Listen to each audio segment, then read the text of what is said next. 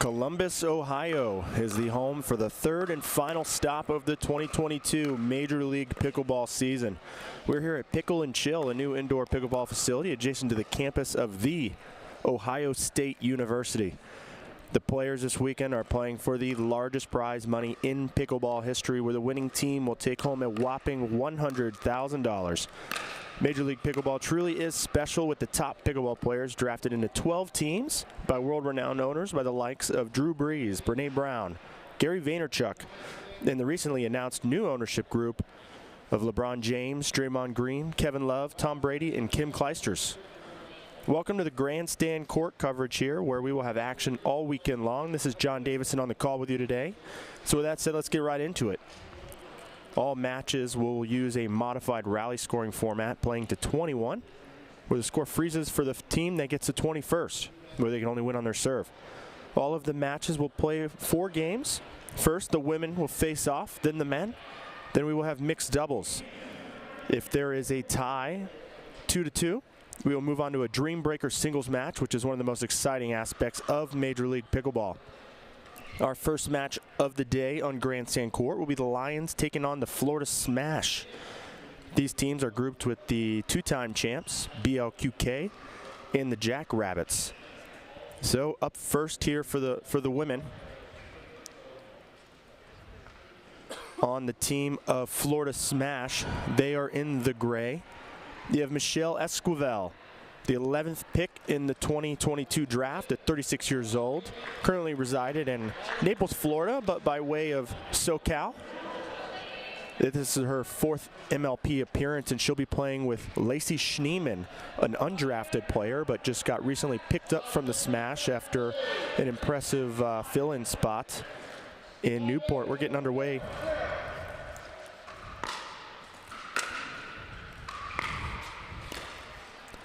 In an early start here on the near side, you have Etta Wright on the bottom right.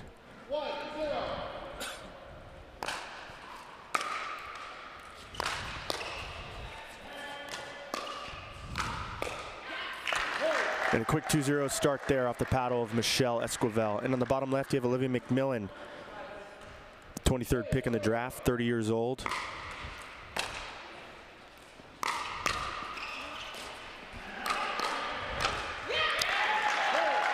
And a quick start from Florida Smash. Etta Wright, also 30 years old, out of American Fork, Utah. This is her 2nd MLP appearance. She was undrafted but picked up by the Lions on Newport Beach. Lions get on the board, 1-3.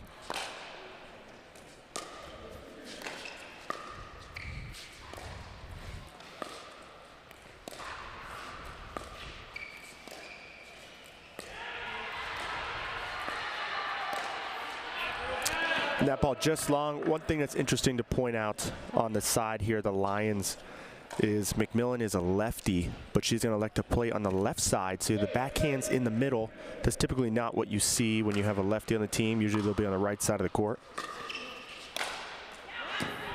But they feel that that works best for how they play together, her and Wright.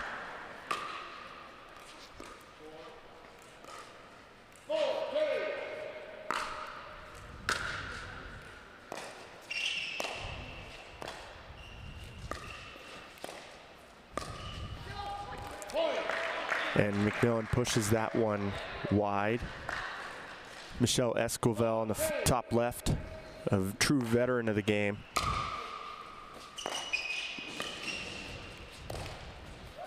That one just in the net. Michelle will bring a lot of experience to the side of the Florida Smash, especially on the women's side. Lacey more of a recent comer, up-and-comer.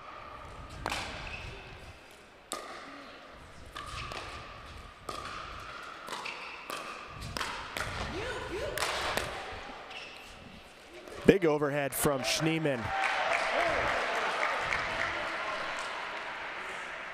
6-3. Good start here for the Smash.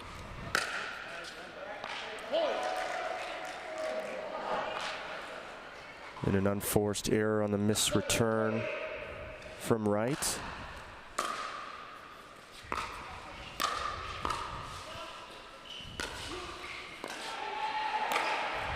And a great ball there from McMillan between the legs of Esquivel.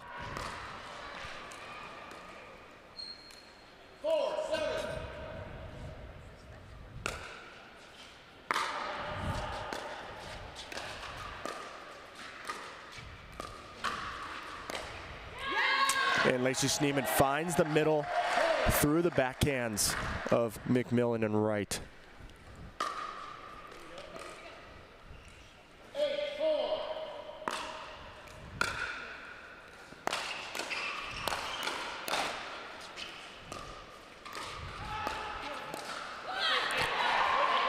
Schneeman coming with a lot of firepower earlier in that point, but McMillan did a good job slowing her down, as well as Wright. And I think that's the pattern we're going to see here is McMillan trying to get in those cross-court dinks to Schneeman's backhand.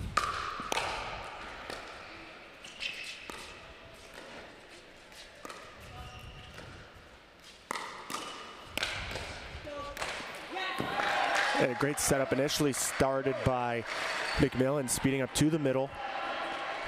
McMillan and Wright will need to lock down the middle here.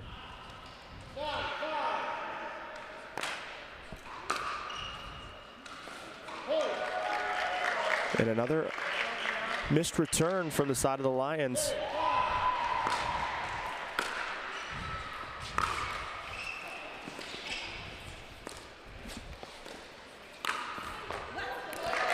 And Michelle Esquivel doing a great job pulling Etta Wright off the court and finding the middle where they've had a lot of success getting through. So far it's a very strong start for Florida Smash. Getting to 11 first. Remember, we're playing to 21 here, so we're going to switch sides at 11. As Michelle Esquivel is walking over here to the near side of the court.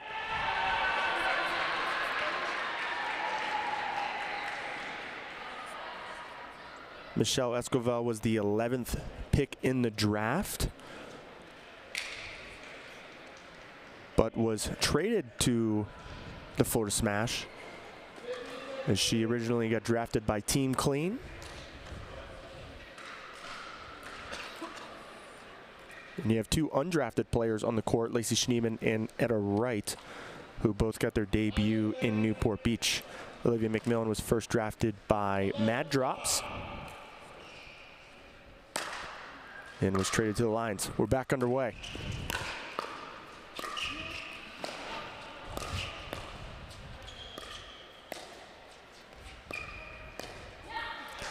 And that's the pattern that McMillan wants to get into.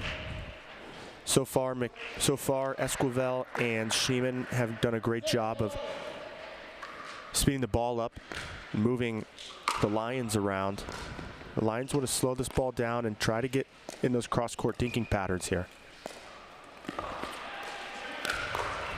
And a big speed up from Etta Wright.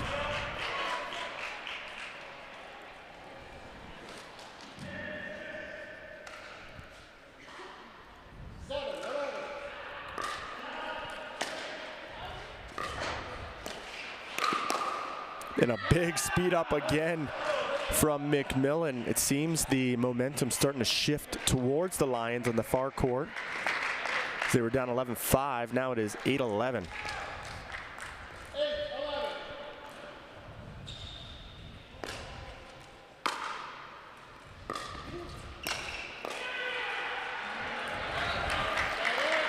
And a good put away from Schneeman as she gets the ball back. It's now 12-8. First point for the Smash since they've switched sides.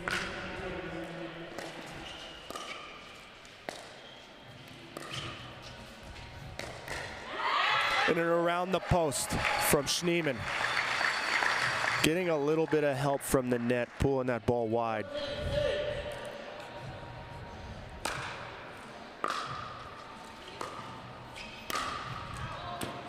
And that ball just out. Seems like the points are just not going in the way for the Lions so far this match.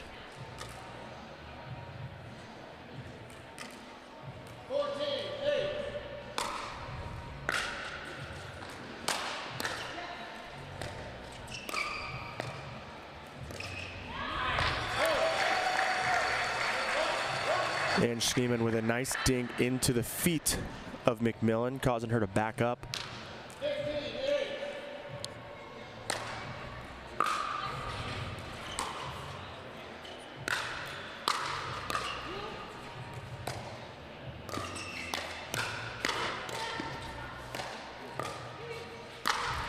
Michelle Esquivel, the big put away set up from Lacey Schneemann, moving the Lions all around the court. Earns a setup for her partner, Esquivel.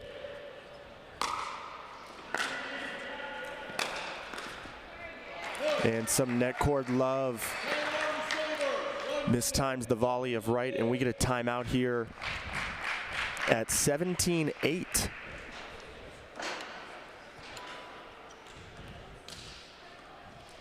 So a very strong start from the Florida Smash. There's been a few unforced errors on the side of the Lions. We've had some missed returns and some missed putaways. But a great job from the Smash. They have been very solid all game long. Not a lot of unforced errors from this side.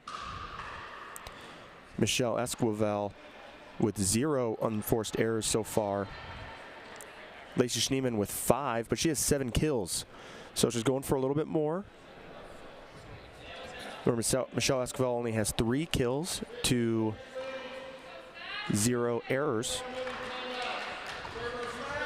Etta Wright with 1 kill and 2 errors, and McMillan with 2 kills and 5 errors. 17-8.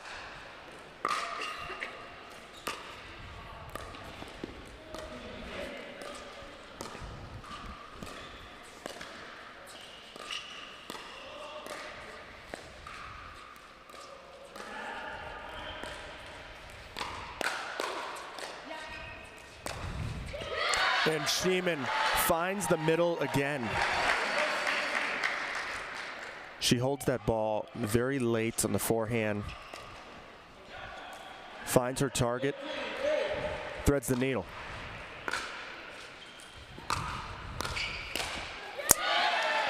And a great job. Michelle Esquivel forcing a very short return from Etta Wright. Lacey Schneemann steps in. Puts pressure on the ball.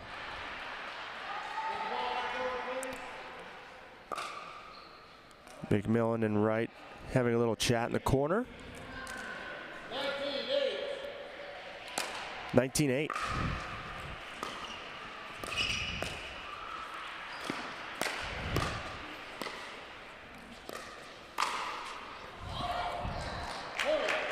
And another net cord and a sorry from Esquivel as they now have game point.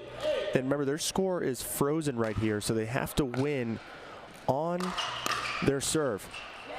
And they get it done. 21-8. Very strong performance here from the ladies of Florida Smash. With a very error-free first game here for the Smash. Off to a strong start.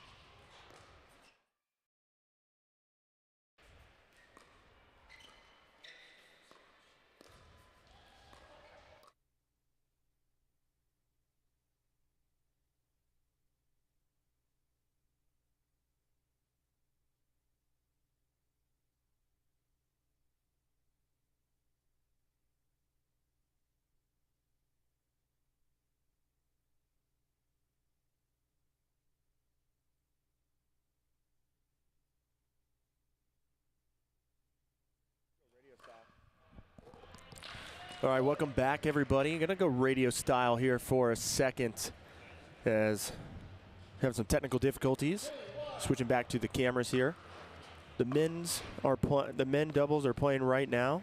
You have Chuck Taylor and Thomas Wilson on the Team Lions facing off the #1 drafted player and considered one of the best players in the world, top 5 for sure, J.W. Johnson, and player owner Travis Rettenmeyer. They have just gotten underway.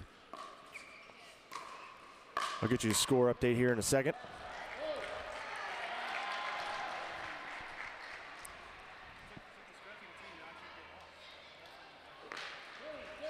It is 3-2 right now, and we are back off of that commercial break. And thank you for rejoining us there. Florida Smash, Travis Rettenmeyer serving 4-2. So Travis Rettenmeyer and J.W. Johnson on the far side.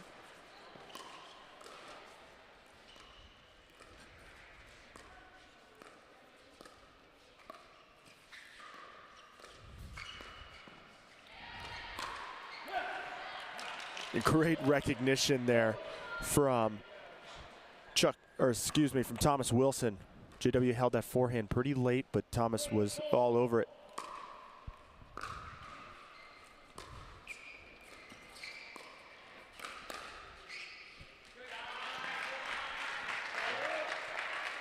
And that block off the paddle of Chuck Taylor just sails long.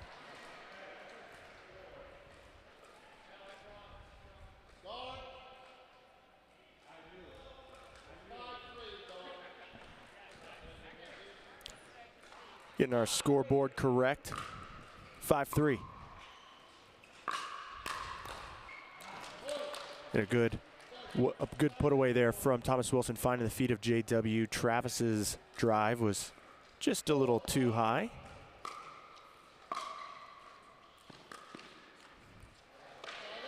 And a missed third, and this is rally scoring, so missing thirds is very unfortunate because you actually lose the point.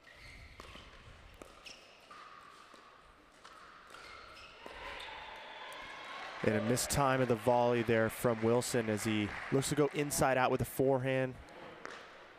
Doesn't make clean contact of the ball. Johnson is smiling in the far court, and that's never a good sign if you're playing J.W. Johnson, and he is smiling.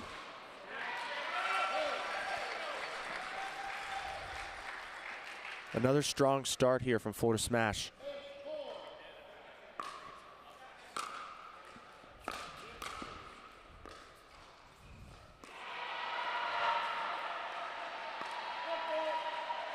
Then a foot fault on the player owner, Travis Rettenmeyer.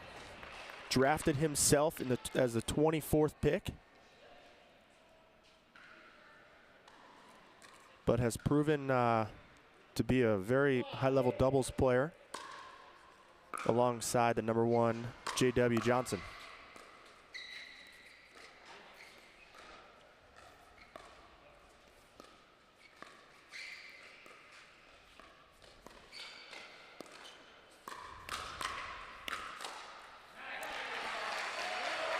Johnson just too much once the hands start going.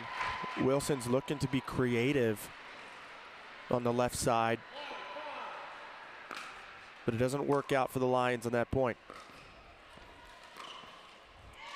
That sure was sneaky there from Thomas Wilson. I think he's getting J.W. Johnson a little too involved.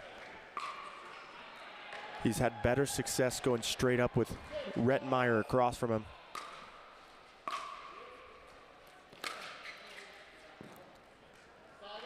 That ball just long as Chuck Taylor tries to hit that drive through the middle. That's a couple third shot errors from Chuck.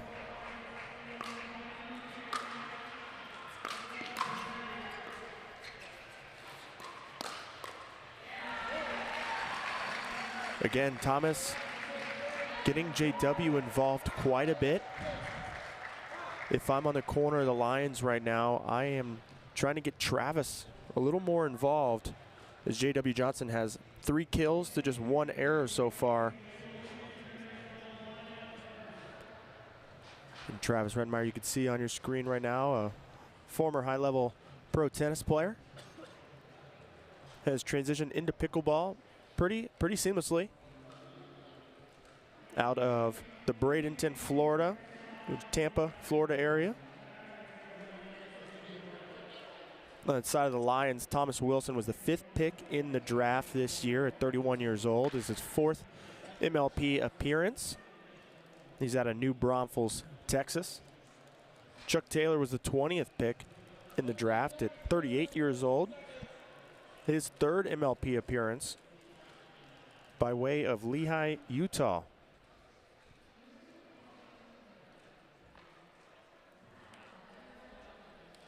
The Lions off to a slow start here. They dropped the first game in the women's match.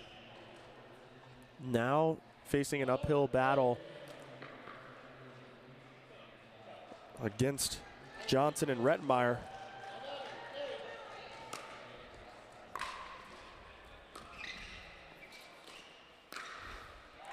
A good backhand speed up from Johnson as Thomas Wilson's dink was just a little too high. Again, I'm surprised that they're not targeting Rettenmeyer as often.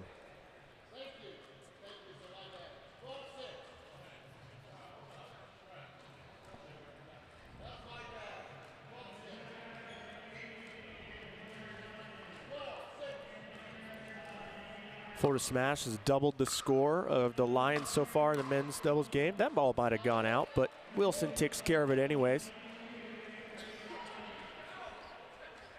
We'll see if they can do a better job maybe getting Rettenmeyer more involved. They're playing a lot to arguably one of the top 3 players in the world, J.W. Johnson.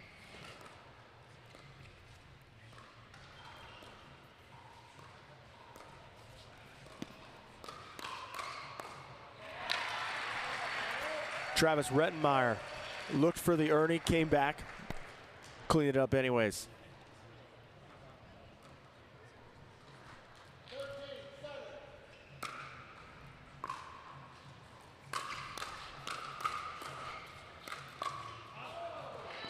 And the backhand put away there from Chuck Taylor. Chuck is a guy that plays with a lot of emotion, so him getting fired up is a good thing.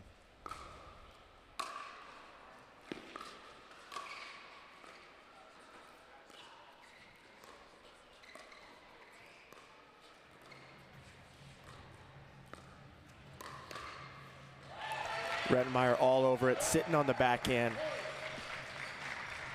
Wilson puts it right to the backhand of Rettenmeyer with an easy put away. I do like how Wilson's pulling the trigger more on Rettenmeyer's. He had success early on with it.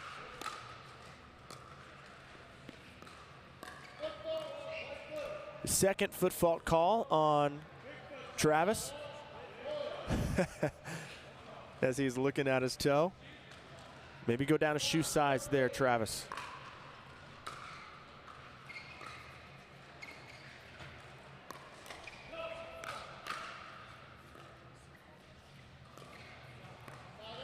That ball just out.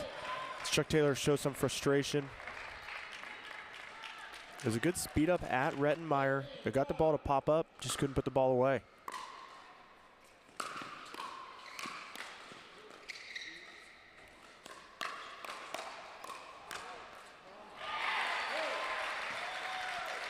And another hands battle won on the side of the Florida Smash. Just like the story of the women's doubles game, Smash off to a commanding lead.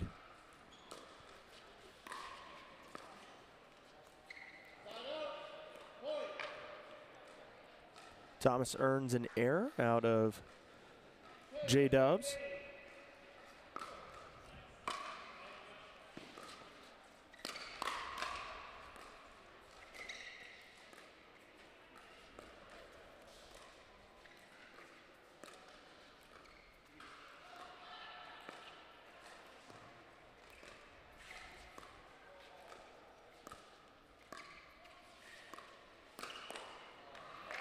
JW, the forehand in the middle, speeding the ball up, jamming Thomas Wilson in the chicken wing area, the right shoulder.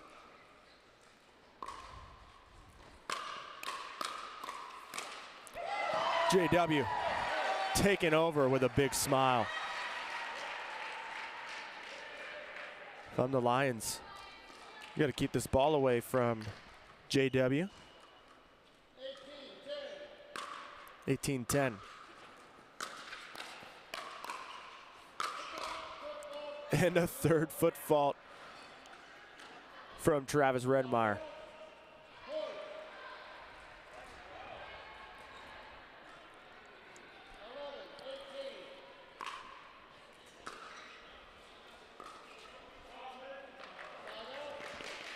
And a missed third shot from Chuck as the Florida Smash extend their lead by 8 points. It looks like we had a timeout on the side of the Lions. It also looks like they're gonna maybe put Chuck on the left to give the Smash a different look. Sometimes that helps. Give a different look.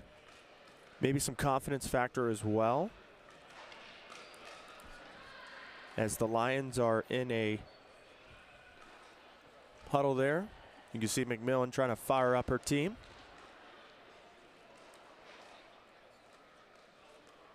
J.W. Johnson, you can see just smiling. Usually when he is smiling, he is very comfortable, and that is never a good sign.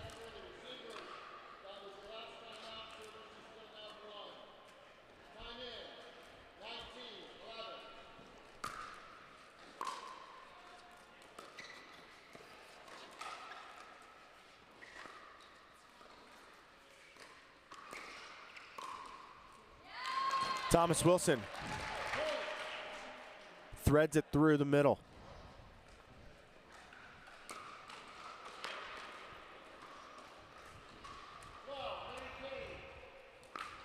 Can the Lions mount a comeback? Anything's possible here in rally scoring.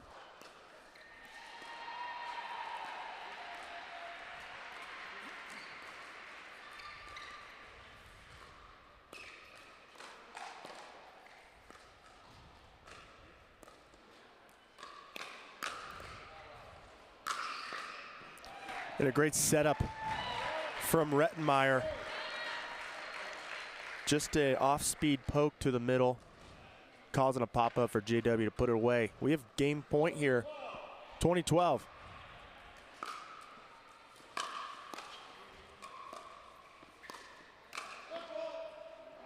And a fourth foot fault from Rettenmeyer. As team manager Graham in the stands telling him to get off the line. And since they are at 20, they have to score on their serve. So if you're the Lions, you've got to hold on to the hope that you can come back, you can hold this serve.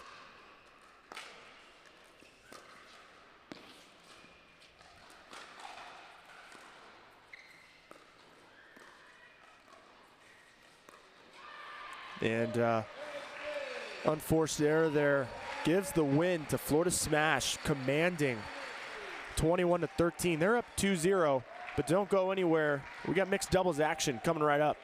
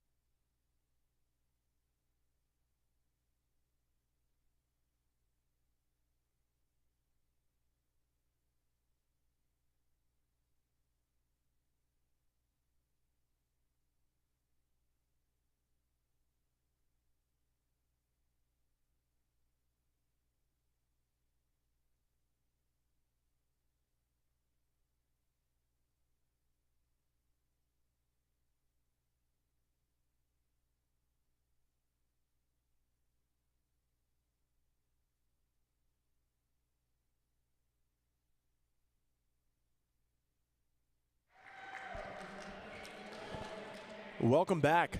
Smash up 2-0. They could win it all right here in this mixed doubles matchup. On the near side for the Lions, we have Thomas Wilson and Olivia McMillan taking on Schneeman and Johnson.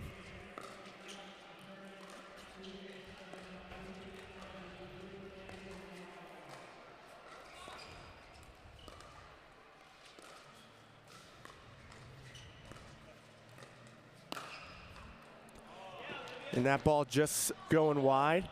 The Lions, this game is a must-win situation as they are down 2-0.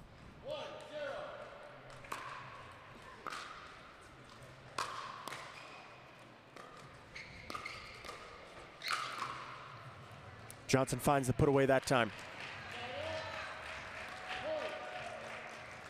Wilson and McMillan have played together before, and this is a first-time partnership for Schneeman and Johnson. JW getting big in the middle. We'll see both men on the court, Wilson and Johnson, taking up quite a bit of real estate in the middle.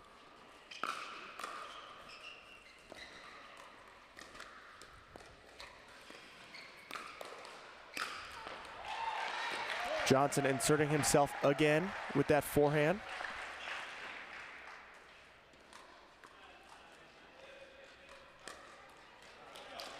As they get a 3-1 start for the smash.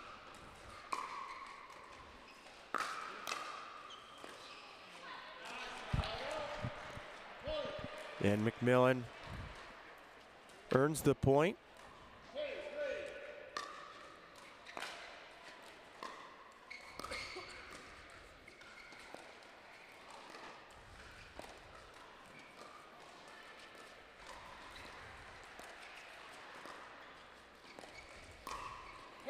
Thomas Wilson with the come on and the stare down into the face of J.W. Johnson as he passes him.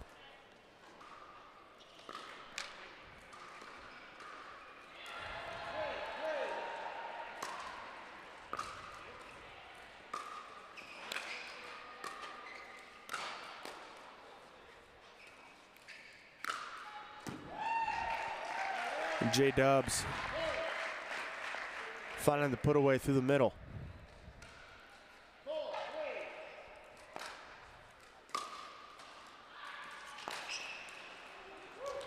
Then Schneeman electing to go for the third shot drive. Just catches the tape. Tie ball game here, 4-4.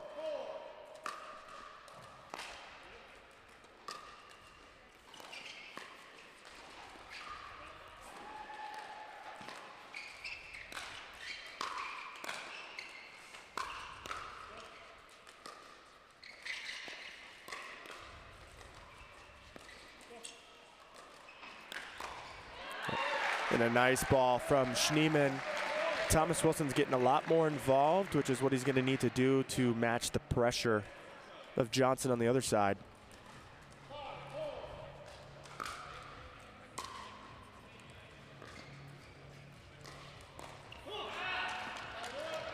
And Wilson catching Schneeman through the transition zone. A much closer start in this game than we've seen so far in this matchup.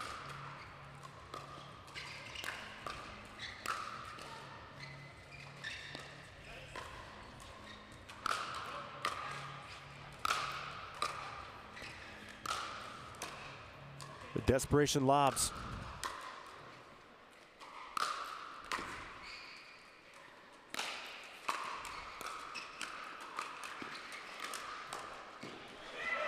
And Johnson holds tough, but great defense from the Lions. Wielding off about 7 or 8 overheads from J-Dubs. Oh, that ball was kept very low over the net on the drive of Johnson. I don't think McMillan knew that ball was coming over.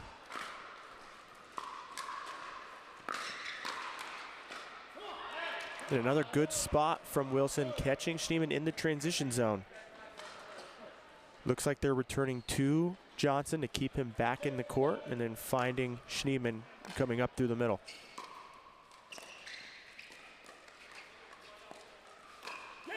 And Thomas Wilson getting big. Great setup from McMillan to get Schneemann to pop that ball up just a little high.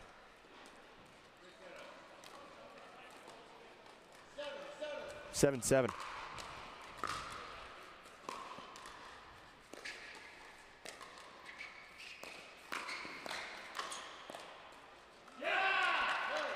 And again, Wilson catching Schneemann in that transition zone. That's where most of the errors have come from Schneemann. One of the most difficult areas on the court to be in. Good pickups here.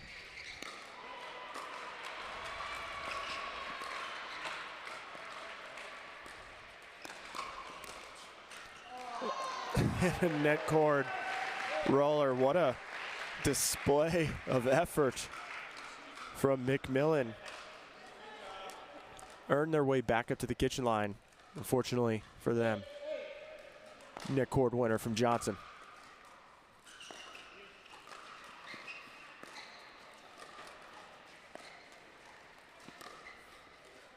Oh, and another net cord just bounces inside the sideline.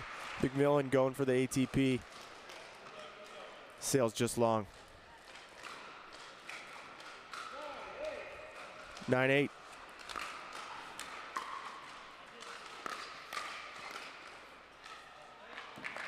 That ball just landing inside. Wilson thought that ball was going to carry long. It looked like it had the right trajectory to go long, but Johnson did a good job taking the pace off.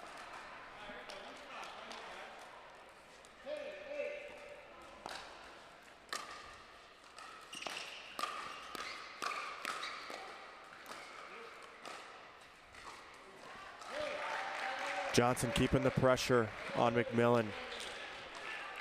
Earns a point, and we're going to change ends here. 11-8. It's been a much more competitive game so far in this match, as Florida Smash has been in commanding lead for the men's and the women's doubles. But McMillan and Wilson are putting up an even fight here in this first mixed doubles matchup. This is a must-win for the Lions, or they will take a loss in the match, where the best they could finish is 3-1.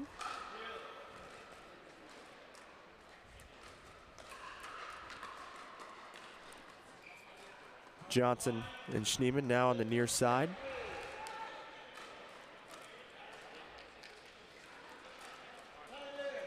I'd like to see McMillan and Taylor try to get Schneemann to push back off the line, as they found the success when she's in the middle of the court.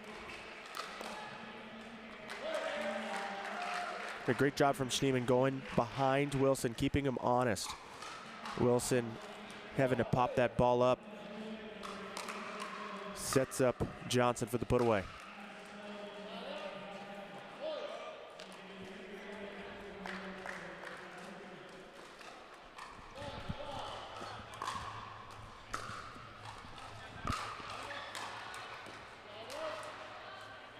And a missed drive. 2 in a row now. Johnson with one and McMillan with the other. Johnson's got 9 kills to 2 errors. That serve was pretty close.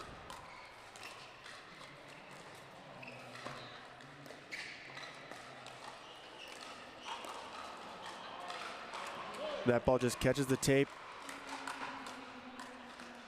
Sits up higher than McMillan was anticipating.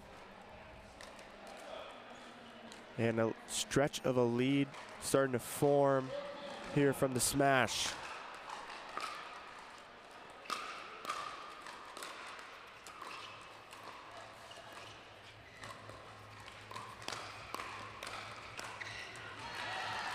And again, Wilson obviously showing frustration, as there's been a couple net cord points involved here from Schneemann and Johnson. And a missed return. 16-9, a lead starting to open up.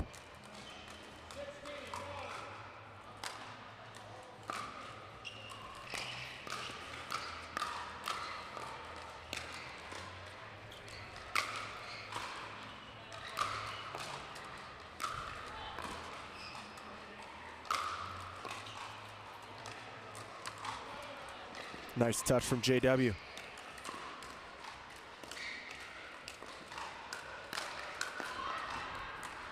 That one just wide. McMillan able to get there, put a paddle on it. Just couldn't get back on the court, but great defense as the crowd applauds the effort from the Lions. Fighting to stay alive here in this match. They were down 8-11 at the switch, and the Smash have turned it up. Now leading 17-9.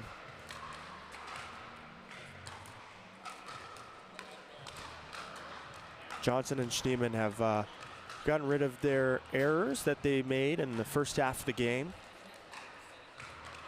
They've been in a more offensive control in the later stages of this game.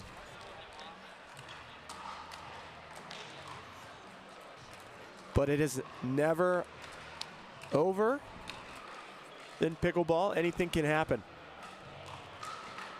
Especially if the Smash get to 21st, they will be frozen at that score and can only win on their serve.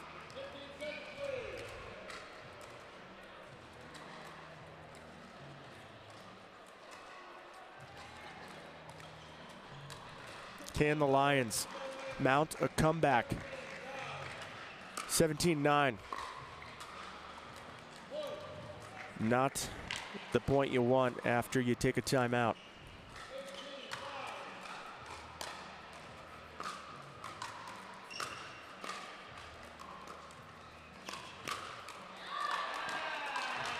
And Wilson earns the point. They're finally off 9. 10-18.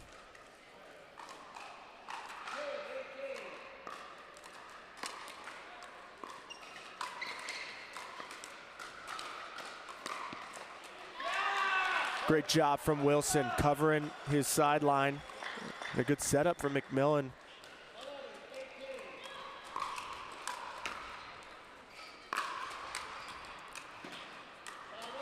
Net cord not going the way of the Lions.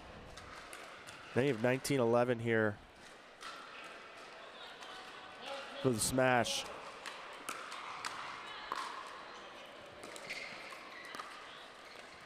Great spot for McMillan with the inside-out forehand. Gets Schneemann on the stretch. That's where they found a lot of their success.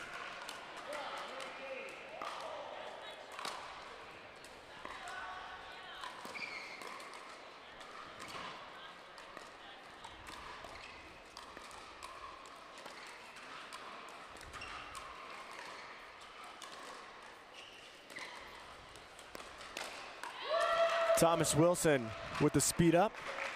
Schneemann had the paddle there. She read it well.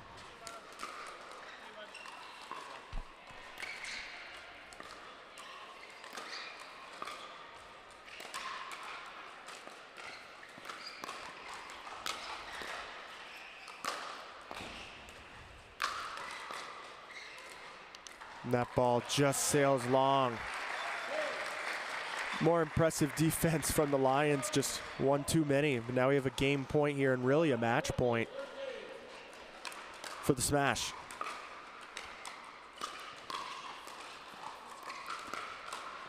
And there it is.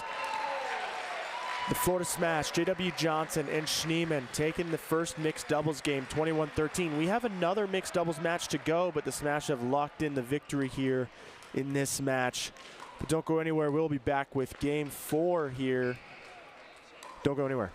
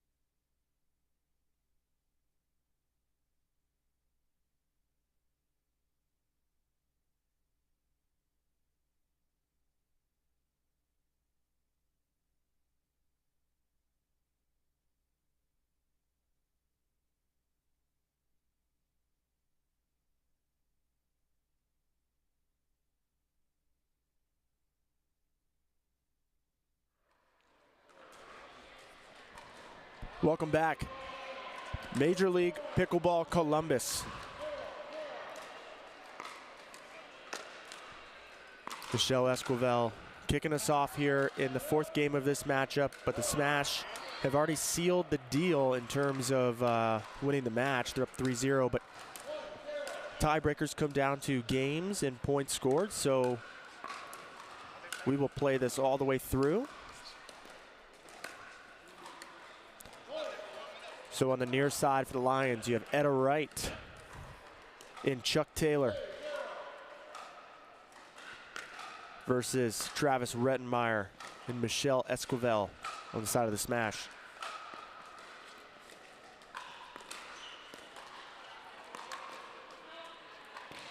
Esquivel with a good speed up into the right shoulder of Chuck Taylor. Chuck not able to create some space and hit down with a forehand.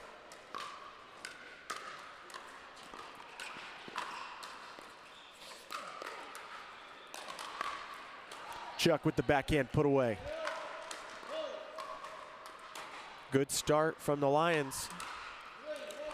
They're up 3-1.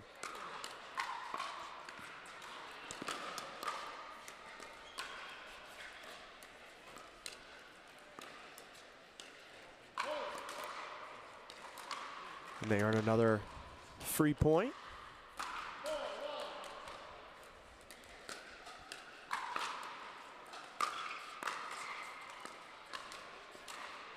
That ball just not rolling over for Taylor.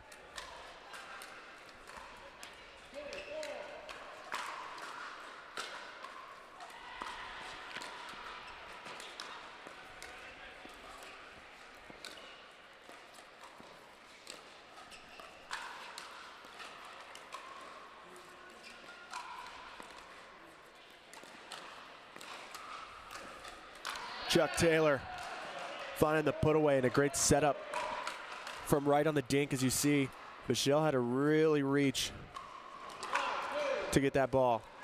Nice setup from right.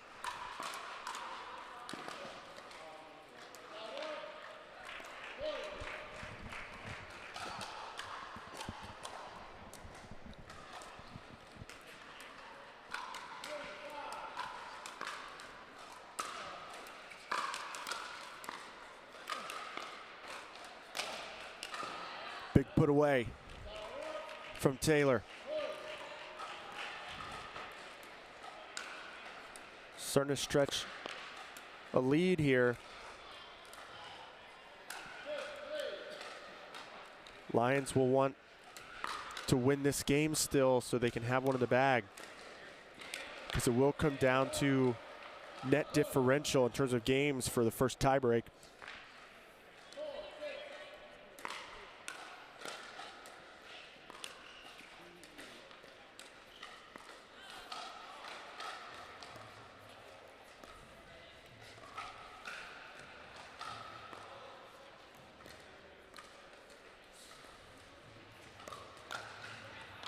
And Rettenmeyer with a nice hold in the forehand.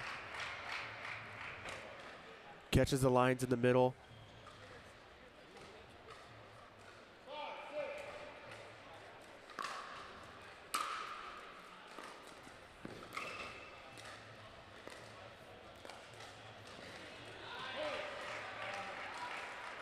And a good dink from Esquivel causes a error. 6-6.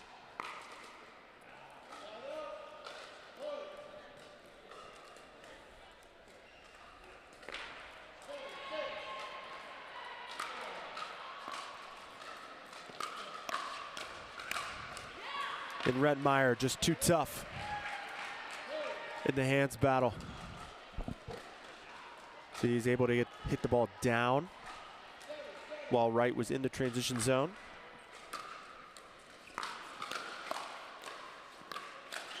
Rettenmeyer getting big in the middle. It's the case where maybe if you're the Lions, you return to Travis, keep him back.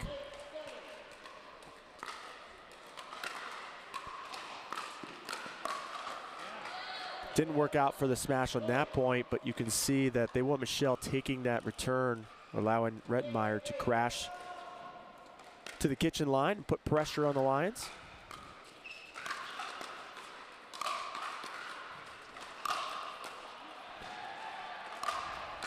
Good defense from Wright. And a big point from Etta Wright. Wielding off several big overheads. That's one of those points for Michelle, just letting Travis take over, and then the ball comes to you. You have to mentally re-engage.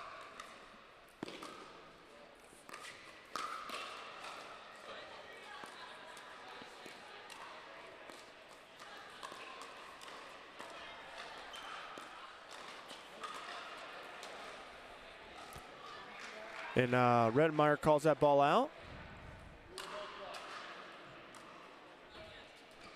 As Chuck is asking the ref if he saw it.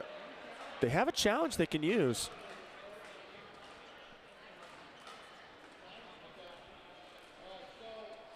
So it looks like we are going to have a challenge from the Lions on this sideline call. It's a crucial point as well, being tied up here. The Lions obviously wanting to at least get one game win out of this matchup,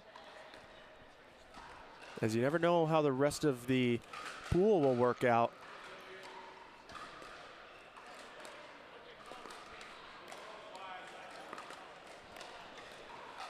So it looks like Byron Frezzo and Bob Swisshelm are going to come over here to the booth and check and see if the ball was in or out. As Byron, I'll give you a live update here. Byron with a quick decision. It looks like the ball was in fact out. Byron Frezzo with a quick call there.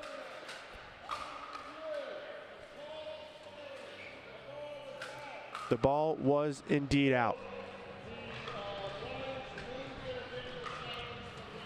There you see on the replay.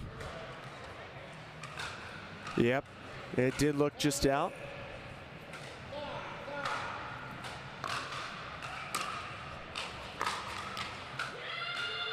A mistimed volley there from Chuck, and a big let's go from Esquivel.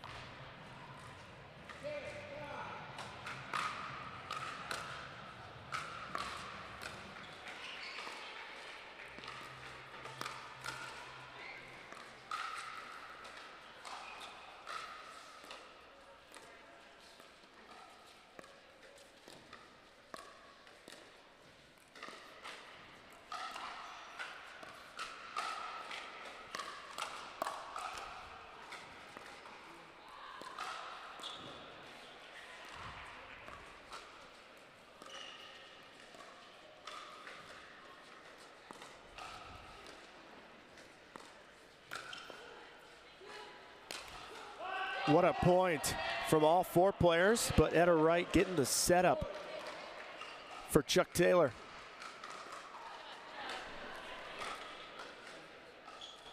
Big point. Now 10-10. We will change sides after this point.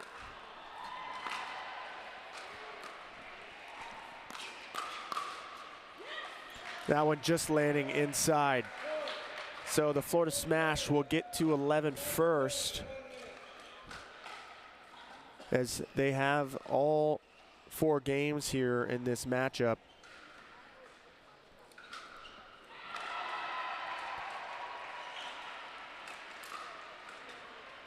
It's been a tight game here, but Esquivel and Rettenmeier maintaining a small lead.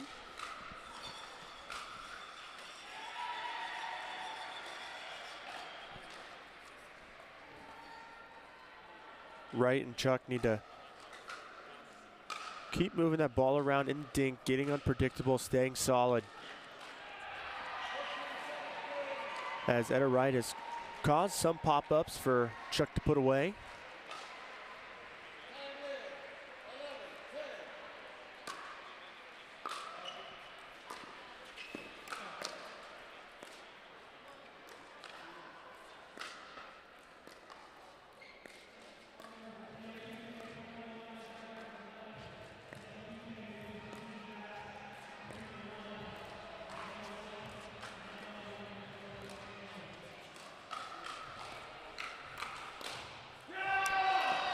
Better right with the backhand winner down the line.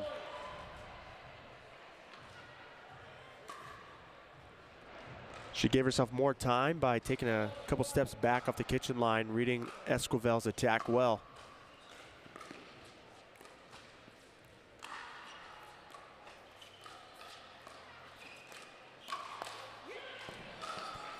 That one she also saw it, but just mistimed. But good speed up from Rettenmeier.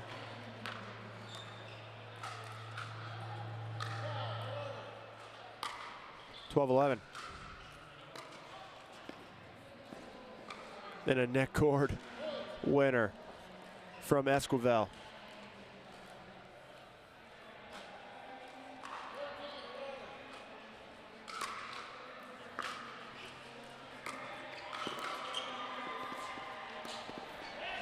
Chuck with the Ernie. Set himself up. Travis tried to help his partner out and left the whole court open. Chuck finding the open court on the far side of the Ernie.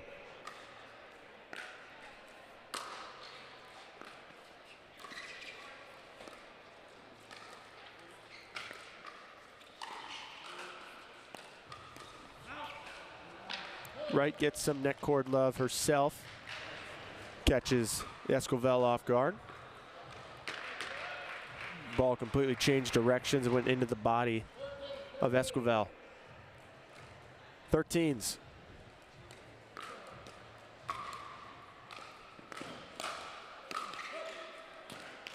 A good setup from Taylor. Just pushed wide, as you could see. Him shadow swing through that stroke again. I like the play.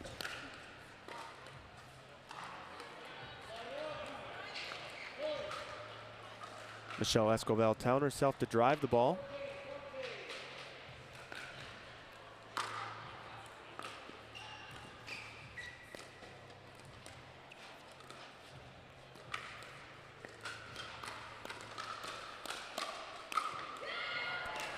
Rettenmeier holding strong.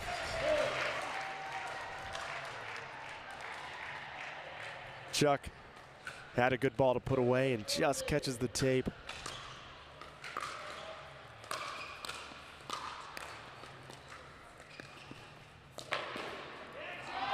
Another Ernie. Taking it cross court is Taylor.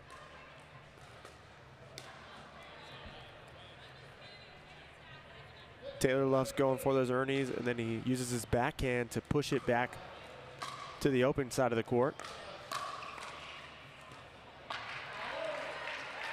And Rettenmeier catching right in the transition zone.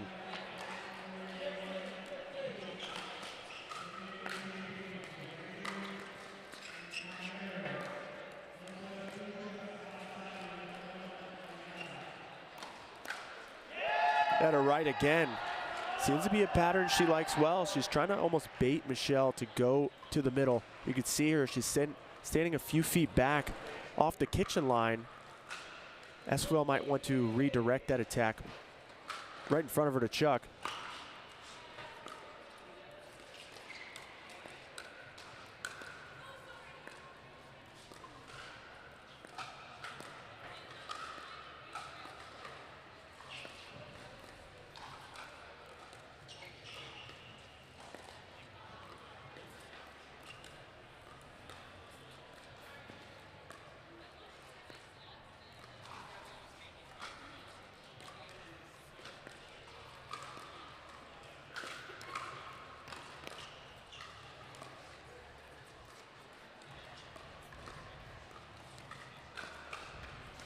Long point here. In the hands, battles go. Travis pulled it first. I thought the point was going to go either way there for a second.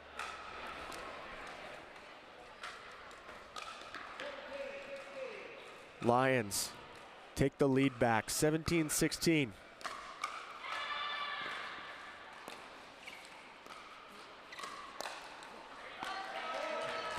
Nice job by Travis to take the pace off, keep it low so Wright can't hit down on the ball. Good court awareness there from Rettenmeier.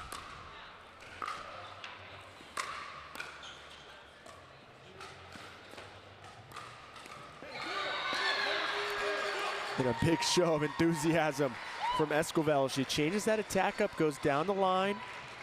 Most of her attacks were going cross court into the backhand of right, and she mixes it up and works out.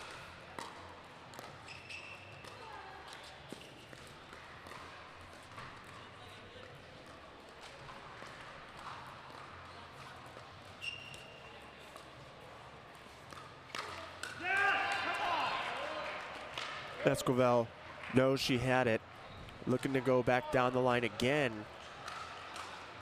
Past Taylor.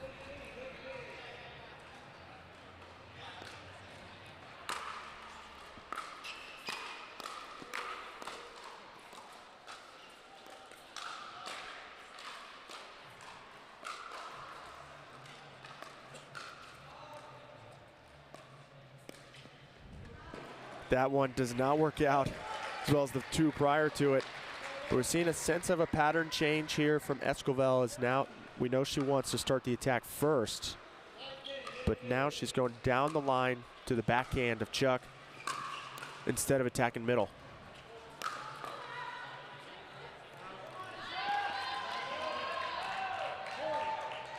In a good spot there deep into the court was Taylor's put away.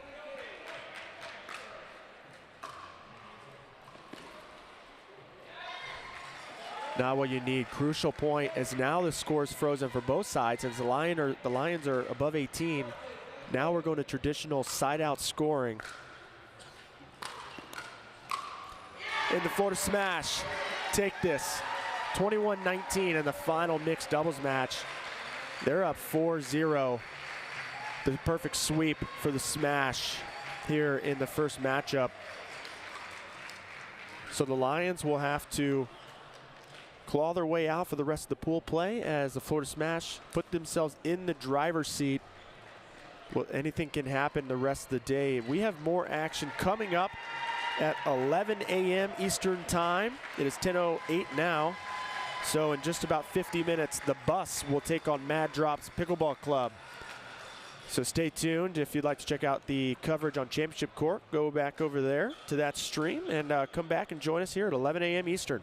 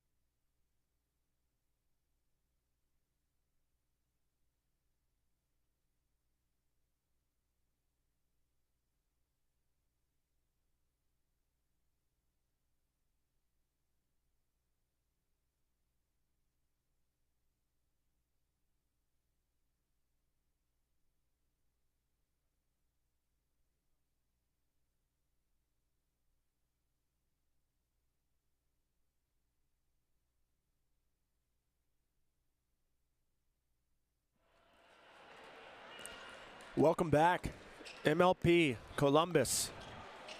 We're here at the Pickle and Chill, just outside of the campus of The Ohio State University. Got another matchup coming for you here in our second game of the day on Grandstand. Mad Drops versus the Bus. They are in a pool with the Ranchers, the defending champs of Newport Beach, and the Chimeras. So on the Bus, for the women's side, we'll start with the women's doubles. We have Lauren Stratman, 28 years old, out of Knoxville, Tennessee. This is her fourth MLP appearance, and she was the third women's pick in this year's draft.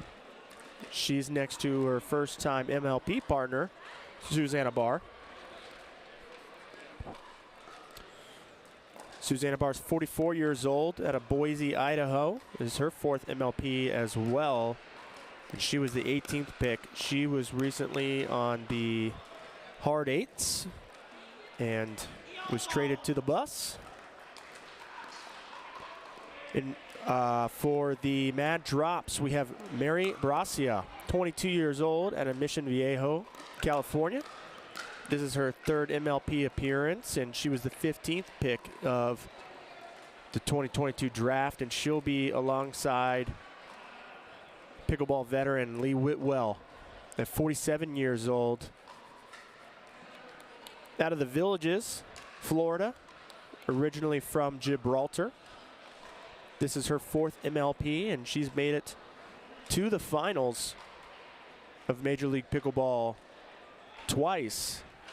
Once in the very first iteration, and then another time with Florida Smash earlier this year.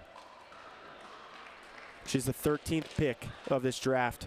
On the men's side, Wes Burrows for the Bus, 35 years old, out of Thousand Oaks, California, second MLP, and he is undrafted this year, but was picked up by the Bus in replacement for Ed and Lika after Austin. And Eric Lang, 41 years old, from Portland, Oregon. He's about 6'5", big, strong guy. Third MLP appearance, 16th pick in this year's draft. The men's double side on the Mad Drops is going to be an interesting one. Two very athletic gentlemen, Julian Arnold and AJ Kohler. Julian, 31 years old, out of Austin, Texas. He played tennis for a couple years at UCLA. This is his third Major League Pickleball. You have AJ Kohler, former hockey player, now pro pickleball player, 33 years old, out of Dripping Springs, Texas. Fourth MLP. The owners of the Mad Drops, Drew Breeze, Zubin Mehta, and Ryan Serhant.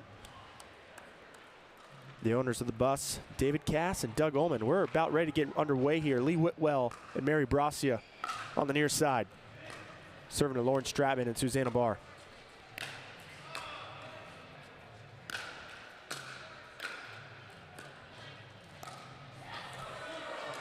And Bracia with a nice drop shot.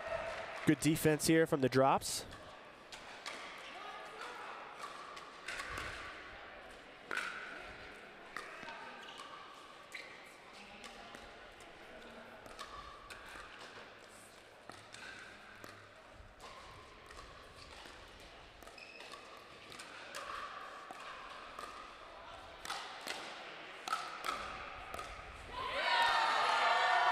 Great lob over Susanna Barr. You can see he pushes her back into the transition zone area, creating an offensive opportunity for the Drops. Susanna Barr got lobbed that time, but she usually is the one that pulls the trigger on the lob, and she catches the ball out of the air most times in the dinking.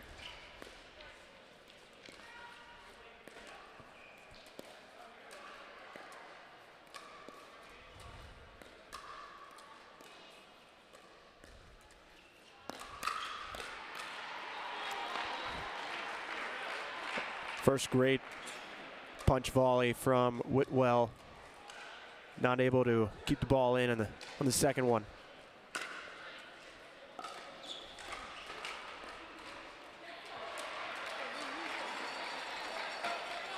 And, you know, just some maybe some nerves there from Barr as we start their first match of the day. 3-1.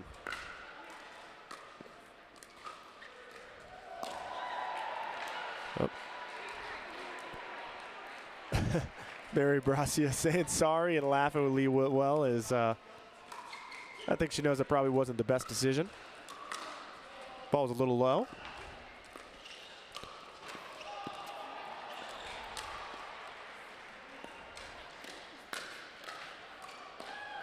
Oh, good pickup.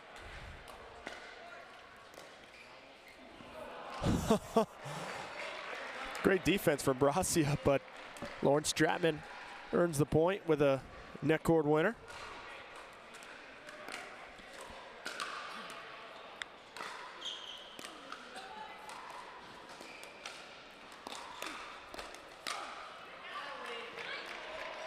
Lee Whitwell with the put away.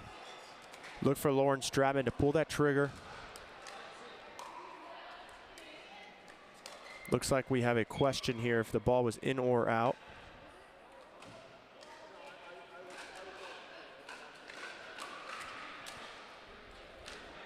It could have been close there on the overhead, but they didn't see it, so they'll give it back to the drops, who are now up 4-3.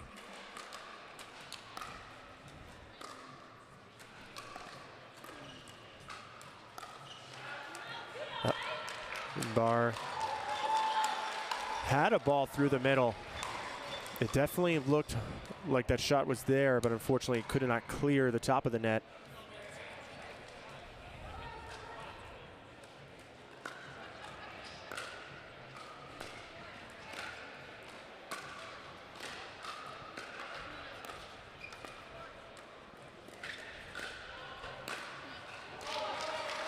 Lauren looking for the offense. Sometimes it takes her a few points to start to find that offense early in the game, but once it gets going, she's really tough to stop.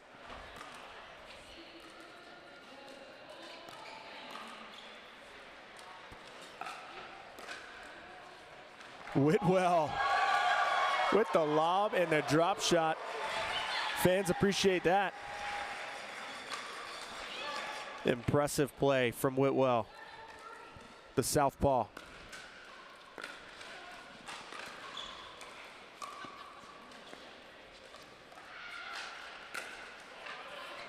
And that one just long. It looks, yeah, the bus switched their stack there on that point. Maybe get a little more confidence. As you can see, now they're going to stick with it and put Susanna Barr on the left side of the court. Now on your right side of the screen.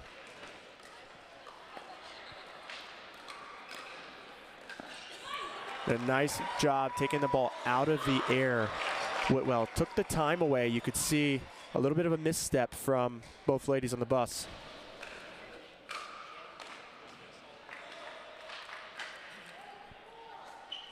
Great start here for Mad Drops.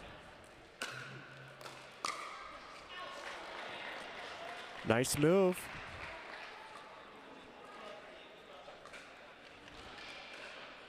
But great job for the ladies of the bus getting out of the way.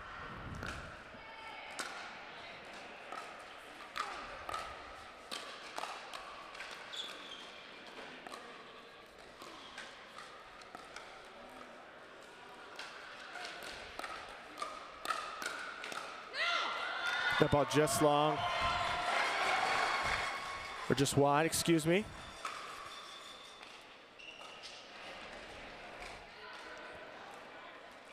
Ball set nice and high. I think Stratman wanted to reach in with that forehand.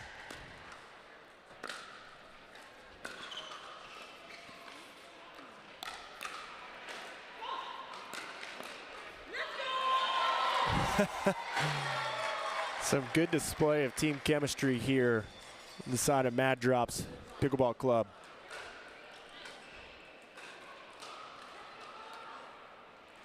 Whitwell definitely looking to get that forehand in the middle. That ball just inside the line, and we have a quick start at the change of ends, 11-5. Whitwell and Bracia firing on all cylinders here so far.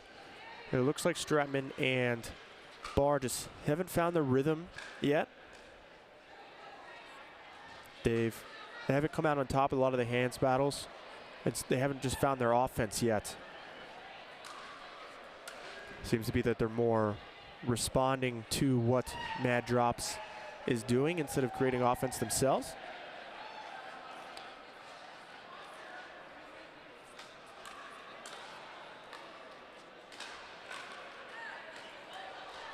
Lauren Stratman telling herself, fire up. Impressive start from Whitwell and Bracia. Very few errors from that side.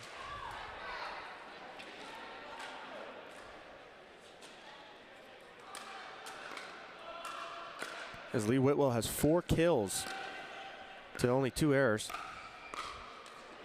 Another lob.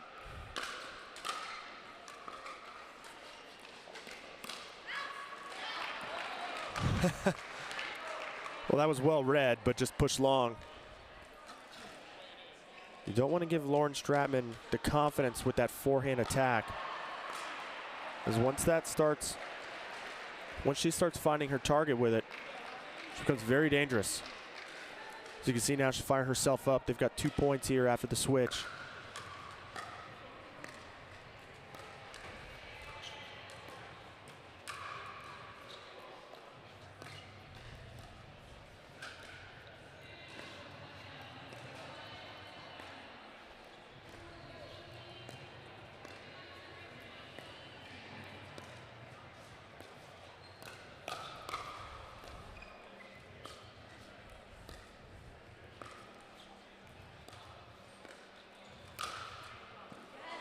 That ball just lands in.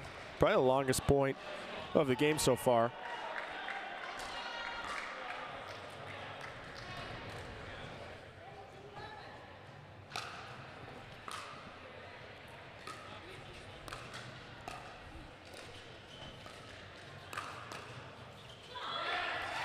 Good pressure from Whitwell.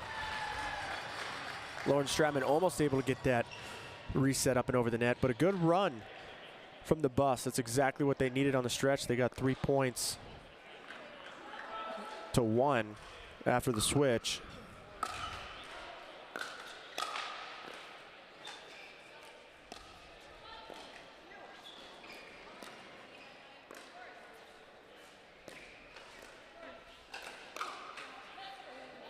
And that ball just long. You could see Stratman starting to find her targets with the forehand.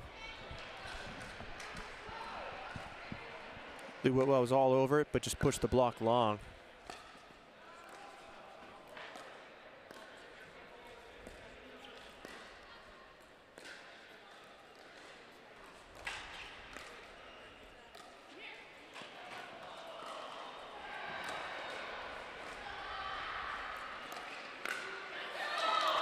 A great job from Barr with the lob.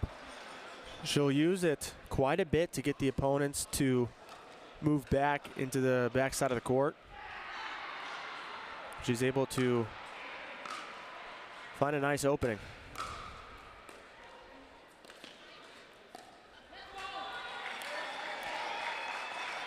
That one, Barr just didn't seem like she stayed low through the point, through that stroke, and was on her back foot. Mad Drops 13-10.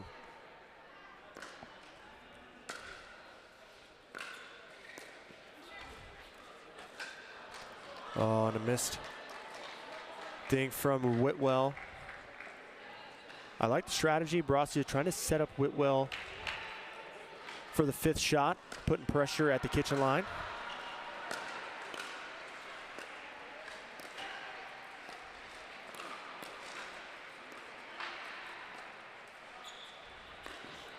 ATP.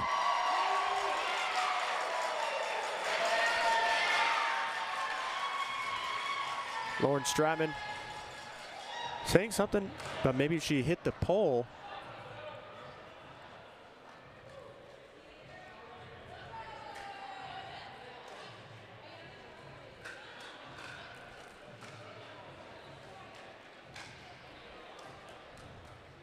Yeah, it looks like we're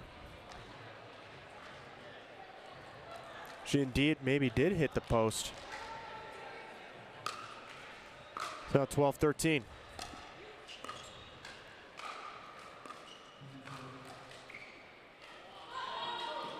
And that lob just long. But now Susanna Barr is starting to find her confidence again. There's a little bit of a slow start from the bus. They've brought her within 2.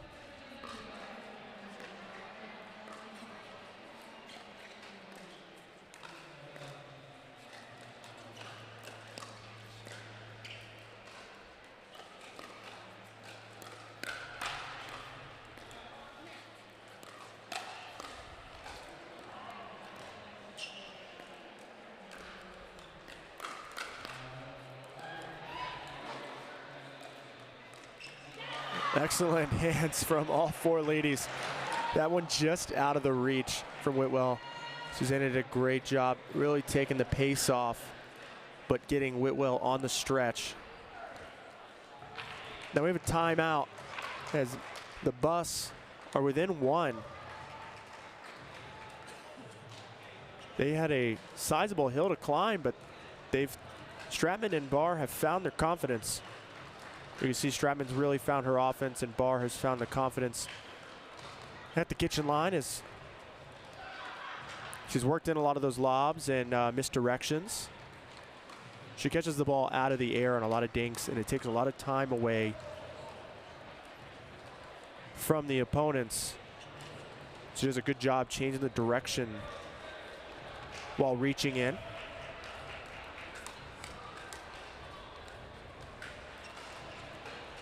So the bus with a good comeback. We're getting ready back here. 13-14, going to 21.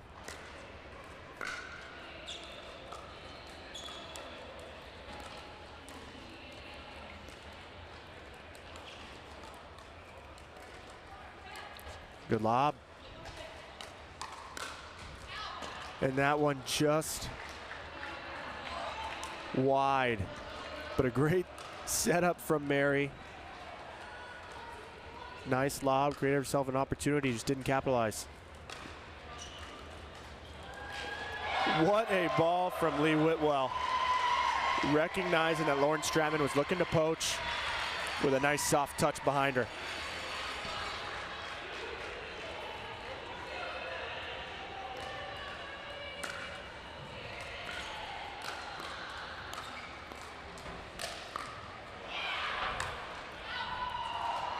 Susanna Barr answers in a big way. It is 15-15. Tie game.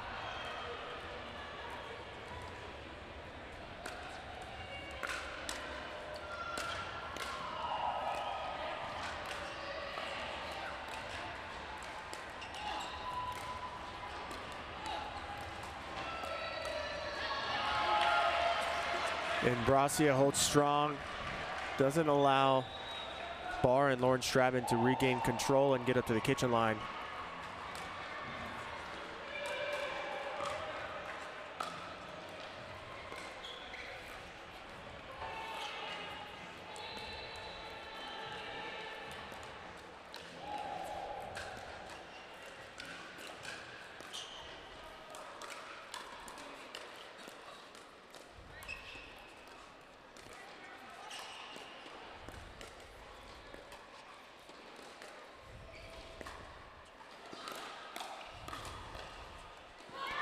And that one just pushed wide. Looks like the replay, it definitely seemed to be wide. Barr and Stratman not sure at first. And Mad Drops extend their lead to 2 points.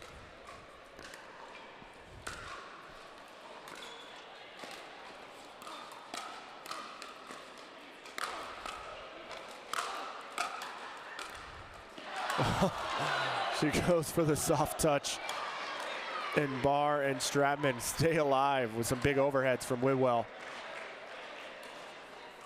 It's a little too cute there from Whitwell.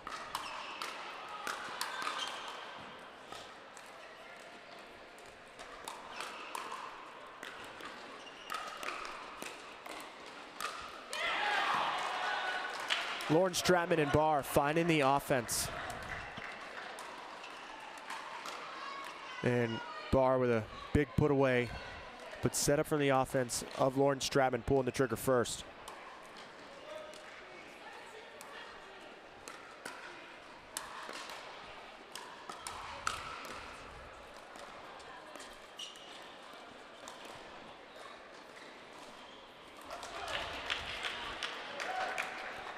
And an unforced error on the side of Mad Drops, and the Bus take their first lead of the game.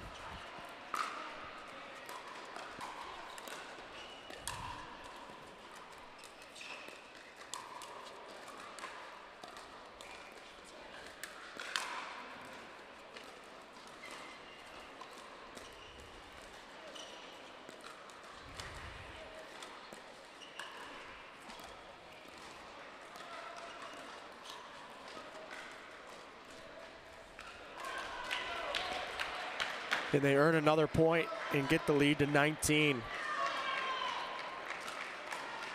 Susanna Barr with 4 kills and 8 errors versus Lee Whitwell with 6 kills and 10 errors. It's really been the story.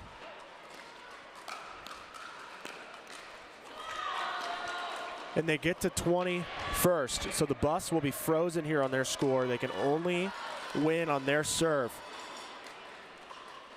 But if the Mad Drops can win this rally, they will go to 18.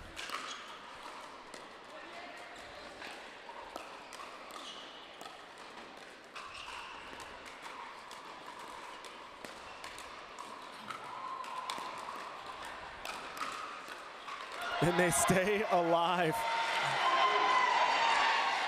Whitwell popped it up, but was able to clean up the mess. Now 18-20, both teams frozen now to regular side-out scoring. You can only score on your serve. And they get 1. So now errors from Susanna Barr up to 9, and Lee Whitwell at 10. Mary Brasia with 4 errors, so Lauren Stratman's only 2.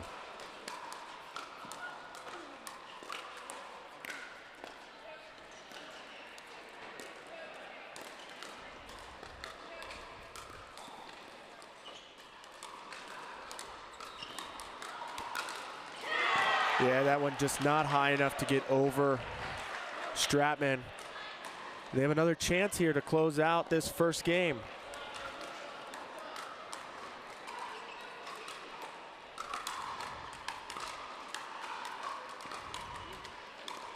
Great drop. And that ball just doesn't trickle over. It thought for a second. And the Bus withstand. They were down big in the beginning, and they come back and win 21-19. Don't go anywhere. We got men's doubles coming right up.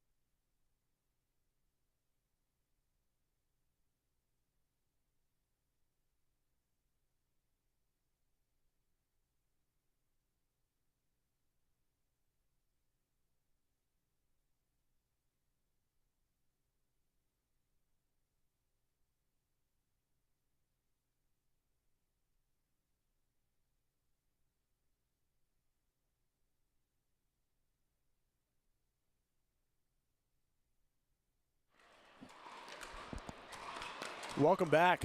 Men's doubles coming right up for the Bus versus the Mad Drops. We just saw the Bus have a slow start on the women's doubles side. And Lauren Stratman and Susanna Barr found their momentum, was able to hold off and then come back and take the W over Lee Whitwell and Mary Bracia.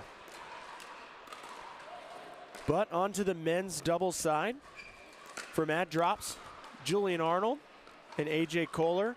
This is a lot of offense on one side of the court, so it'll be interesting to see which player is setting up the other. If they're both creating a lot of offensive opportunities for each other. But very offensive from those two.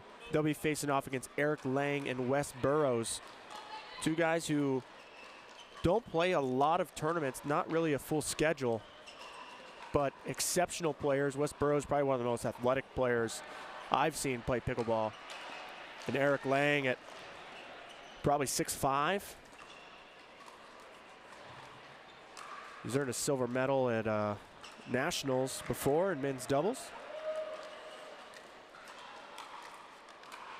So that'll be a very strong team as well. Eric Lang was just traded to the Bus from the Hard Eights, I believe. Oh, we have a ball on the court to start the match. Sorry, Eric Lang was on the 5s. And he was dropped before the Bus picked him up.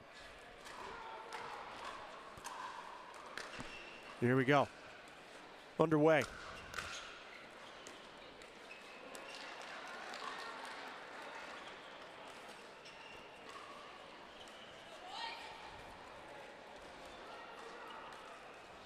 Eric Lang on your top right, Wes Burrows on the top left.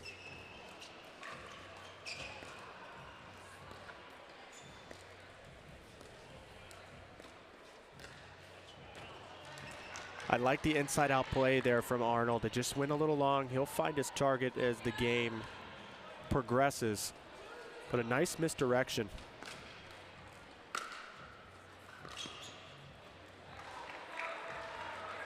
Eric Lang just a little too tall. Us tall players, we got to really focus on using our legs and staying down through the stroke. And you saw there, the standing pretty much straight up.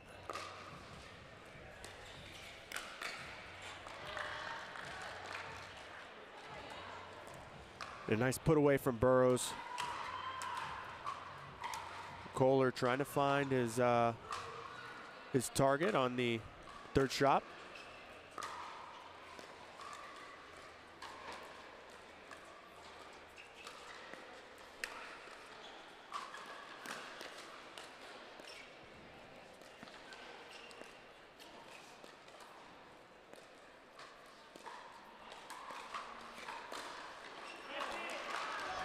Kohler, I thought was going to have a paddle on that. But a great job from Lang getting the body out of the way. With a big guy like that, Kohler threw it right into the chest. Sometimes it's hard for the big man to get out of the way, but he creates some space for himself and then finds the backhand winner through the middle. The Bus off to a strong start here at 5-1. Arnold and Kohler haven't really found the rhythm just yet.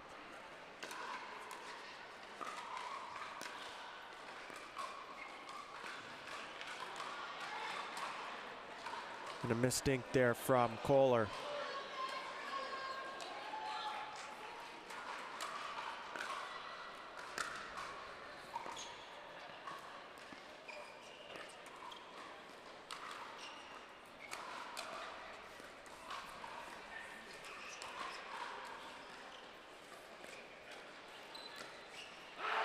And a great ball down the middle and a big andiamo from Julian Arnold as he gets fired up here.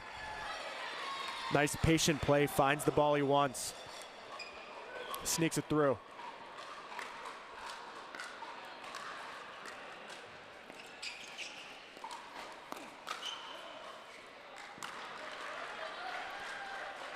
Yeah, Arnold thought that one was probably going to go out. That he realized after he hit it. 7-2 Bus.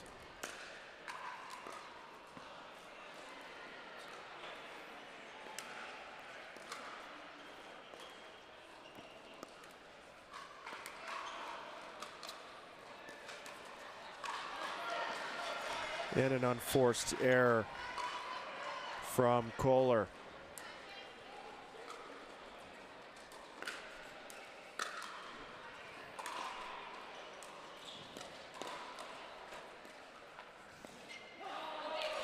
And a great job from Arnold moving that dink around. Wrong footing Burrows just a little bit. Burrows late to the ball.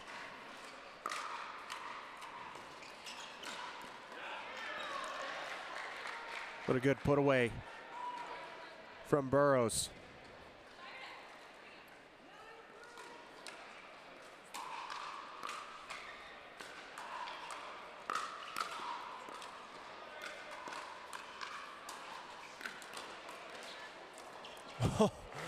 That ball almost went over off the shanked overhead of Lang. That would have been tough to deal with if it went over.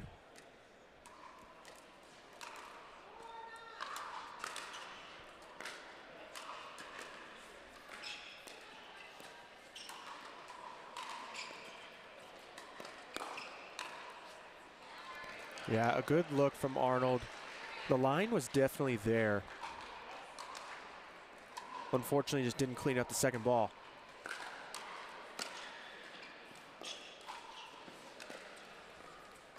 And a really nice ball from Kohler.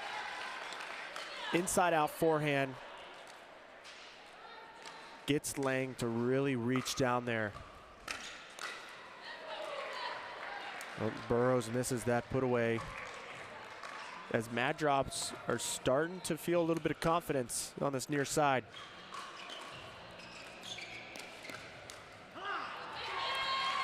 Now Kohler's finding his offense. Looking very focused now. 7-10.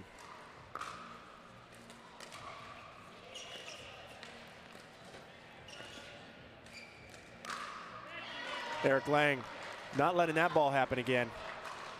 It's now the Bus lead going into the side change at 11-7. Arnold showing some frustration there. The Bus,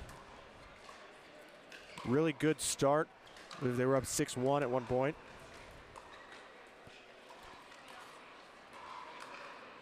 Had a 4-point streak. Their longest lead was 6 points. The Bus short for Columbus, and that's where we are right now. Columbus, Ohio, here at the Pickle and Chill for the third and final stop of the 2022 Major League Pickleball season.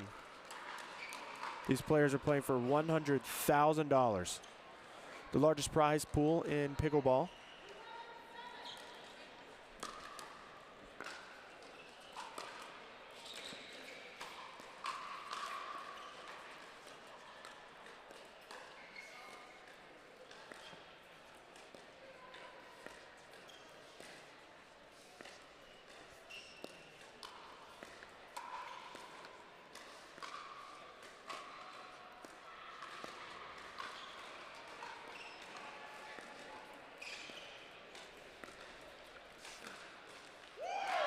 Wes Burrows working it, finding the forehand through the middle.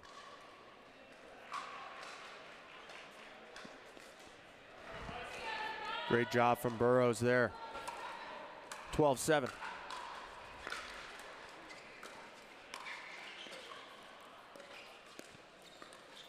Ernie from Kohler.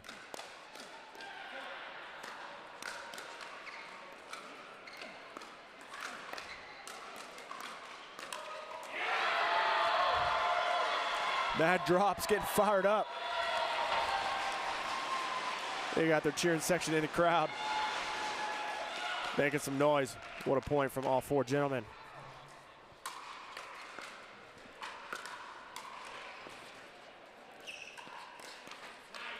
And a good poke from Kohler. Kohler does such a good job reaching into the kitchen. He holds it very late. And a nice flick of the wrist. Right to the body of Lang.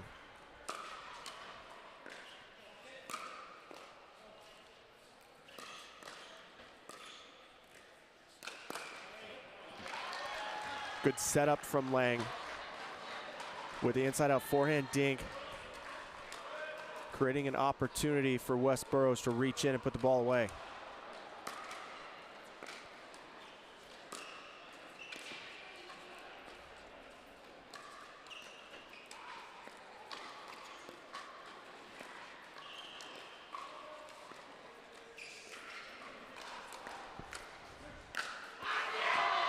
Arnold getting fired up. Attacks that ball through the middle and then closes down the line.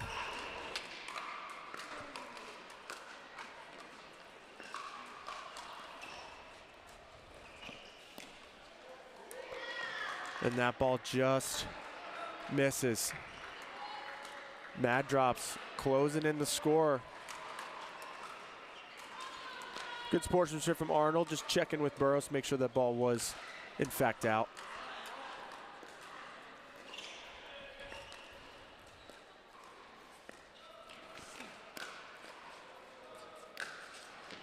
And the put away from Kohler. Arnold doing a good job with that forehand rolling dink, making Wes really have to work hard to hit a good ball back. It's creating opportunities for Kohler and Arnold to be able to hit down on the ball. And the bus now on the receiving end of a comeback.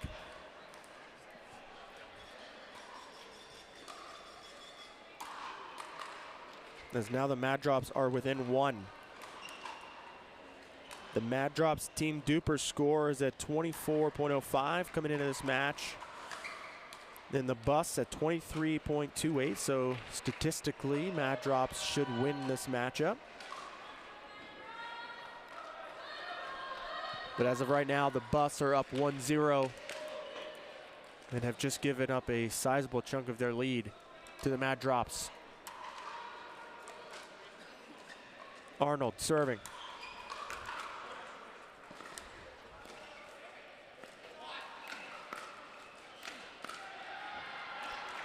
Then a good timeout from the Bus as they earn a point back and the ball.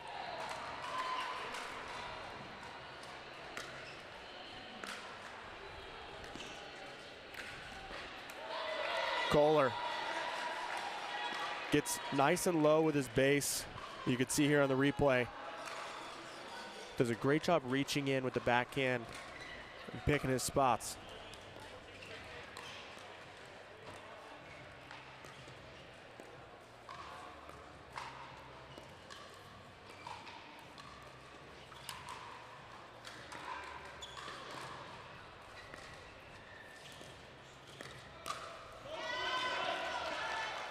And Arnold pulled the trigger a little too early as Eric Lang steps in. The big forehand in the middle.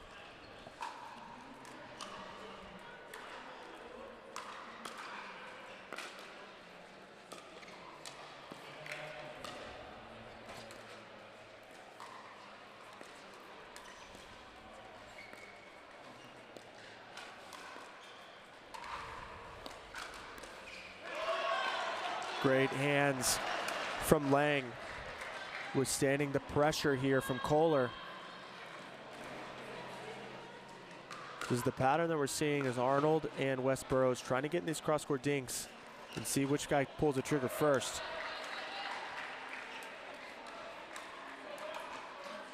As that attack sailed just long.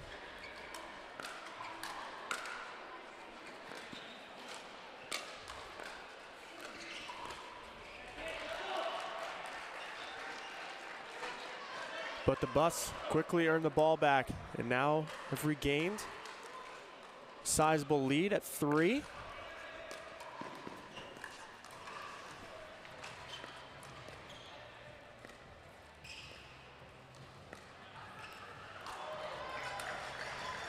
Mad Drops might have got away with that one as it sat up nice and high for Burroughs with a swing and a miss.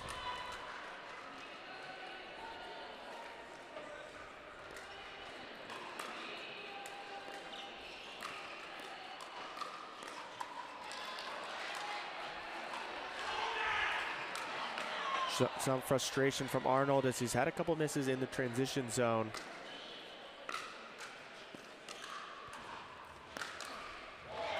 And a frustrating attack into the body of Burrows, but pays off.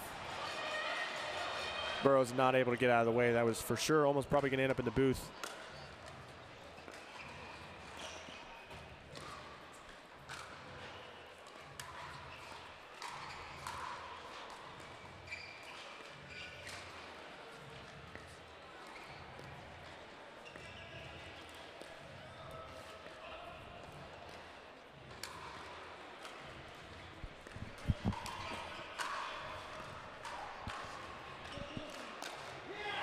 Julian Arnold going behind Eric Lang.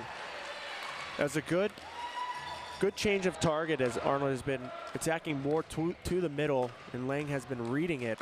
So good job going behind Lang.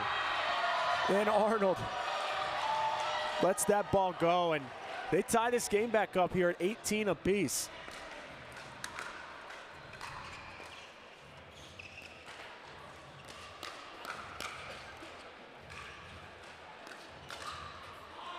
That one just wide, a good leave from Julian Arnold.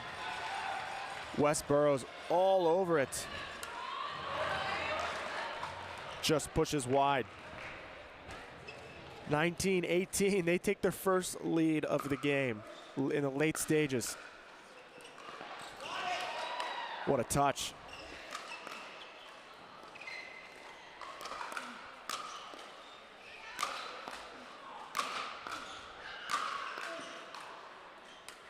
The ball just catches the line.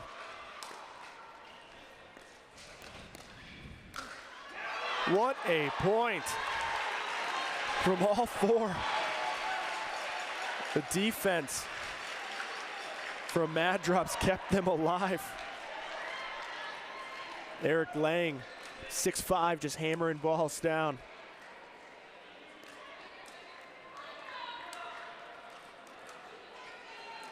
Huge point for the bus right there.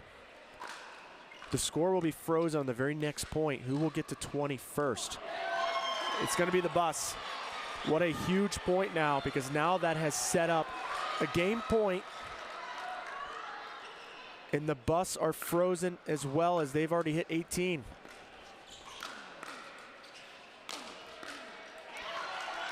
So they don't get a point there, but they've held off one game point now.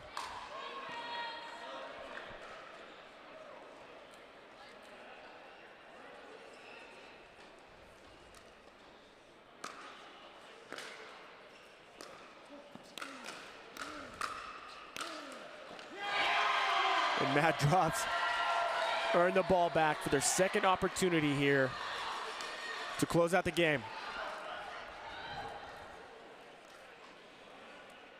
The fans are on the edge of their seats.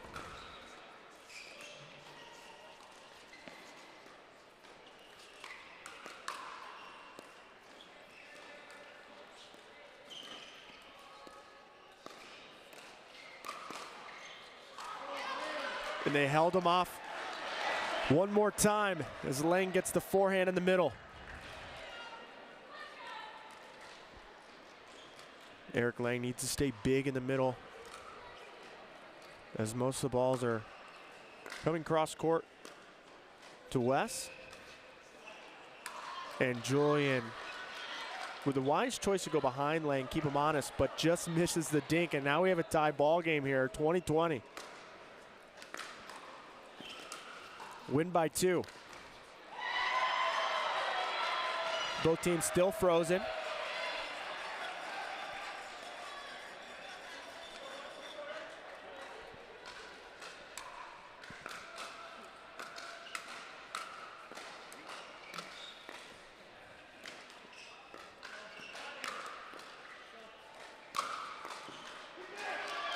That was a really good return from Burrows, setting that up deep into the court, making it tough for the Mad Drops to get up to the kitchen line. Eric Lang finds the put away.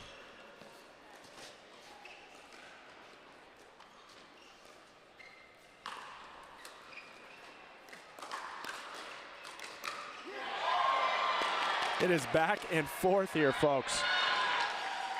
Which team will break 20 first?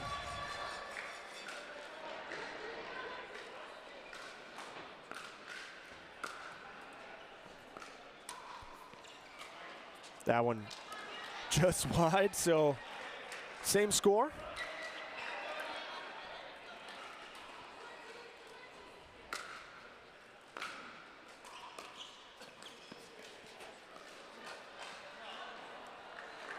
And again, another side out here.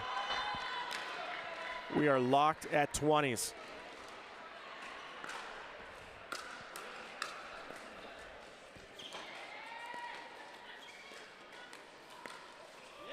Julian Arnold with a clutch point there, finds the middle again.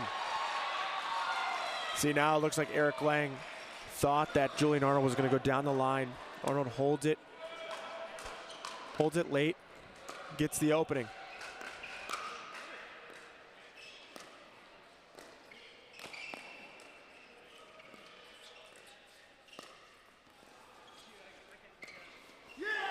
And Matt drops, completes the comeback. Both teams now have a comeback win as Mad Drops men's doubles wins 22-20. Don't go anywhere. We're going to have mixed doubles coming right up.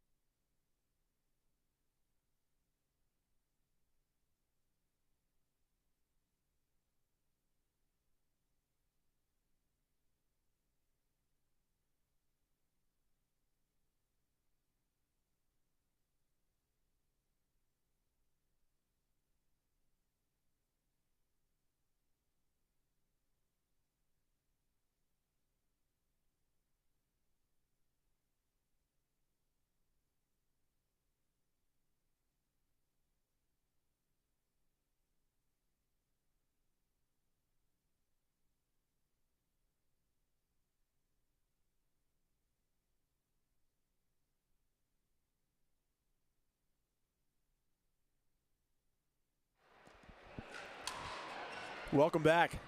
Major League Pickleball Columbus, the third and final stop of the season. Right now, we're looking at one win apiece here between the Mad Drops and the Bus. Two comeback stories in both games.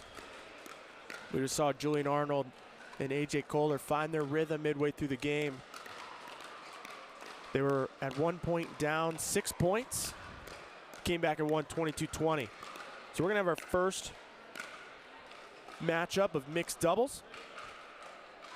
For the Mad Drops, you can see warming up here, Mary Bracia and Julian Arnold taking on Eric Lang and Susanna Barr. Look for Julian Arnold to take up a lot of the court. He's going to try to create a lot of pressure. Mixed doubles is all about pressure, and Julian Arnold knows how to apply it. But Mary Bracia has a lot of mixed doubles success in her own right. They'll be taking on Susanna Barr and Eric Lang. Eric Lang, also a very big human on the court, will look to apply himself in the middle. And Susanna Barr will also create some offense with those lobs. She'll reach in, try to misdirect. Wrong foot, Julian.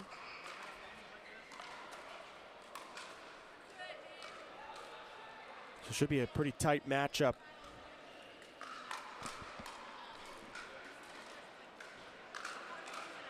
As we're just about to get underway here for the first mixed doubles match.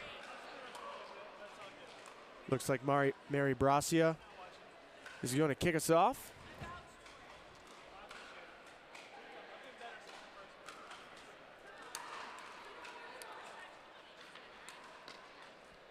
We're underway.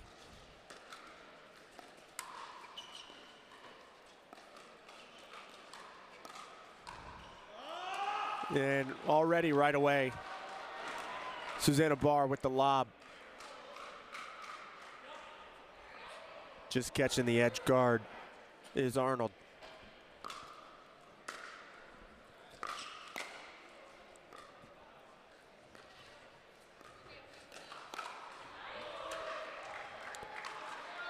Julian taking some of the pace off that attack. I don't think Barr was ready for the ball to be that slow.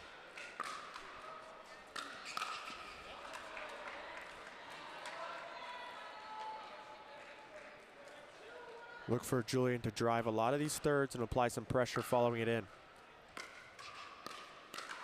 There you can see right there. Mary Bracia with a nice drop shot right into the middle. And Julian crashing the tee right away.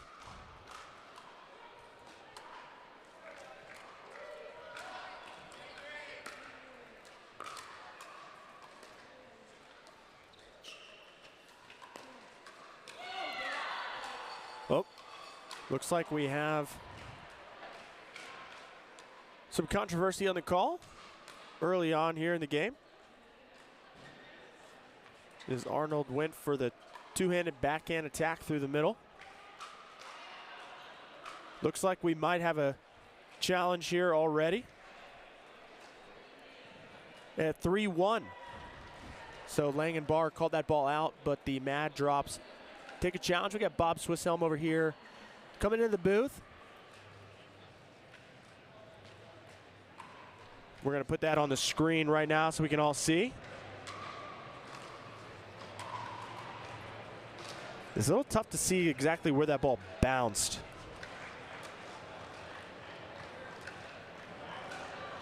There's a little bit of a gap in between the frames. You could see. Yeah. That's close, but Bob Swisshelm, the referee, upheld the call from the bus.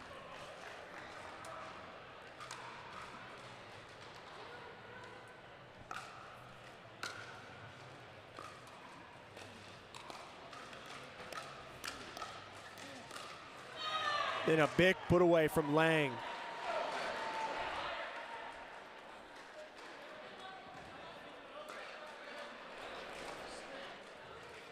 And the fist bump there from Barr with the stare down. You love to see it.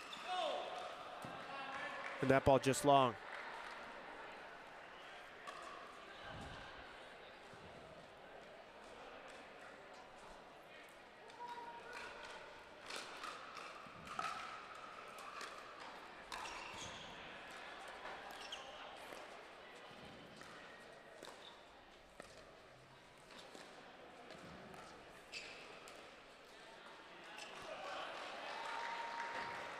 And Arnold with an unforced error. Ball goes back, 4-4.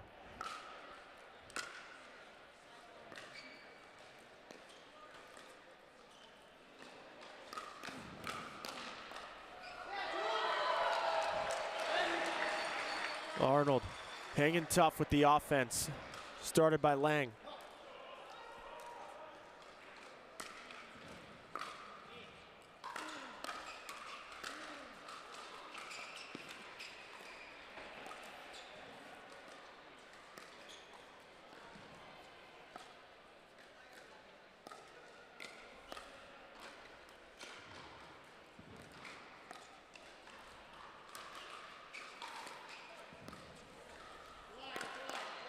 Ball just wide. Good call, but around the post there from Bracia. She played it. Nonetheless, the ball was out before she played it. So, 6-4.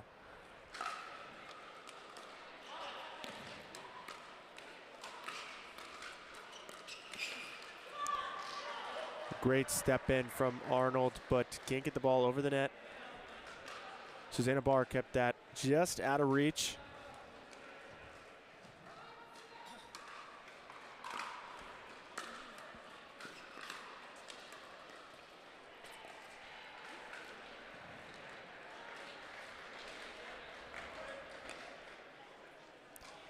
Two errors now from Julian.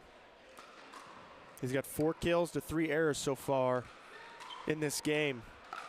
Bracia with 0 errors. But Arnold's going for a lot more.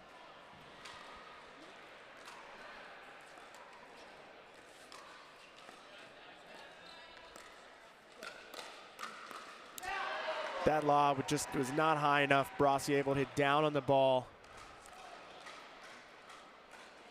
allowing Julian to clean it up.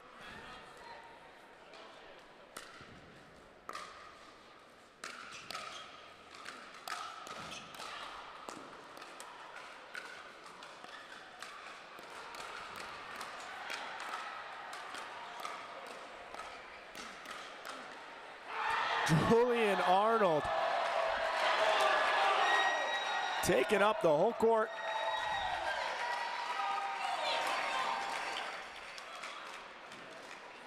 Finds the put away in the middle. Gives Eric Lang a clap.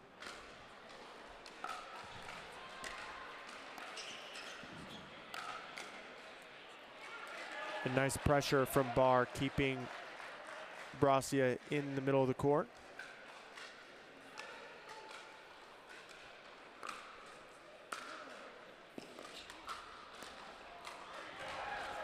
And a nice drop shot from Lang. Kept it low.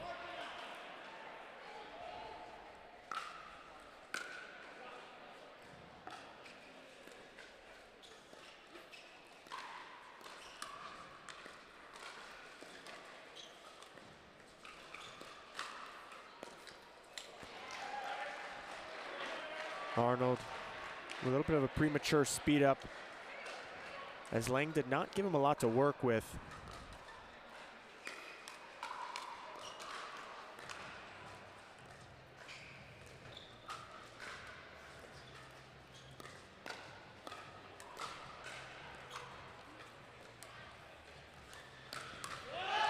Arnold with the Ernie in the backhand put away. Good setup from Bracia, finding the right foot of Susanna Barr.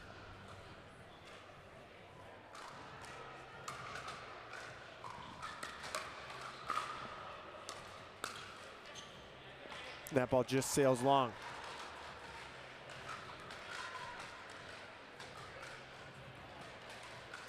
So 10-9, the Buffs are 1 point away from the side change. So far in this matchup, whoever team has made it to the side change first has ended up losing the game.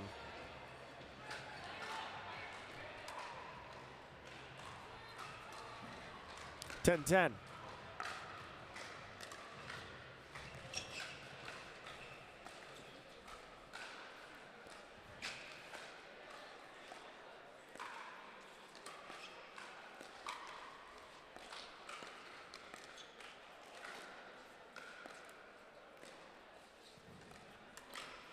Arnold goes for the Ernie again.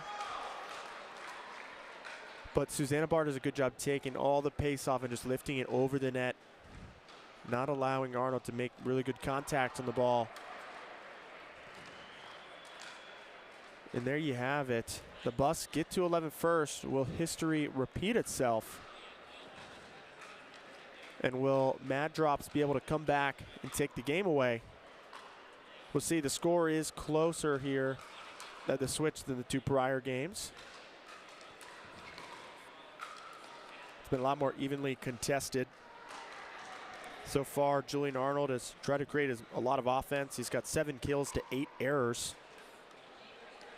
with 3 of those coming on his forehand volley.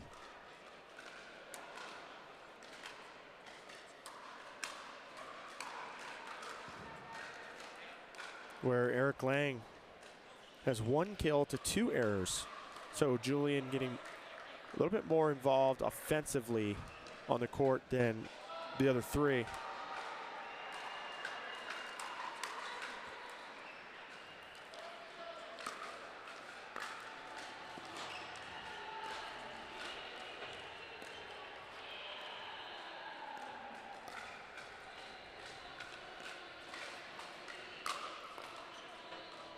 Susanna Barr successful with the lob again.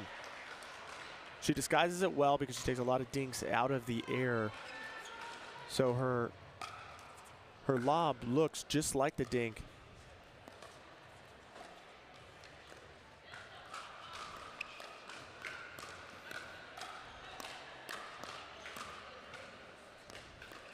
Arnold with the Ernie, and Mary Bracia covering the whole court till he gets back.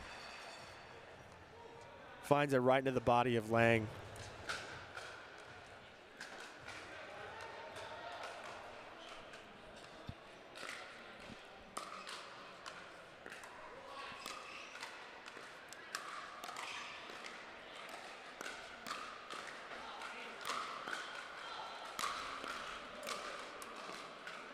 And big putaways from Eric Lang. Fought off a few of them were the drops, but the Buffs now have a 2-point lead.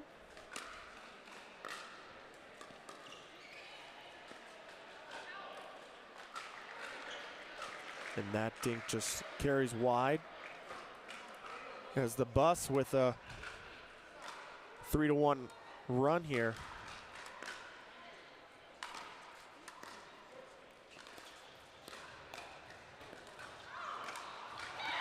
And Eric Lang finds Bracia off guard, goes behind her. And a big run here from Julian Arnold as he takes a timeout, or sorry, from the Bus as Julian Arnold takes a timeout. The Bus up 15-11. I believe that's the largest lead we've had. Yep, the largest lead is 4 from the Bus, and Mad Drop's largest lead is 2. They each tie each other in longest point streak, which is at 3. So this game is very back and forth.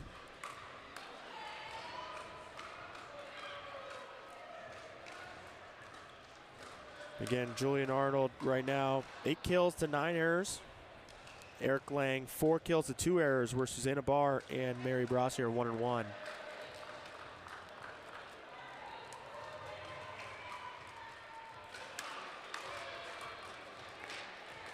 So this really is a story here. Can Arnold tune in his offense and his targets to be able to close this gap?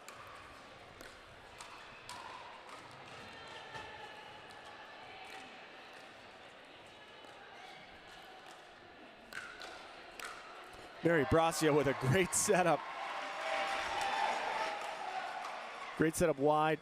Gets almost through the middle. Julian Arnold cleans up. And that return just long. Free point for the Drops. So they got 2 in a row now.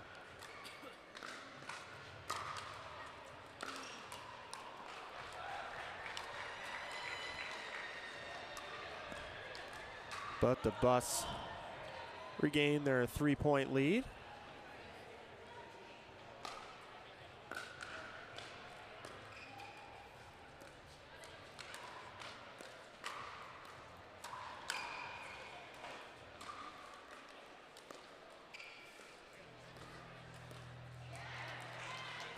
And Eric Lang doing a good job moving Arnold around.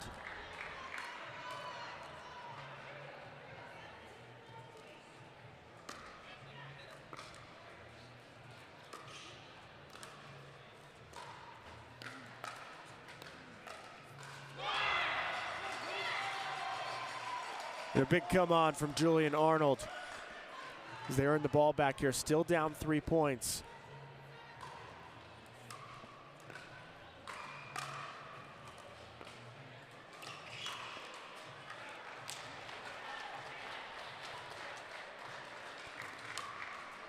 Now the bus, 3 points away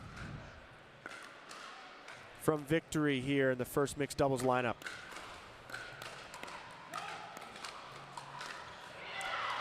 Grassi was taking it to Lang.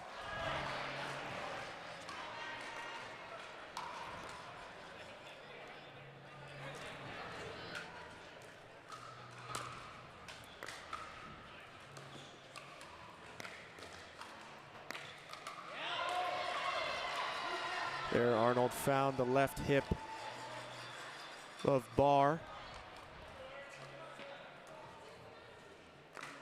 But they find themselves in a hole here, 4 down.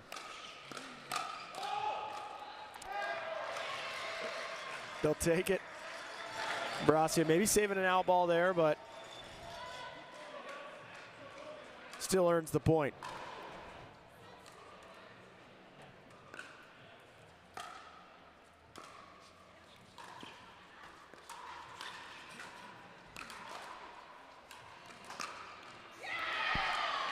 Eric Lang with the big backhand.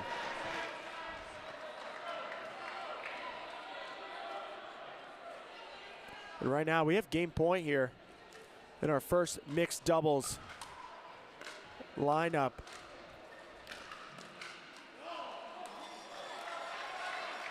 And now it's still rally scoring on the side of the Mad Drops. They have it for another point.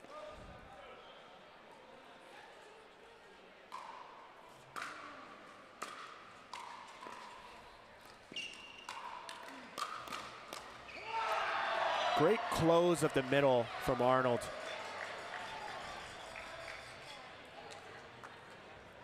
As I thought surely that ball from Lang was going to sneak through, and now the scores are frozen in terms of rally scoring. So you can only score on your serve, both teams. We have our second game point.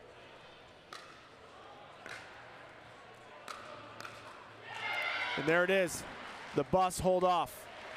The Bus take the first mixed doubles game and take the lead in the series so far, 2-1. Don't go anywhere. We got the second mixed doubles match coming right up.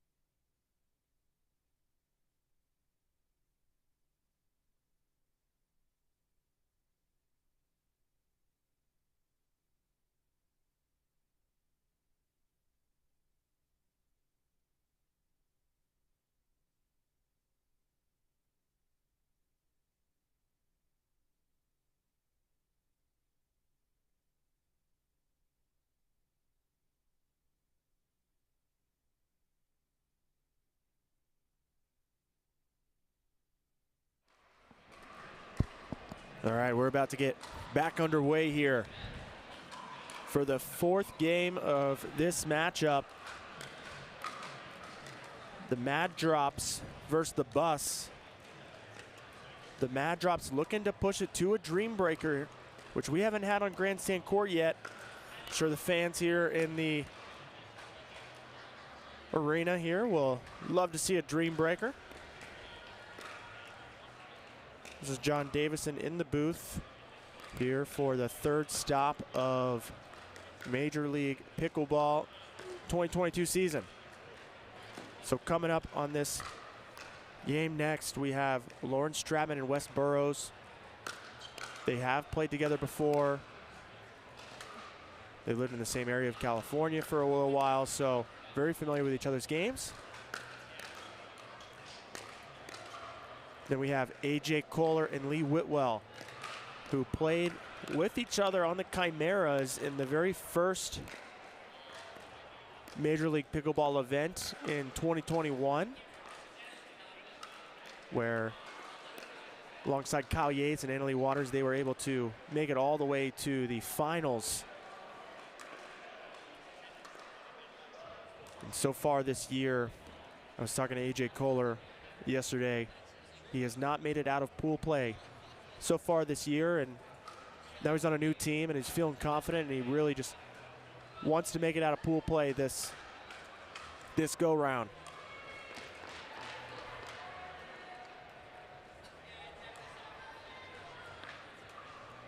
So it looks like Lee Whitwell and AJ Kohler on the near side here will kick us off. Lee Whitwell, the lefty, against Wes Burrows and Lauren Stratman on the far side.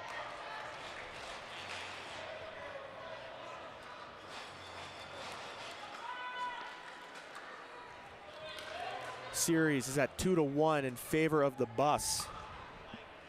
We're underway.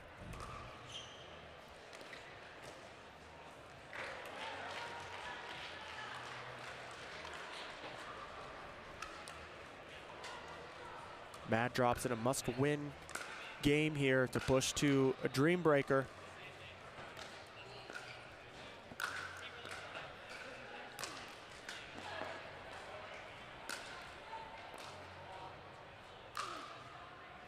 Lee Whitwell tells AJ Kohler not hit an overhead.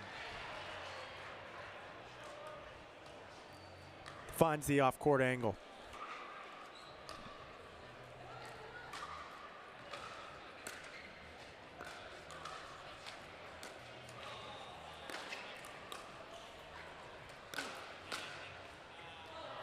Kohler with the defense. And the Ernie backhand inside out from Lee Whitwell. Just catches inside the line, and yes, folks, she was not in the kitchen. So what a play from a fan favorite here, Lee Whitwell.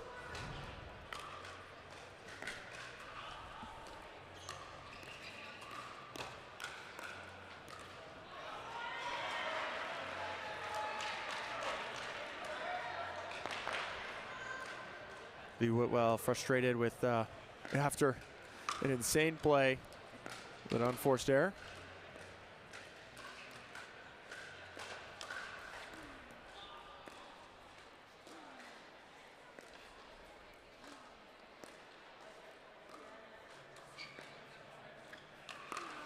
ATP. Lee Whitwell pulling out all the tricks so far here early in the game. Wes Burrows able to get a paddle on it, but not able to angle it back onto the court. And a nice swing from Lee Whitwell into the data team here in the booth.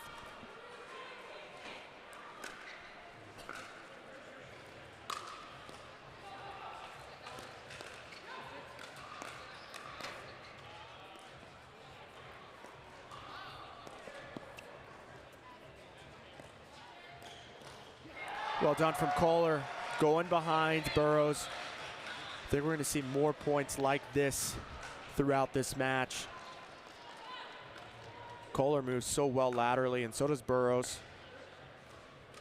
Two of the more athletic guys on tour.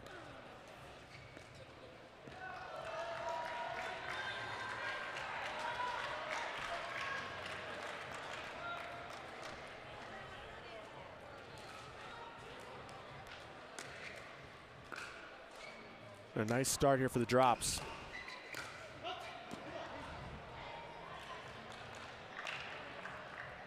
As the mat drops are up by 4 here early.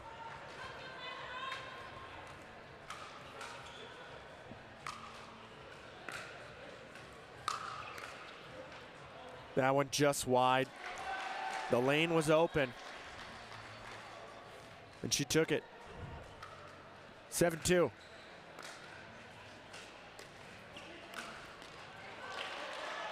Big put away from Burrows. Kohler looking to go for the tweener. Goes up into the rafters.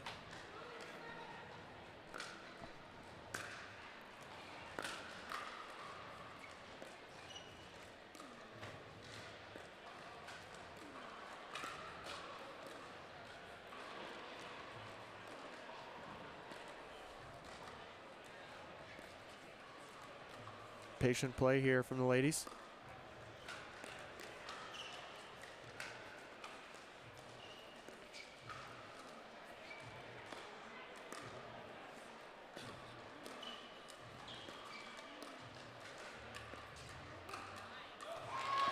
And a good leave from Burrows.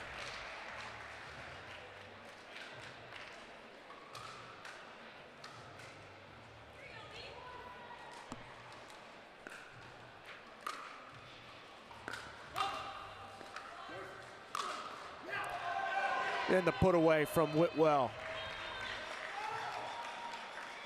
The Bus having a hard time getting up to the kitchen line when they have the ball.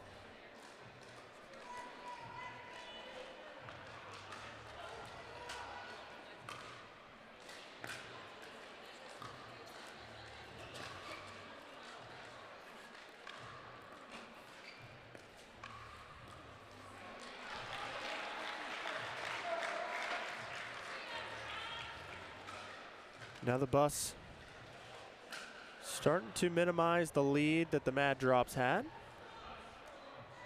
They had a largest lead of 5 points, and now it's down to 3.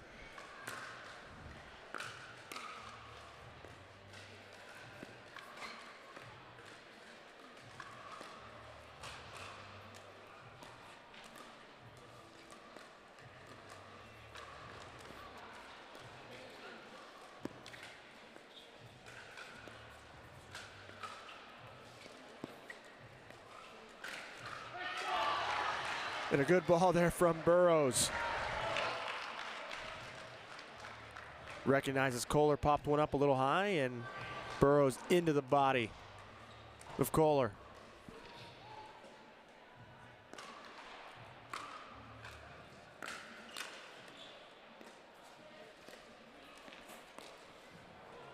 Lauren looking to go down the line. She likes to speed up with the forehand. Doesn't clear the tape though.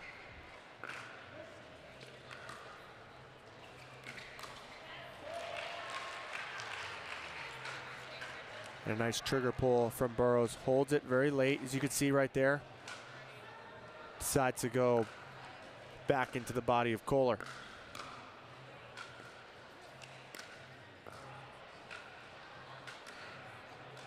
And the Bus call that ball out.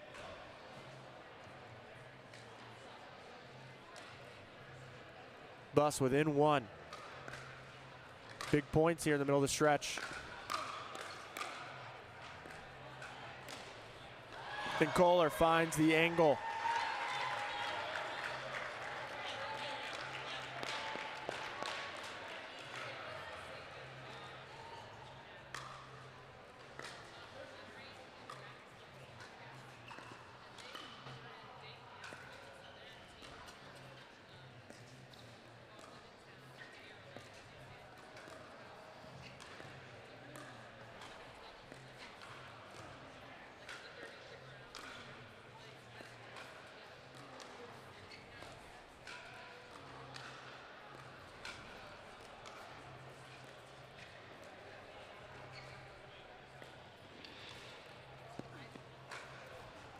Missed Ernie attempt.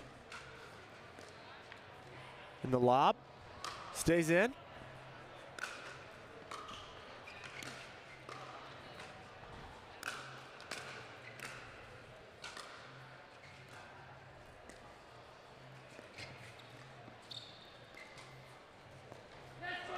What a point from the Bus.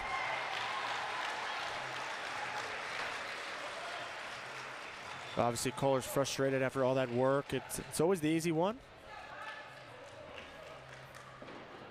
The Bus within 1.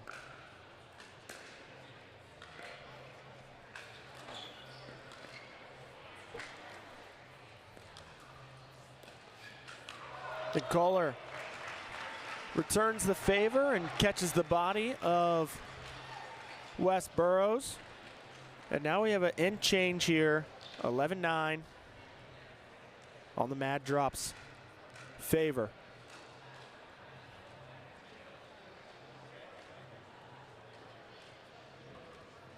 Coming up next on Grandstand Court, at 1 p.m. Eastern. That's in 40 minutes. Is the ATX Pickleballers versus the Fives. So that should be a good one. But right now, you know, we haven't seen a lot of offense started from Lauren. Straben's been staying disciplined in those cross-court dinks with Lee Whitwell and setting up Burrows.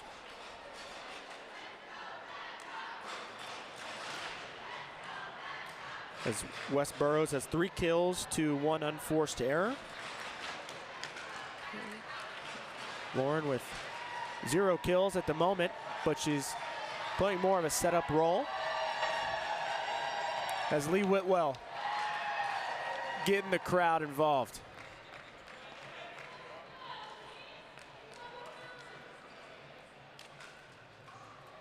Kohler will kick us back off.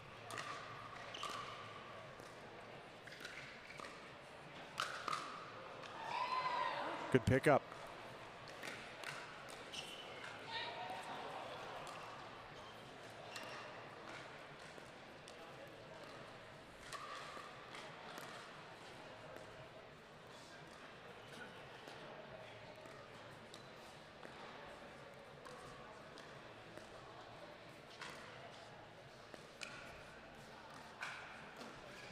Oh.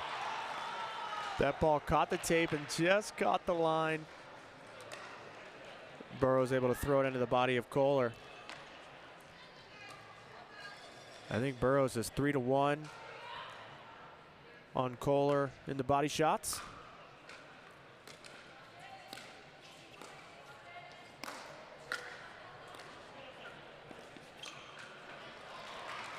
Kohler with a nice touch, bringing Lauren up to the kitchen line. Got there, just unable to clear the net.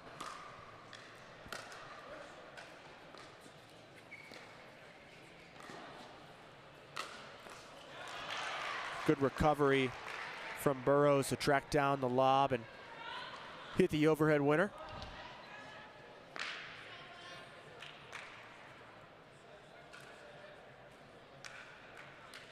The bus back within 1.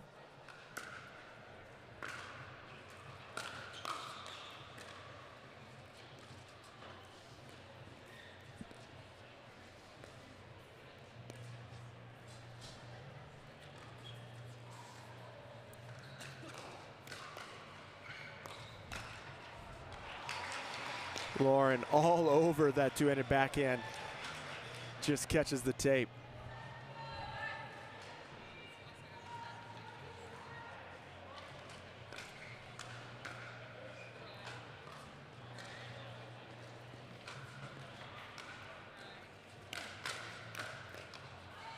Oh. Kohler tried to blow the ball over. You can see here in a replay.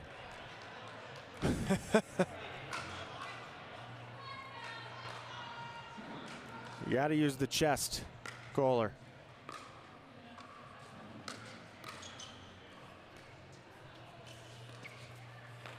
And a silky smooth inside-out forehand.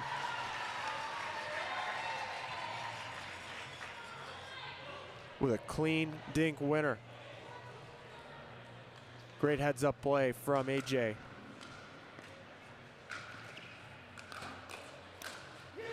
What a setup from Whitwell. With a nice poke through the middle. Gets the ball to pop up for Kohler to put the ball away. They've extended their lead now again to 3.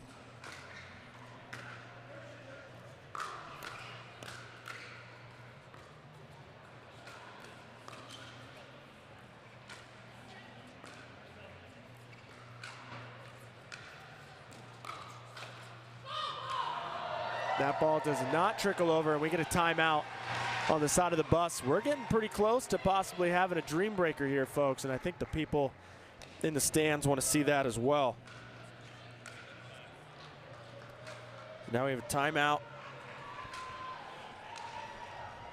The largest lead here for the Mad Drops. 16-12. Excuse me, they had a 5-point lead earlier in the match. So if the Bus can come back and win this game, they can win it 3-1. But if the Mad Drops hold tough and get to 21 first, we will see the coveted Dreambreaker singles tiebreak, which I think just about everybody but the Bus would like to see here. The Bus is the hometown team.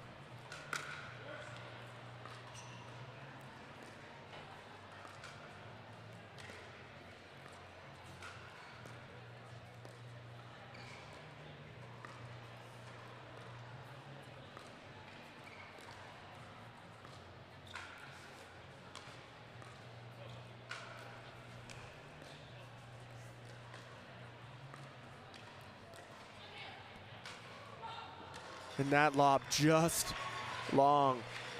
I like the idea. But a tough point to lose right after calling a timeout. Is now AJ Kohler serving 17-12, looking to push this to the Dreambreaker.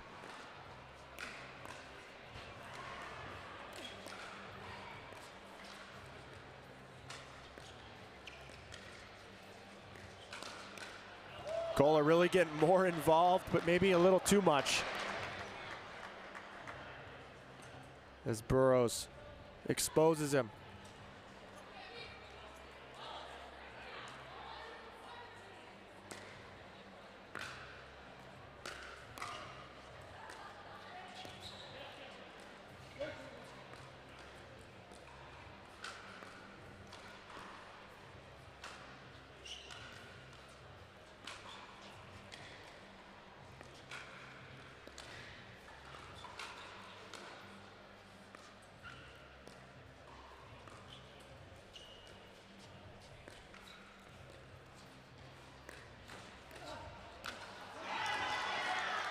Burrows putting the ball away.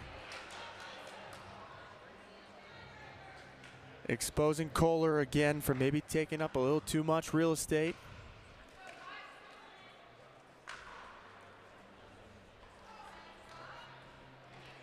(14-7). It's been a while since the Bus have scored here on their serve.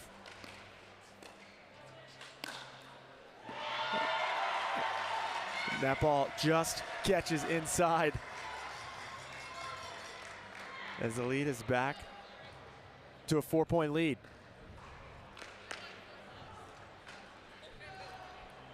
It's getting tense on the sidelines here as people definitely want to see that Dreambreaker. Kohler finds the flick after the previous two didn't work out for him. Gets it done that time. Up and into the body of Wes Burrows.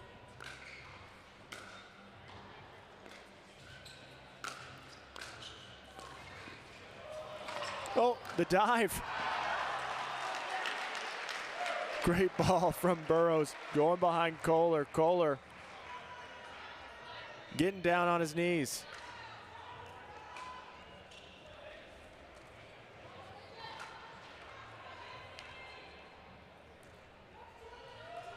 (15-19).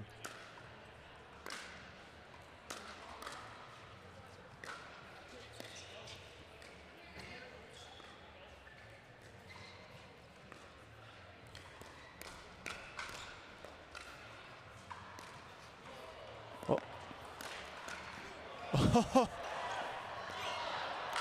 Absolutely incredible point, and the place is going wild here. All four players with incredible clutch shots, but Lee Whitwell finds the put away, and now we have game point to tie the series 2-2. They have some room to work with because the Bus is down at 15 points.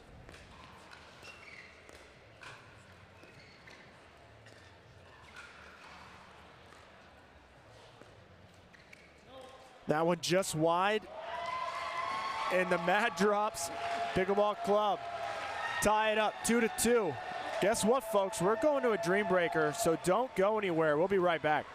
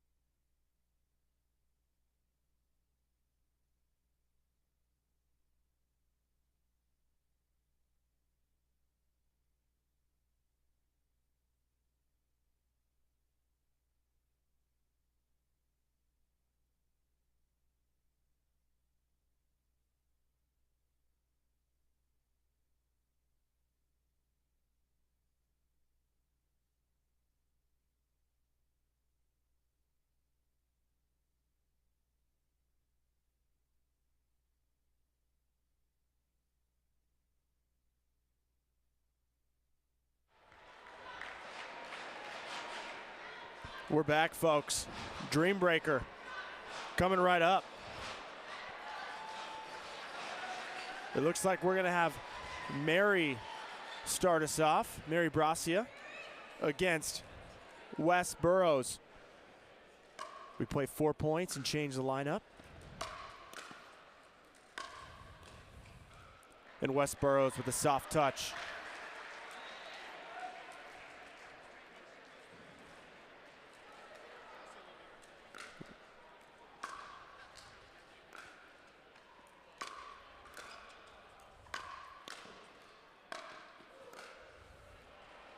Mary almost getting to that ball,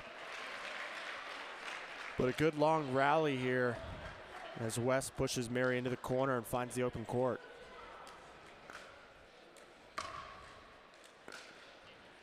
That ball just lands inside as Bracia thought was going to go long. One-handed backhand winner from Wes, as now these two will play one more point.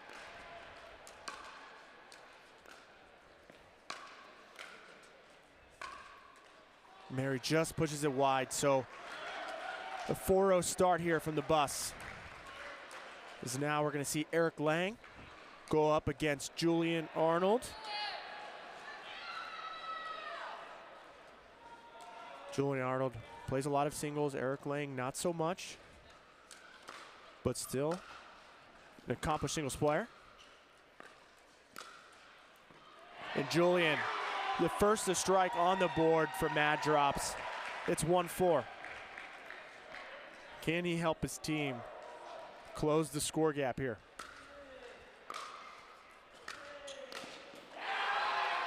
Julian with a big fist pump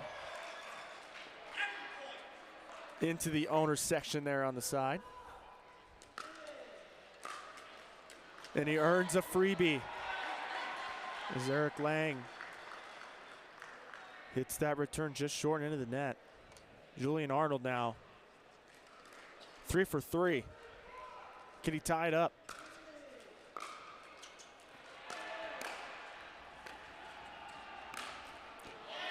Eric Lang tracking down the lob, hits the overhead with an off-court angle.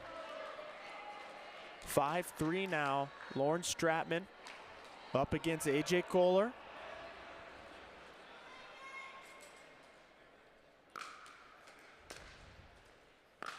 Kohler electing to stay back.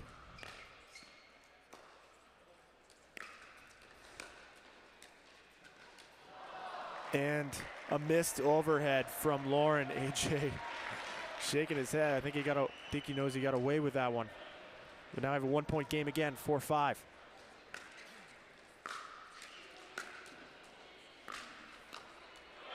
And a missed touch from Kohler. Lauren earns the point. Just missed that volley.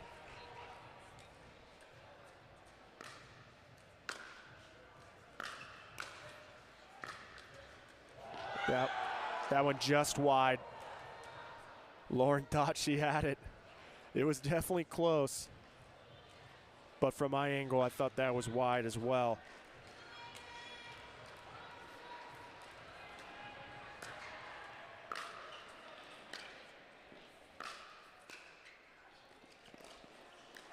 Kohler moving Lauren off the court.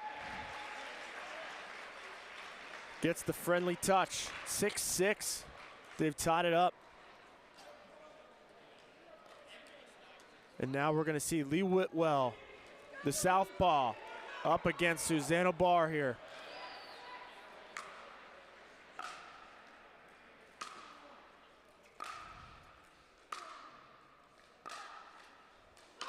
That one just long, and Mad Drops take the first lead of the Dreambreaker here.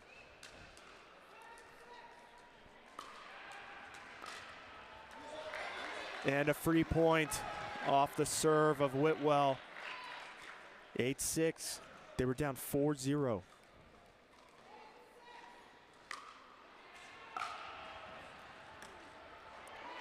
Well, and that one just catches the edge guard and just shy of the net.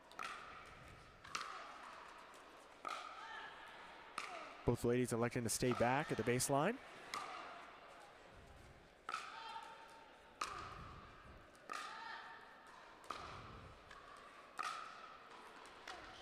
Lee Whitwell comes in.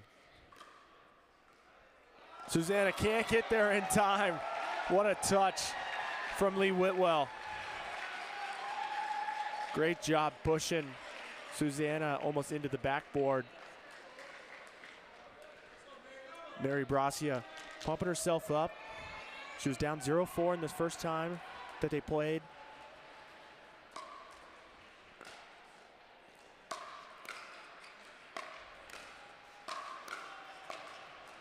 Mary Bracia with the pass. The place goes wild.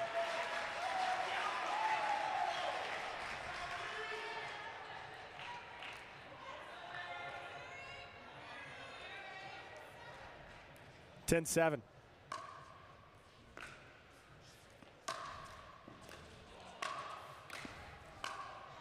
Oh, almost clears it.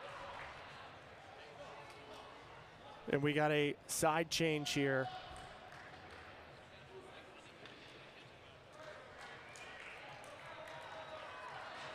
So Mary Bracia holding on to the ball. I think there might have been a foot fault.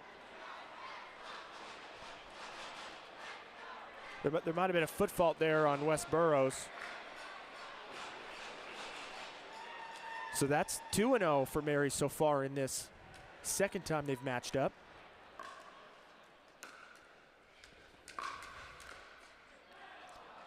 A lovely touch from Burroughs.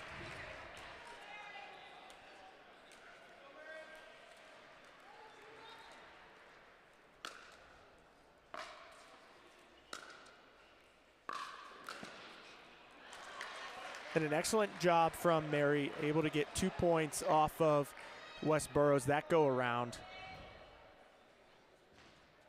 And Julian Arnold was 3 for 3 and 1 against Eric Lang the beginning of this matchup.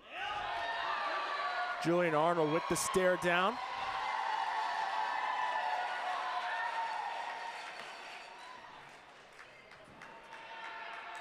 The crowd has grown around this court.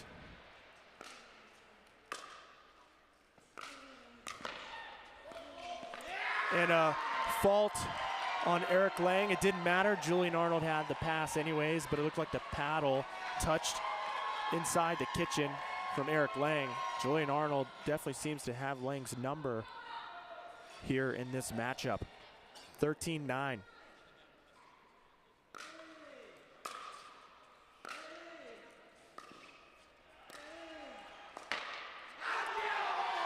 And Julian Arnold again.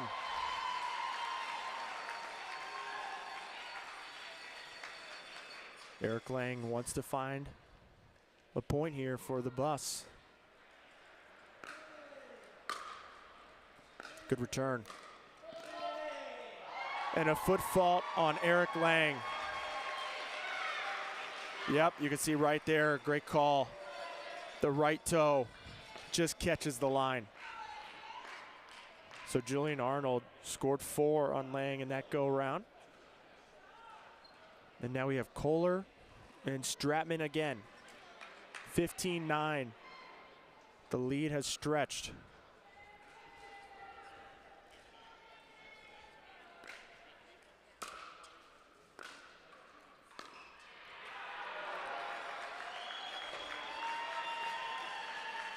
Kohler earns the first one.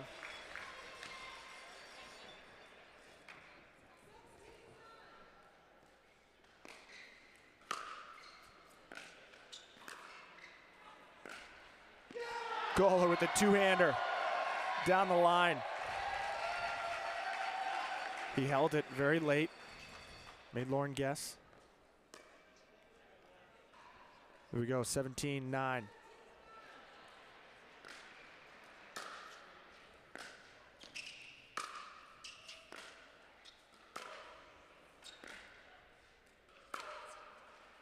Big forehands.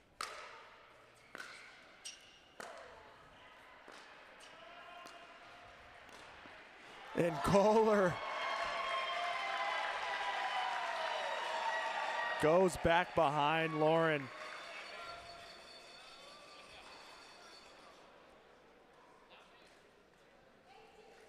Three points away from victory.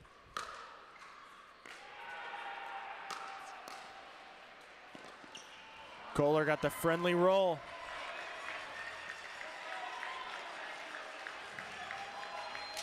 And now Lee Whitwell can close this match out. But Susanna Barr will look to keep her team alive. Just 2 points away is all the Mad Drops need here to pull out the win.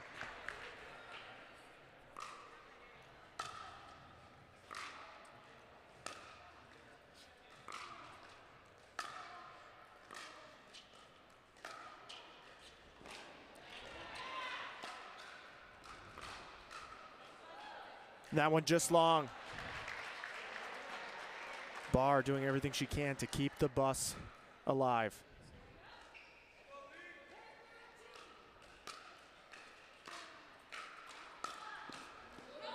That one just wide.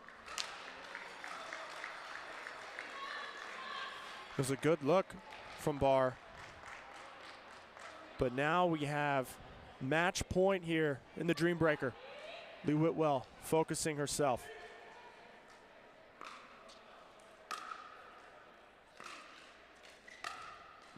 And that is just too good from Susanna Barr. As now they can start tallying off some points.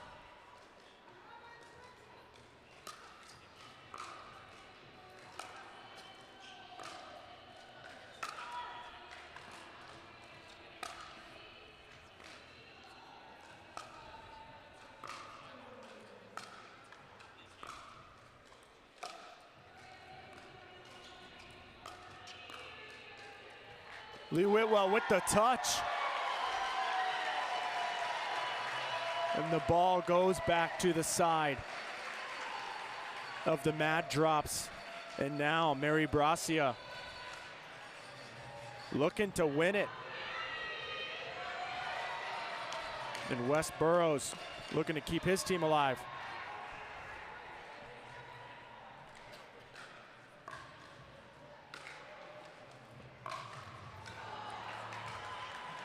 And the bus, reminder, they're still rally scoring till they get to 18. So it's still not over yet. West comes in. Earns another point.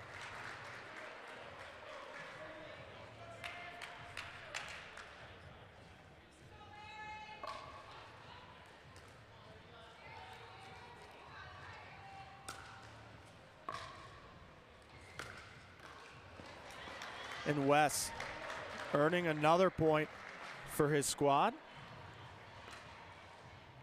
A nice ball down the line. Catches Mary in the split step. Can he make it 15? Yes, he can. Mary going for it. But now you have the matchup here between Julian Arnold and Eric Lang, and Arnold has had the better success.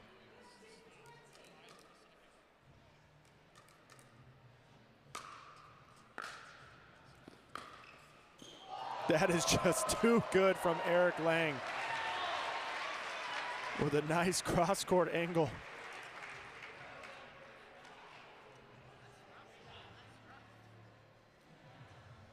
Looks like they might have called a timeout, the Mad Drops. Thought they were questioning a call at first, but they call a timeout.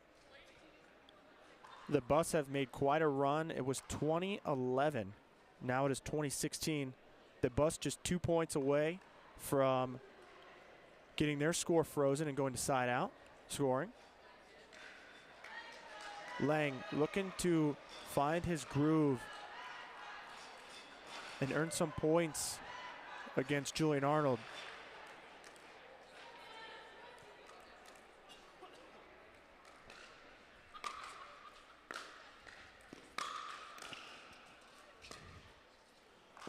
Too good from Lang. Going behind Arnold the second time.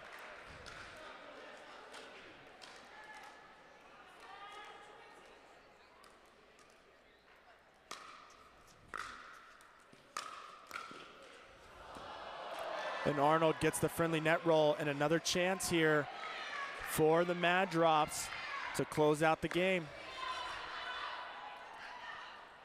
2017.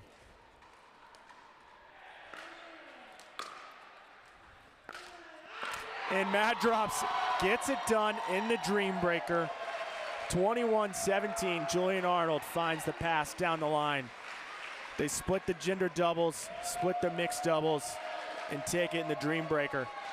That's it for this match, but we have another one coming up at 1 p.m. Eastern time, so don't go anywhere. We'll be right back.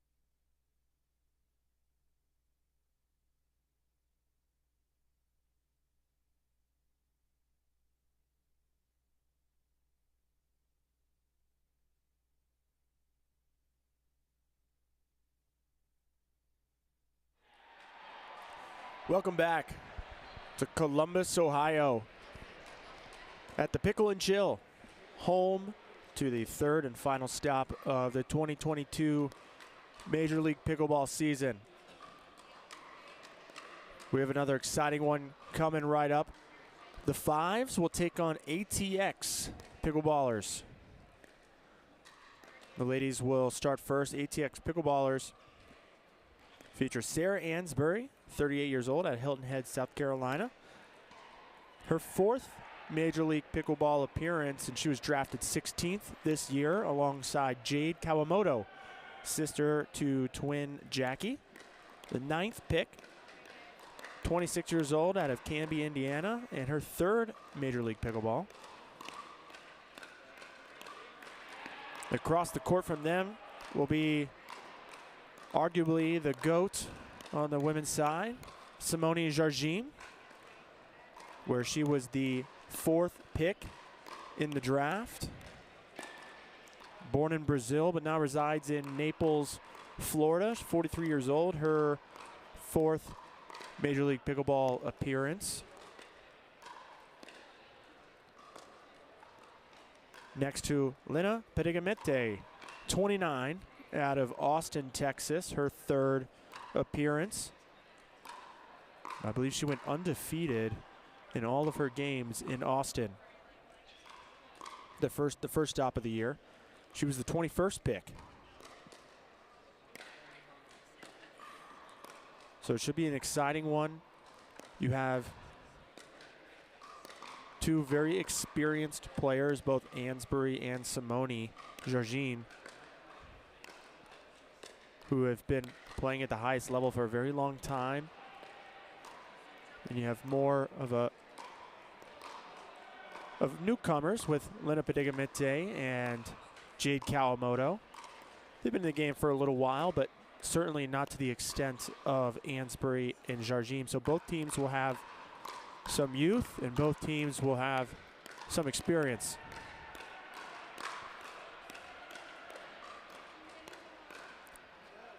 The other half of this pool that they are in are the Heart Eights and Team Clean Cause.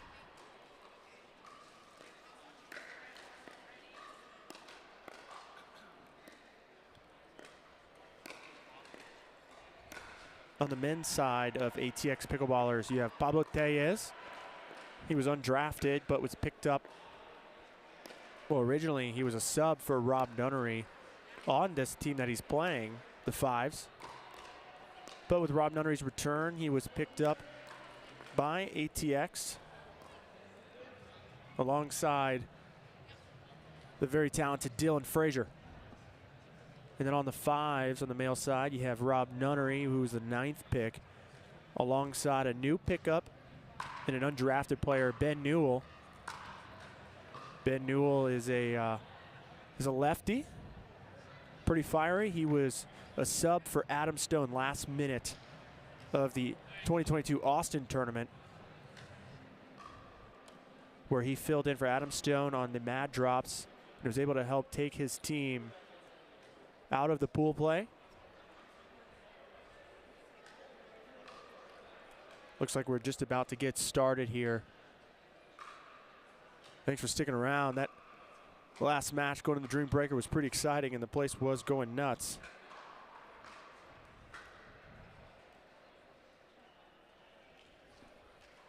This is John Davison on the call here at the Pickle and Chill in Columbus, Ohio, right next to The Ohio State University.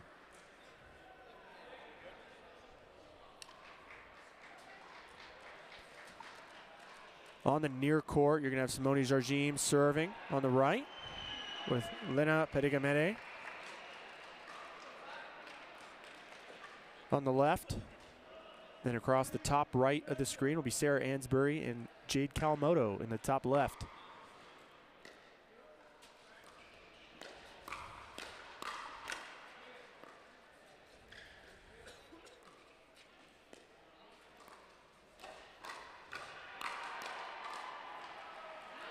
That ball just pushed wide.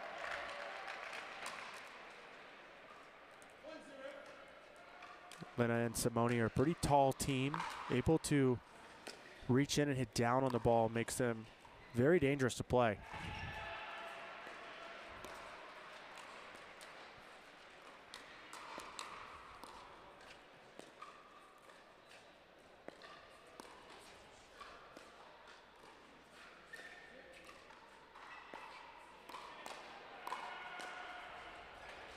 And Sarah reaching in with the backhand, starting the offense. And able to get one that Simone could not return.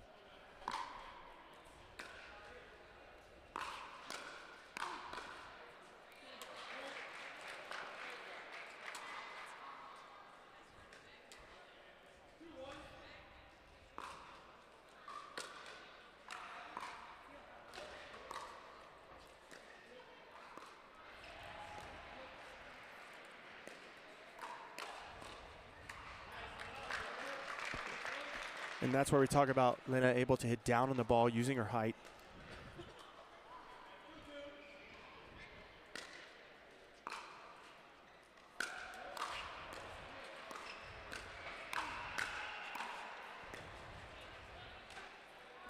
And that lob just sails along. Tight scores here early.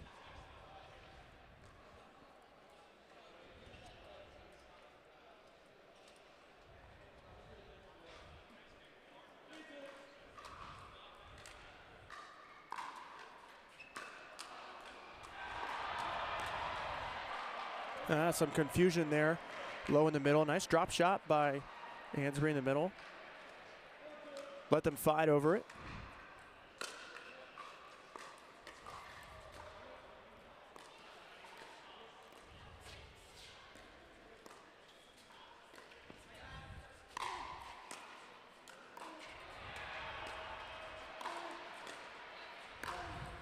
Sarah Hansberry getting the offense going.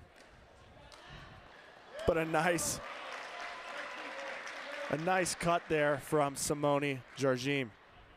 Recognizing Jade's on her back foot at the baseline.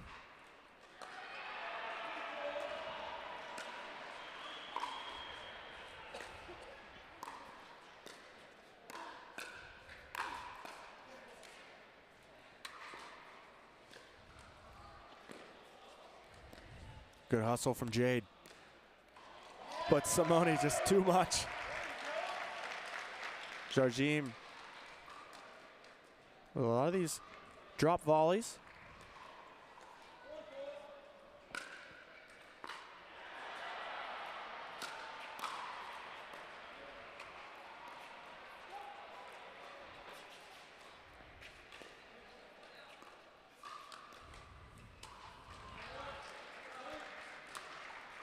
And a change of direction with the dink. Maybe too low of a ball to change the direction as Simone finds the tape.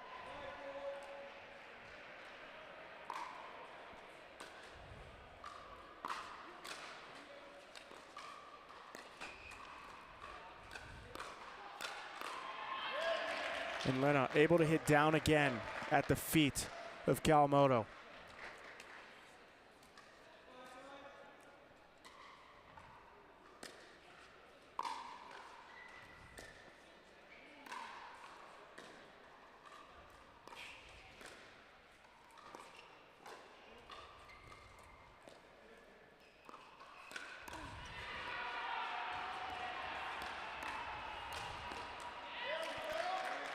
And another example of Jardim and Padegamaite looking to push Hansberry and Kawamoto off the line and find the feet.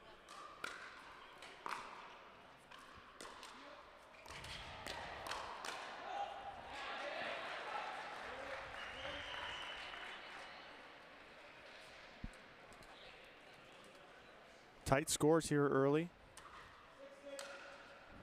Changes of leads.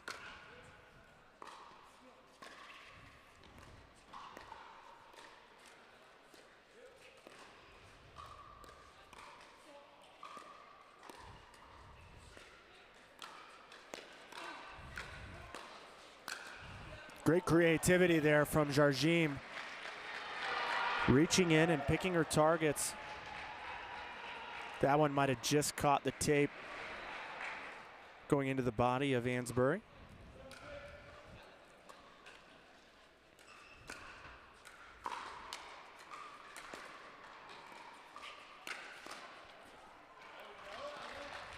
Jarjim taking over a lot of the middle with the two-handed backhand. Set up from Pedigamite.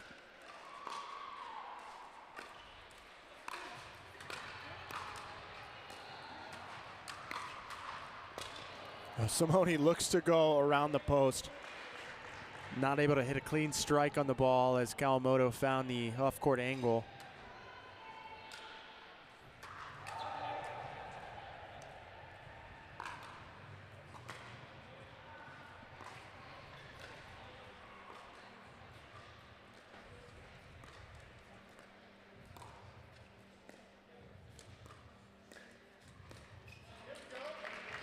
And a great job from Pedigamite to reach in and hit that dink on the volley.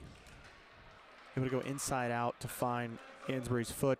Didn't have as much time because she took that out of the air.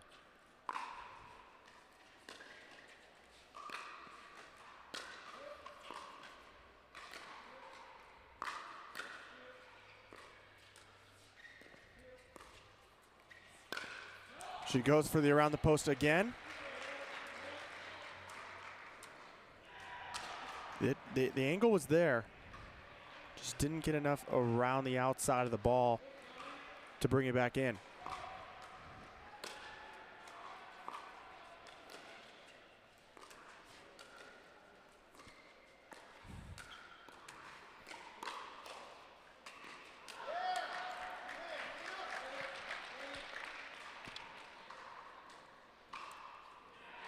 Pedigamite just caught the tape, and that helped throw off Kawamoto enough.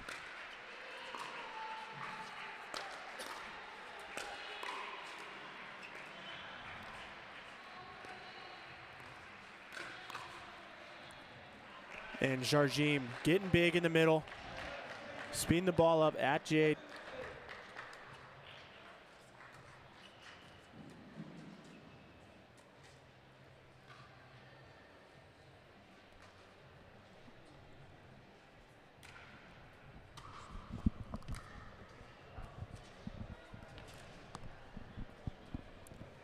Fix the scoreboard for you real quick as we have the fives and ATX Pickleball player on the scoreboard backwards. This is now 11-8 in favor of the fives. Jarjim and Pedigamite. I was thrown off there by the score, the change ends, and I saw the other team with the lead. But Jarjim and Pedigamite able to get to 11 first. So it's 11-8. They've done a good job of, well, one, Simone Jarjim's getting very involved in the middle, picking her targets well if she gets a ball just high enough. And she's speeding up a lot with the backhand. Simone Jarjim, 6 kills to 3 errors so far halfway through this game. Her most common kill is that backhand volley with 2.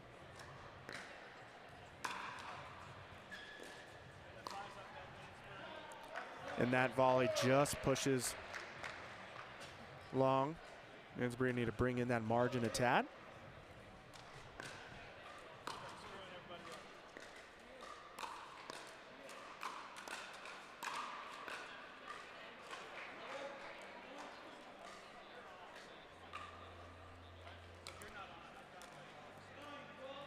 (9-12).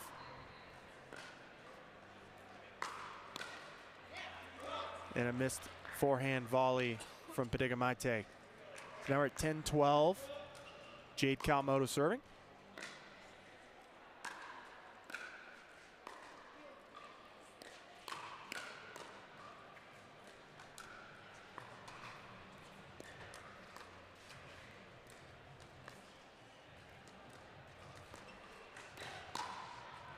Sarah Ansbury closing down the middle. That was not the worst ball to take. I mean, Dreambreaker had that ball high enough, able to hit down. But Ansbury all over it. 11-12.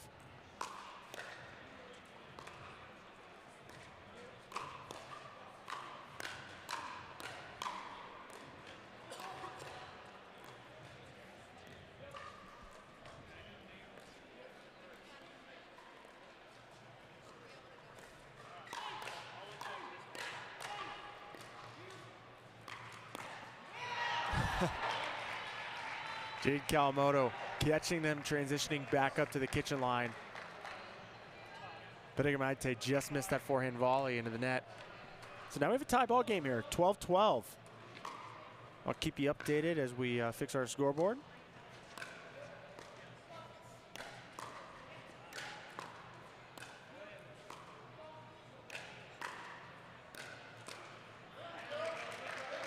And Simone's able to find the feet of Ansbury. Ansbury didn't stay low with that reset and put it in the net. 13-12, the fives.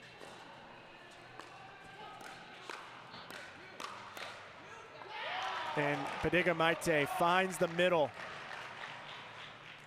with the backhand.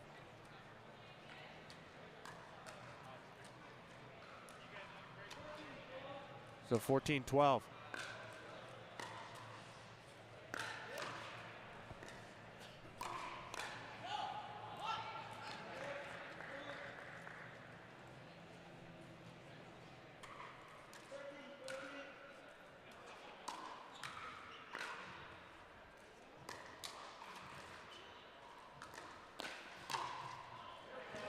And that ball just sails long as the fives earn the ball back and keep their 2-point lead.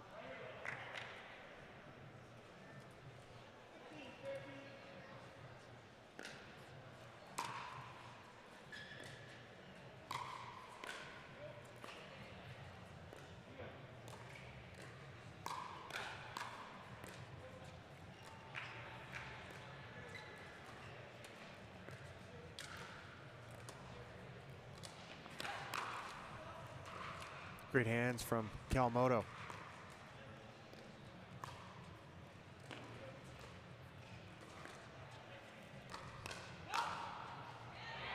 That ball just landed in. Great offense there from the southpaw.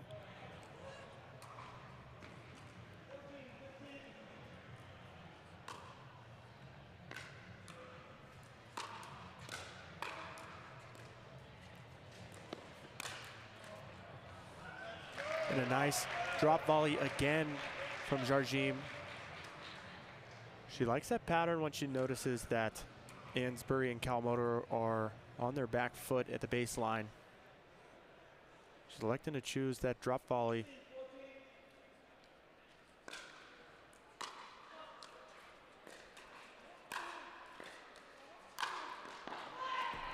But Ansbury with the big forehand in the middle.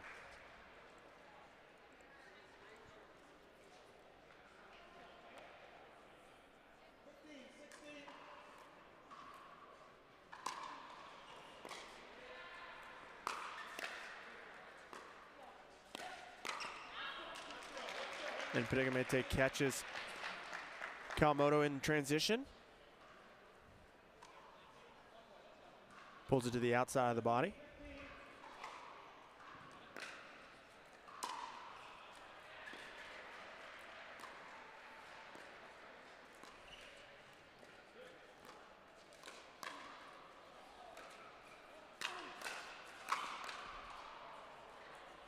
Oh, stays in. I formation there from Jarjim.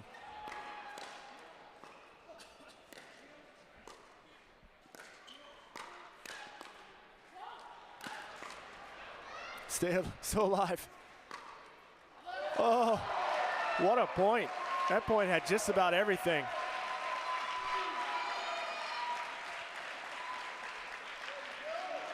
Kawamoto almost able to get that overhead back over. And a wise timeout here from ATX Pickleball. They just fought hard for that point. It didn't go their way.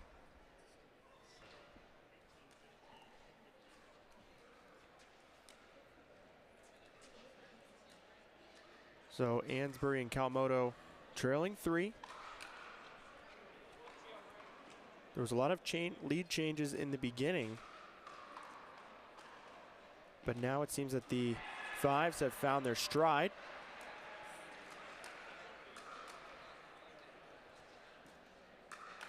This game's been going for 15 minutes now. The most shots per point, 36.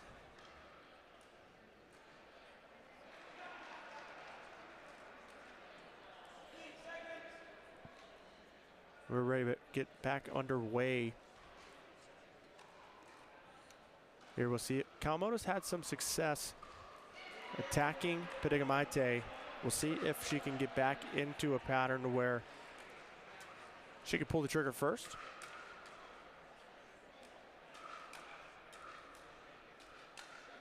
As Jade Kawamoto has the best kill to error ratio at 4-1.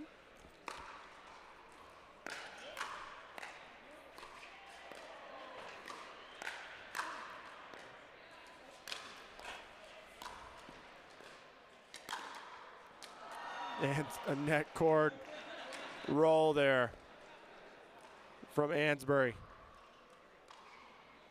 And just the look of defeat, as you see on the replay of Simone Jardim.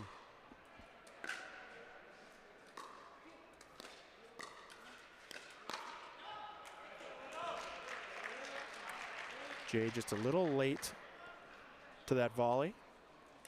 Pushes it wide.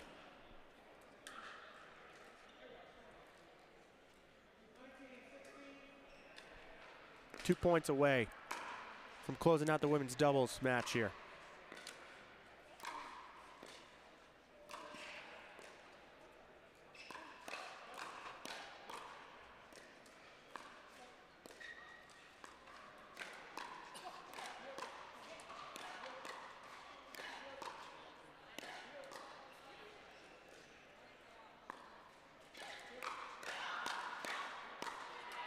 The hands are flying, and Padigamite comes out on top.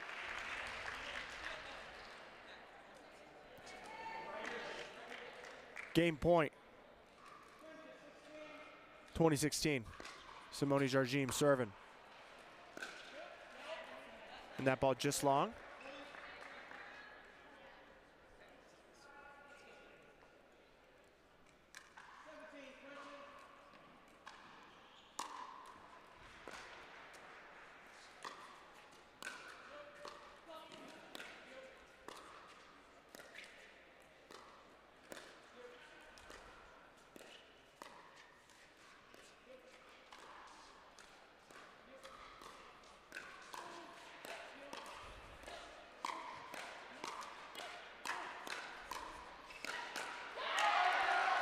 Padigamite able to hit the ball down, finds the feet. Another game point opportunity.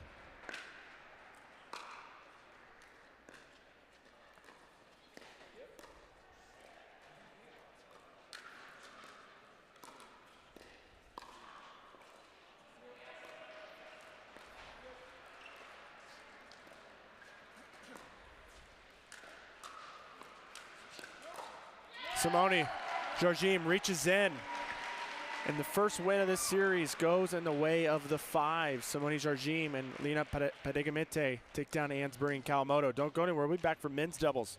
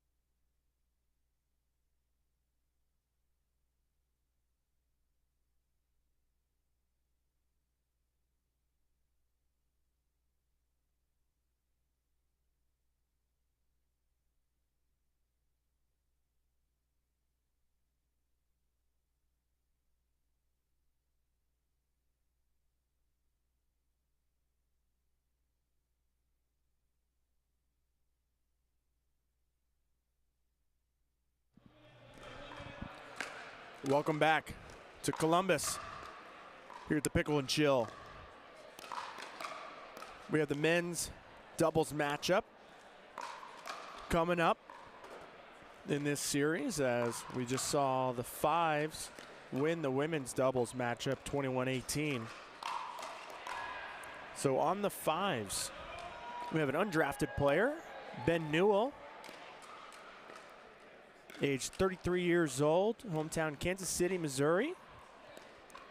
This is his second Major League Pickleball appearance, as he filled in for Adam Stone of the Mad Drops in the Austin tournament earlier this year. He is alongside a former champion of Major League Pickleball. He won the first iteration with Team BLQK. Rob Nunnery, age 37, currently living in Hawaii, so living the good life. His fourth MLP appearance. Now on the side of ATX Pickleballers, Pablo Tellez. He was undrafted, 27 years old, out of Bonita Springs, Florida. His second MLP. He was picked up for the Newport Beach tournament, where he actually originally filled in for Rob Nunnery in the Austin, Texas tournament earlier this year. So it's his third appearance. And he'll be alongside Dylan Frazier, or Baby Dill as they call him, 20-year-old college student out of Missouri. Fourth MLP and fourth men's pick. We have two lefties on the court. You see Ben Newell in the bottom right of your screen alongside Rob Nunnery in the left. And then your top left, the other southpaw, Pablo Tellez.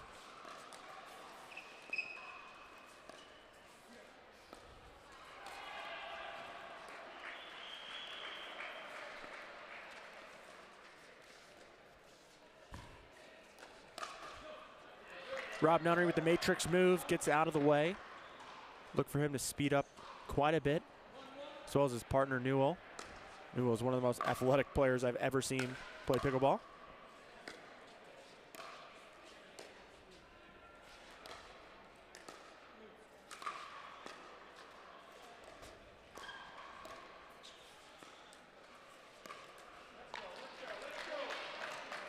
Frazier didn't find the attack there that he wanted.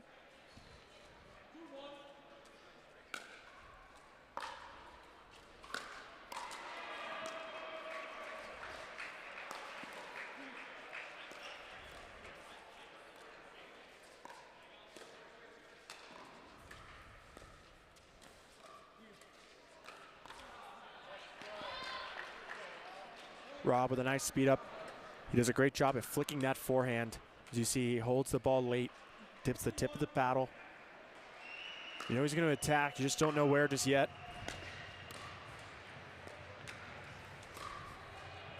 But Dylan Frazier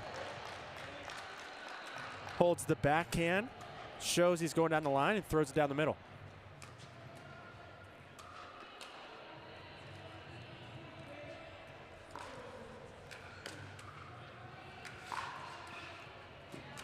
That ball just landed inside the drive of Tellez.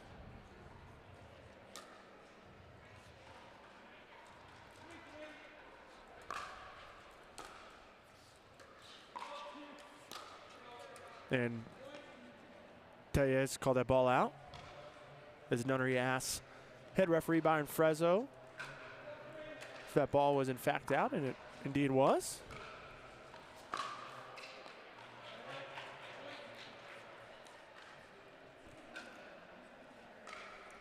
Two lead changes already, but we're tied up at 4.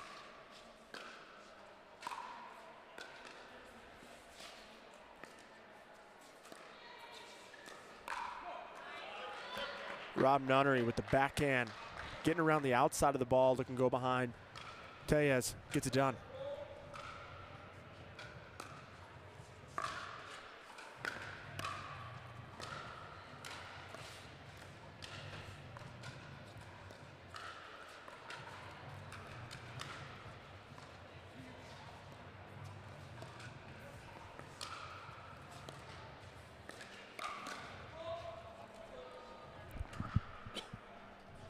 And a foot fault call on the side of ATX.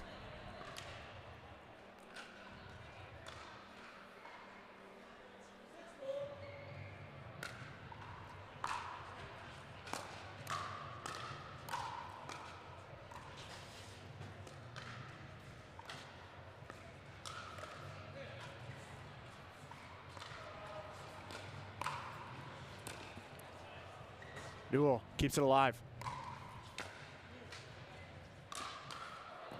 And that ball just misses wide. As Frazier tries to go for the off-court angle.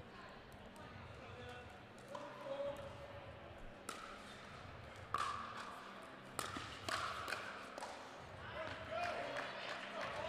think you're going to see a lot of shake and bake action here on the near side. I think they're going to elect to drive a lot of thirds.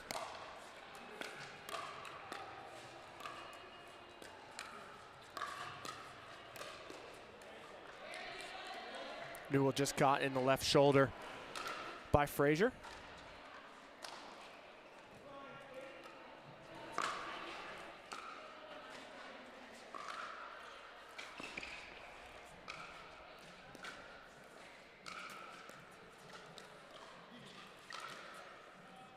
Rob going with the flick again, just misses wide. He holds that ball so late that it really freezes the opponent. But Tellez wisely lets it go.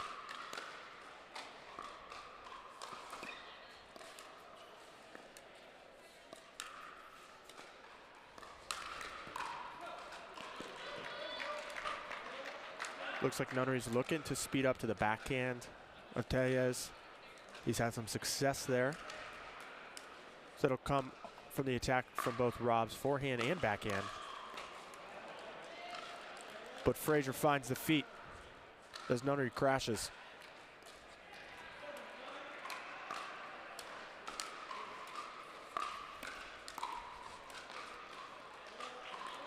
Frazier and Tellez looking to do a little bit of shake and bake themselves.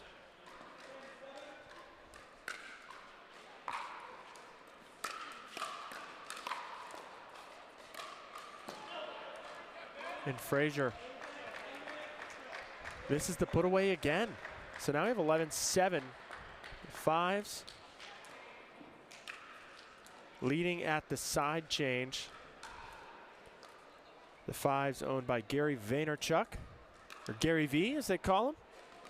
Managed by Ryan Harwood, who is sitting on the bench. And then the ATX Pickleballers owned by Brene Brown and Charles Kiley.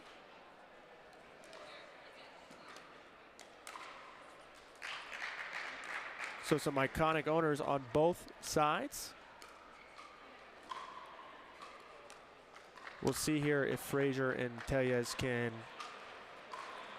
find some rhythm. Right now, Nunnery and Newell's offense has been spectacular.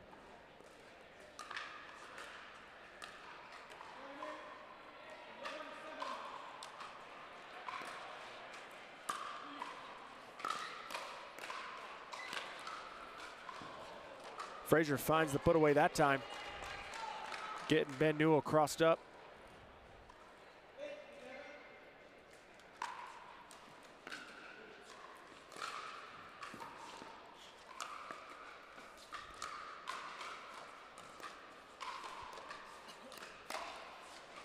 Nunnery with the pancake, the frying pan.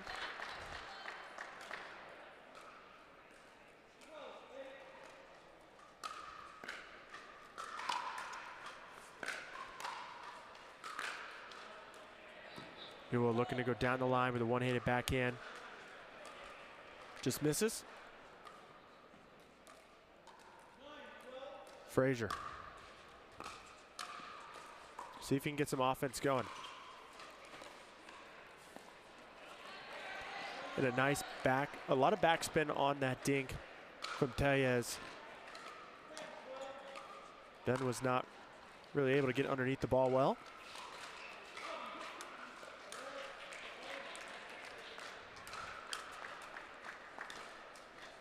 But they get the ball back right away after a missed third.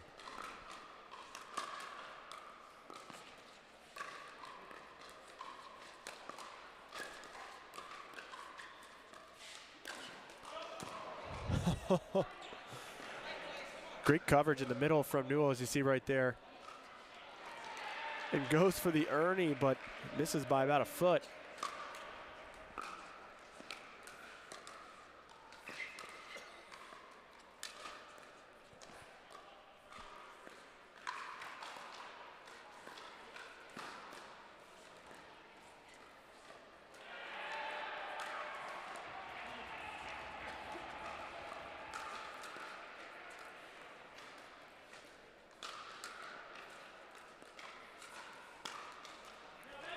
Pablo Tellez pulling the trigger down the line, runs around the backhand. You can see here, holds it last second. You can see Rob start to lean towards the middle. Tellez finds it down the line.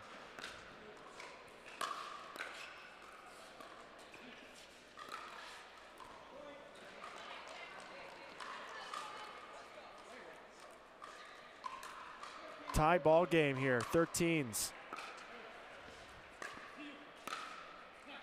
But Rob finds the inside out backhand, just catches inside the line.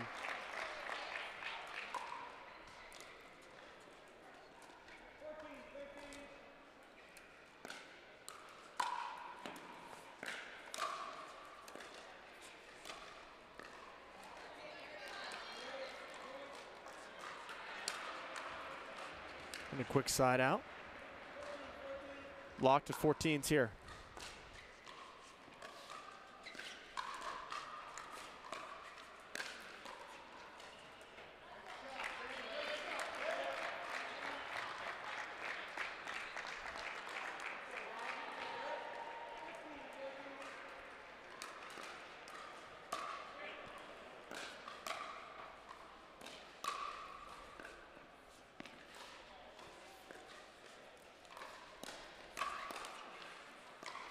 Great hands. And Frazier threads it through. Yeah, that ball lifted just a little too high off the paddle of Nunnery.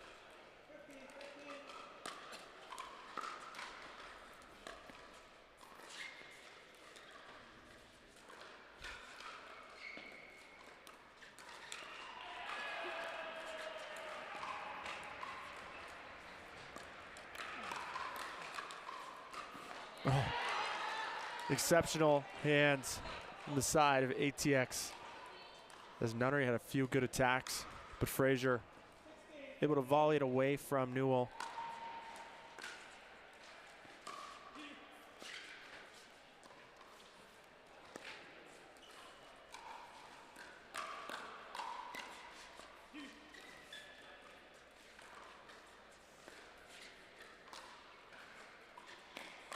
ATP gets it done.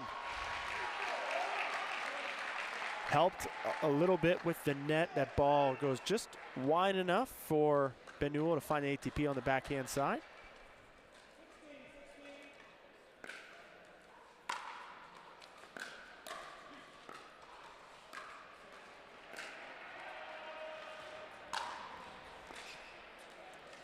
That ball is going to go just wide. The ceiling is pretty high here, so throwing up some desperation lobs gives yourself a lot of time to get into a better position, but that one just goes wide. What a close from Frazier, but just pushes long. Nice backhand roll from Nunnery. We're tied up here, 17s.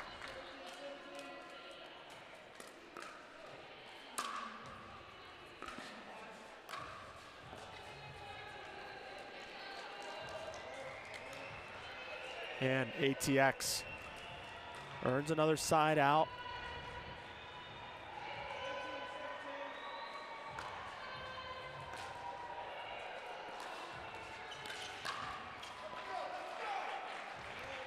Side out after side out. Here is the story of the last few points. Both teams struggling to score when they have the ball.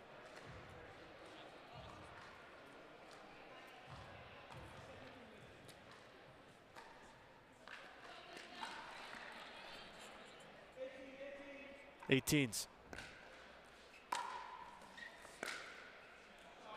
And that ball tips the net and lands just in.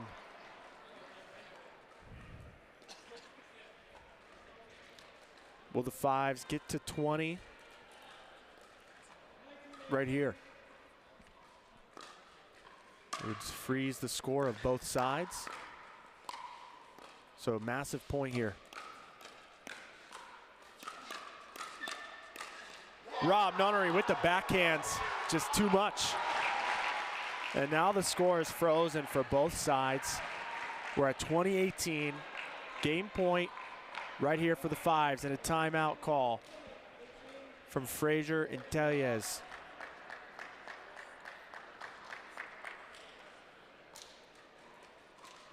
Great offense, and way to keep going there for Nunnery, as Frazier was wielding off everything that he was throwing at him.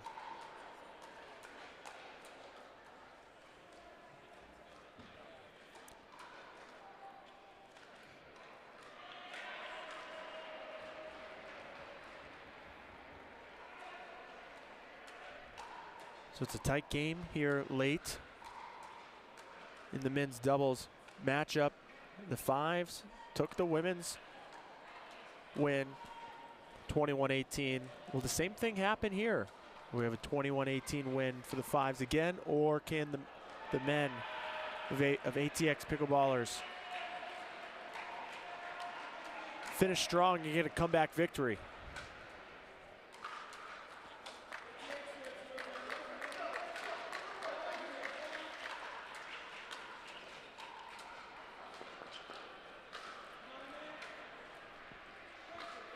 Game point right here.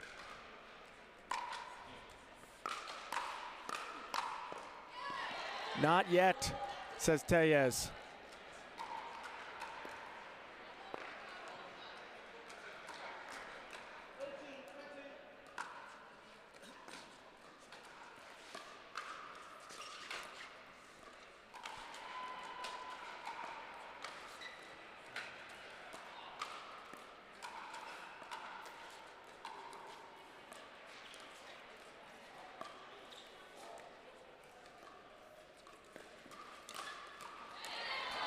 Frazier getting big in the middle. But a good setup dink to push Ben all the way off the court. Rob having to cover essentially the entire court.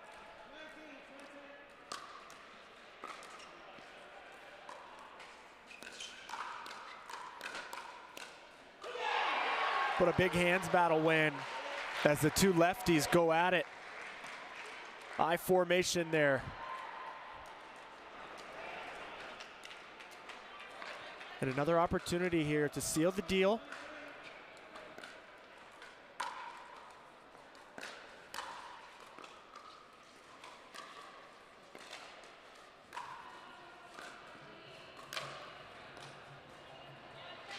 Not yet. Looked like Nunnery thought that Frazier's overhead was going to go off court. Newell went to cover the middle.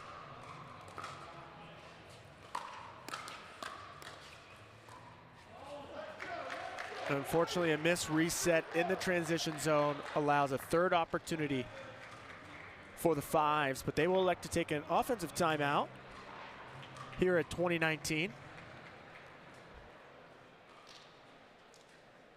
So the fives have had a trouble scoring here on match point.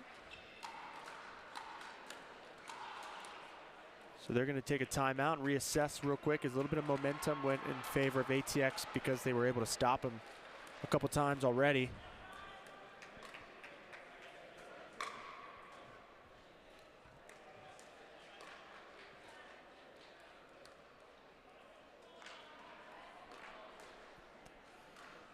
On the paddle of Ben Newell.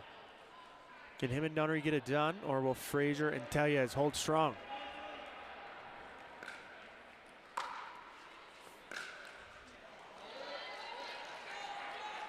They're holding strong so far.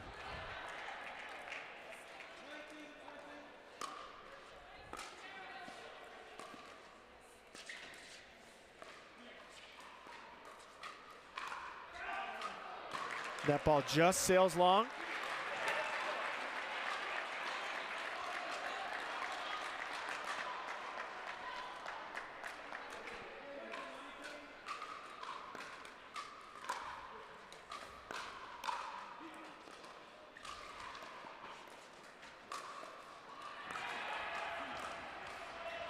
Nunnery with the flick into the body of Tayez at first. Misses the second. Another opportunity to tie it up.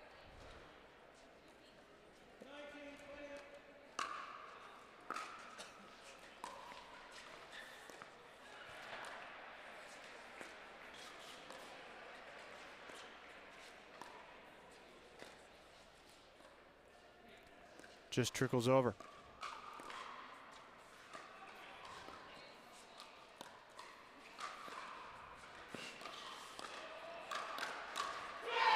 And a big hold as Newell with no fear. Standing strong at the kitchen line. Another opportunity.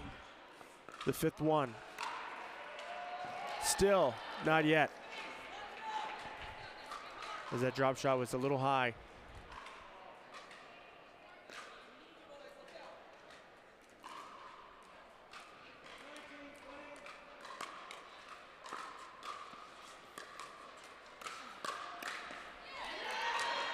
And now they've tied it up 20-20. Frazier into the body of Nunnery.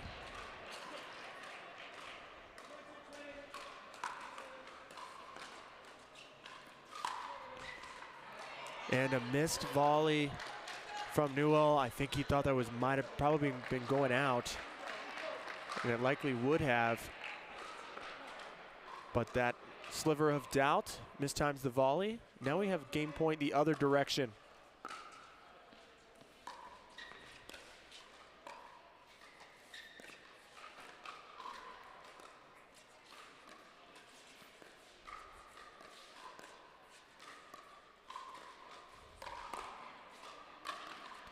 ATX holds tough, fends off 5 game points, able to come back and win it 22-20. So we're tied in this series, folks. Don't go anywhere. We got mixed doubles coming up next.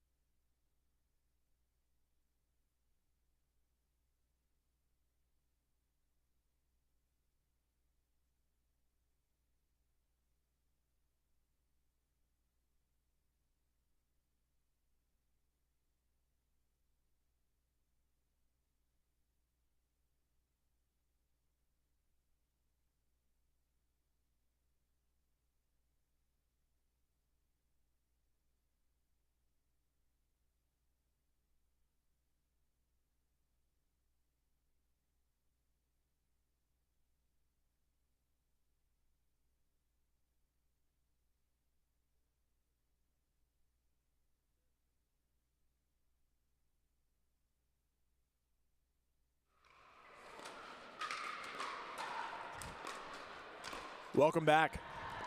Columbus, Ohio here. The third and final stop of 2022 Major League Pickleball.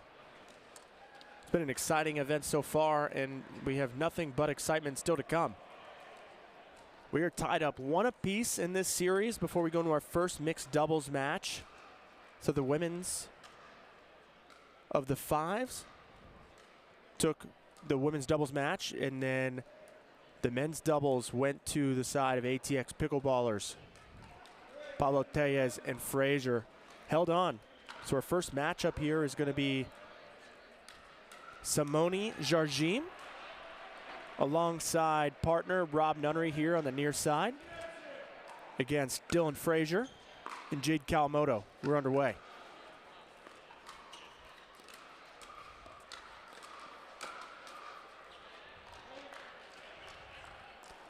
An early mistake, but she was just sitting. The ladies have been sitting for a minute, so sometimes it takes a few points to find the touch.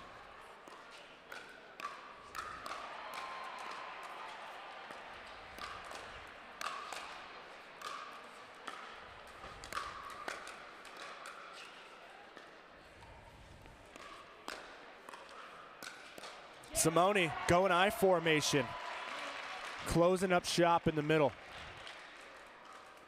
Then a nice inside-out attack into the body of Frazier. Unexpected.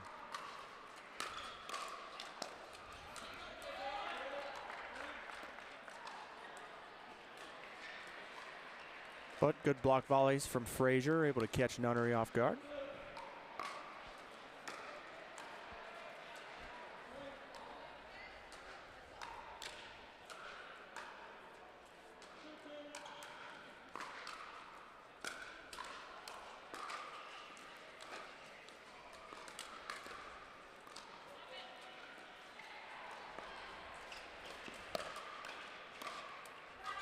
That one just long.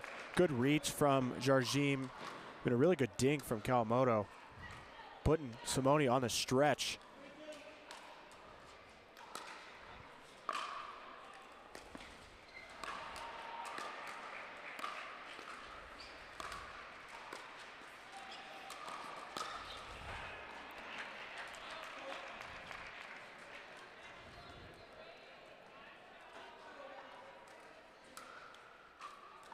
Simone here, 4-2.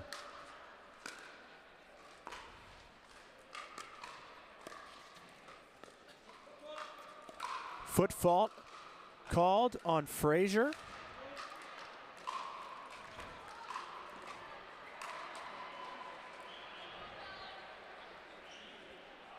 Frazier arguing. It's pretty rare to see Frazier question anything, really.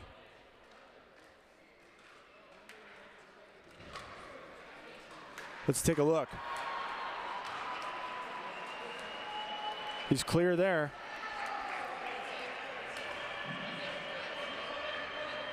Huh.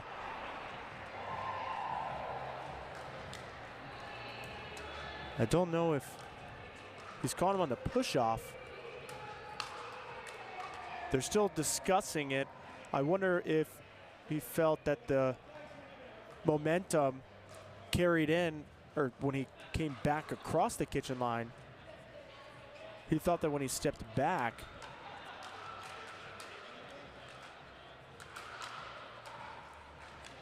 I'm not too sure there. Because then on the second ball, it bounced.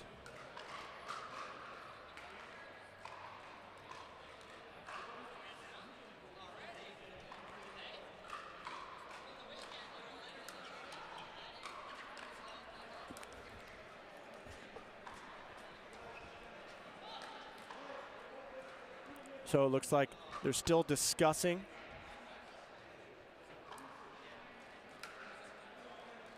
At this point, do you call a challenge?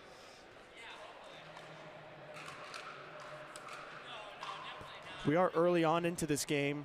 At this point, do you call that challenge and get another look at it?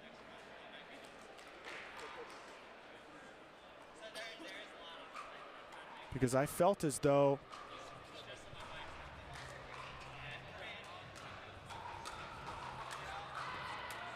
because he stepped back in to play the next ball, but he had already reestablished outside of the kitchen.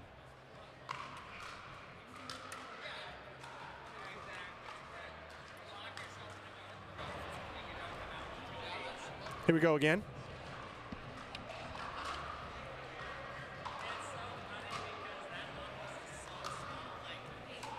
But see, I think he's reestablished. I don't think it was momentum. I think he's trying to get back onto the court.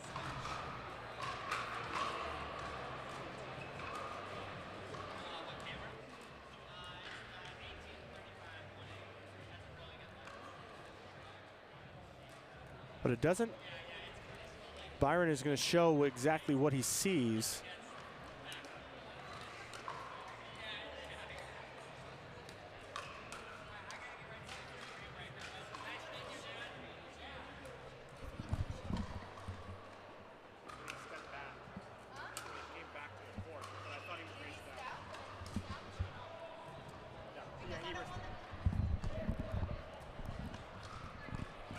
Somebody coming up to the booth asking me what it is. I said, well, I can't really say that. So they're going to go video challenge.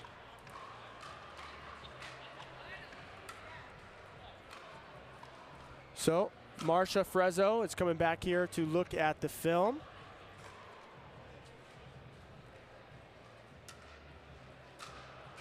So he's going to reestablish, and then he's going to come back. And what happens is he reestablishes on the outside. He reestablishes on the outside and then comes back into the court. But I don't think it was a momentum issue.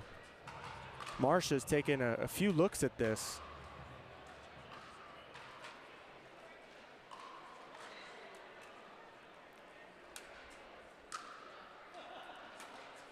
Still having another look.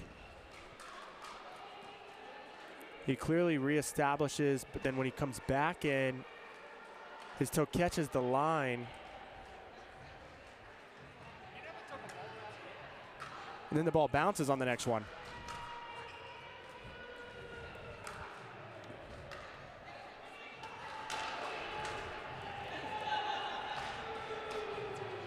So here he catches the volley. He's good. He establishes clean, and then he comes back. And then dinks. I don't believe that Frazier should be called in the kitchen here. But that's why we have video review. So Byron and Marsha Frezzo are discussing. Looks like we have an answer.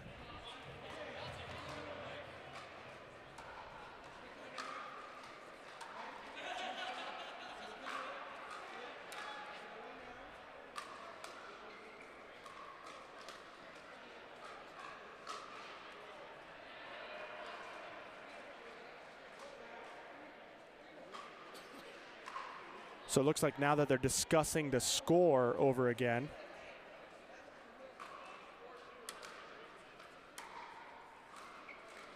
So it looks like they're replaying the point. As Simone laughs over here in the booth for the confusion. But it looks like it'll be replaying the point, 4-2. So I believe the right call was made after the review.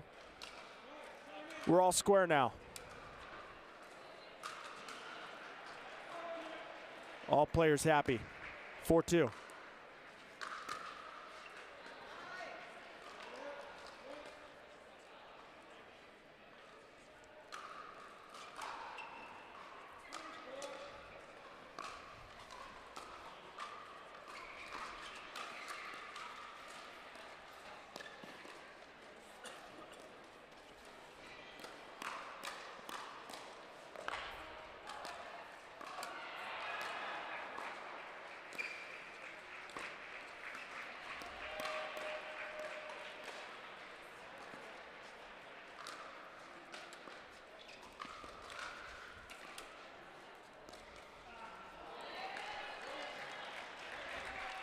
One of the longer points we've had here, and we've had 2 straight points after that extended break.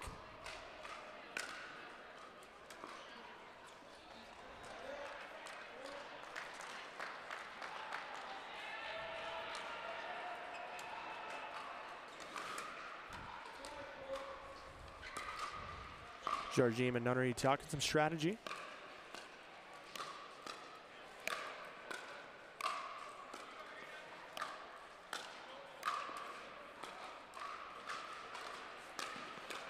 Rob Nunnery with the big close. Coming in big through the transition zone. Nice forehand or backhand roll.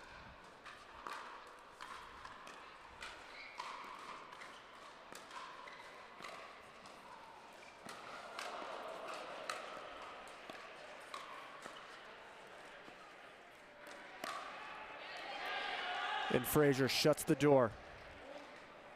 As Simone says, my bad.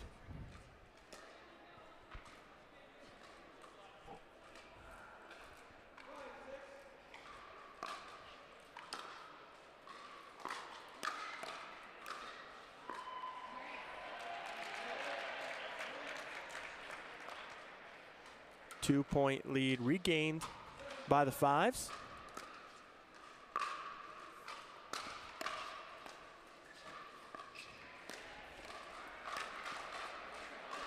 And a nice backhand roll again from Nunnery.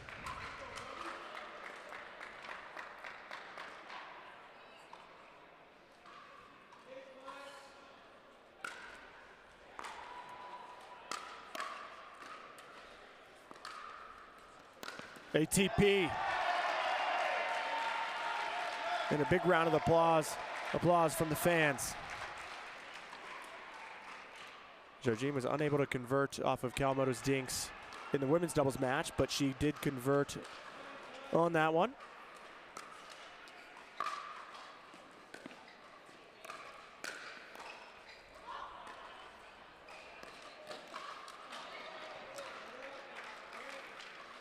And Frazier sneaks it in the middle. Rob just a little late.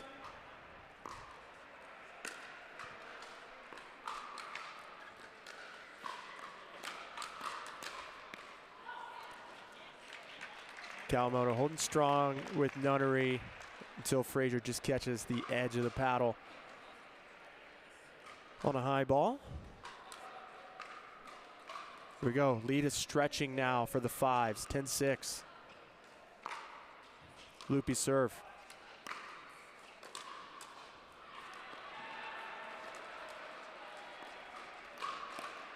And Simone getting nice and low. Speeding that ball up low to high. See it again. Catching Frazier just off guard right into the right shoulder, which is a great spot to hit it to if on the forehand side. Does he get chicken winged?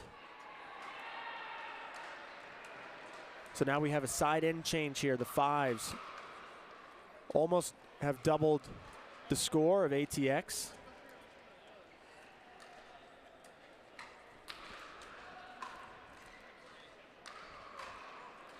Kawamoto and Frazier need to find a way to get into their strengths. Frazier looking to speed up balls and get in those hands battles. Kawamoto in women's doubles did a really good job of moving Simone around with her dinking. She gets a lot of top spin on those dinks, especially when she goes inside out forehand. See if they can pull Simone off the court and open up some space.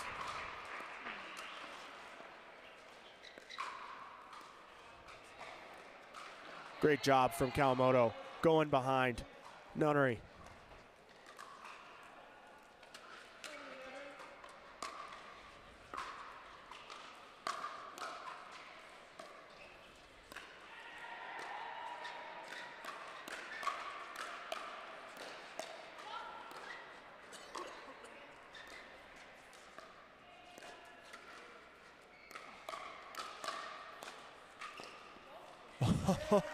Excellent hands. I think Kawamoto thought that was going to go just wide, and it caught the line You can see here, she kind of hesitated a tad, and it just landed on the line.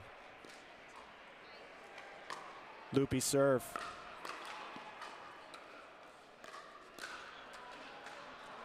And Simone just a little bit too far back.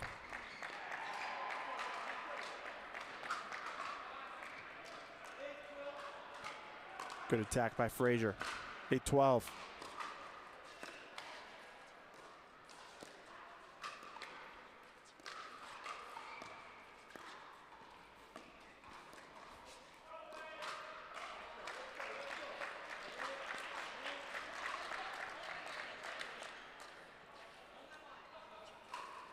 That one just doesn't get the friendly roll Kawamoto was hoping for.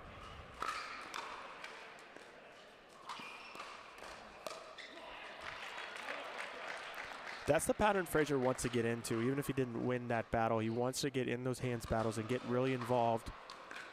You see, it's some of the fastest hands in the game.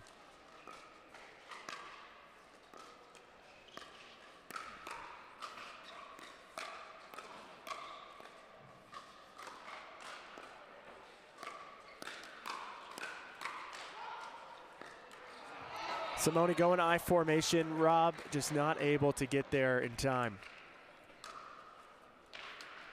I love to see it's so untraditional of mixed doubles with the female player taking up a lot of the middle.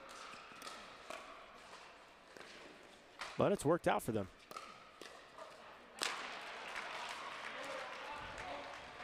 Nunnery is so sneaky with those low to high attacks off both the backhand and the forehand. They come from either side.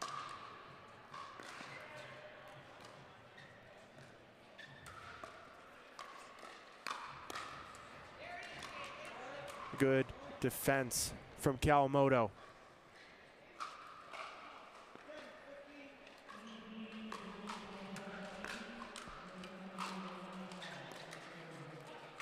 ATP. Defended but pushed wide. Great job staying patient from Kawamoto, letting that ball come out wide, give herself an angle to work with.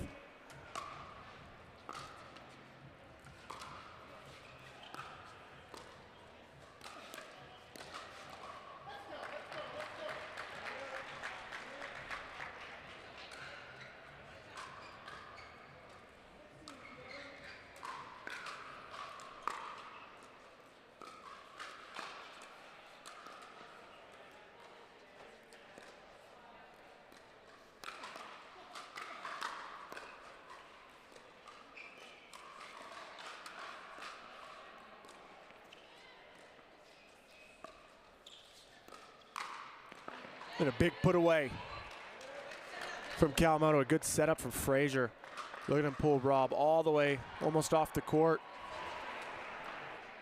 allowing the lefty Kawamoto to clean up the mess.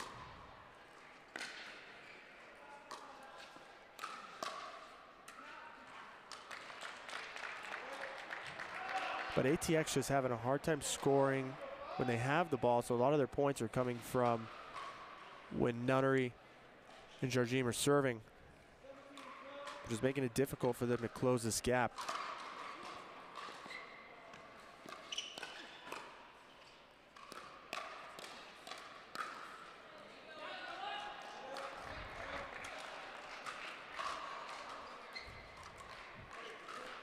See if they can get one here.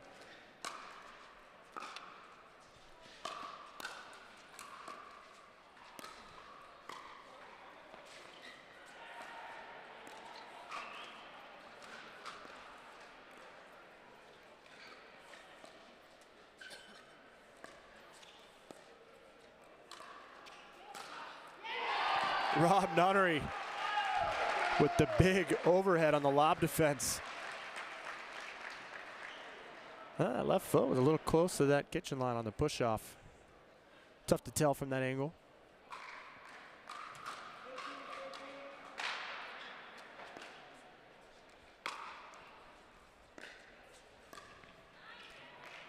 A nice drop shot from Jardim. And a timeout on the near side from ATX Pickleball.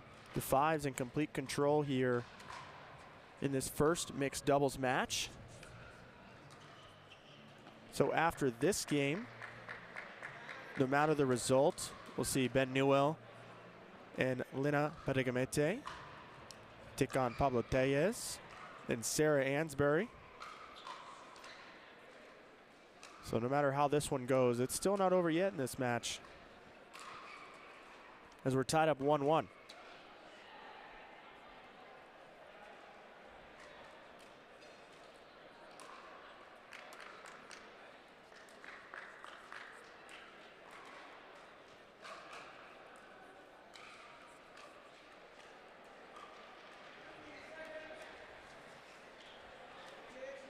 Just about to get back underway as Nunnery's toweling off.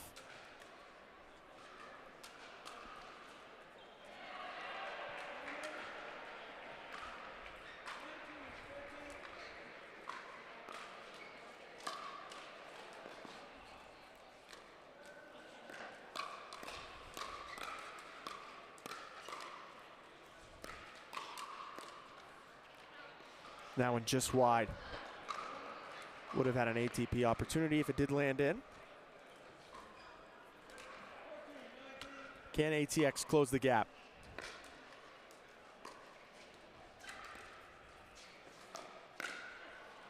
ATP defense, and it was just out.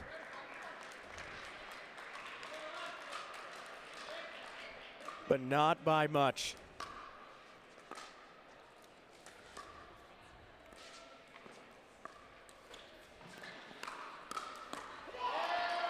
Rob Nunnery getting big. Because now they have game point and some points to spare.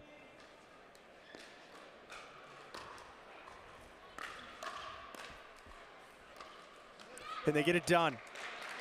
Off one try, 21-15. The fives take the first mixed doubles matchup, but it's not over yet. We got another mixed matchup coming up next. Don't go anywhere.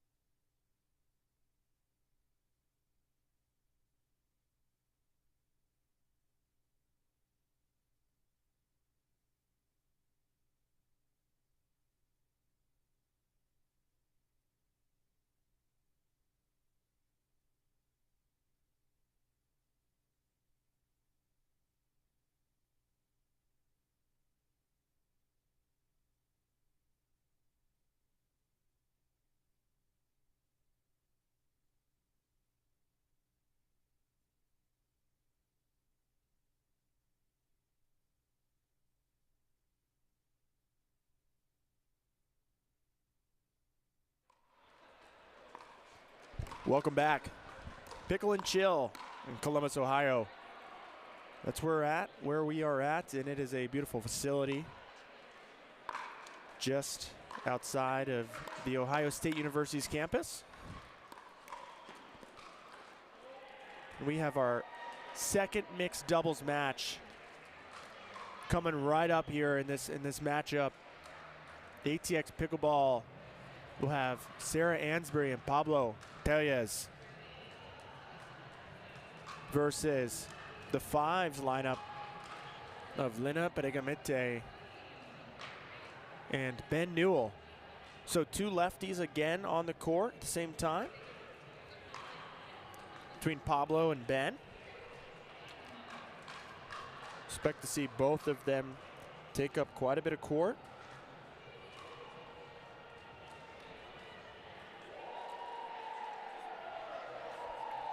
We'll see if Pablo Tellez and Sarah Ansbury can push this into a Dreambreaker.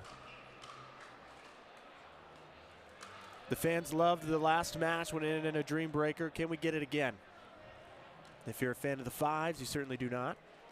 As if the fives win this game, they will take the match 3-1. Put themselves in the driver's seat to make it out of pool play. But we're underway. Ben Newell serving.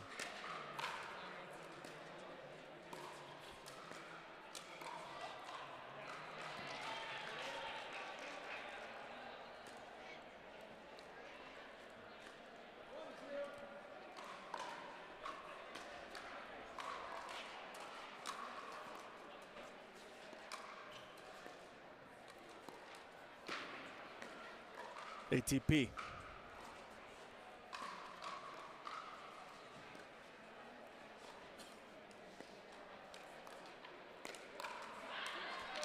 And Lina with the speed up. So it's an interesting lineup because you have two lefty males. So usually you have the men play on the left in mixed doubles, but it's backwards for both teams.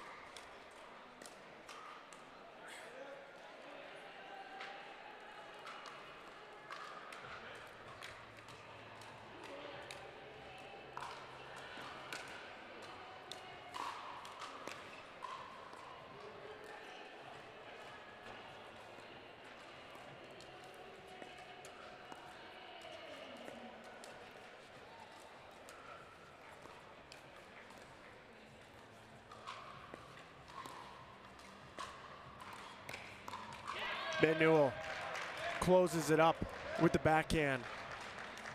Ansbury tried to find the right shoulder, but Ben quick to get the paddle, able to hit down on the ball.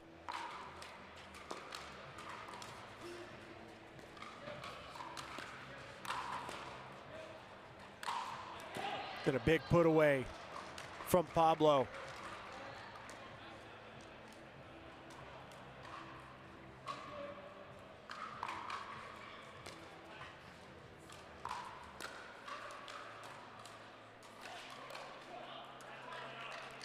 Pablo looking to crash with the backhand, with the forehand, but Peregamente went to the backhand side. Taylor's a little late to the ball.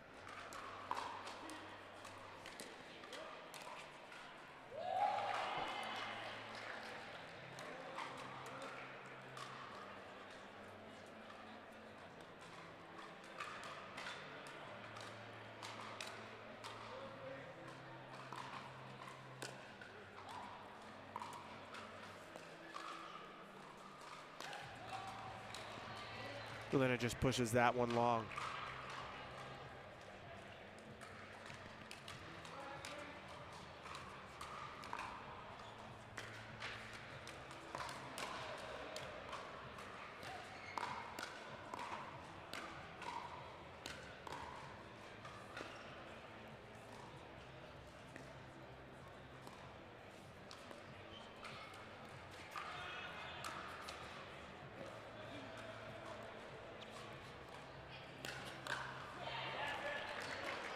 Nice spot from Peregamente. Able to push Ansbury to the side of the court, opened up the middle. Ansbury was able to get a paddle on it, but just a tad late.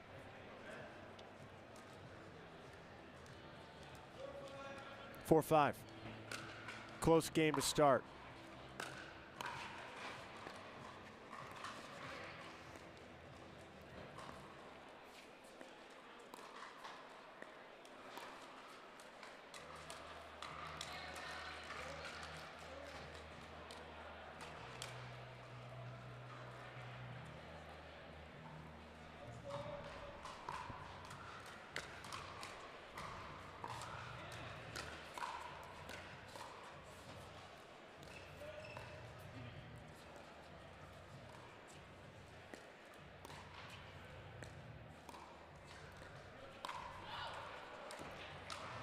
That ball just long off the Ernie attempt.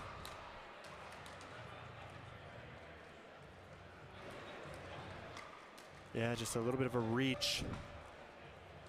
Not able to get on top of the ball.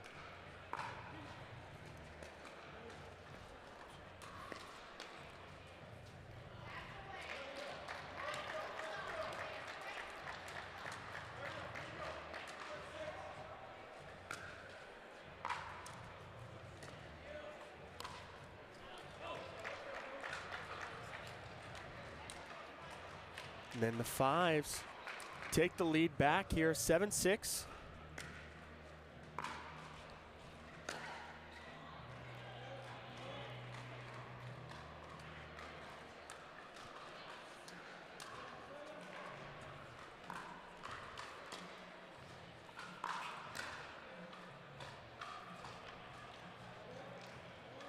So the fives able to get a side out right away, maintain their 1-point lead.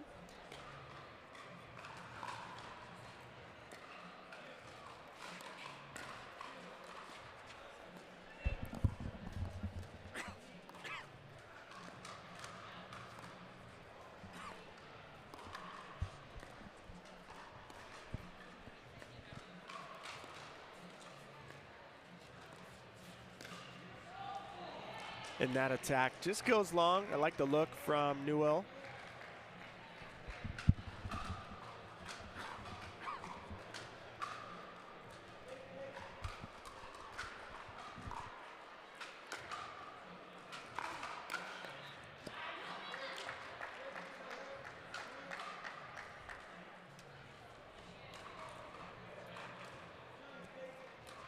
Nice spot from Benigamente. Catching Pablo, transitioning up to the kitchen.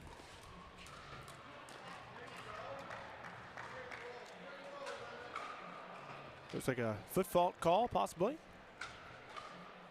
So 10-8. 2-point lead now for the fives.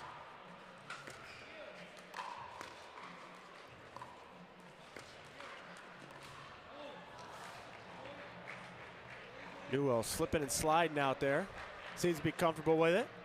And now we have a change of ends at 11-8 for the fives. In control.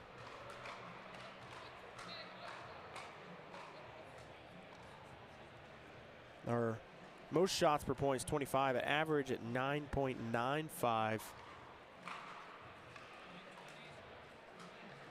So some of these points are going pretty short. Story here, Pablo Tellez has 2 kills to 7 errors, which add up to just over the deficit.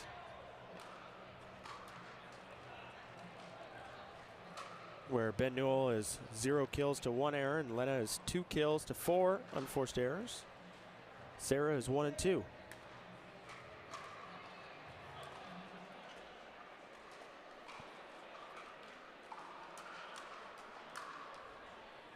When Sarah Ansbury takes the third shots, they win 50% of the points. When Pablo takes it, they only win 25%. So interesting stat there.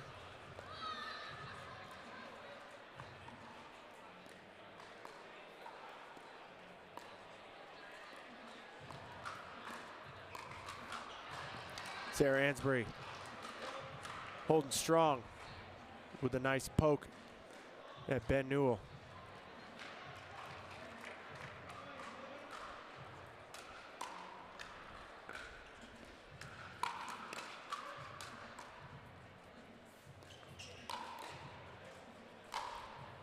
Big overhead from Pablo.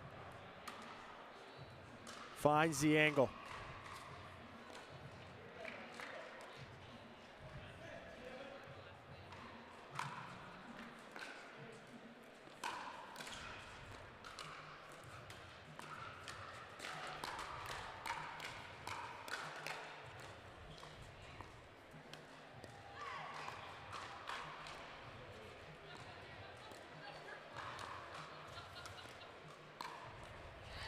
And Sarah Ansbury threads the needle with a reach in on the backhand. You can see she didn't move back closer to the tee.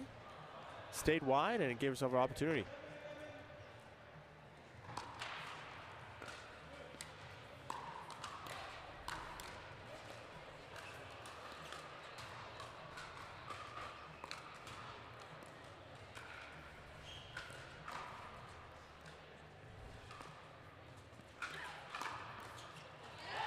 And a nice attack from Ansbury up high to Newell.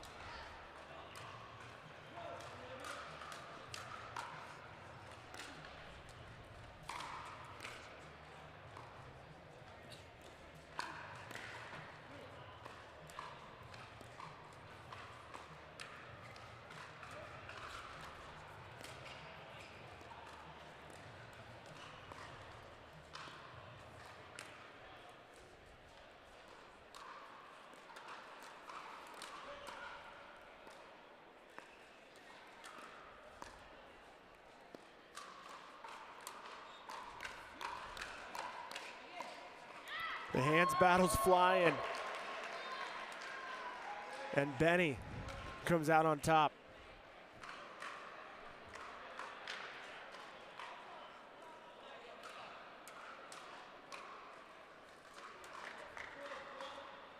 Tie ball game, 12-12. And that return just goes long.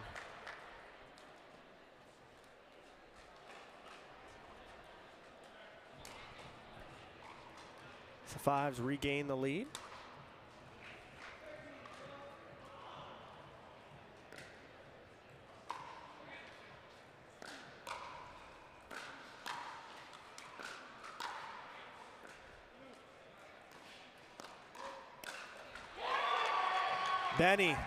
Ben Newell getting big in the middle. Starts it off with the backhand flick.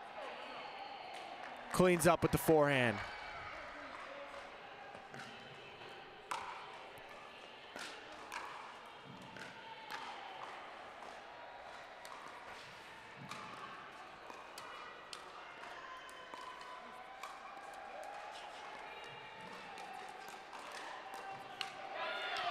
And Lena Pedigamete forces the error on Ansbury. They had just lost the lead, but now they're back up 3 points.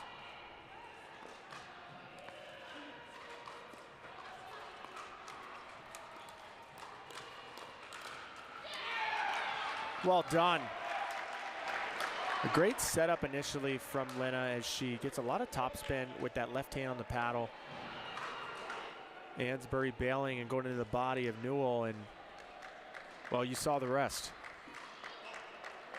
So now we get a timeout from the side of ATX Pickleball. They had the lead at one point, and now that has slowly dwindled away as they're down 16-12 in a must-win situation.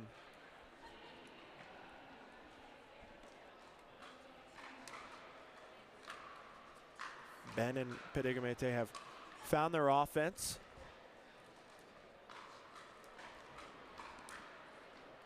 Where Ansbury and Tellez have not come out on top with the attacks and the hands battles over the last few points.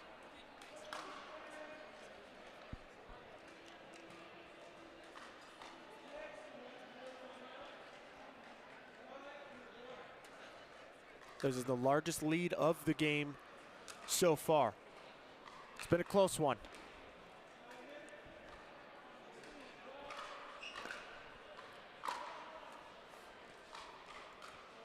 As the ball rolls onto the court from some other players warming up.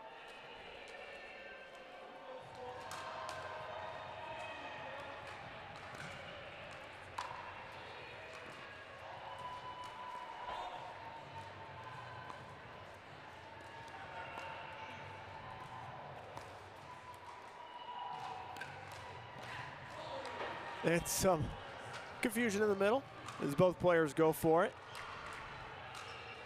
And a successful timeout call as they get the ball back. Now within 3.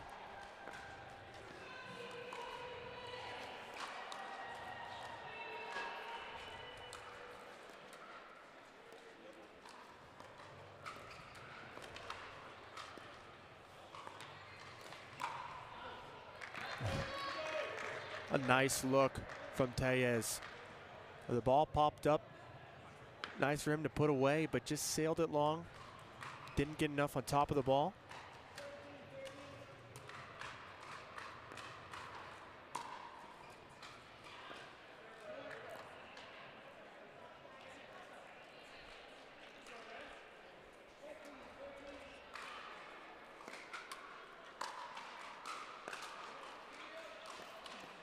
Ben with the net cord.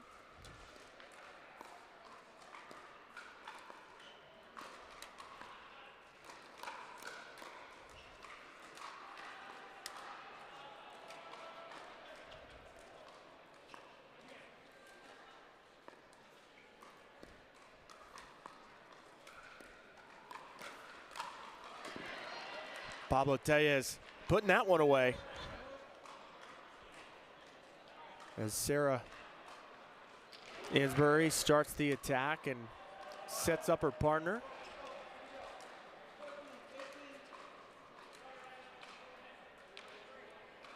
A little shoe tie here.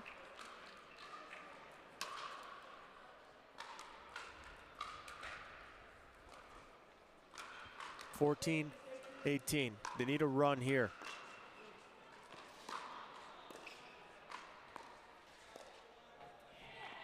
There's one.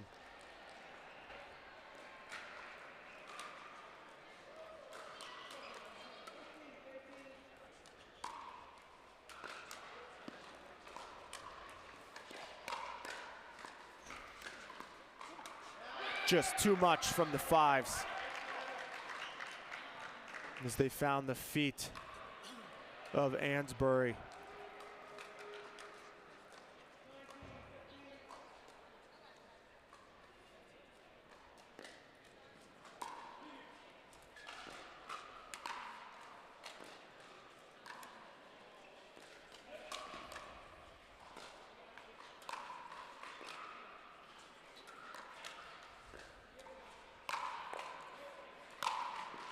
Big put away from Tellez.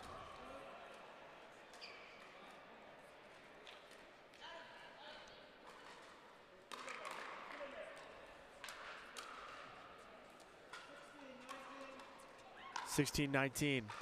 They need to make a comeback here if they want to move on to the Dreambreaker. Ansbury doing it herself. And a timeout on the receiving team, the fives. So now a 2-point game. The fives, this is a big point. Because the next point the fives win, they'll move up to 20 and be frozen. If ATX can at least get to 19 here, they'd be in a good position.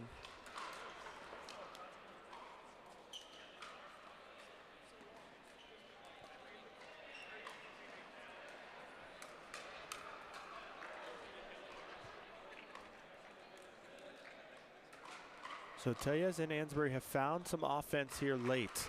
Can they keep it going?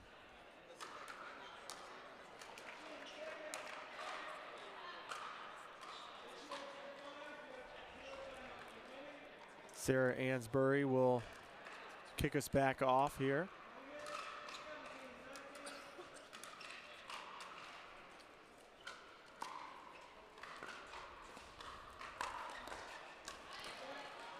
And a missed volley from Newell. So he wanted to hold on to the ball for a second, give himself some more time. 18-19. Oh, Pablo had the setup perfect, but now there's a game point going the other way. 2018.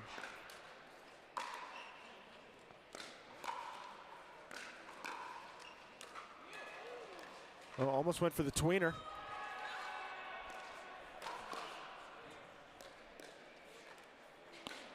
And they get it done. The Fives take this one, 21-18, and win the series 3-1. So that'll do it for this matchup. We have more action to come, and Brandon Sekpong is coming in to give me some relief here in a minute. But we have another match coming up at 3 p.m., so don't go anywhere. We'll be back.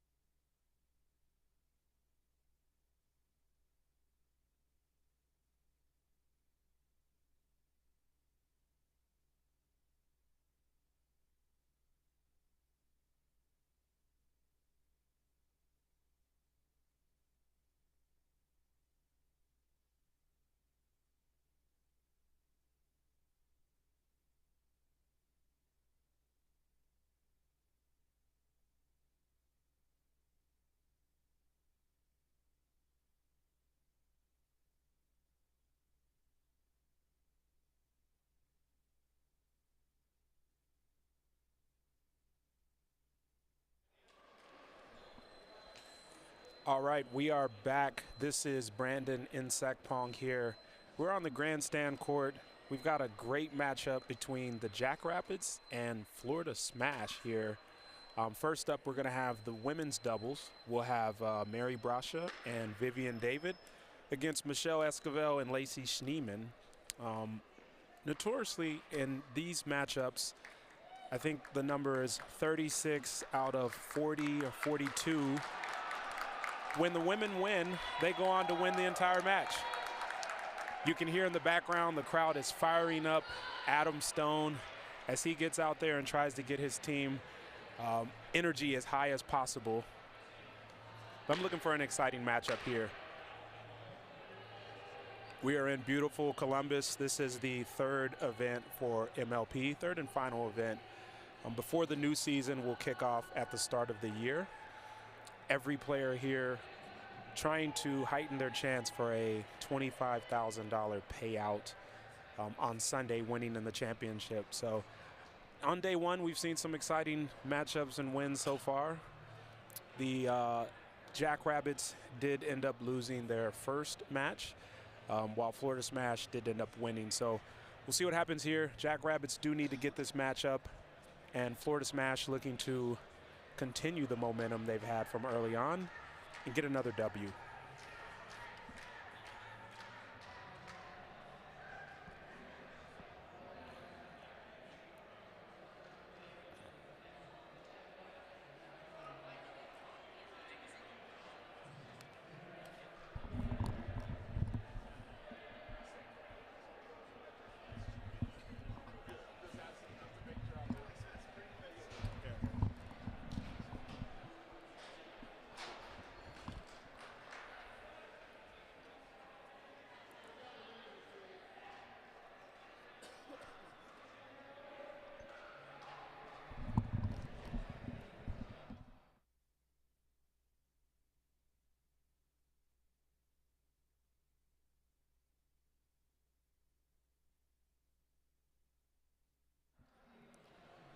All right, Maggie Brasha and Vivian David just going over a little bit of strategy before we kick this one off. Referees are getting ready as well. Be interesting to see what strategy each of these teams come up with, and honestly how quickly they pivot from that strategy if it's not going well. I think that's one of the hidden things here at MLP. You're going to come in with a strategy on a team, and if it's not working, you've got to reset and pivot and find another way, another avenue towards the win. Here we go.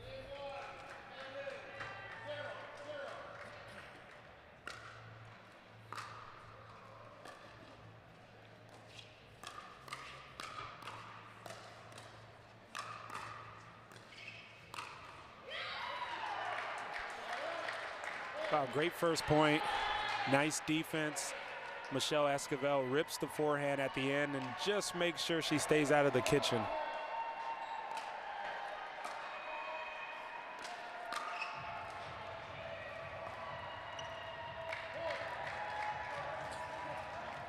And you can already see for Florida Smash, they're looking to come out and, no pun intended, smash the ball as many times as possible and shorten these rallies. Great placement there by Vivian David. She does a really good job of getting low and making balls that don't look attackable.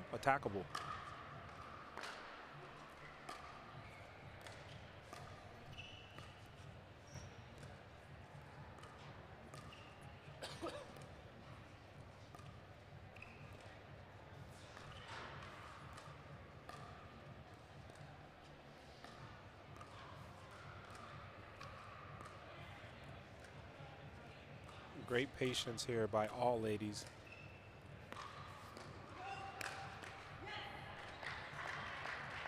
Michelle Esquivel goes for it.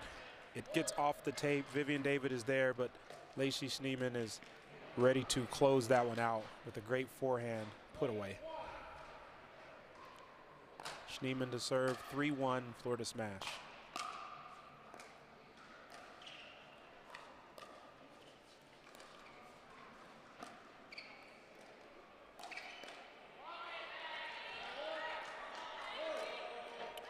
Great ball by Maggie. I think, Jackrabbits are going to need to make sure they put pressure on Florida Smash and don't let them dictate at the kitchen line.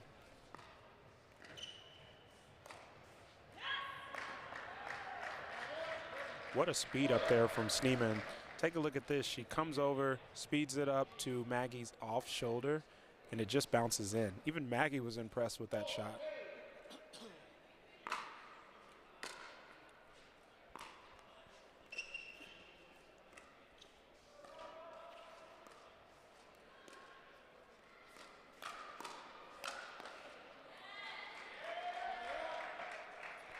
Speed up by Esquivel. Brasha handled it really well. And then it falls in the lap of Vivian David to that two-hand backhand death trap, what I would call.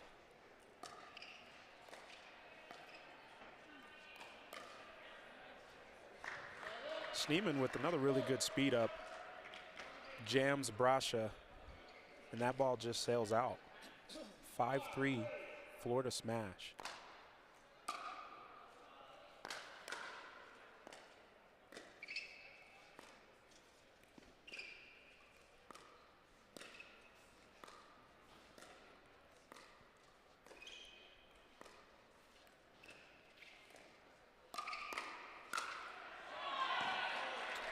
Wow, great setup by the Jackrabbits. That's the style of play that I think can help them win this game. Be patient, move the ball around, and then pick their spots.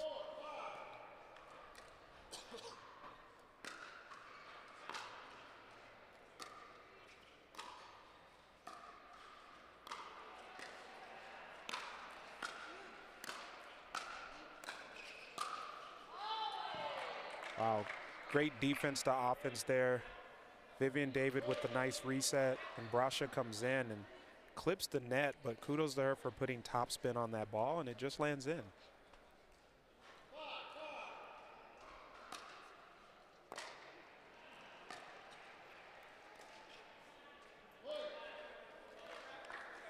Schneemann just wanted a little more cut on that ball than she needed. Just catches the top of the tape.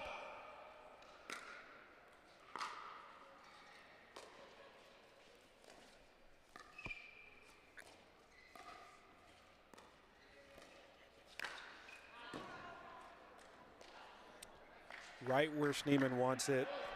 Couldn't have put it in a better spot. Just misses that overhead return. A little bit long.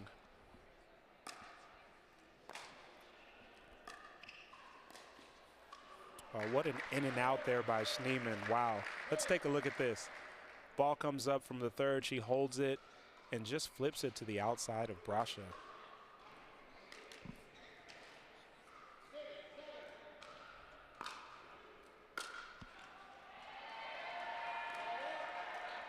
Return just clips the net for Vivian David. You see Adam Stone coming in. He's got some inside information on strategy.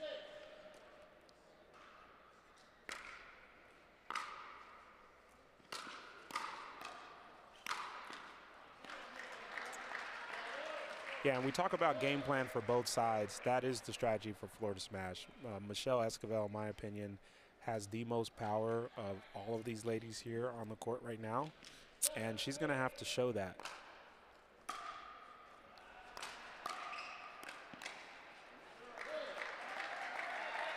Another in and out there by Lacey Schneemann. Look as she comes in and really defers to that forehand.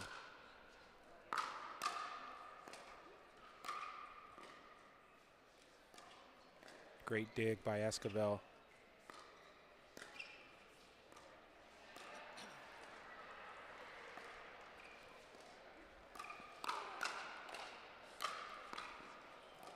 Wow, what a get by Esquivel again. Schneemann rips it through the middle, just barely misses. I think that's a ball, she'd like to have back. Feels like she can make, 9 times out of 10.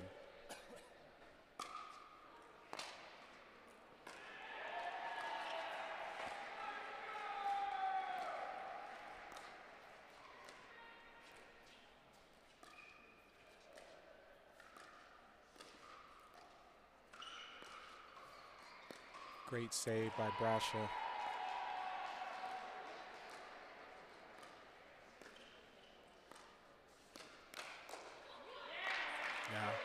Love the in and out decision there by David.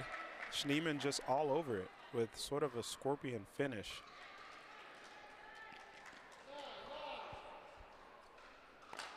Nine.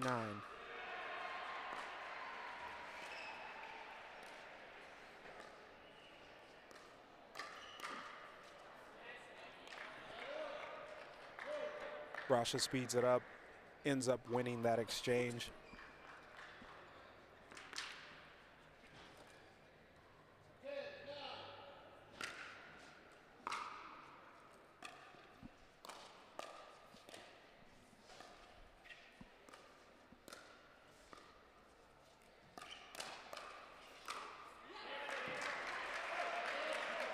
Yeah, see that speed up, not a fan of from Brasha there. She sped it up, wasn't ready for the next ball to come back. It ended up being high, and Esquivel puts it away. Florida Smash executing beautifully on their strategy right now.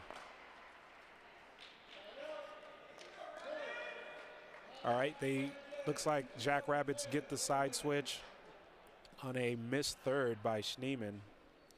Remember, we are in rally scoring, so in this setup, every single third missed, every return missed, it matters, right? And so it puts a lot of pressure on the players to continue their momentum when they're up, and also when they're down, to not let the bleeding get to be too much.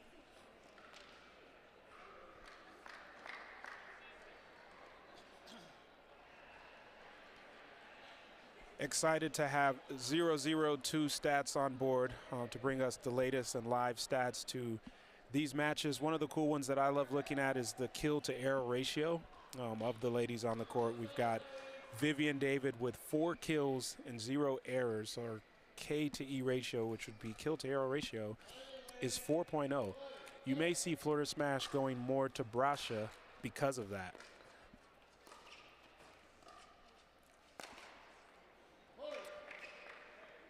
And you look there, right on cue, Lacey Schneemann looking to go at Brasha, just clips the net a little too low. Got to monitor your risk reward on shots like that in this format.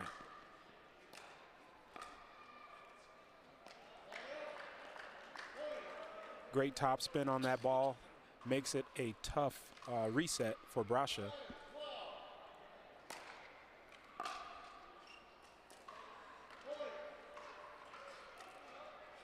Brasha just a little long on that return.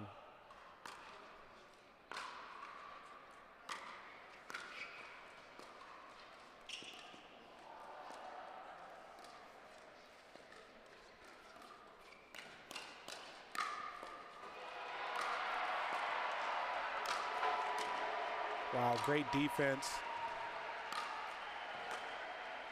Nice lob by Esquivel. Another lob. A third.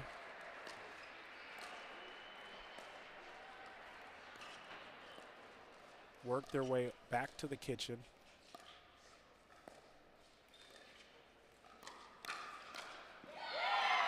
What a point. Great finish by Esquivel and Schneemann as she speeds up through the middle, and Schneemann hits a little Scorpio to finish that, but awesome defense prior to that to set them up and put them in position.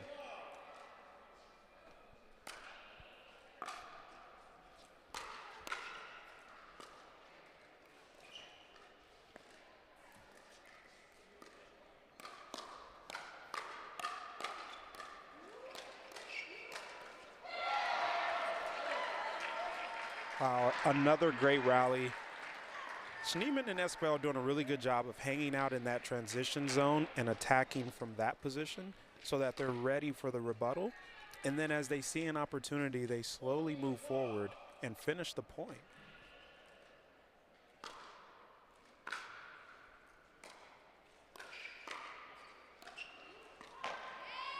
A little miscommunication there in the middle.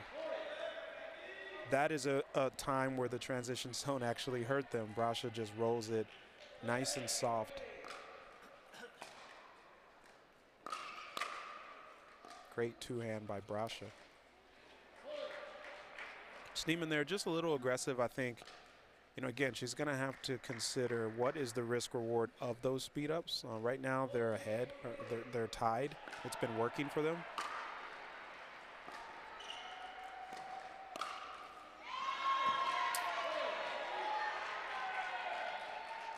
Yeah, Esquivel with looked like second guess what you wanted to do with that ball. It hung up a little bit and Brasha just closed in.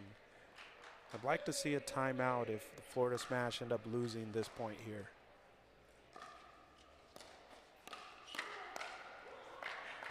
They do not. They get it right back. 15-15.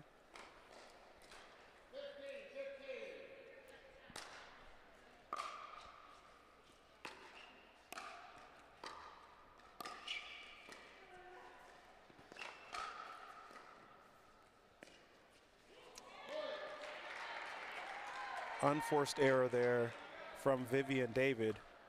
Very unusual. Sure she will shake that one off. 16-15 Florida Smash.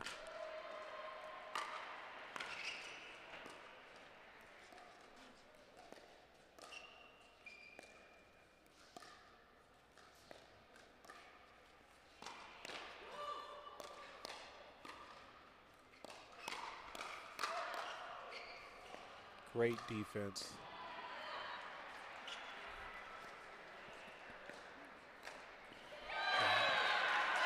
What a play. Michelle Esquivel is fired up after that. Watch this. Lacey Schneemann gets her hand in there, flips it through the middle. Nice forehand roll. Florida Smash 17-15.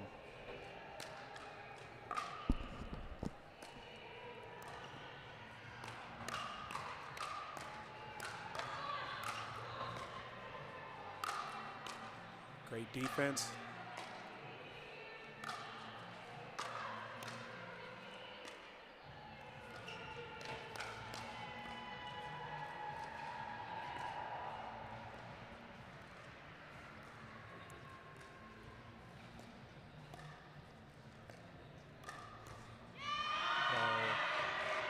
What a ball there from Brasha. Looks as if she's going to dink it back and just flips that ball right to the middle on the off shoulder of Esquivel and catches her. 16-17.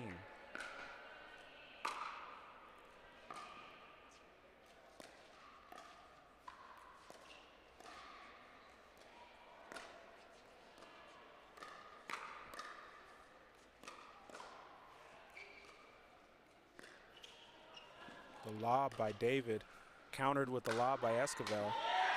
The put away by David. Nice power there. Straight through the tee.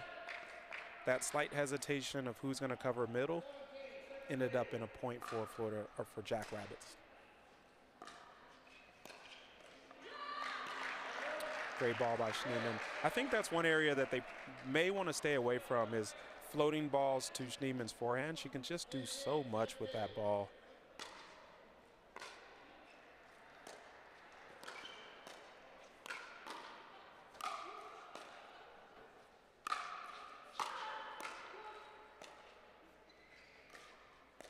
Great reset back to the kitchen.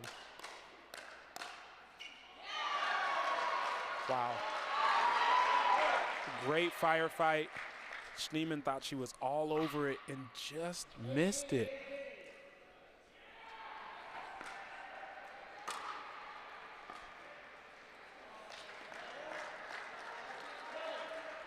Again, rally scoring, everything matters here. That third miss by Brasha is tough.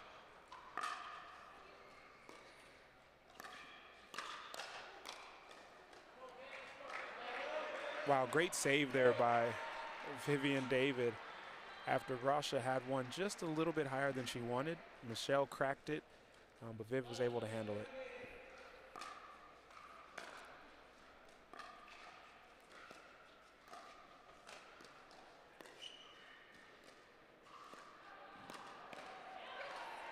Wow, a little middle confusion just a hair earlier causes that ball to pop up. Michelle strategically places it down the line and gets an unforced error. It is 2019. Florida Smash is now frozen at 20 and must win on their serve.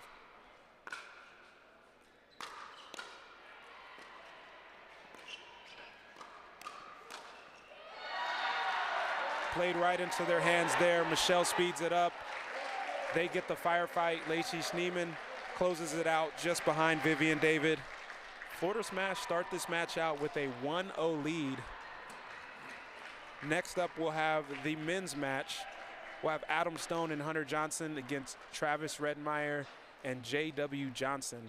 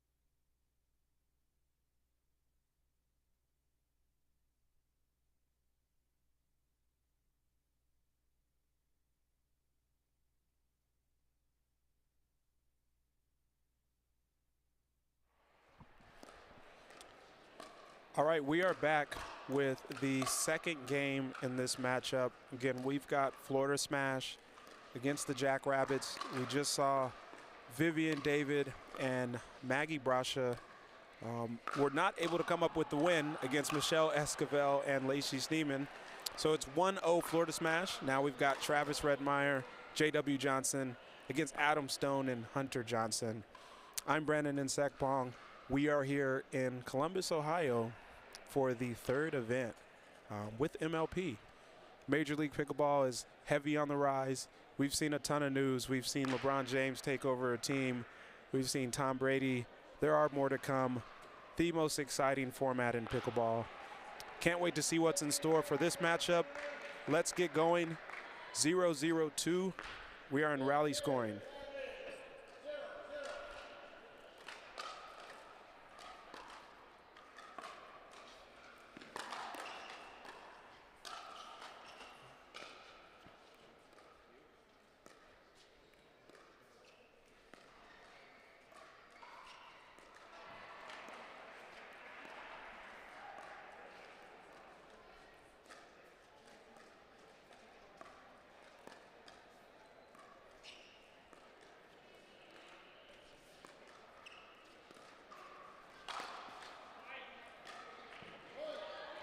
Right off the bat, Hunter Johnson, very patient most of the point, and then flips this two-hand backhand across Travis Redmeyer's shoulder.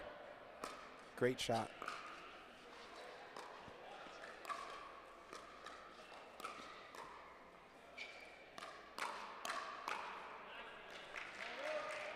Great speed up by Redmeyer.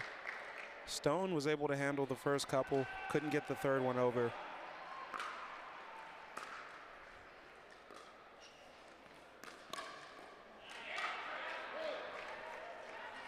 Johnson tries the speed up again with the two hands. This time Redmeyer's ready for it, punches it down for a winner.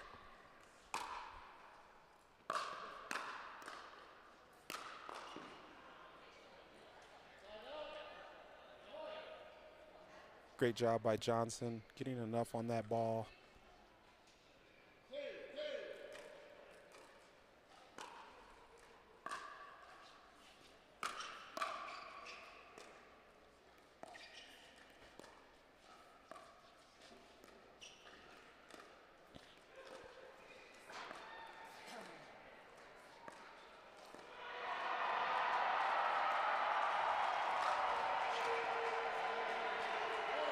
Wow.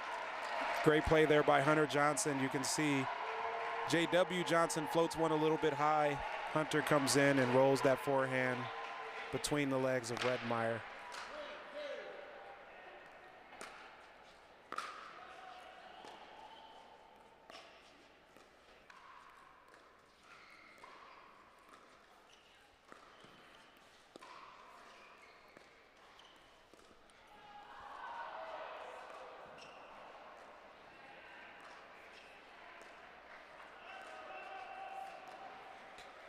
All four players pretty patient here. Now J.W. Johnson sees an opportunity, flips it. Hunter Johnson just forced that ball a little bit too hard, a little bit out there. 3-3, Florida smash.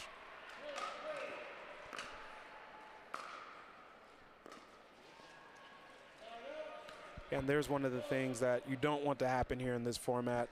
J.W. Johnson just misses that third short.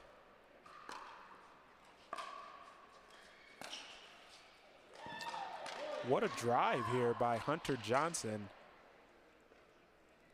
That ball just dips right over the net under J.W. Johnson's paddle.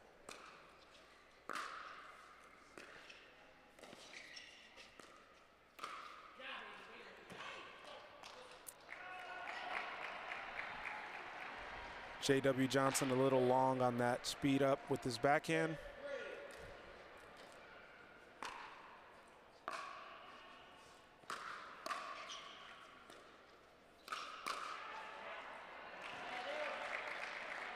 That ball's out on the counter from Hunter Johnson. Great eye by Travis Redmeyer there. One of the toughest things to do in pickleball. Let out balls go.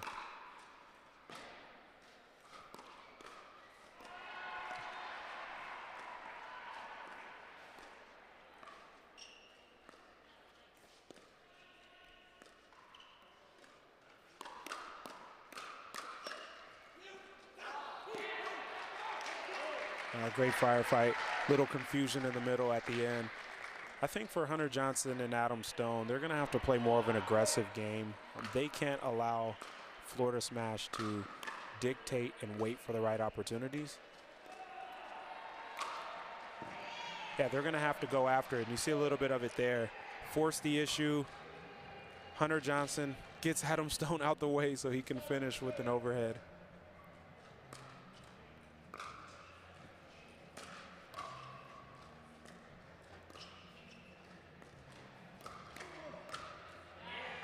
And right there is what I'm talking about. You see where there's a bunch of neutral balls. J.W. Johnson is going to pick his spots and find it, and then end up flipping balls that start firefights in their favor. Hunter Johnson and Adam Stone do not want that scenario, so they're going to need to create on their own before that happens.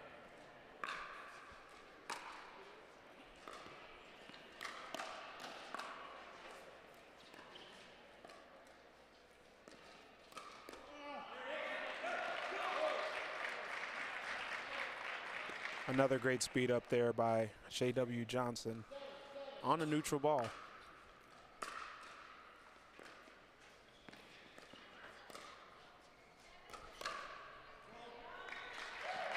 Great counter by Redmeyer. You can see for J.W. Johnson, he's starting to get some confidence in that flip now in this game. And it's setting up a lot for them.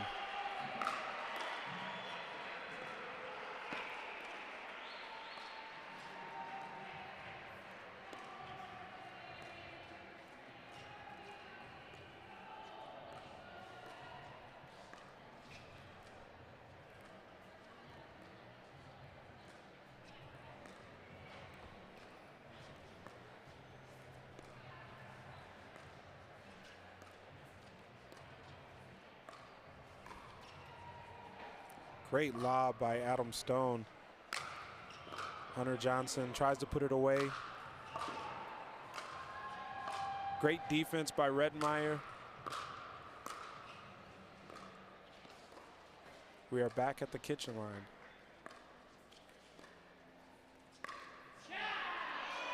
Yeah, I'll say a little premature there by Redmeyer. Feeling pretty good that they got back into the point, saw an opportunity. But I think for them and their strategy, they can hold off and wait till they see something that they completely like and then take their chances.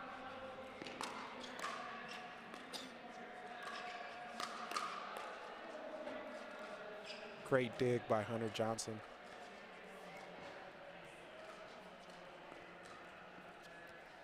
Just misses the bunny there after some incredible resets. Sometimes it is tough to reset your entire body after you've blocked a few tough shots, but mentally you've got to stay in it.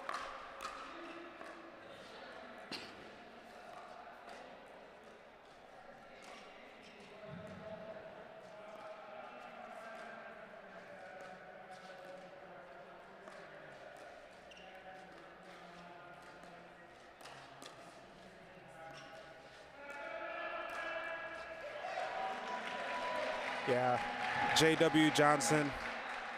I mean, it sounds like a broken record, flips another neutral ball there.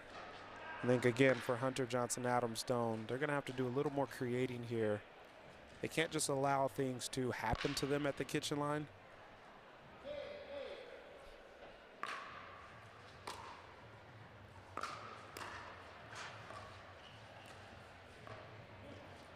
Great pressure dink by Hunter Johnson there.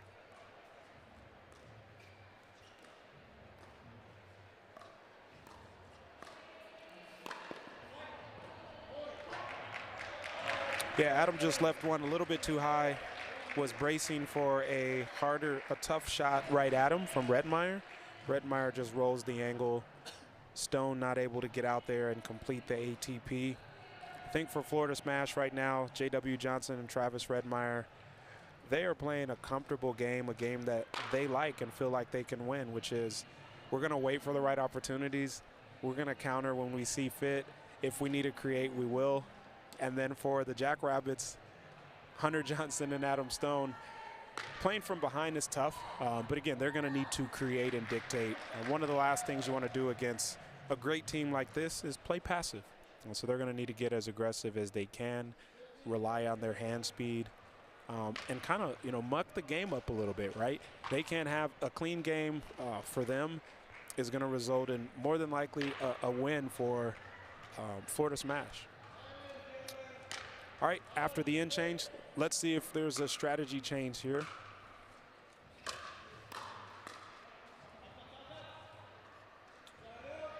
Just out there, good smash there by Adam Stone.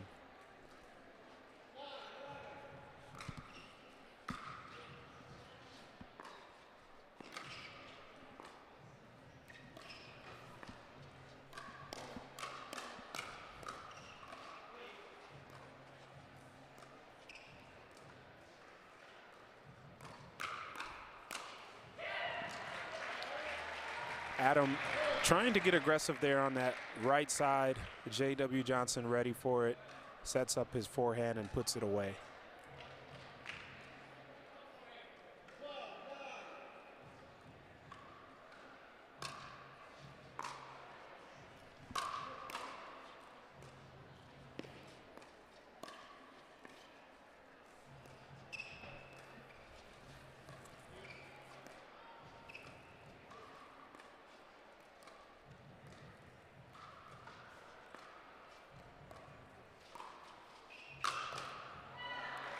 The lob by Adam Stone.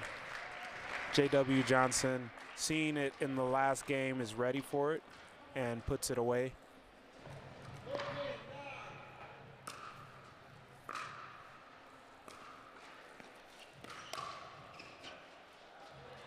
Yeah, I like that speed up there by Hunter Johnson right at Travis Redmeyer. Adam Stone would love to have that back and put it away with his backhand, as he's so familiar with. But I think that's a good strategy for them as opposed to waiting longer in the rally.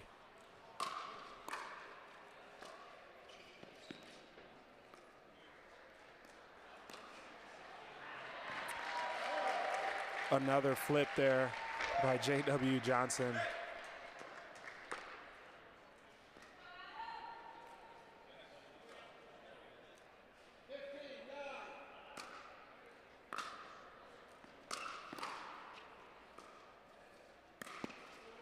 Wow, great Ernie there by Hunter Johnson. Adam Stone just misses the overhead. Timeout there by the Jackrabbits. Florida Smash looking as if they're rolling right now. Everything is working on their end. Let's go back to 0-0-2 stats. Some of the things that stick out to me. Average shots per point right now is just over 13. I think for the Jackrabbits, they're going to have to get that somewhere in the 9-10 range, which means they're shorter rallies, they're speeding them up, taking their chances, and seeing what can happen. For Florida Smash, the longer that the rallies go, with the talent that they have on their side, J.W. Johnson arguably, one of the top 3-4 players in the entire game. You're just giving them more opportunities to create.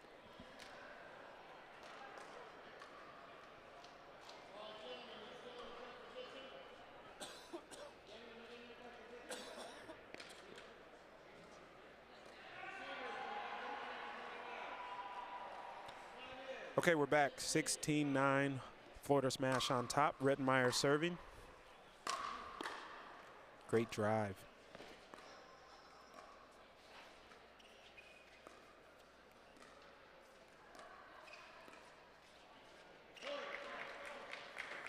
Yeah, and that's the challenge there, right? It's easy to say here from the booth that, you know, they should speed up as many times as they can, but in reality, there's a lot of pressure being put on them right now by Johnson and Redmeyer. Wow, what a dig. 2 straight. Great dig again by Redmeyer. Forces the unforced error by Adam Stone. You know, that may be a forced error just from the pressure that he put on from all of those digs and moving closer to the net. Florida Smash feeling it here at 18-9.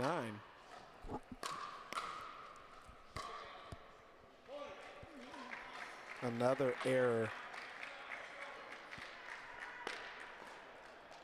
And although this game looks like it is getting out of hand at 19-9, Jackrabbits have to stay focused because the match is not over.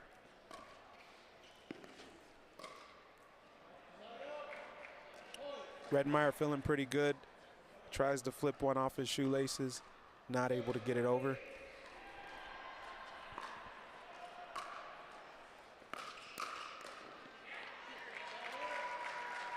Yeah, great ball there.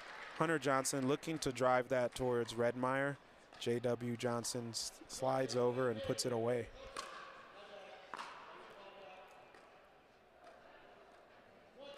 Score is 20-10.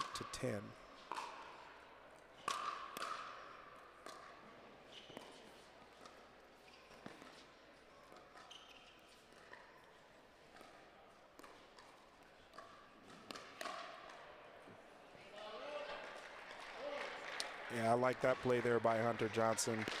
Speeds up the forehand at about 70–80%, waits for the reload, and notices that ball's going out.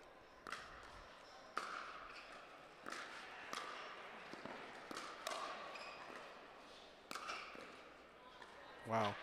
Great defense by Redmeyer and J.W. Johnson after Hunter Johnson fires a few backhands straight at them. Still able to come on top.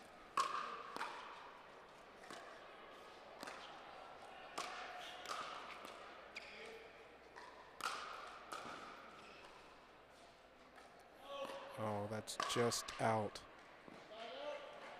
Almost a really great dig there by J.W. Johnson. Adam Stone seeing it just a few inches out there.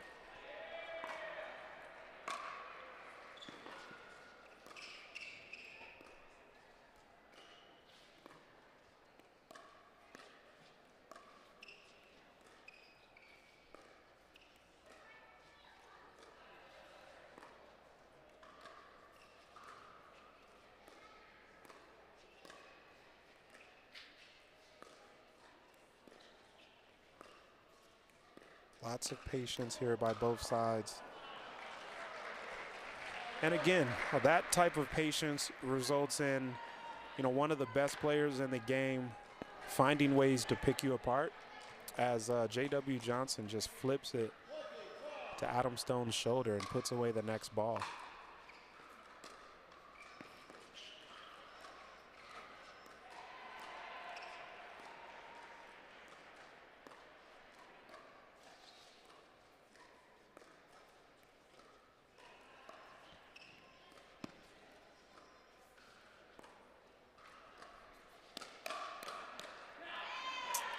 Great play there by Hunter Johnson. You know, he's got really great hands and also exceptional power. I think if he's able to do that and force that Redmeyer's way, could create some opportunities.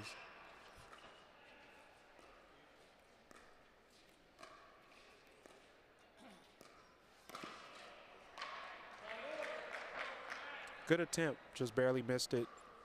Probably needed a little more topspin on that ball. Hit it a little bit flat. 2013 Florida Smash looking to close this one out.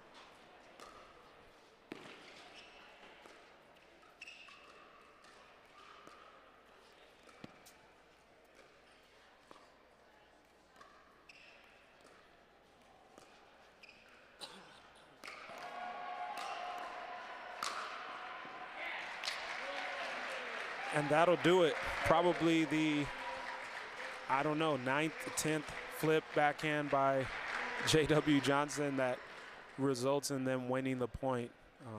And keep in mind, a lot of those flips that he's done were off of neutral balls. So Florida Smash gets the win. It's 2-0. We've got another matchup coming up. We'll be right back.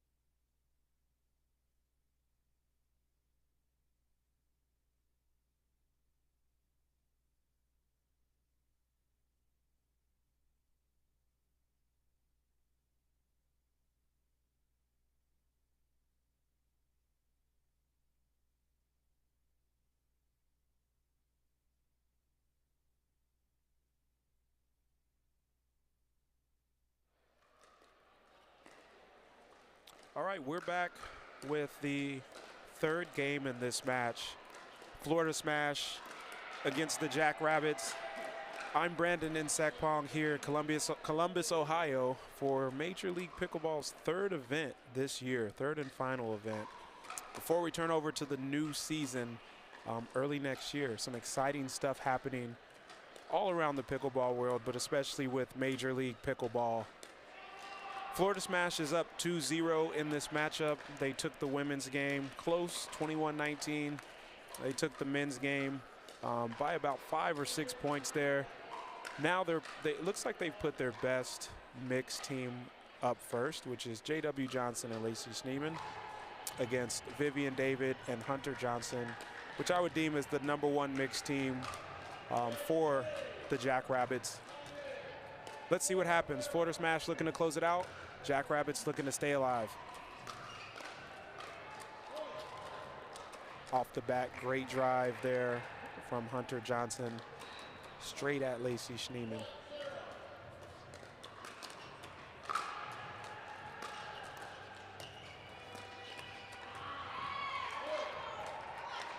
Pretty clear that Florida Smash was not expecting Hunter Johnson to come out on fire like this, driving multiple balls. Jackrabbits executing a great strategy so far.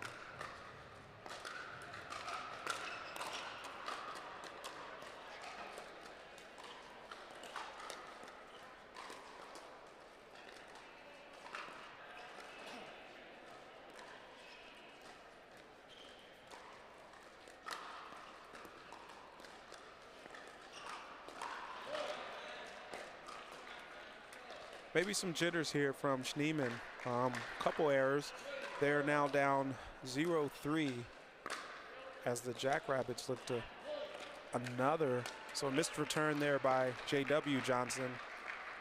Quick 4-0 lead by the Jackrabbits.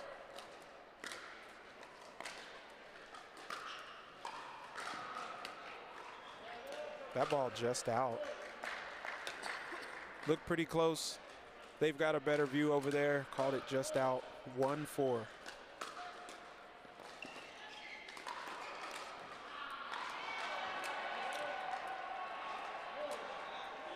Strategy's pretty clear here for the Jackrabbits. Hunter Johnson is going to speed up as many times as he can in the Schneemann vicinity.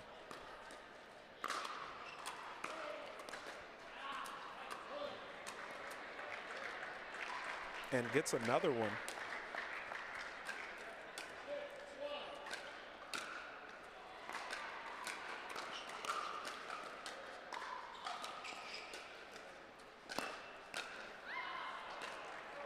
Just off the tape. Look to see J.W. Johnson get a little more aggressive here.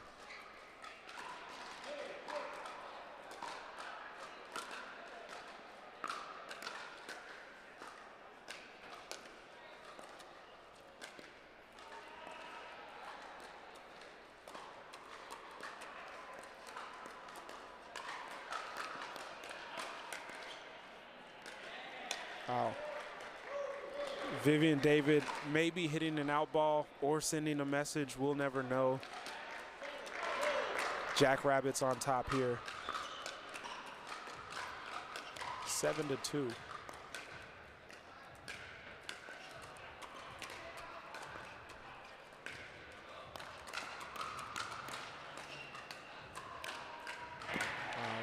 Great put away by Schneemann. Jackrabbits stayed in that point as long as they could. Just a little bit too high. Lots of power there. Schneemann able to finish the point.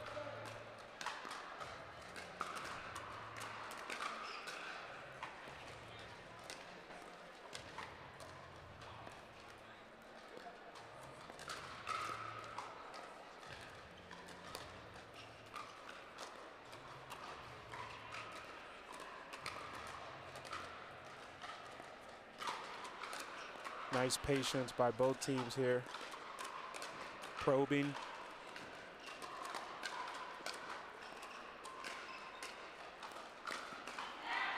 Yeah. And a really good speed up there by Schneemann at the end. One of the things she did was take a lot of pace off. That ball was about 50–60%. Hunter Johnson expecting something a little bit faster and caused him to put that ball in the net.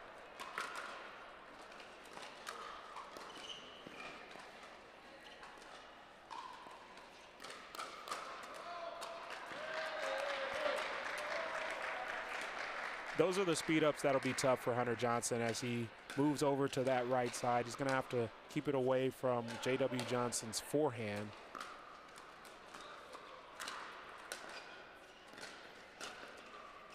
Johnson moving over.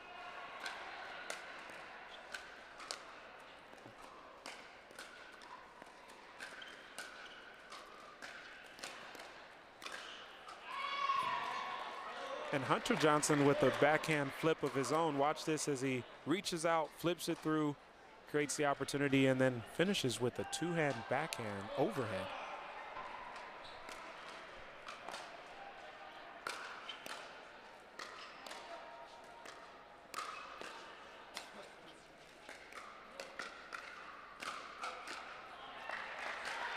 It's great power by J.W. Johnson. Did a really good job of keeping that ball in the middle and causing confusion there for Vivian David and Hunter Johnson.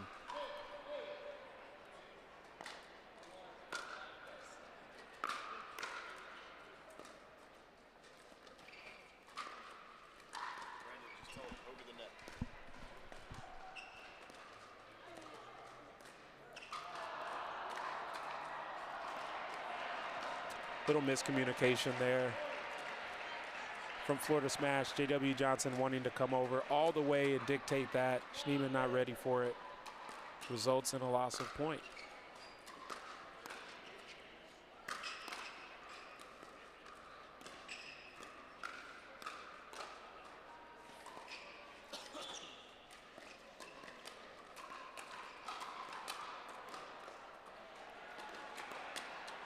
Wow. I mean, look at this skill. He flips with one hand and then reloads and flips a two-hand backhand to jam up Hunter Johnson. It's a great ball there. Great combo by J.W. Johnson.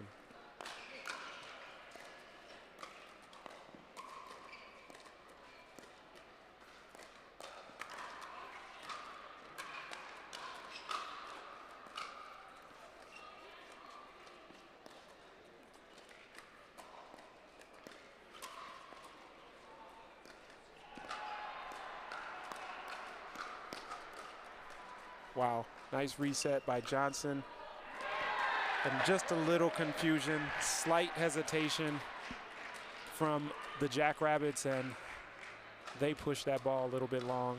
Vivian David apologizing, saying that's my fault, but honestly, that's just good effort on both sides.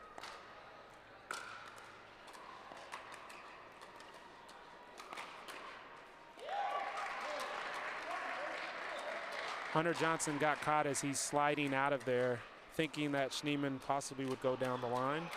She's done a good job of setting that up from previous attacks.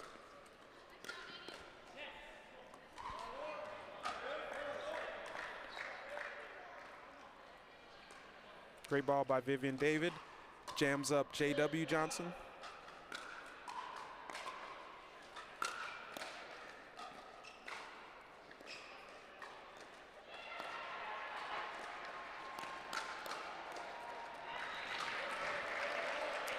That's a combo that David would want back. She sets those things up all day, baits it into her two-hand backhand. She just wasn't able to complete that.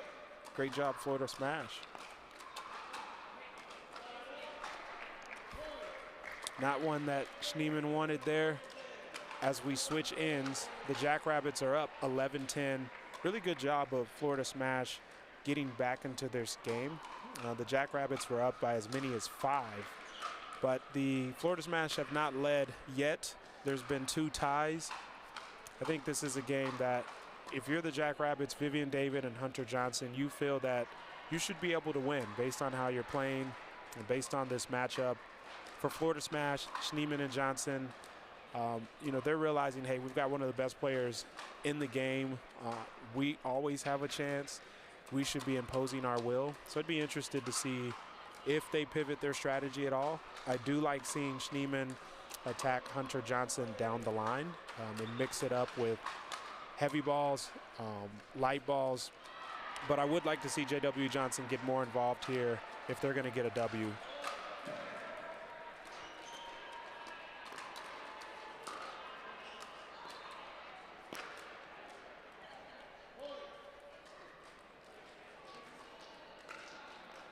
Quick point, 12-10.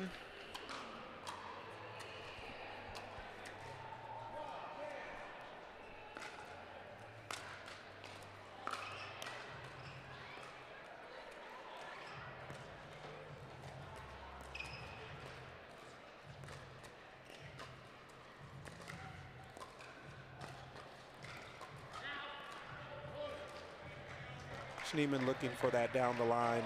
Vivian David able to put some really good top spin on that cross-court ball.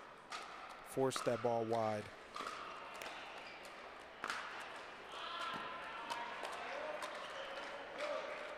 I think that's what Schneemann's going to have to do more of there, is let some of those drives from Hunter Johnson go out so that he'll rethink how many he does.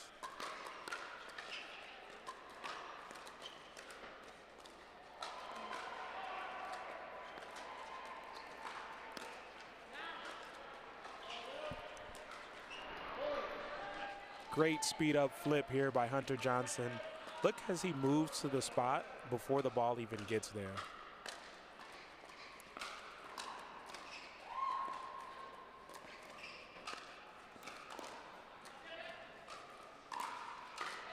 Great defense by David. Another great reset. Just clips the tape. Unfortunate, but great play all around. A point that I believe Florida Smash needed to get back into a groove.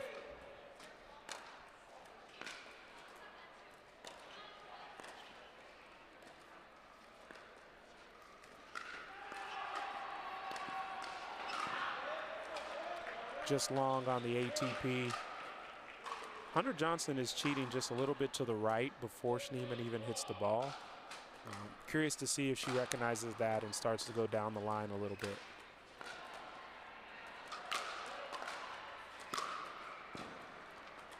And J.W. Johnson puts a little bit too much on that overhead. Sails just wide.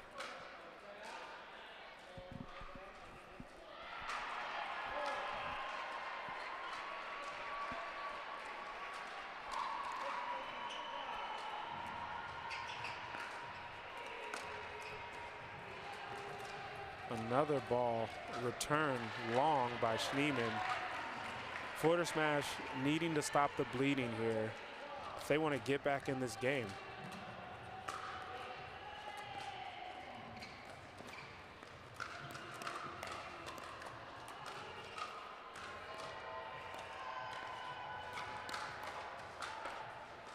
Great defense.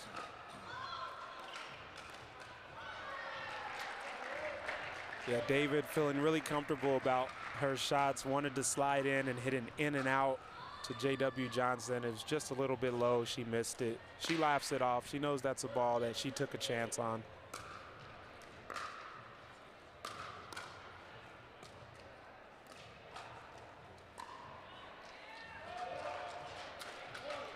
Unforced error there by Schneemann. 18-13. Jackrabbits on top.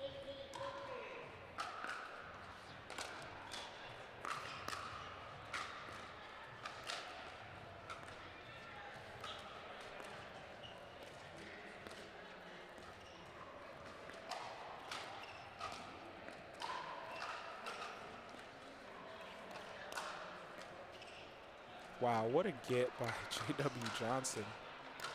Another one. I mean, two incredible gets by J.W. Johnson, but not much he can do when Vivian David is cracking balls like that, feeding things into her two-hand backhand death trap, and then finishing with an overhead.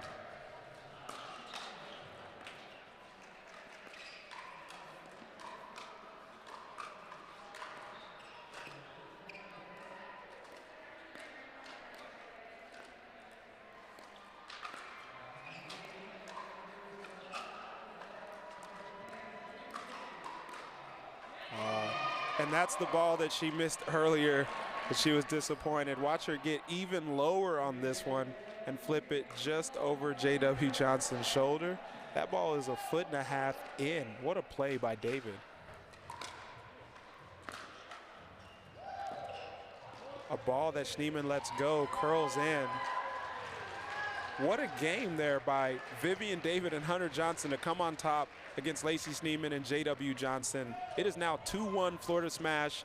We'll be back with the next game, mixed doubles.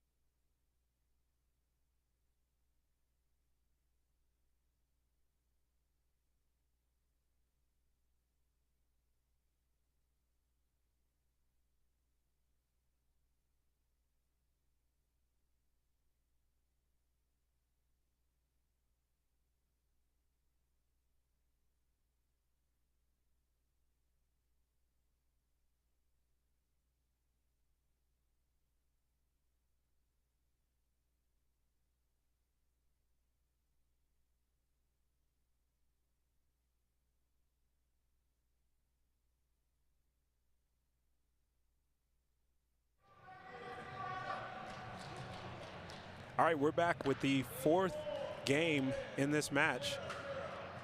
Florida Smash is up 2-1. Adam Stone and Maggie Brasha against Travis Redmeyer and Michelle Esquivel.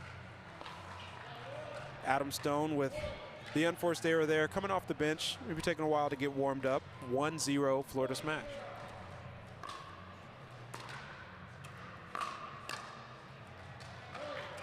Great drive by Redmeyer, straight through the middle.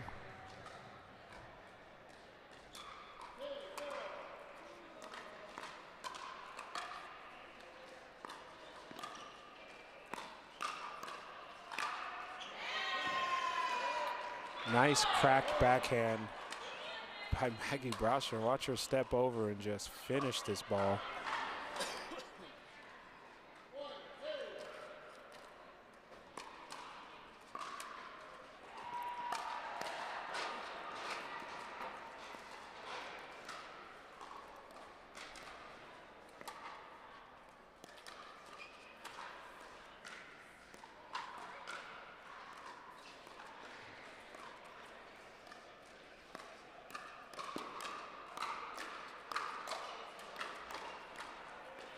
Wow, what a point.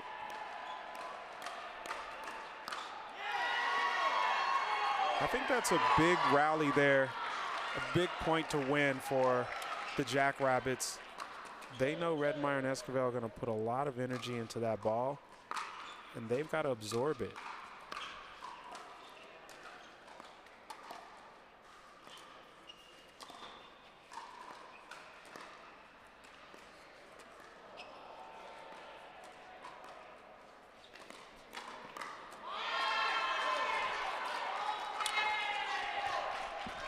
Another great point there by the Jackrabbits.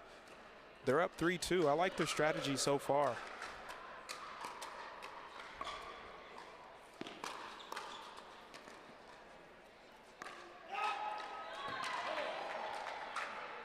Just missed it.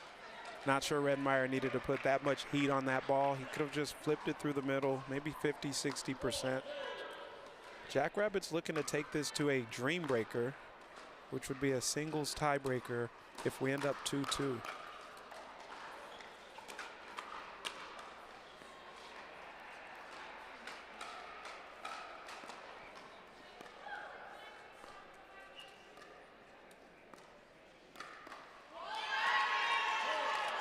Yeah, that dink just a little bit high there by Esquivel, as you see here.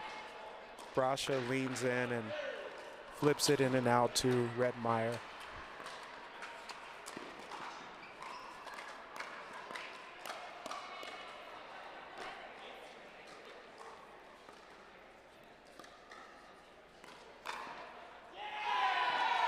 What a backhand counter by Adam Stone.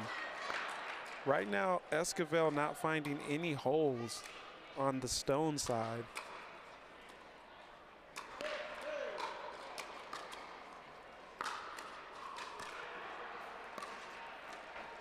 Redmeyer looking to get more active.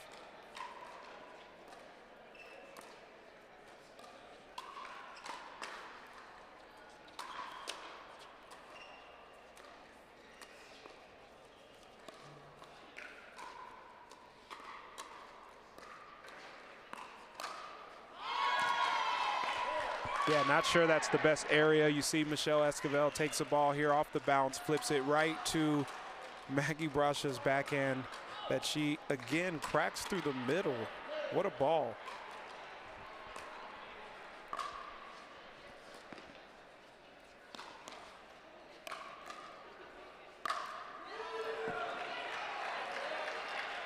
Yeah, a little bit better strategy there. Michelle rips the ball more so to Maggie Brasha's forehand, which causes the pop-up, and Redmeyer comes up and takes out the trash there.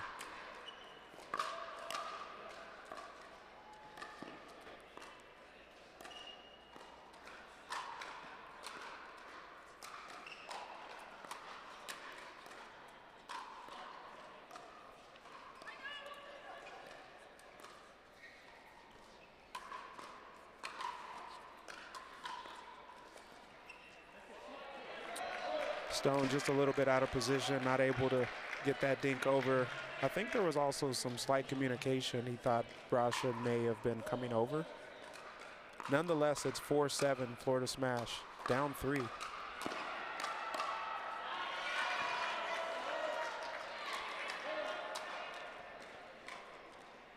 Maggie Brasha knows that those Selkirk paddles have a lot of pop, and so she's putting a lot there on Redmeyer.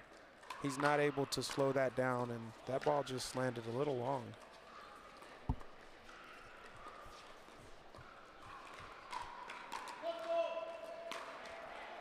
I like the change of pace by Redmeyer. Throws the lob. Adam Stone tries to get it, ends up stepping in the kitchen while he's going for the ball and hits it, which is a foot fault. 5-8.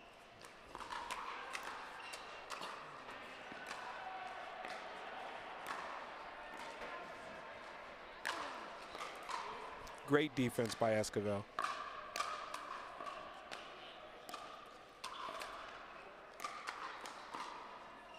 Trying to find a ball to make their way to the kitchen. They found one. But Adam Stone does a great job taking pace off. This is an experience play. Loads up for the forehand, takes the pace off and drops it.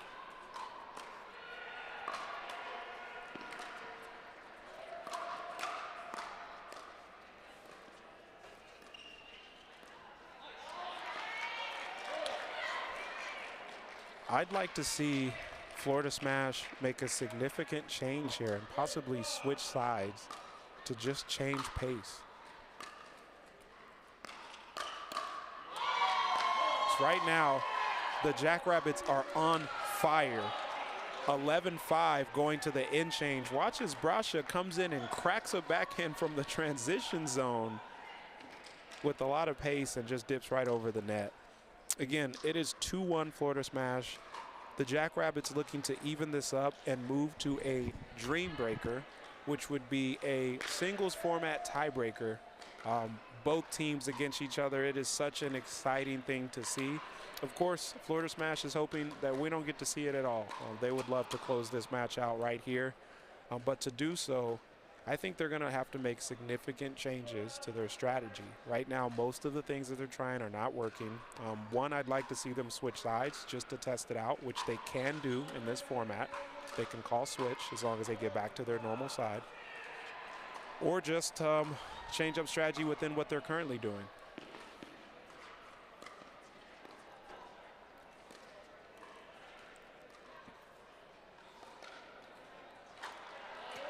Hey, if you can get the net on your side and get some balls like that, that doesn't help either. I mean, it does help, right? It just doesn't help the other team. So let's see what they can come up with.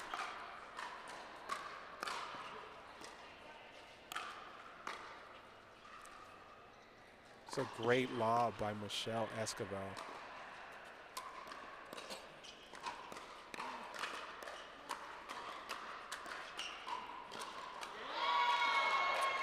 Yeah, maybe a little early speed up there by Esquivel from that area.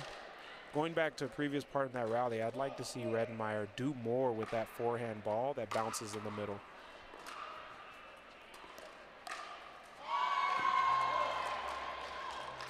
Well, when most is not working, you start trying other things. Redmeyer tries a backhand flip.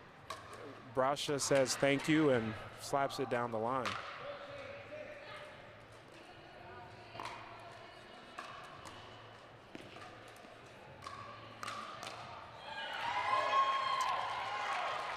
Maggie Brasha, ladies and gentlemen, is on fire. There's no other way to put it. She's in all facets of the game right now. She is executing at such a high level.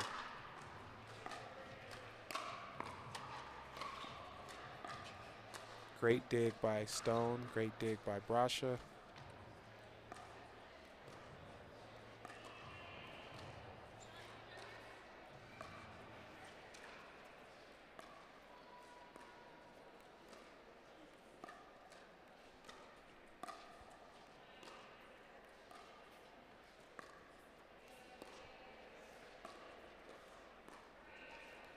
Nice patience here by both teams.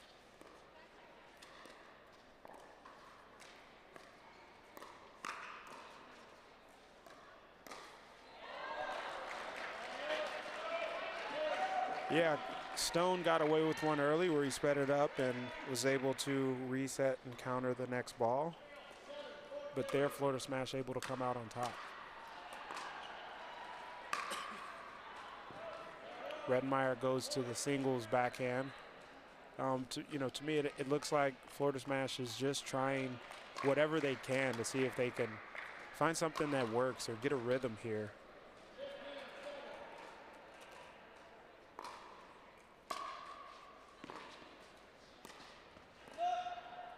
Yeah, I'd like to see a timeout pretty soon here.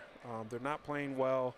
Jackrabbits are seemingly still on fire, 16-7.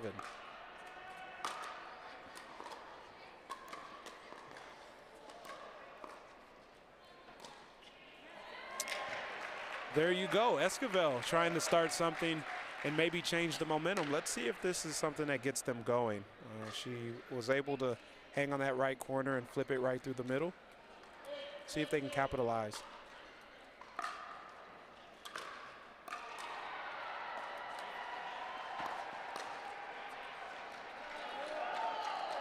Great ball by Adam. Michelle tried to speed that up from the transition zone. Maybe a better ball to reset.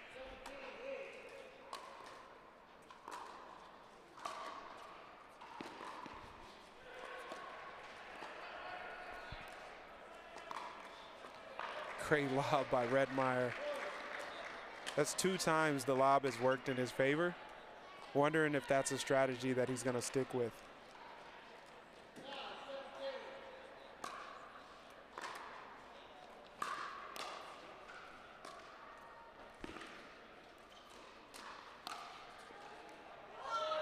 Oh, just out. Jackrabbits got to be careful here. This is rally scoring. It is now 10-17. Esquivel and Redmeyer on a small roll, and we want to see if they can keep it up.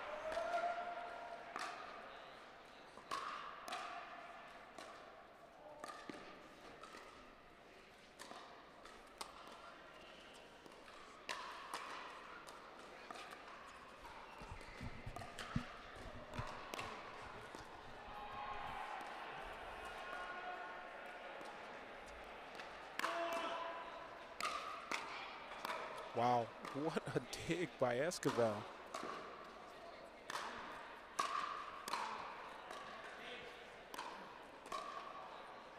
Great lob. Oh, just out. Redmeyer thought that point was over earlier. Michelle Esquivel with the sick get. But the Jackrabbits able to stay focused and completed the point.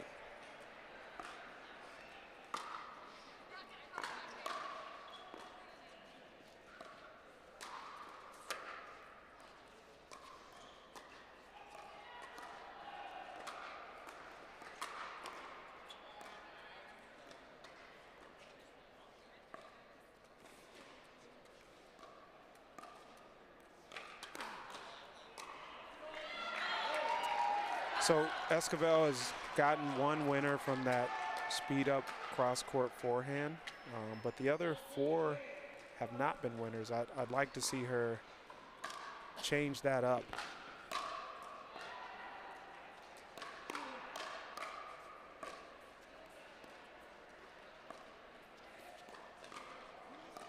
Great play by Adam.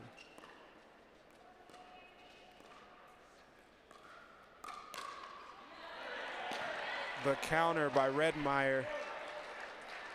And that may be the play for them. Slow things down, hit as many neutral balls as possible, and use their hand speed and counter whatever comes their way.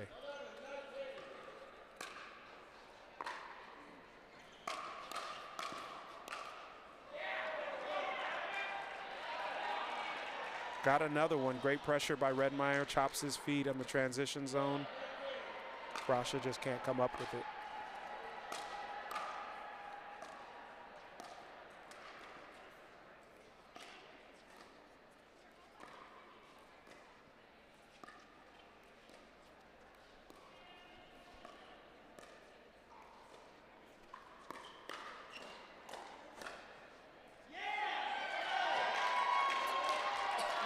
Big firefight there.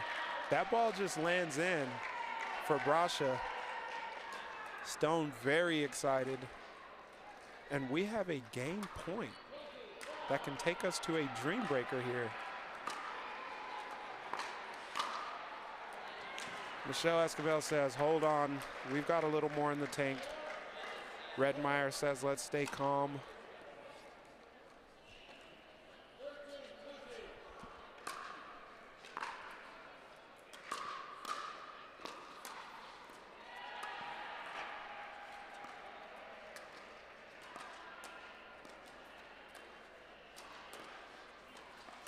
Great ball by Redmeyer. I think that's a good play. I mean, he did get beat behind there, but that ball just barely catches, you know, 6, 8 inches in. But that's a play where he's going in and trying to dictate. Jackrabbits don't care. They're looking to close this out right now.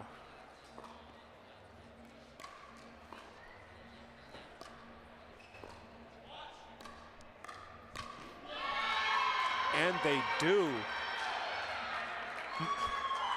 Adam Stone, Maggie Brasha come out on top against Michelle Escobar and Travis Redmeyer. We are headed to a Dreambreaker, one of the most exciting portions of this format. We'll be back.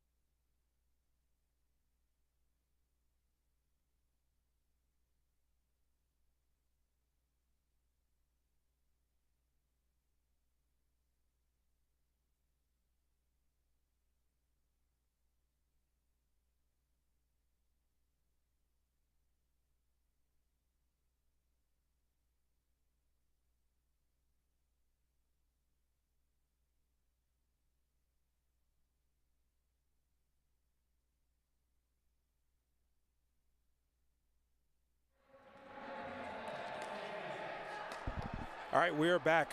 This is Brandon in Sekpong. We're here in Columbus, Ohio at the Major League Pickleball third event of the year. We've got Florida Smash and the Jackrabbits in an exciting matchup. It is now 2-2, and we are headed to a Dreambreaker. First up, we got Hunter Johnson against J.W. Johnson, 0-0.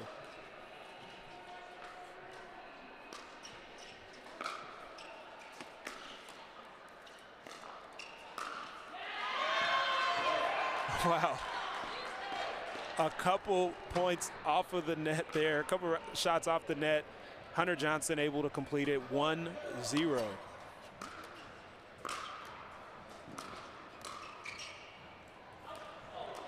Just out. What a nice in and out forehand by Hunter Johnson. He's looking really confident right now, 2-0.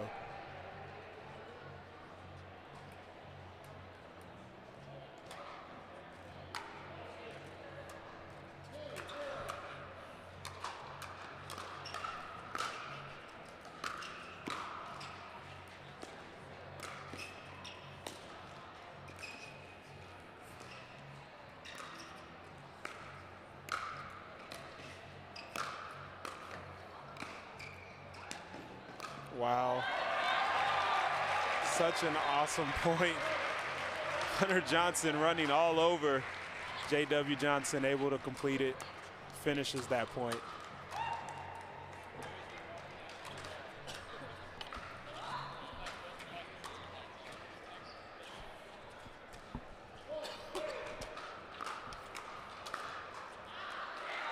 J.W. Johnson gets a freebie. And they end that matchup even at 2-2. Now we have Travis Redmeyer against Adam Stone.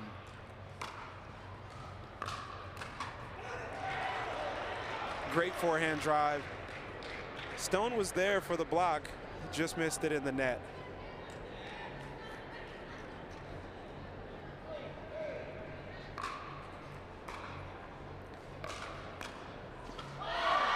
Wow. Check this backhand block cross court behind Redmeyer by Adam Stone.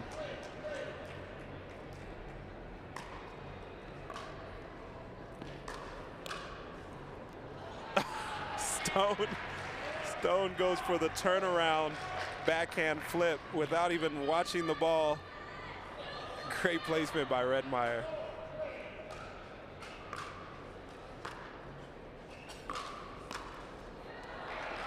Yep, he's able to get to that forehand. Nice in and out. Stone there, but couldn't convert. As they pass it to Lacey Schneeman against Vivian David.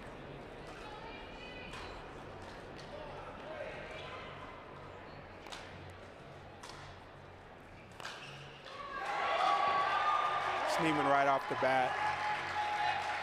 If you haven't seen from doubles, she does favor that forehand a lot. Let's see if Vivian goes to the backhand side. She does not. It's a shorter return. Schneeman not able to get over the net.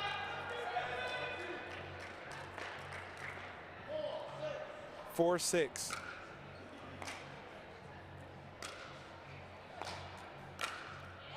Yeah. Great approach by David. Follows it up with an overhead. Chops her feet. Hits a nice low overhead angle. 5-6, closing in.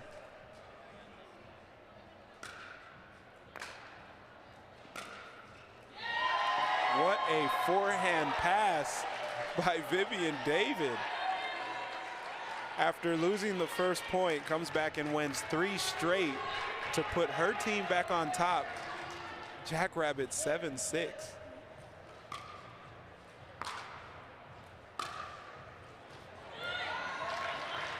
All right, we've got Maggie Brasha against Michelle Esquivel. That ball just out. 7-6 Florida Smash.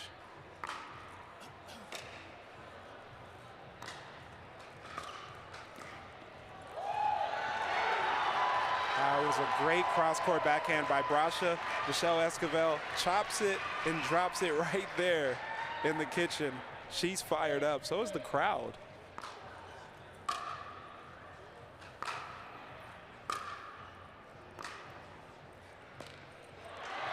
Another one. Michelle Esquivel doing really, really well with that backhand cross-court shot. Hits it deep in the corner, and Brasha not able to get it over. That serve just long. 9-7. Not too much damage done, and we are back to the first matchup between Hunter Johnson and J.W. Johnson. Last time it was 2-2. Now Florida Smash up by 2.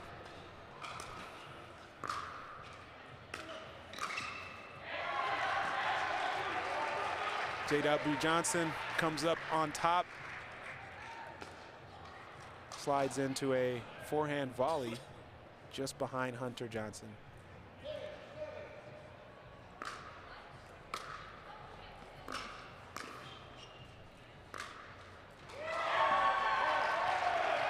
Yeah, those are things that a top 3 singles player is able to do. Hit an in and out forehand just barely over the net, out of reach, and in. We're gonna flip ends. It is 11-7, Florida Smash on top Jackrabbits. The implications of this game, or this matchup, the Jackrabbits have not won an event yet. They're 0-1 here in Columbus, and Florida Smash is 1-0.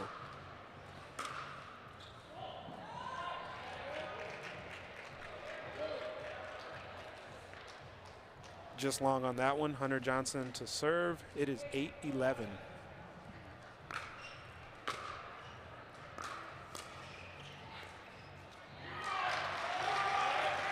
Great slice by J.W. Johnson. Hunter Johnson not able to handle that one and get it back over. 12-8. We've got Redmeyer against Stone. Stone with the short return. Don't want this to get out of reach.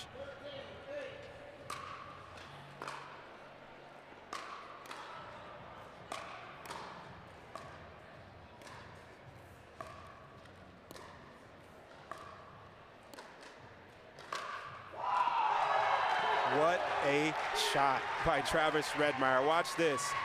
Sets up, flips it cross court just by Adam Stone. Not much he could do there. 14-8, Florida Smash. A freebie given. Not a bad one-hand backhand by Redmeyer, but Stone is all over it. One that he would want to have back. And frankly, just needs to finish in this type of format.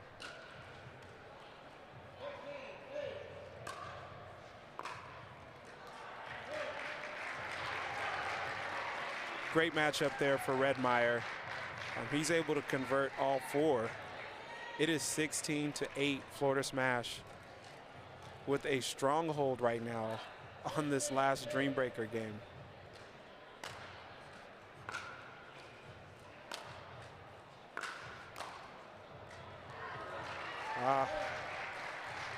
Vivian David probably wanting that forehand to angle out a little bit more. It goes right to Lacey Schneeman's forehand, and she puts it away with a little help from the net.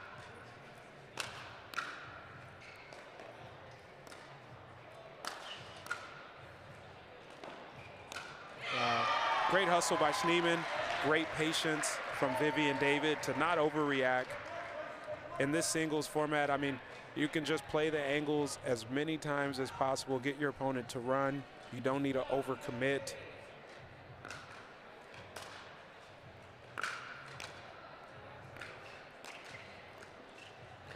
Wow, great get. Oh, wow. Just such awesome footwork. Watch this from Vivian David. Tries to go back, comes right back to her forehand and hits a winner. Great job to plant on her left foot and push back out. 10-17.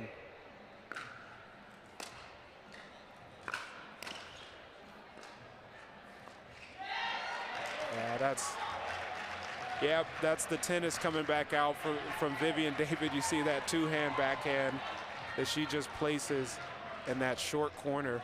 Makes it tough for Schneeman to get there. 11-17. We've now got Maggie Brasha against Michelle Esquivel. Esquivel beats her down the line and throws up her fist. She is getting pumped out here She has a chance to close this out for her team, 18-11. Gets another one, 19-11. Curious to see if we'll have a timeout here. No timeouts.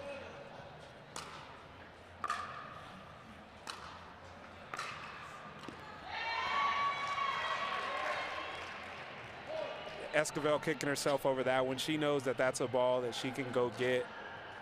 Brasha with the great drop, 12-19.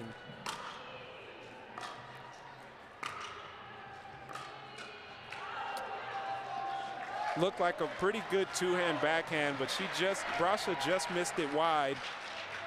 Walks onto the court as J.W. Johnson with the match in his hands against Hunter Johnson, who is firing up the crowd.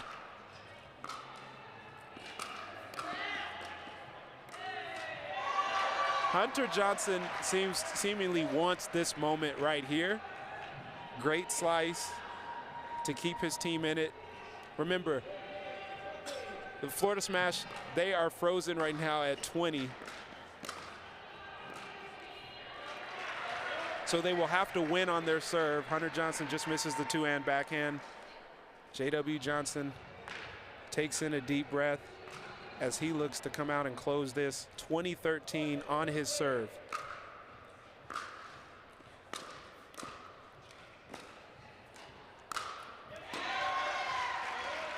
Hunter Johnson says, "Not on my watch." Hits a nice overhead to finish the play. He is back serving at 14-20. And gets the point, 15-20. As he walks off, he has done his job. Now looking for Adam Stone to keep them in this. 15-20 as he serves to keep their team alive.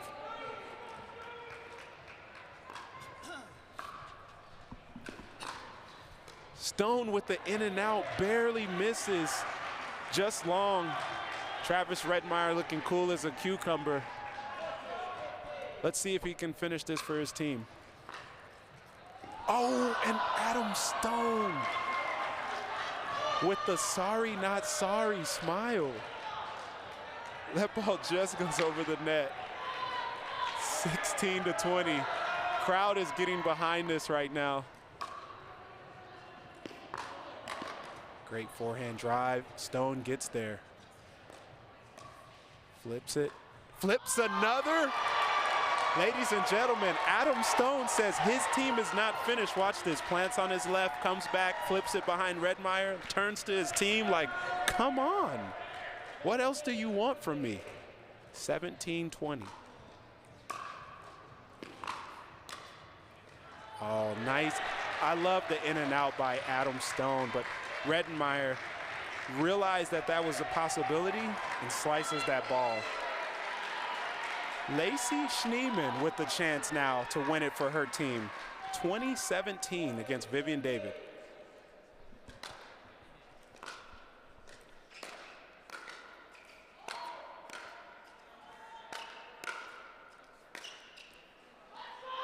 David says not on her watch. 18-20, we are now frozen on both sides.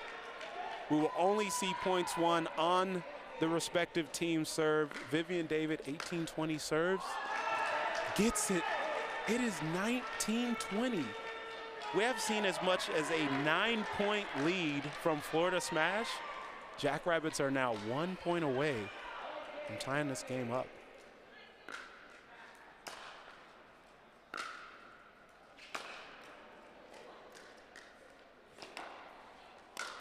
And she gets it. Vivian David knots this game up at 20. We are tied 2-2 in the match.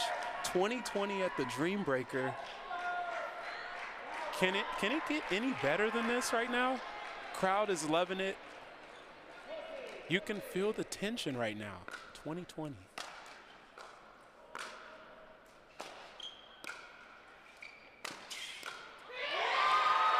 And she gets another. What a run by the Jackrabbits. 21-20. The match is now on Maggie Brasha's paddle against Michelle Esquivel.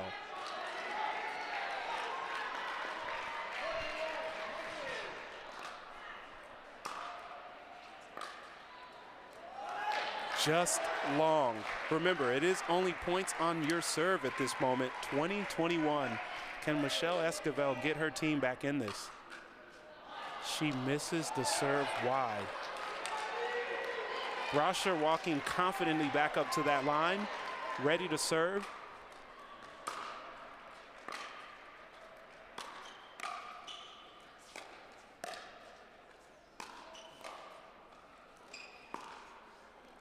What a shot by Michelle Esquivel. Do not tell me these players don't play with a ton of heart. Look at that excitement after that ball. Nice backhand curl. 20-21.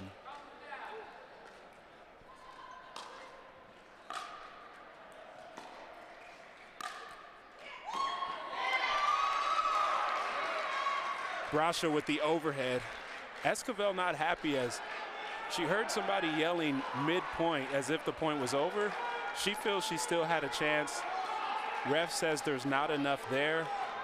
We're moving on. It is 21-20. Hunter Johnson, who I believe started this run when he wanted all the smoke from J.W. Johnson.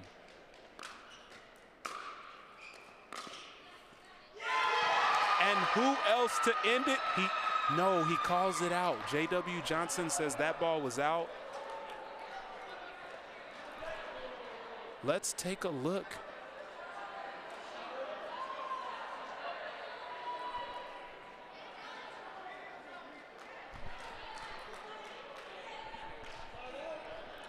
Let's see if we can get a quick replay of this. Here it is here.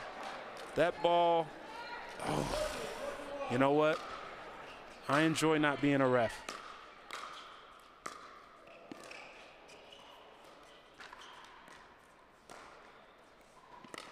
Oh, Hunter Johnson goes for the ATP. Doesn't get enough angle on it. J.W. Johnson showing ice in his veins right now. 21-21.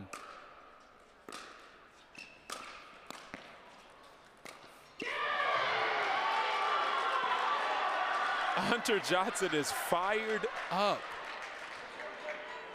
I mean, I'd venture to say becoming a crowd favorite out here. 21-21, he's serving.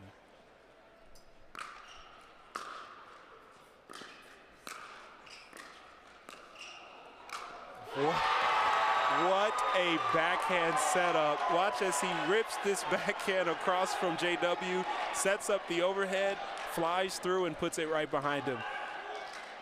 And who else to come in with the chance to end this game than the closer, Adam Stone, against Travis Redmeyer. He wants it.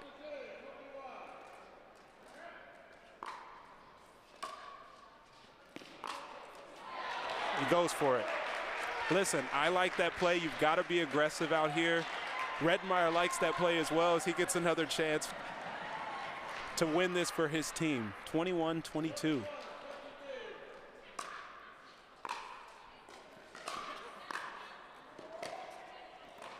What a ball by Redmeyer. Watch this curl on the run and gets back into position if possibly it came back over. Beautiful. 22-22.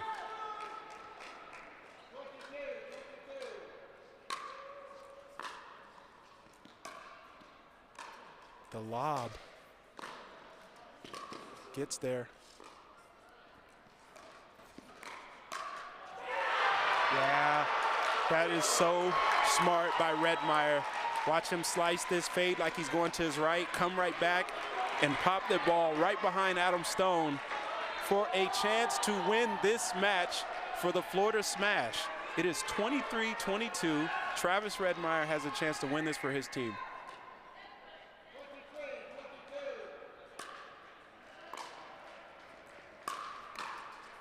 And he does it.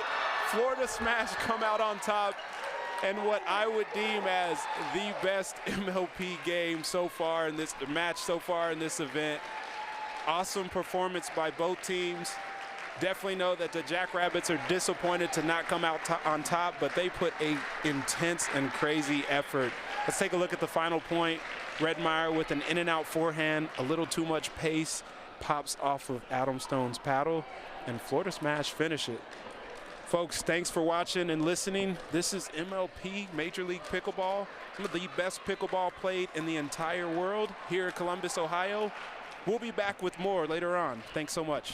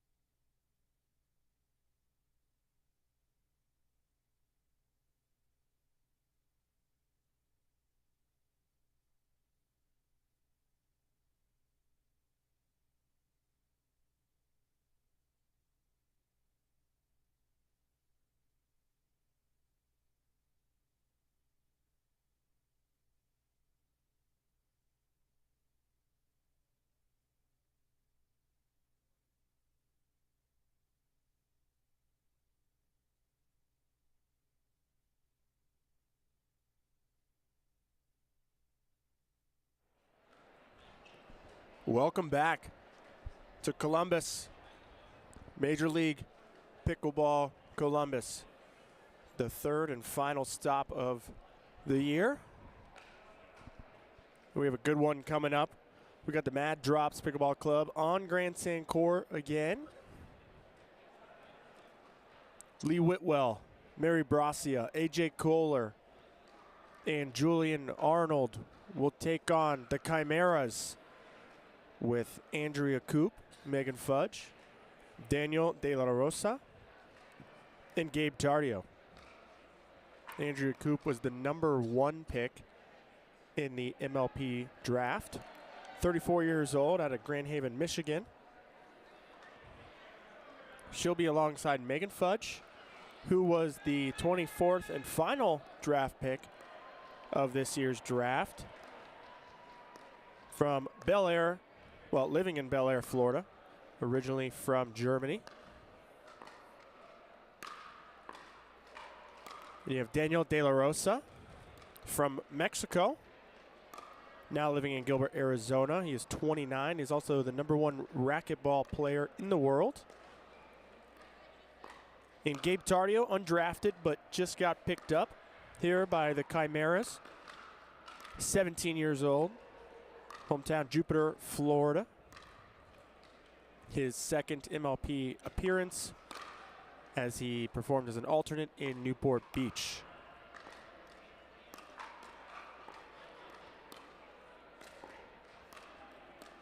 On the Mad Drops, Mary Bracia, 22 years old, out of Mission Viejo, California. This is her third MLP appearance, and she was the 15th pick of the draft. She was originally drafted by Jackrabbits, I believe. Lee Whitwell, 47 years old, living in the Villages of Florida by way of Gibraltar. Her 4th MLP. She is a 2-time finalist, Major League Pickleball.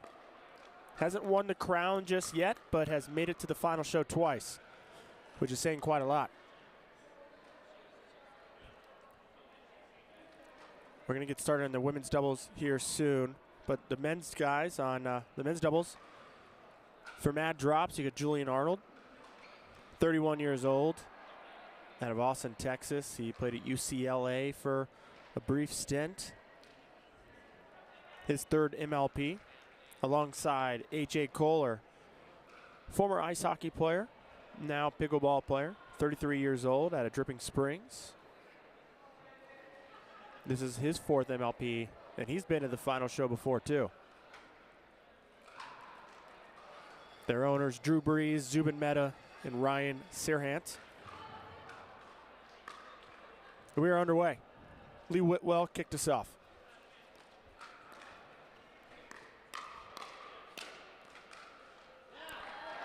And a good start. Lee Whitwell and Mary Bracia here on the near court in the white and blue. Megan Fudge on your top left, and Andrea Coop in the top right. That ball just out.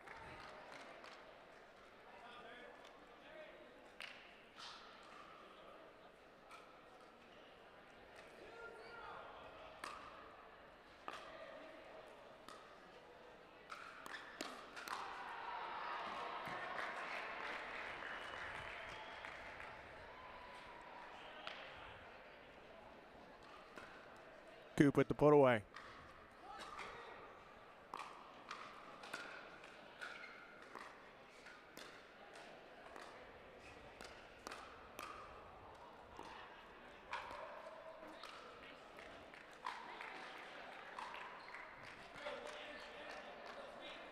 Tie ball game here early, 2-2.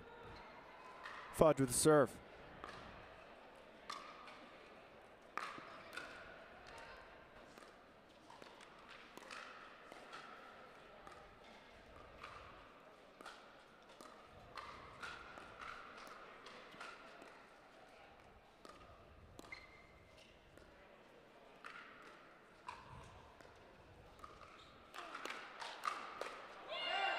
And Whitwell reaching in with the forehand, starting the attack.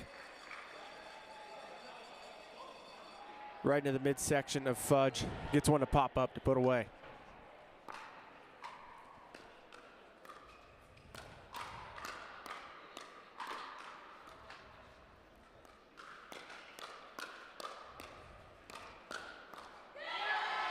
Mary Bracia comes out on top in the heated exchange from all four. I do love the sense of chemistry we have on this near court of Whitwell and Mary Bracia.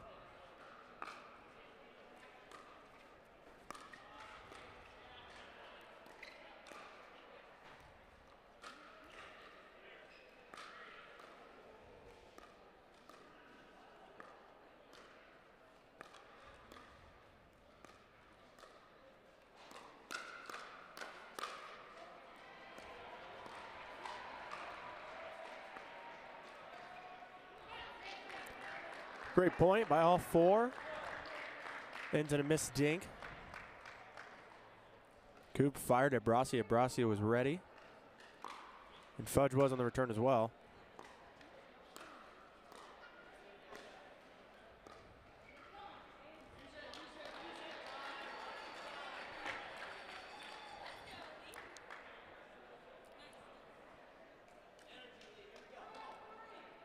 Five-3.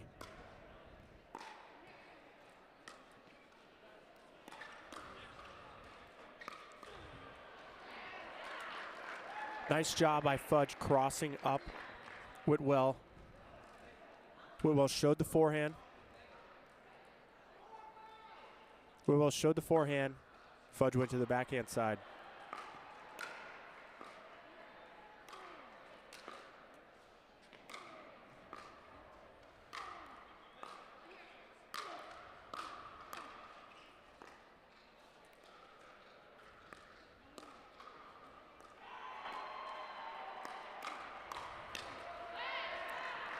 Then Coop comes out on top of the firefight.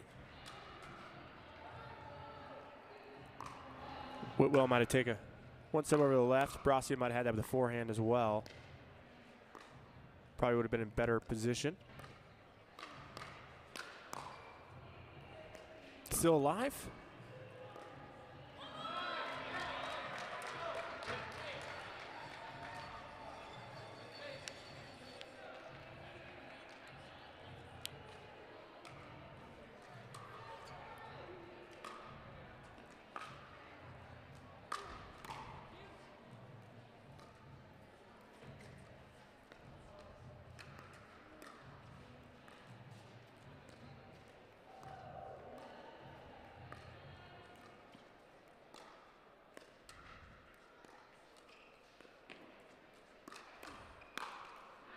And again, we're seeing the pattern with Fudge attacking cross court at Whitwell, but it looks like she's targeting the right shoulder. And it's worked a few times.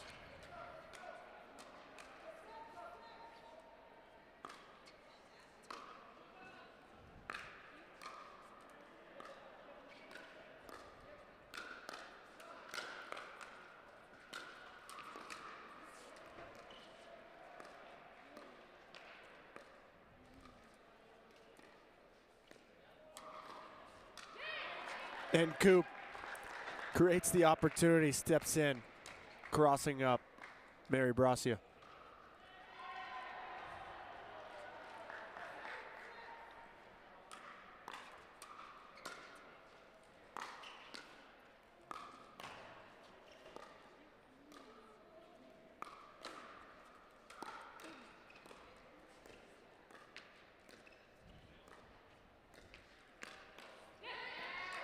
Fudge and Coop want to be the ones to pull the trigger first,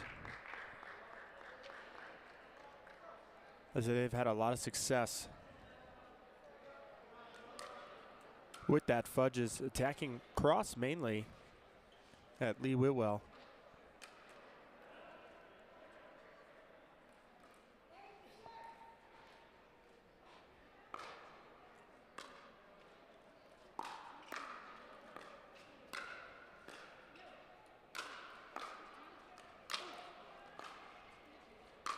Big overheads. And a push-off foot fault from Lee Whitwell. Stares at the ref, half joking.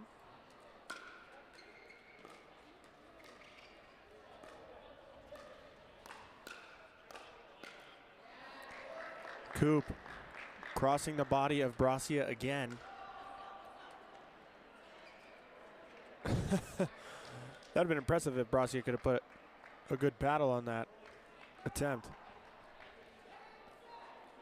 A lead forming for Chimeras.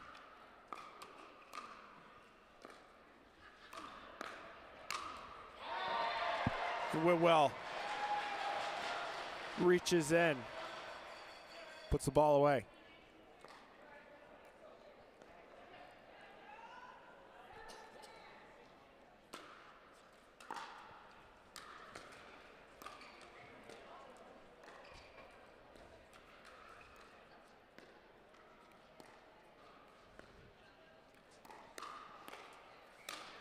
Whitwell's ready now. That's those things. You start firing at someone and it's working. Eventually they're going to start getting warmed up.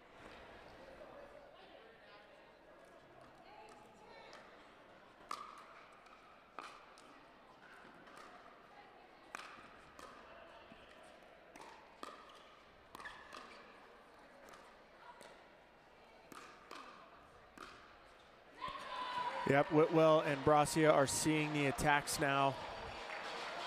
Starting to get accustomed to the pace of the game that Fudge and Coop are pressing on them.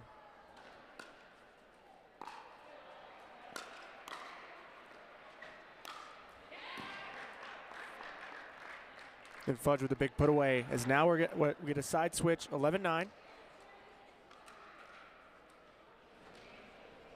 In favor of the Chimeras, who had a good run in the middle of that game. They were down 5-6 and quickly got up to 10-6. So a 5-point streak for the Chimeras is how we've got to this point.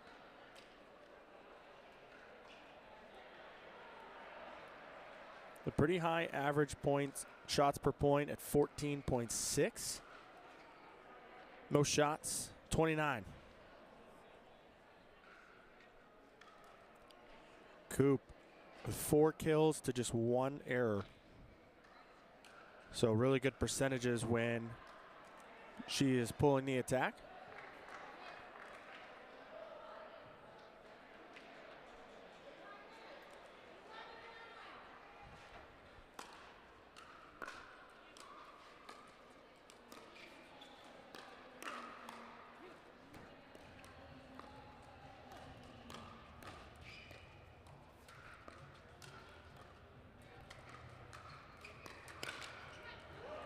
And Coop pulls the trigger again. She's finding the left shoulder of Bracia. And it's working time and time again.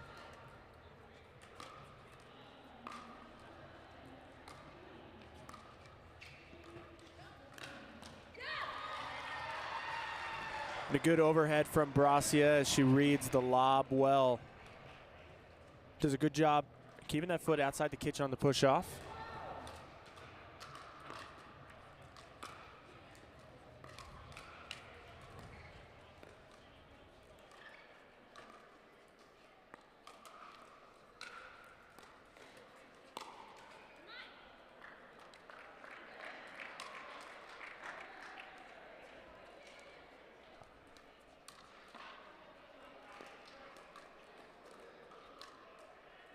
(13-10). Coop serving.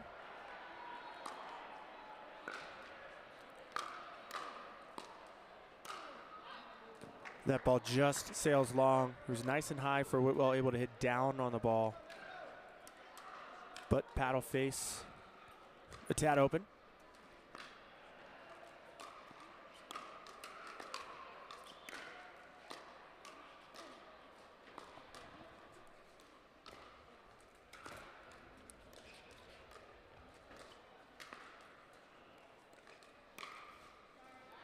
And that one just catches the net.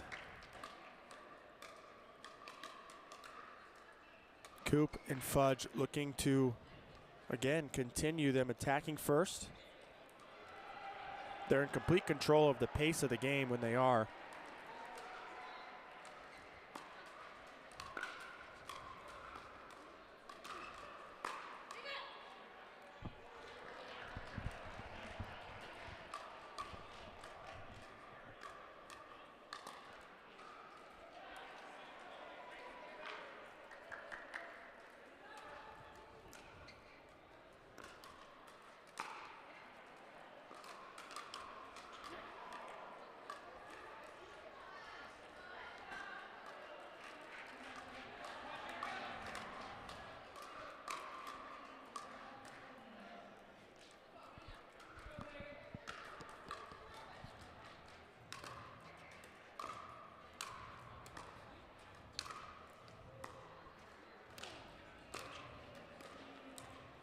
And a nice drop volley from Whitwell. She's got quite the fan base. The stands behind her as they cheer pretty loudly for that.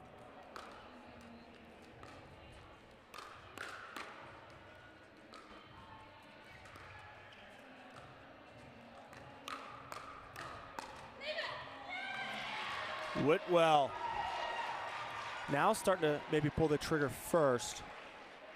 We'll be interested to see if Bracia and Whitwell start to try to initiate that attack. They attack more often.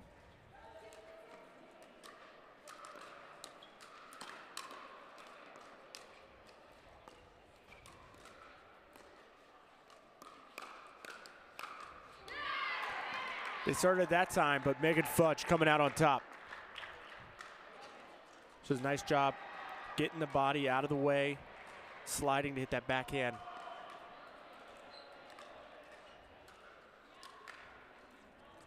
But still a 4-point lead for Chimeras.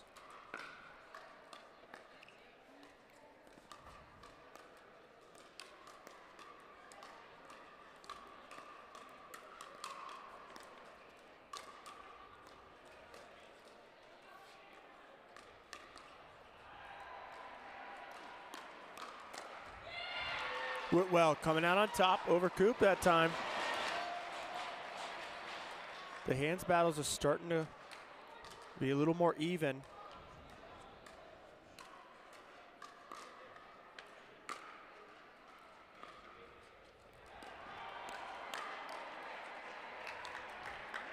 As Fudge answers in a big way. And now a timeout called by the returning team.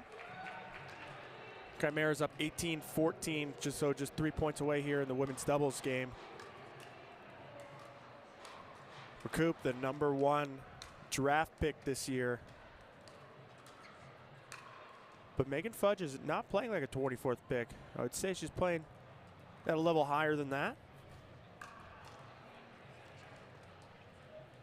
Has had a really good year of improvement.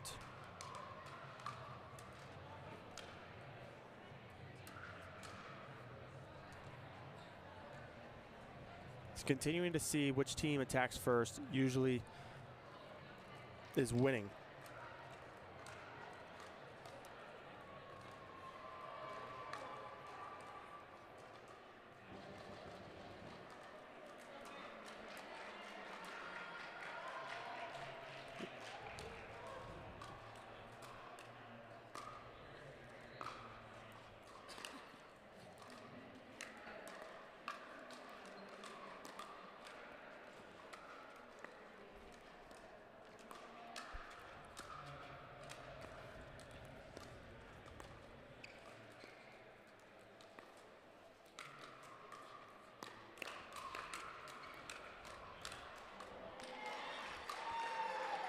And the Mad Drops stay alive in that point as Coop finds the tape.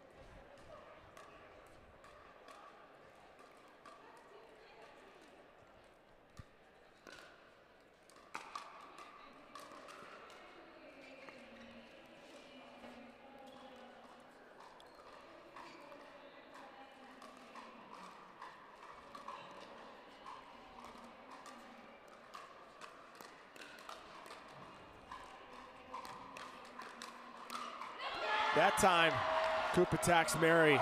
Mary's ready. And then when she attacks Lee Whitwell, she's ready again.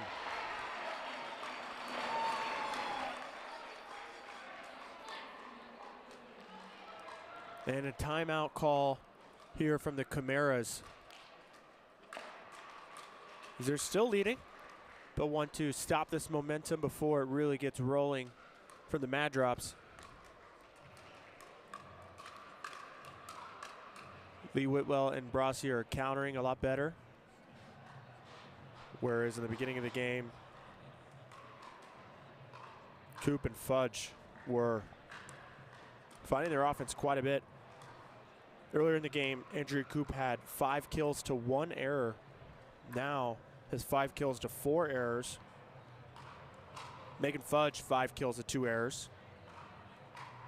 Lee Whitwell at 6 to 5 and Brassi at 4 to 2. So all 4 ladies positive in their kill to error ratio. But what is interesting, when Lee Whitwell takes the 3rd shots, they only win the point 33% of the time. I do like it when Brassi takes the 3rd and allows Lee Whitwell to come up, so it's probably why they have 75% win rate of the point when Brassi takes the 3rd shot.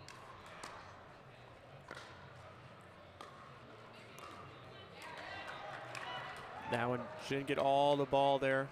Brushed too much on the top as it goes right into the net. Now you have a game point in favor of Chimeras, 2016.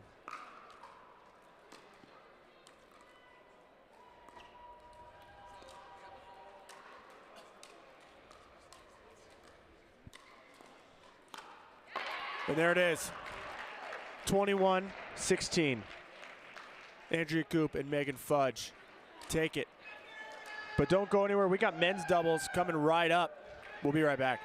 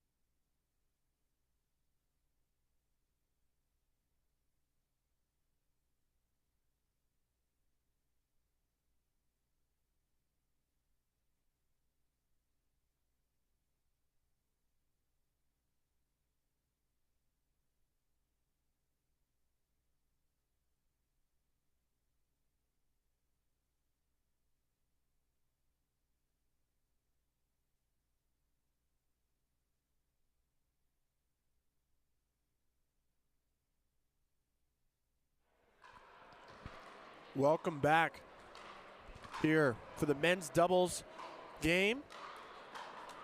Chimeras versus the Mad Drops. Mad Drops have Julian Arnold,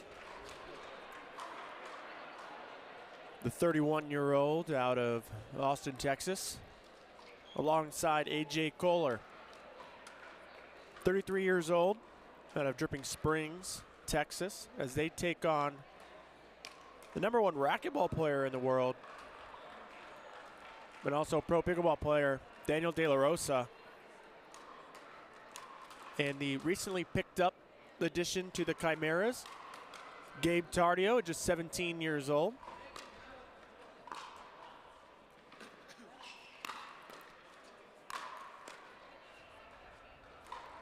We're underway, and that ball just lands out.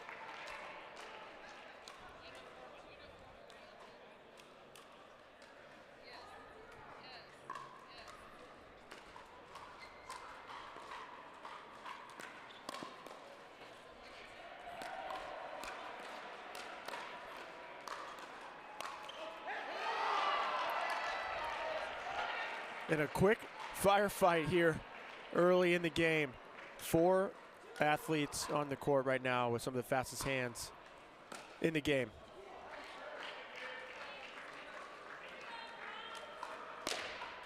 As Tardio forces a return error from Arnold. See Arnold slapping the leg. And that ball just goes out.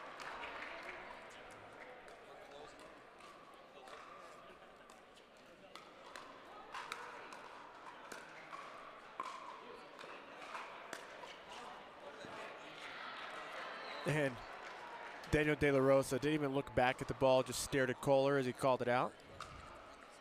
4-1.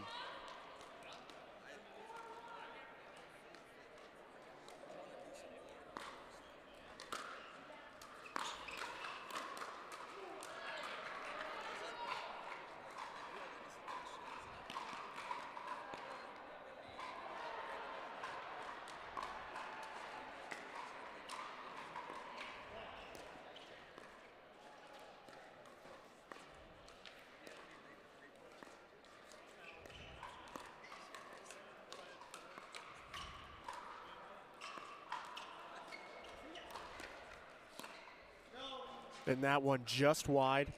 Nice reset there from AJ Kohler, keeping them alive. As Tardy was able to hit down on one of those balls. Nice reset.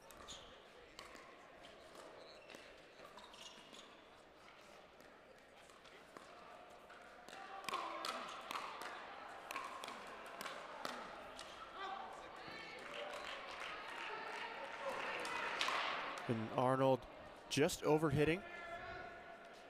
You can see the paddle face is pretty open.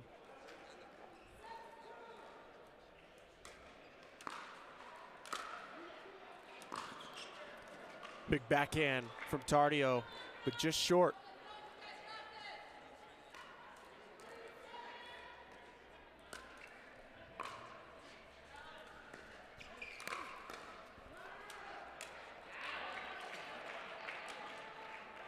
Another ball flying off the paddle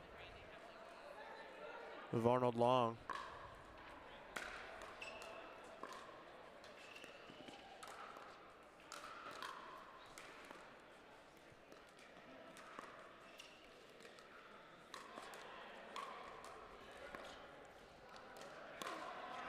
Arnold finding the offense. He holds that ball very late. Looked like he was going to go down the line from my vantage point.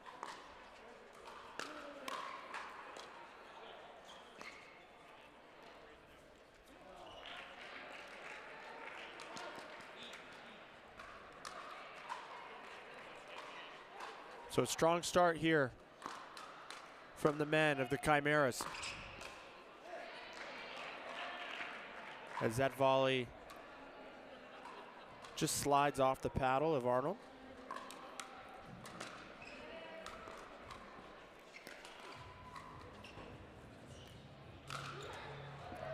And Arnold finds the put away. De La Rosa already up to 4 kills, 0 errors.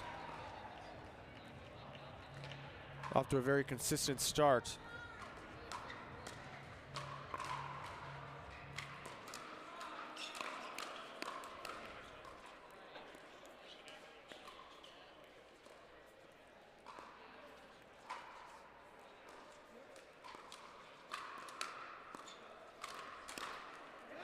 Then a big close in the middle from Tardio. He pops one up, leaves the door a little open, and shuts it right back down.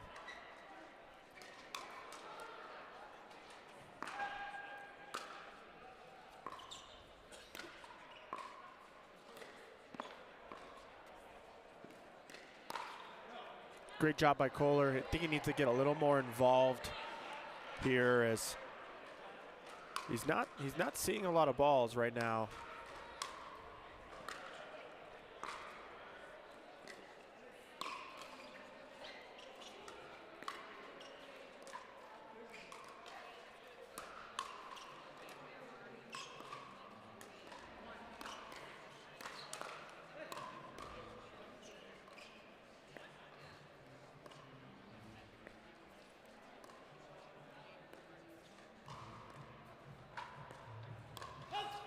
That one just long. Good leave there from Arnold.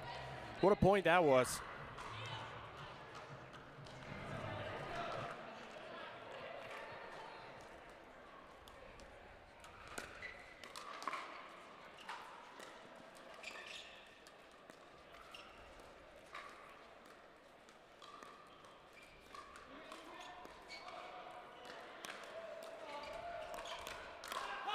Really good adjustment there from Kohler. As now they've come back some to 8-10.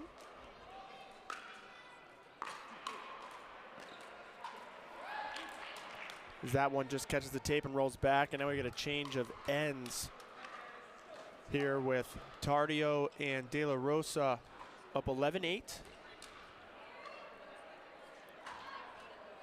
Over two very solid doubles players. So a great performance on the Chimeras so far. What's interesting is their duper rating as a team is 23.3, with the Mad Drops 24.05, but the Chimeras already up one game and in control slightly here in the second.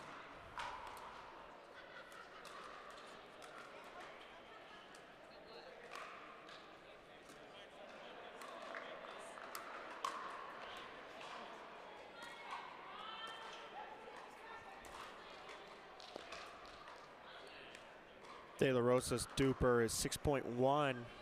Tardio's 6.0 against two 6.5, 6.6 players. So statistically, the underdogs here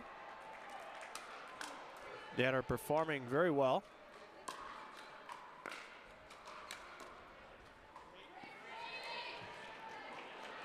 Just as I say that, De La Rosa misses the third, so 9-12.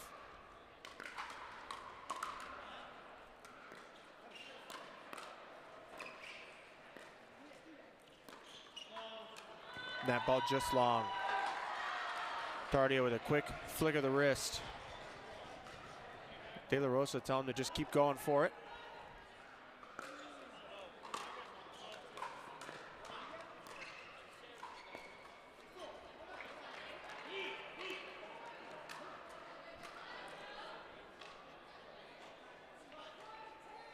(12-10). Oh, I like the idea from De La Rosa.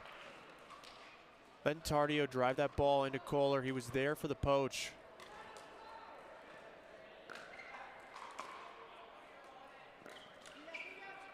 Third shot lob.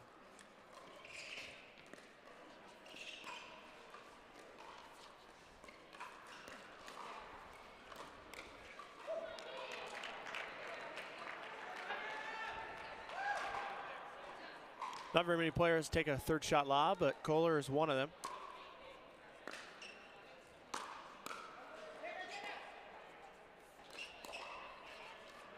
Nice attack, jamming up De La Rosa into the left shoulder. Was Kohler?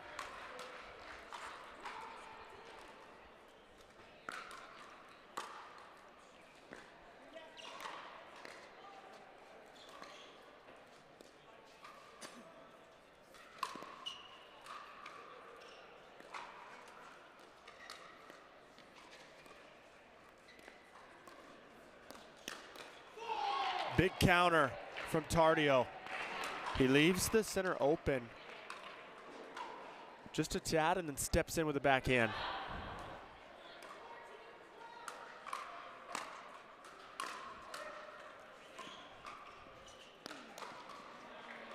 That time, not able to create some separation between himself and the paddle. Good spot from Julian in the left hip.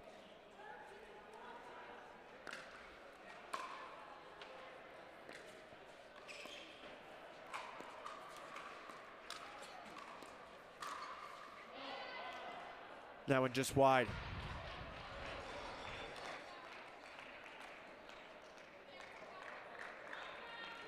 He had Julian beat, but it tailed wide. Now we have a tie ball game, 14s. De La Rosa finding defeat of Arnold.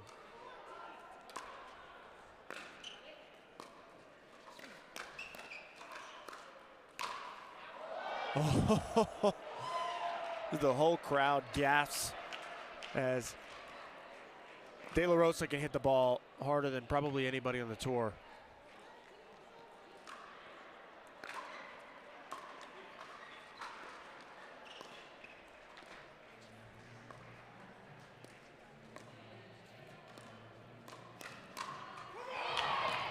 And De La Rosa getting fired up as he pokes one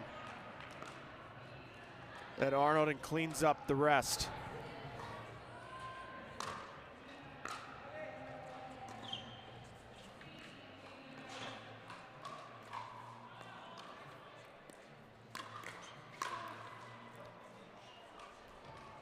De La Rosa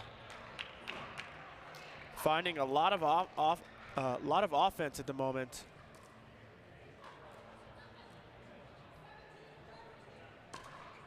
In complete control here.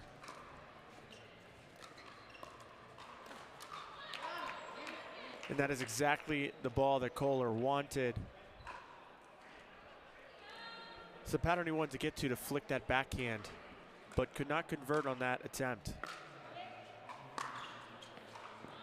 And Tardio just going for too much, telling himself to relax.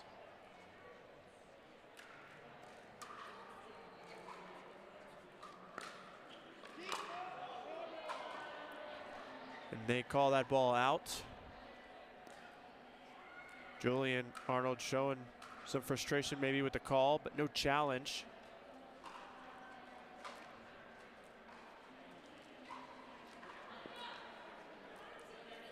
(19-6), 1 point away from getting to 20.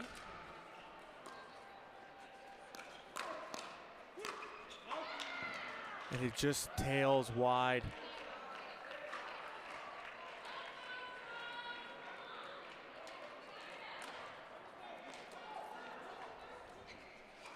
(17-19).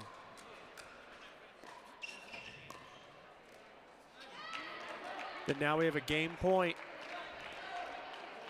in favor of the Chimeras to go up 2-0 in the series.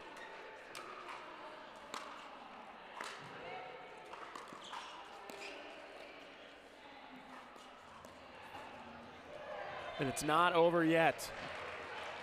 The Mad Drops get the ball back. However, it is now side-out scoring for both teams.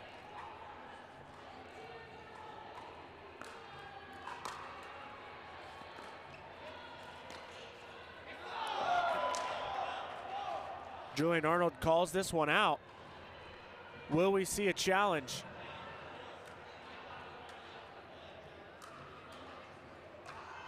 Looks like we might have a challenge here. The Chimeras. We're going to pull this up. Let's see it.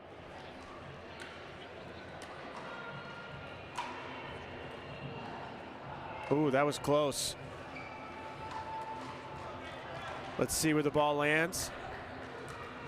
I think that ball was in. It's hard to tell between the frames when it bounced.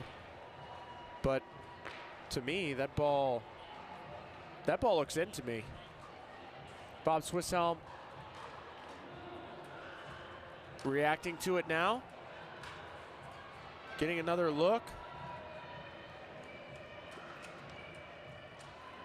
Looks like the ref is going to call it in.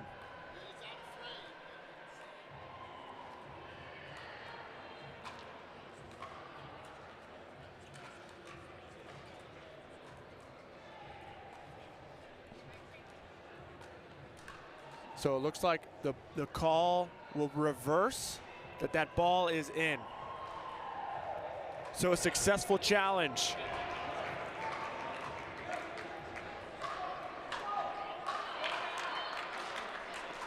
I think that was the right call. So now they get the ball back and another opportunity at game point. Arnold apologizing that he made a wrong call. It happens, the ball moves pretty quick.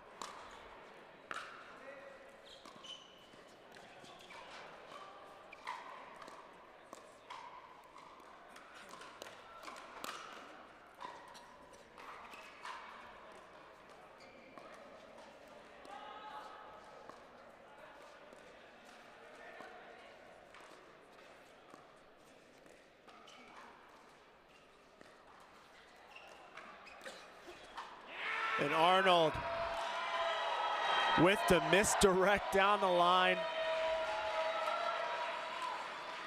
just inside the baseline.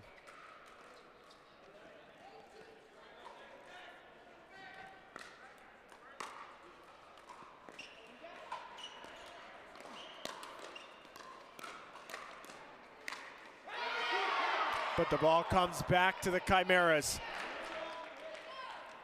Another shot here, the third attempt to close out the game.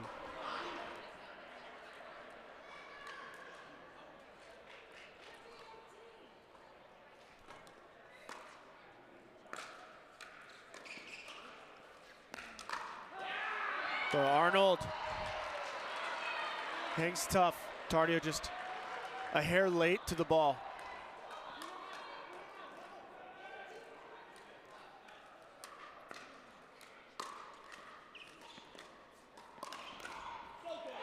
And Kohler cleans it up. After De La Rosa with the failed Ernie attempt. We're gonna have a 1-point game, 19-20. Mad Drops need to tie this.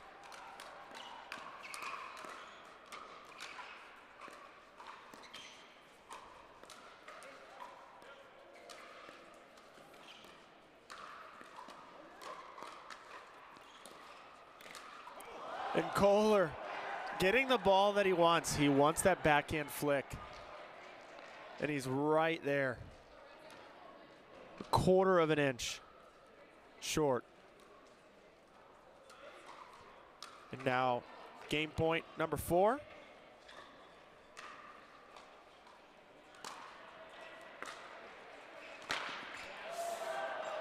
And some miscommunication in the middle as both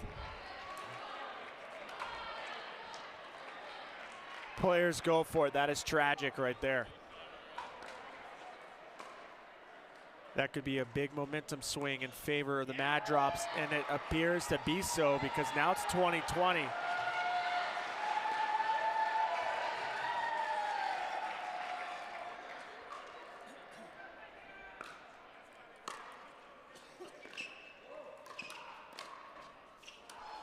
Oh, and it just trickles over. Now we have a game point the other direction.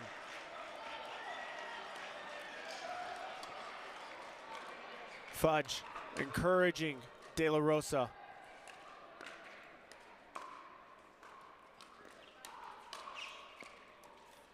And there it is. What a turn of events. And a paddle toss into the cooler. De La Rosa, he comes back and shakes hands. Don't worry, folks. But we're tied up 1-1 in the series. Don't go anywhere. We got mixed doubles coming right up.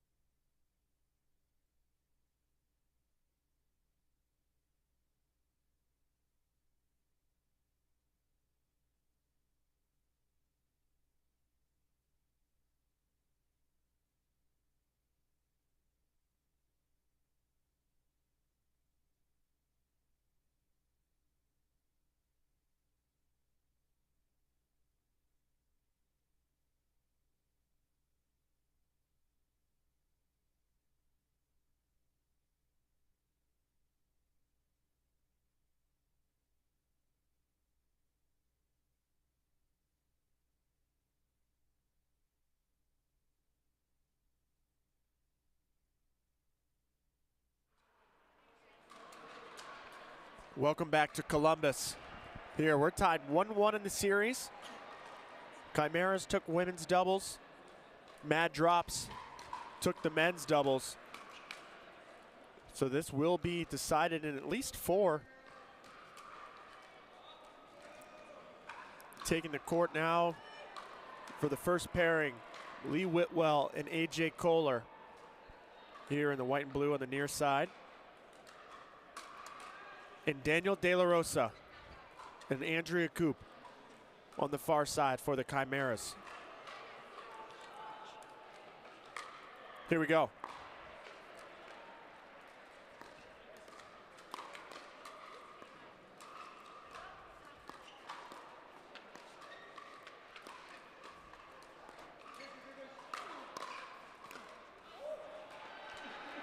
Good point so far. Kohler trying to cover for Lee as she was backed up from that lob.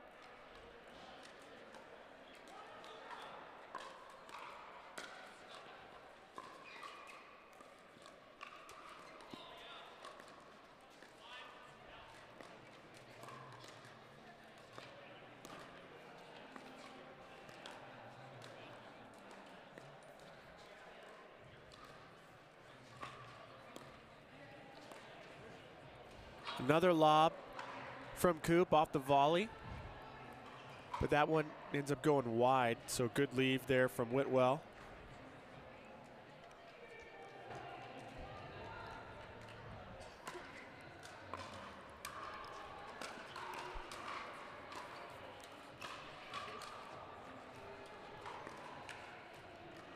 Look at the space open in the middle for Mad Drops.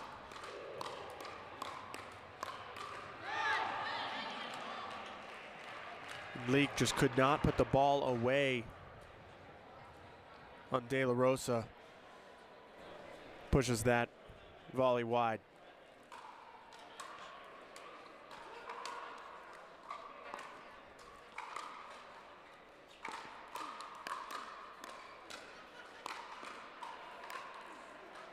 De La Rosa gets the put away.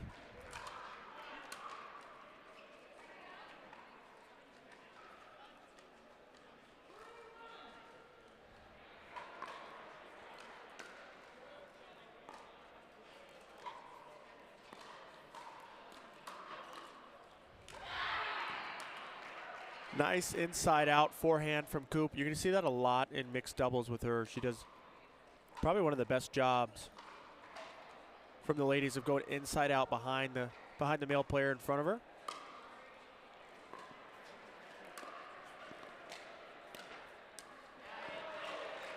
But Kohler returns the favor and goes behind Daniel.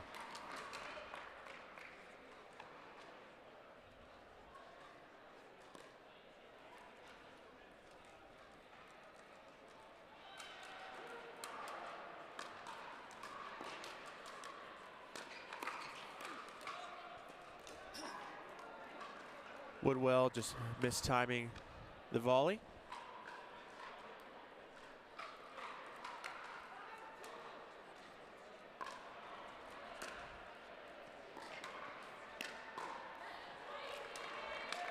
And Kohler getting the easy put away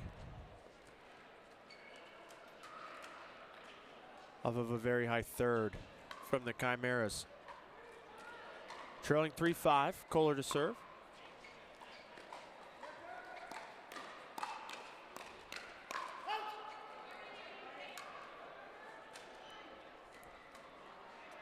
Checking in on Whitwell as she got tagged from De La Rosa in the firefight.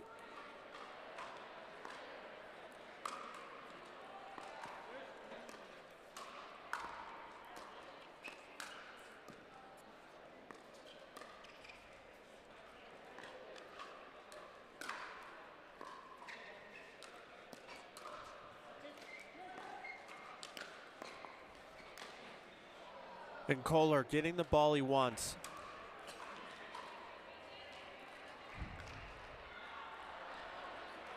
Looks like, you know, he was putting his hand in front of his face as if maybe he's having some tough time seeing.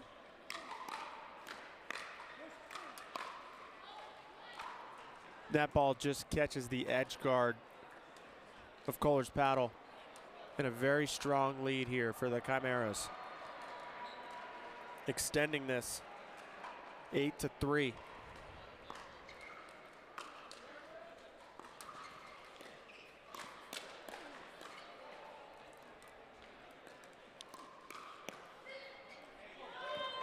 And that ball just sails long.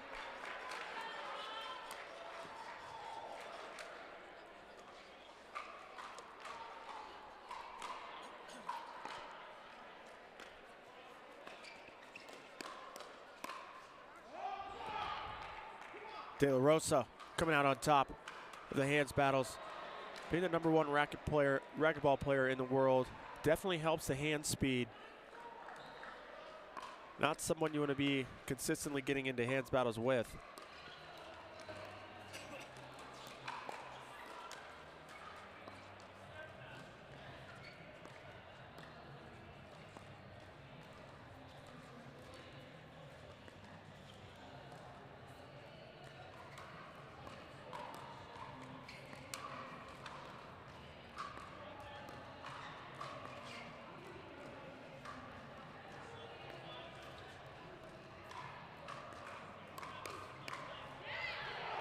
De La Rosa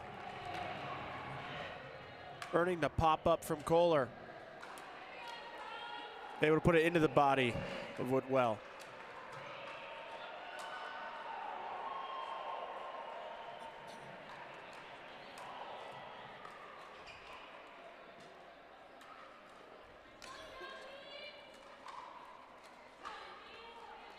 Chimeras extend the lead, 10-4.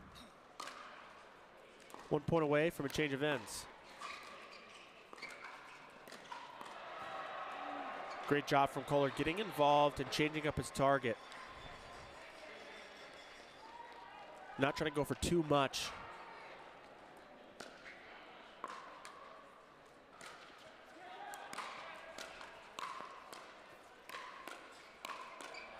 Great pickups.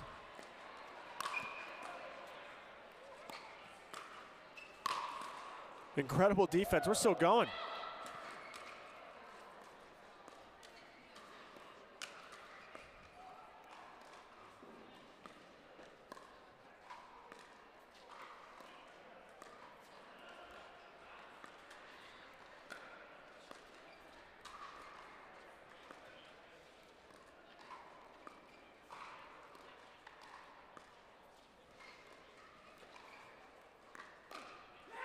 And Coop only has to touch one ball. It ends the point. Right into the left shoulder of Whitwell. And they're going to change ends here. So 11-5, the change of ends. Chimeras in complete control. De La Rosa has 5 kills and just 1 error versus Kohler 3-1. Where Lee Whitwell has 0 kills to 3 errors. Andrea Coop 1-0. So De La Rosa's most common kill comes from his forehand attack volley. So 5 out of 6 kills that he has are from that forehand speed up.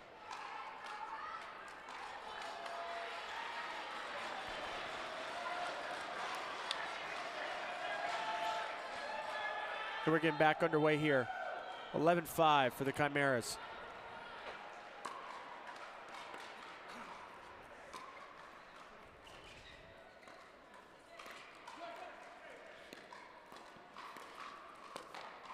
Oh, what a get.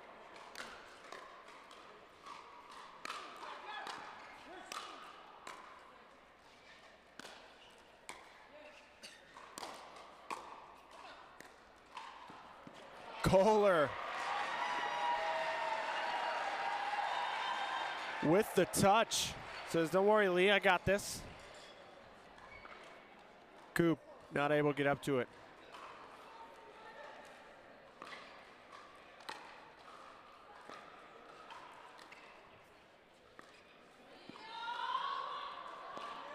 Whitwell showing obvious frustrations, of course, after missing the dink. But the Chimeras have doubled the score of the Mad Drops here.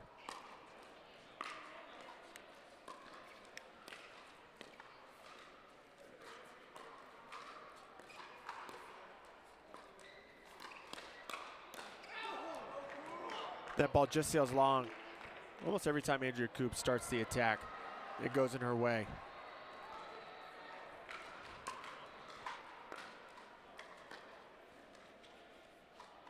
And that ball just trickles over the net. You can see just the disgust on the faces of both Kohler and Whitwell.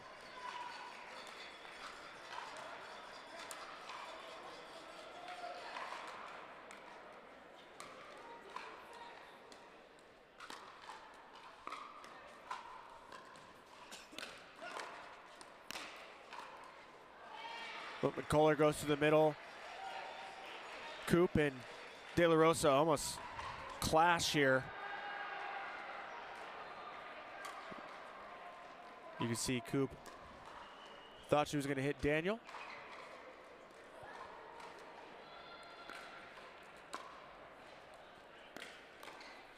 Nice slow drive from Kohler.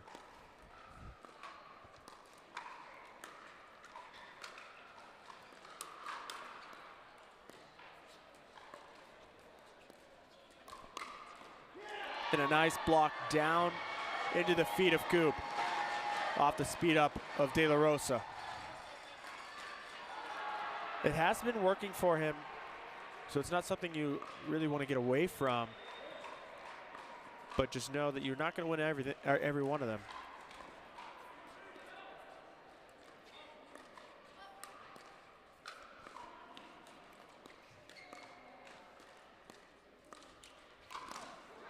And De La Rosa reaches in off a nice setup from the dink of Coop. Gets Lee Whitwell to really reach in, causing her to pop it up.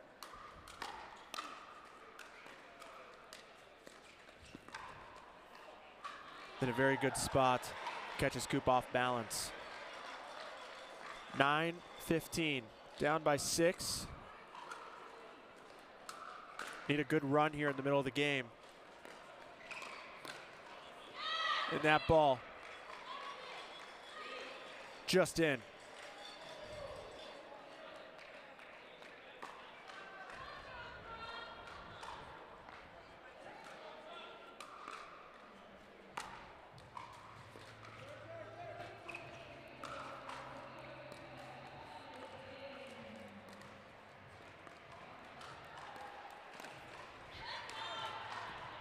And Kohler goes for the reach as well.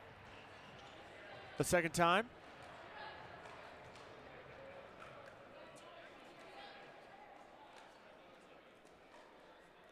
Whitwell asking the refs if they saw it, and Bob Swisshelm said that he did see it out. So all good here, 16-10.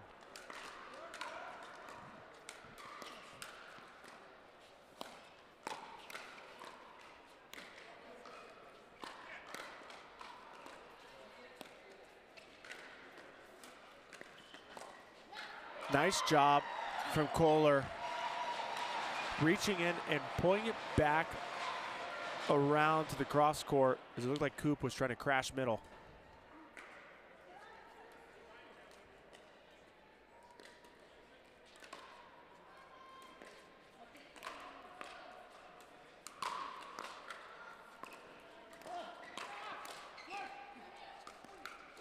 Amazing footwork from De La Rosa to stay alive.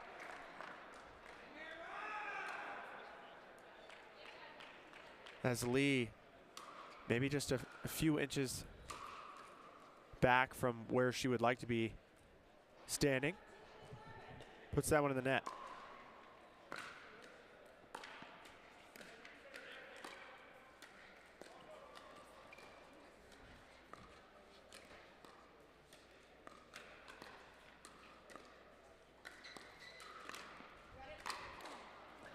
Then a big overhead from Coop as she fins off the lob.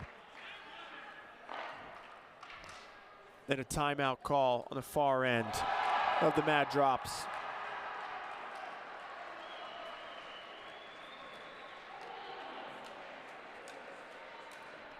So now 18-11, Chimeras having the biggest lead of the game.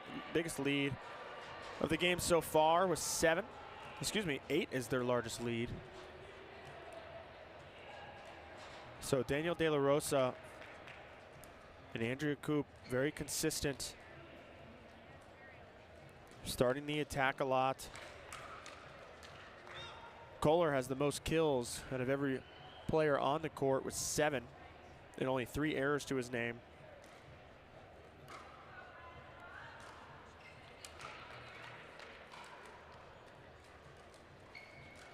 Interesting fact here, every time Kohler takes a third shot, they only win 30% of the time.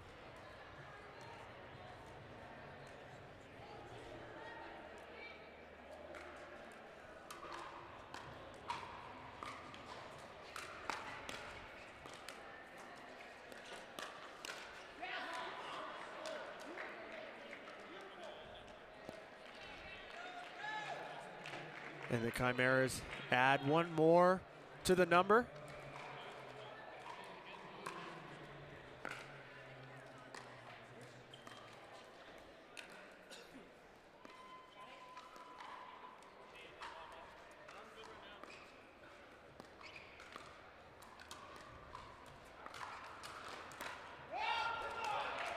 And Coop again with the inside out forehand at the player in front. Works time and time for her. Game point.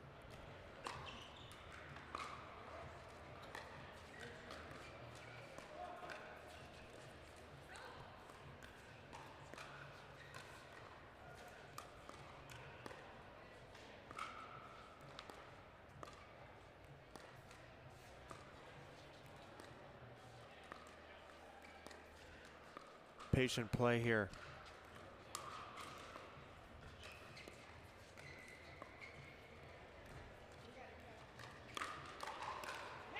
And Chimeras get it done.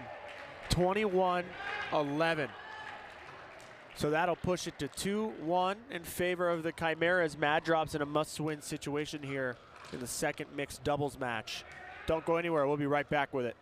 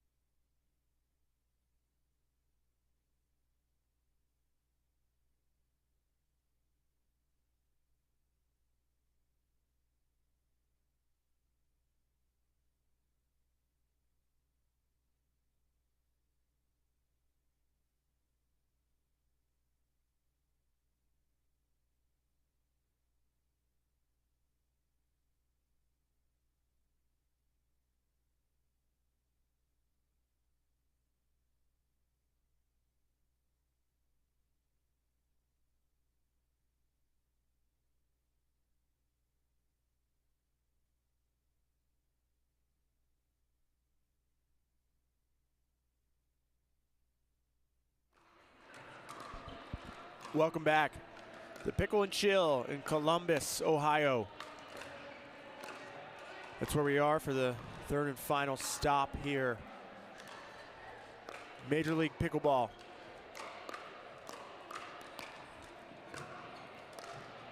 Up next, we have a mixed doubles match between Mary Bracia and Julian Arnold. They're in a must-win situation to push this to a Dreambreaker. But to stop that from happening, you have Megan Fudge and Gabe Tardio. I talked to Megan yesterday, and she was really looking forward to playing with Tardio. They haven't played together up until this tournament, as Gabe was just recently added to Team Chimeras.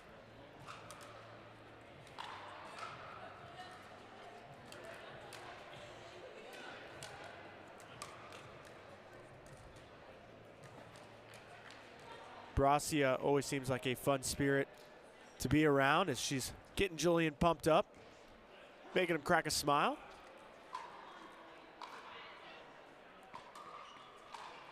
Here we go. We're getting underway here. Mad drops on the near side with Bracia serving to Fudge.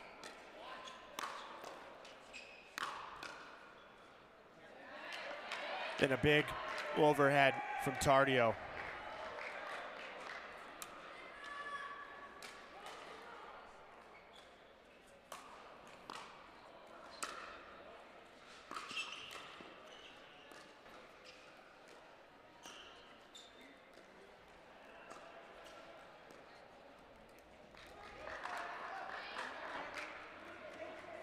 And a 2-0 start for the Chimeras.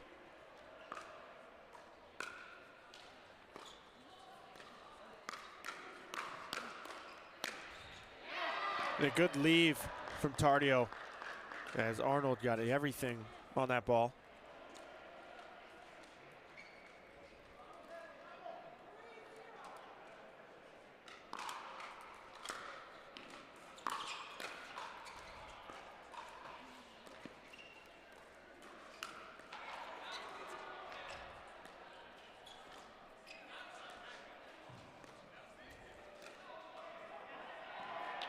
And Tardio with a swing and a miss, but he gets away with it as that ball sails long. Solid start here for the Chimeras, up 4-0.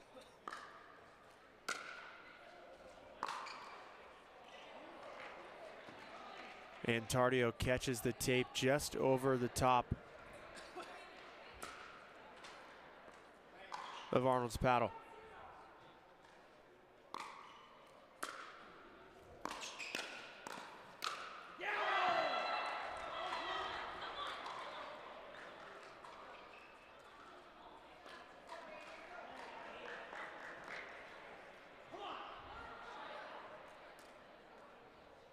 One 1-5. Mad drops trailing.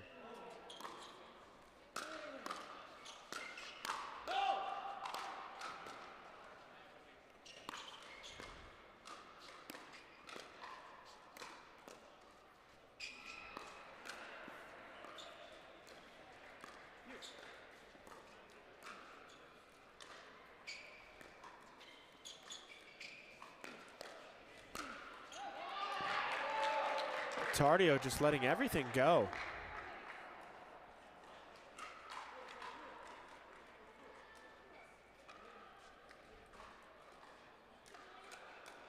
Six one.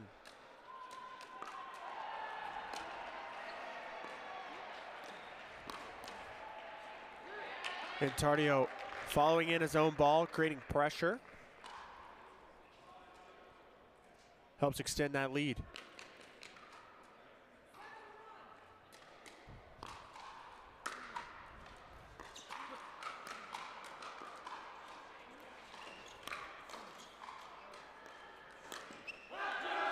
And Arnold gets the Ernie. And a big on Diamo.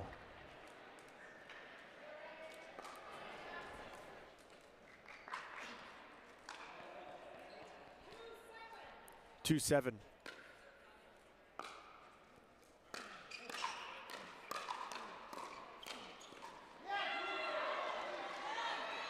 Arnold getting big now in the middle. Starting to hit down on the ball more.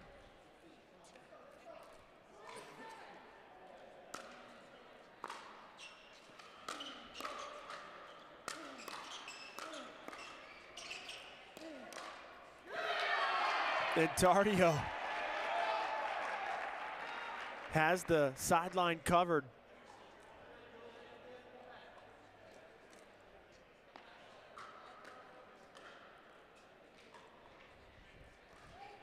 Three 8.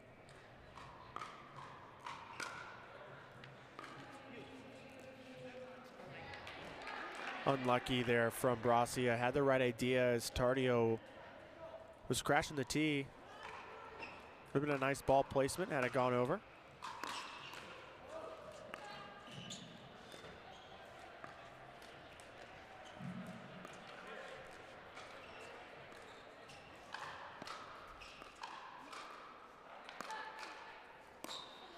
And Tardio reaching in to put the ball away off of Fudge, setting it up. Fudge with a nice target into the left shoulder of Brasia, creating the pop-up.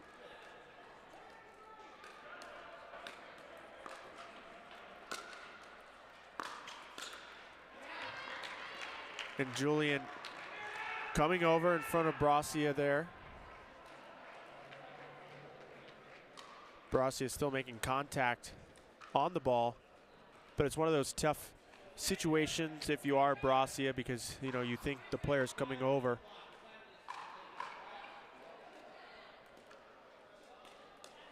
You think the player's coming over to poach, and then they'd let the ball go.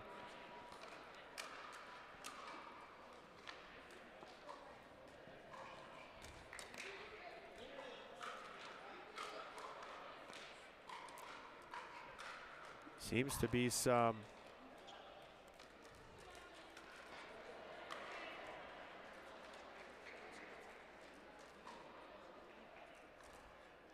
there we go. Chemistry's back in order.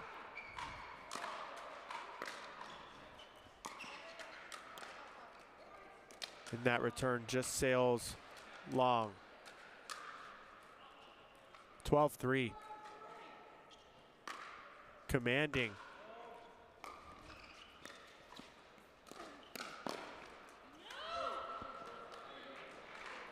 There's Arnold's offense.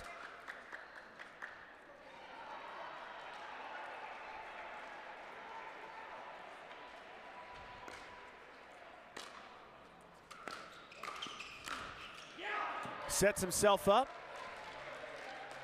Good old shake and bake to himself.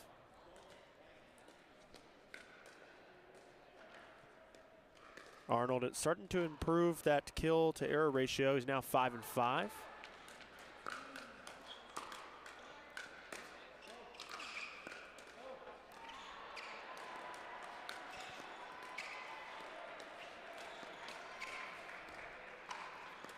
Tardio keeping Arnold honest.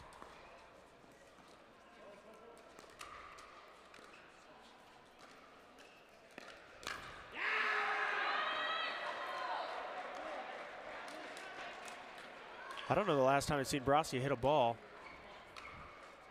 besides this serve.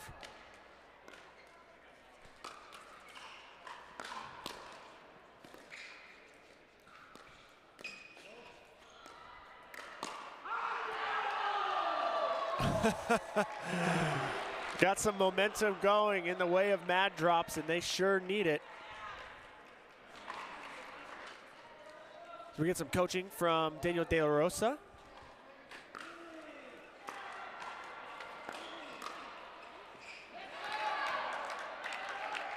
And again, if you are in the position of Brasia, I mean, the only ball I think I've seen her hit in about 4 or 5 points is her serve.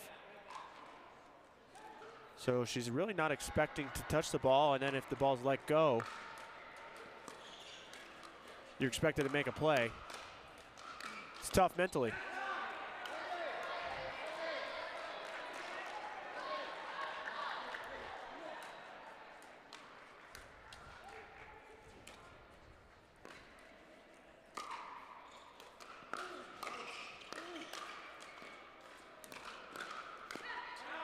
There you are, Mary.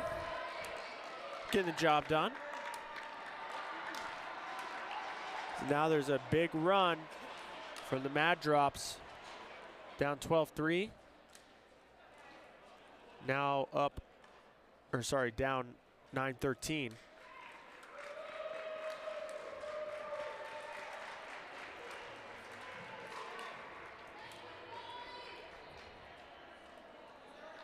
Then a fan trying to get the ball out of the stands, and we are successful. Back underway.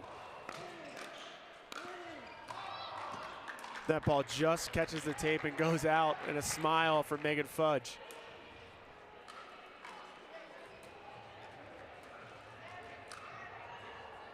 You can hear from the sideline from Daniel De La Rosa and Coop telling Fudge and Tardio to hit more to Mary.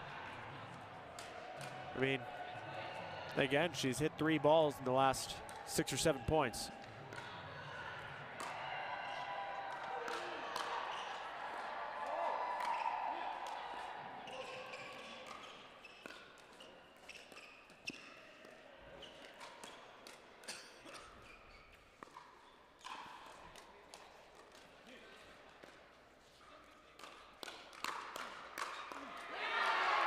And a big play from Tardio.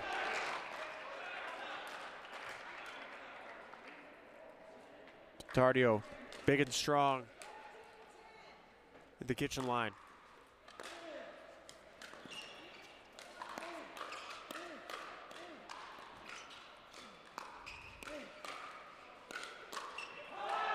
Arnold all over the place. Bracia hits 1 ball, finishes the job.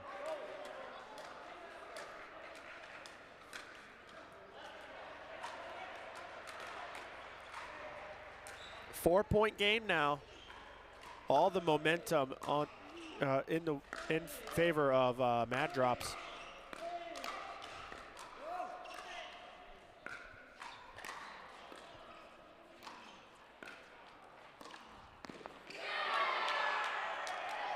Great job by Tardio recognizing that Arnold is coming over. Takes a little pace off.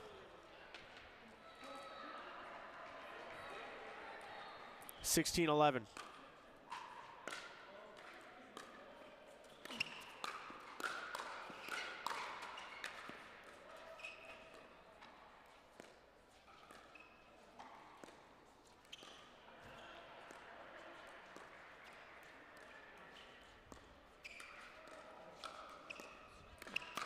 Goes for the Ernie, but it's shut down.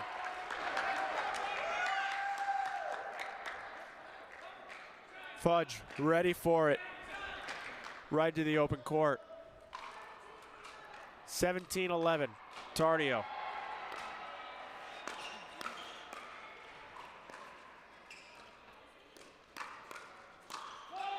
And that ball just going long. Bracia withstands the pressure from Tardio. His paddle face a little too open.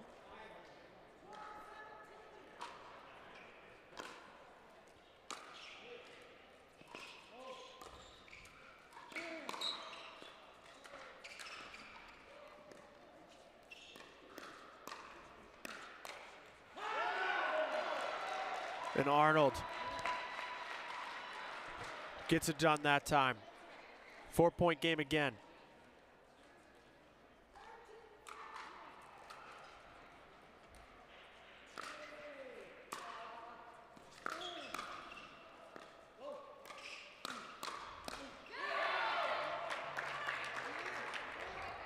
Big point. Now they're just 1 away from 20 before they get frozen.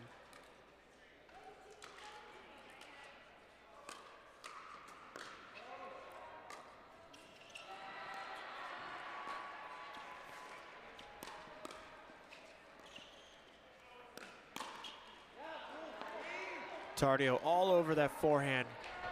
Just misses. Very big stop there for the Mad Drops.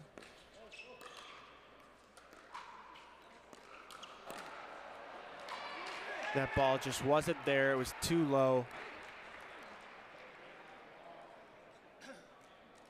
And the Chimeras have 19.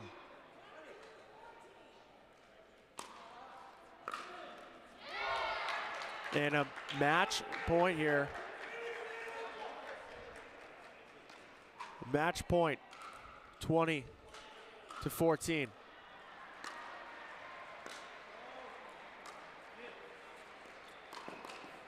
And there it is. Tardio with the Ernie. Oh, never mind. We got a foot fault call. Yep, right there on the right foot as he lands on the sideline. Good call out by Bob Swisshelm. Of course, Tardio's going to argue. It was match point.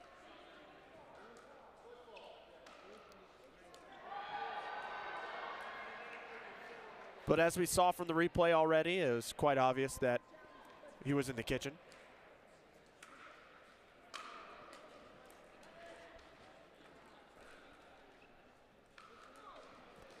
So it looks like they're going to challenge. So Bob Swisshelm's going to come over here to the booth. Oh.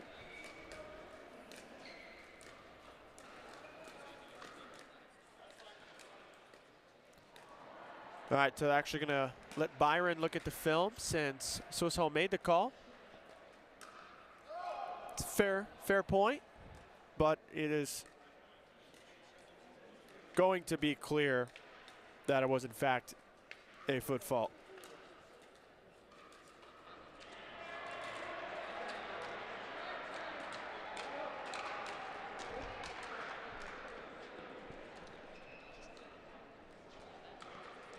Yep, clear as day.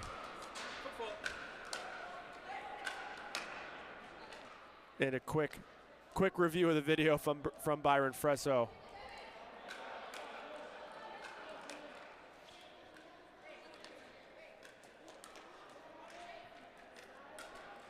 Now, if you're Tardio, don't let that phase you. Still in a pretty good position here to close out the game. They gotta make sure they get the score right, as it should be a point for the Mad Drops.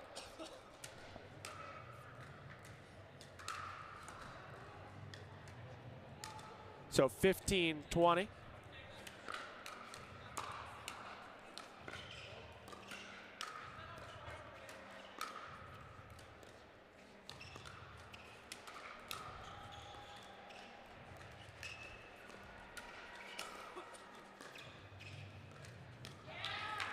And a missed dink from Arnold. Smart, patient play from the side of Tardio. And Fudge, they have another opportunity here to close it out.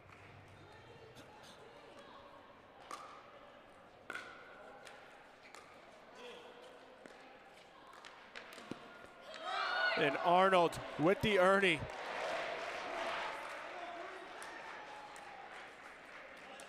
I love the bold move, being down match point.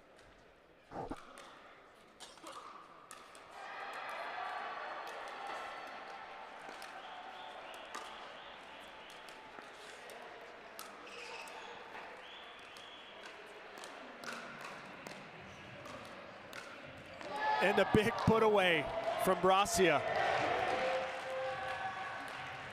with the fist pump.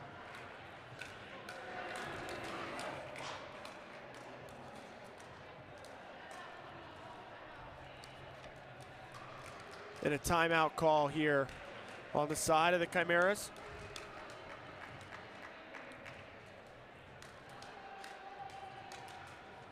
The Mad Drops just had a tough start. They really dug themselves into a hole.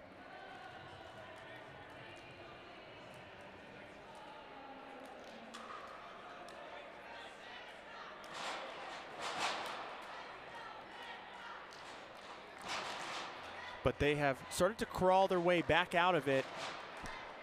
They got away with the they got away with one on the Ernie of Tardio. Got the lucky foot fault call.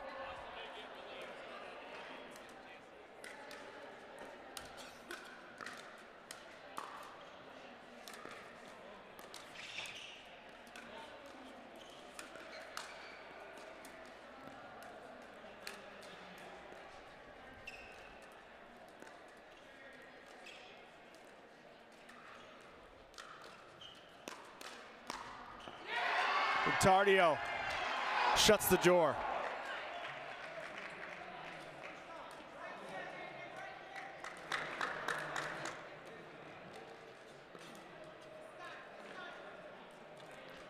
Match point, number 2. Oh, number 3, sorry.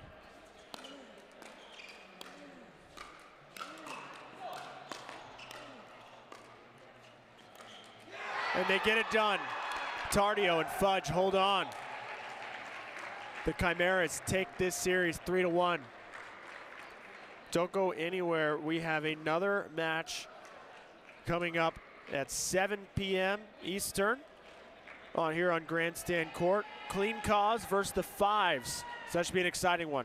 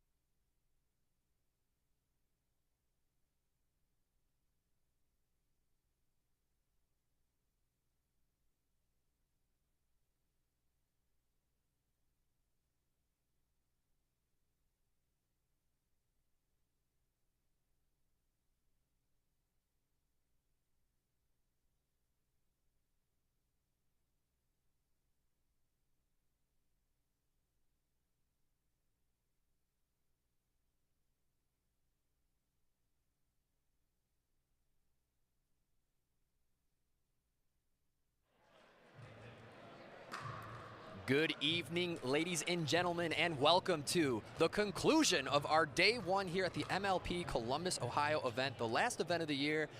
Man, oh man, it has been an action-packed day, and you can only expect that they're going to finish strong. We got one for you here, guys. Late night, the Fives versus Team Clean. Both 1-0 on the day, looking to get 2-0 to finish the day right. It comes down to this, ladies and gentlemen, the Fives. We have the women playing first with Simone Jardim and Lina Padigamente out here looking to make things difficult for their opponents. Maggie Remenzi and Regina Franco Goldberg here on our grandstand court. Thank you guys for tuning in. I'm Rob Cassidy at the MLP Columbus, Ohio. Here we go.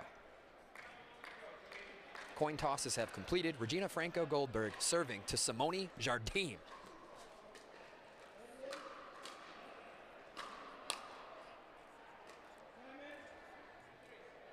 Head referee Byron Fresso with assistant referee Marcia Fresso, two of the most legendary referees in the game. Here we go.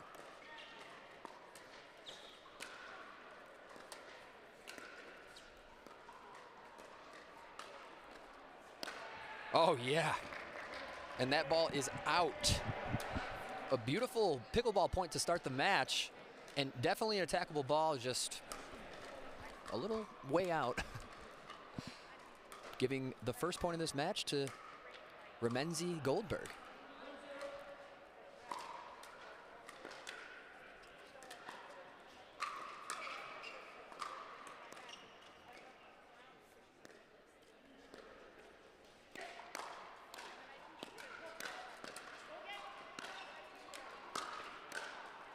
Heavy swinging here. Baseline lob defense. And that one's gonna sail a little deep, a little long. 1-1. Lina Padigamente to serve.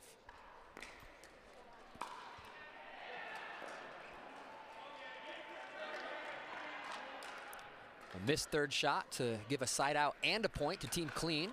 Regina Franco Goldberg serving to the one and only Simone Jardim.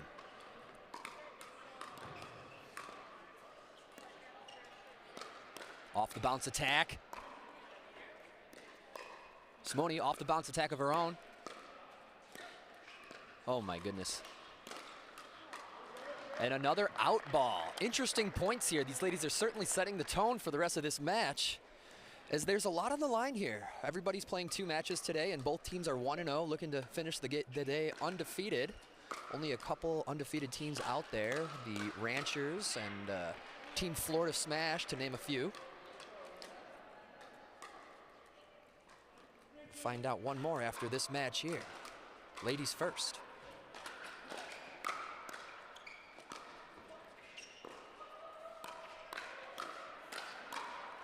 Oh, yeah.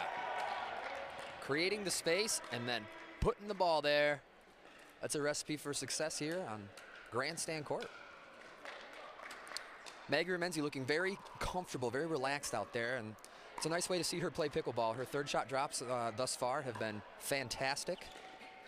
And there's another one for us, just putting on a third shot clinic. Silky. Ooh, little Ernie attempt, a little makeshift corner Ernie for Lina. It's good pressure. 1 point game.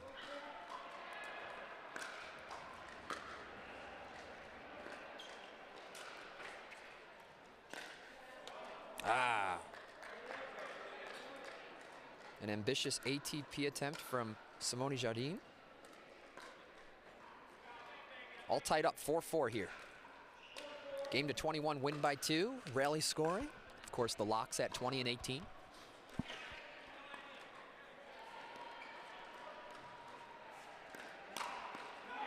Very nice. Nice, and some encouragement, energy from the sideline teammates. This teammate atmosphere makes for a very unique pickleball event. There's nothing like MLP out there. Good to be here. And thank you guys for joining us and being here with us.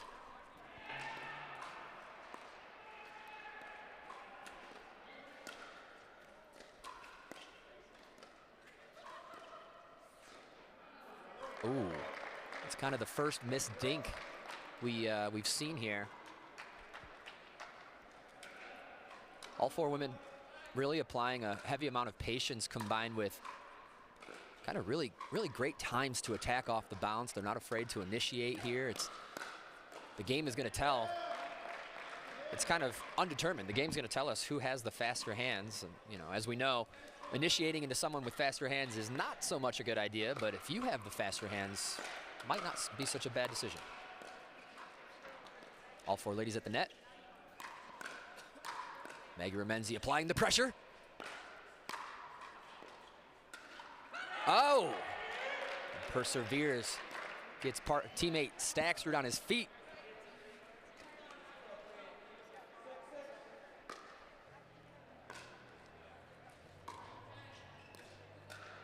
Crafty. Regina's there. Pulls herself off the court. Oh, and a tough miss from Maggie. Good effort. Nice dictation, setting that up by the one and only Simone Jardim. It's so great to see her out here at this event, as she has really set the standard for what greatness is in this game on the women's side of things, or in general. I mean,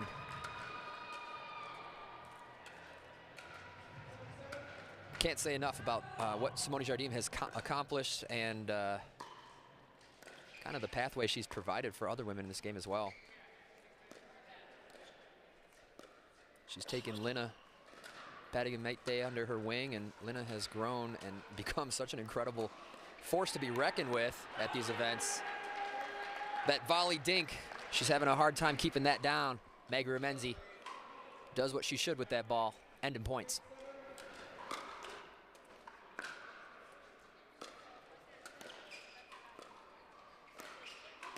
Ooh, Gina works her way in, gets aggressive when the time is right. Now it's time to apply the pressure. Ooh, a good eye. Simone left that for Padigamente. Unfortunately, sailed out. 8-8. Good grief. And another out ball.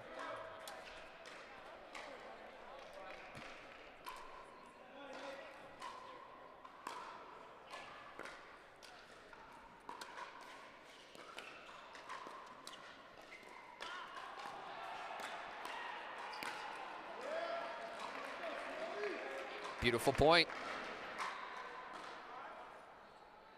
Boom. You know, using pressure or attacking, not to necessarily finish the point, but to kind of gain advantage for her next one and then finishing the point. That's just classic world-class pickleball.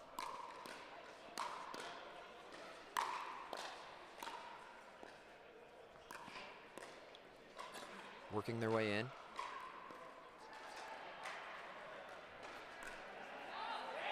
And a little much. Ball is out. 1 point away from the side switch here for Team Clean.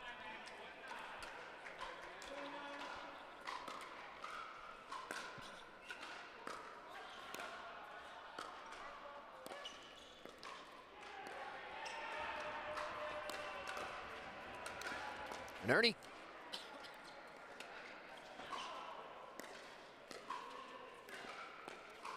Second Ernie of the point will get it done. Very familiar with that corner she is, and just applying the pressure. Beautiful. Comfortable, not too crazy, nothing too sporadic, just well calculated, good pickleball, and that's gonna stay in, and they steal the 11 on the side switch. The Fives get the first side switch of this match, and on this side switch we will go over the full roster as the boys wait patiently for their chance to shine. So for the Fives, we have Simone Jardim, Lina Pagadamaite,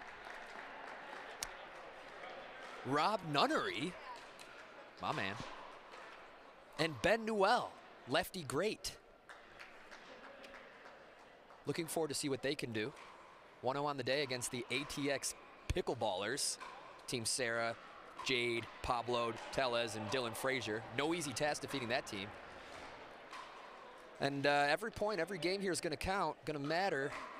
This women's match is really going to, that whoever wins this one, it's going to come in handy later. Kind of goes without saying. Locked up at 11s.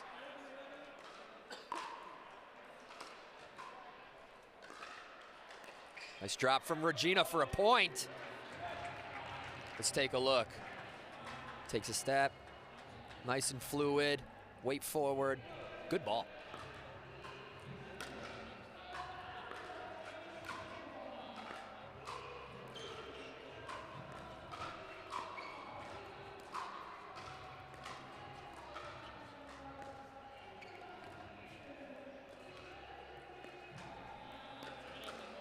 Off the bounce attack and sets herself up for a dunk.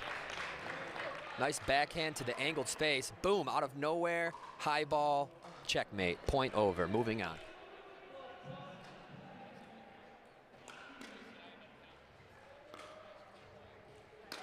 Ooh, third shot drive. Fifth shot volley. Here we are, all four players at the net. Oh.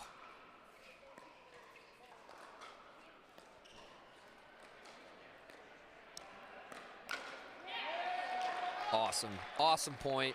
Great patience. Ooh, that's kind of almost an indecisive initiate from Regina and immediately punished by Patty Gamaite.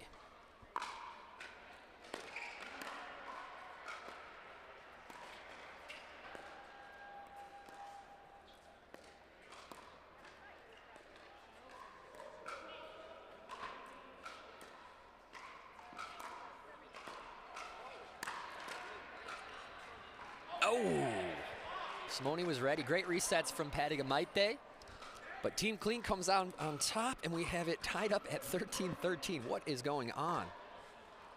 Dead even here in game one of our final match of the day.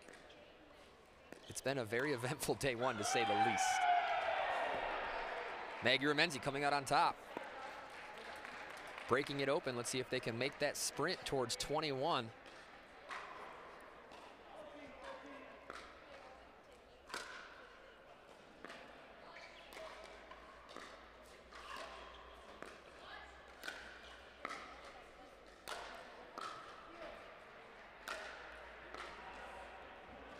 And the ball bounces out.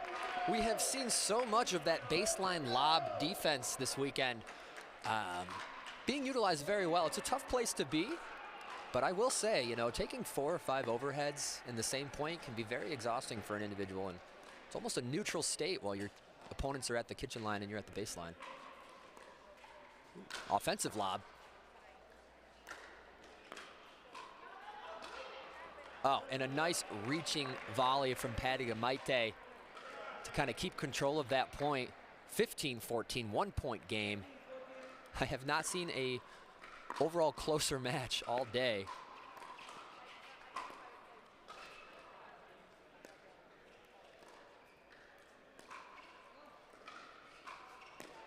Oh, there's that attack, but Regina is there to shut it down.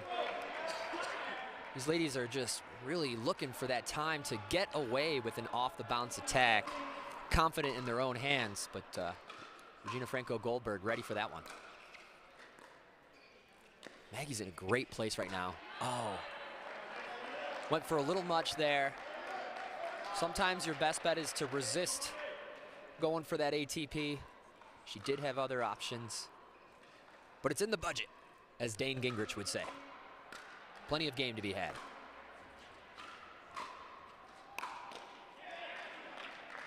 A high third into a point for Maggie and Regina.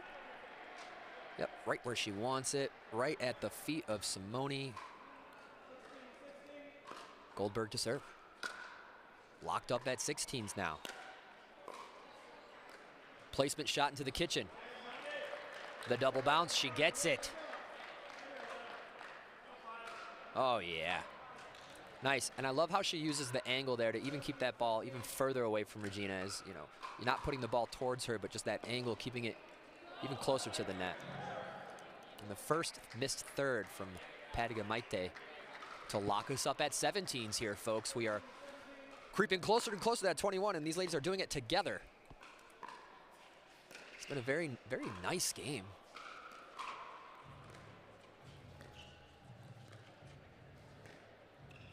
calculated.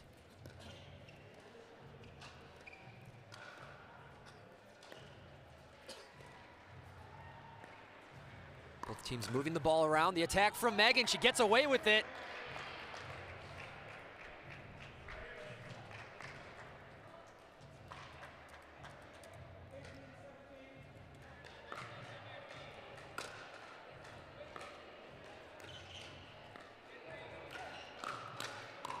Uh-oh. And that's all it takes for Simone Jardim to end a point. Locked at 18s, folks. I have not seen a score like this at this event yet, only at the MLP.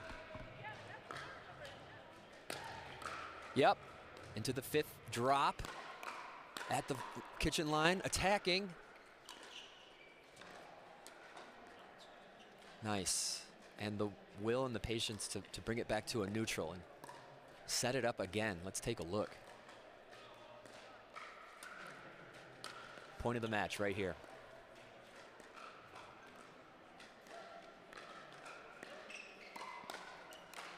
Simone keeps it going.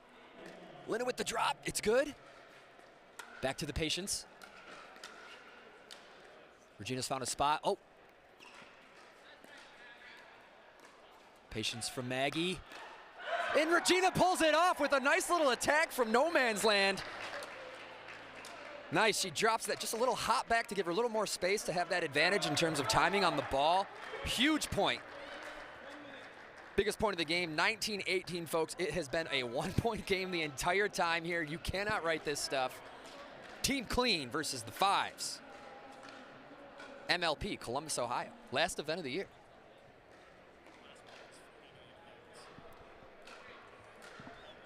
Interestingly, that was the longest point of the match at 49 hits. Not too shabby. Thanks to our scorekeepers and counters at 0-0-2 stats, keeping us in it. Love it. 49. See if you can beat that at home, folks, as you learn that these points are longer than you think. When you start to watch these pro players, you really got to redefine what patience is. And, you know, if your number is how many dinks you can do in a row, if it's 10 or 12, you know, try to double that number. Try to become a 24 dinker if you have the consistency and the discipline to work on that. Whatever your number is at home. If your number is 25, see if you can make it 50 in a row. Consistency is key to the next level no matter where you're at. Here we go, 19-18.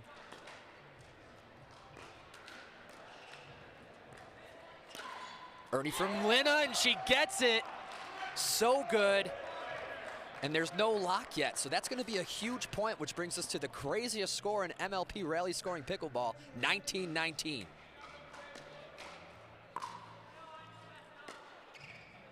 It's the highest the score can be while it is unlocked. Critical point here. You can see the hustle, which is an important part of the dinking patient game.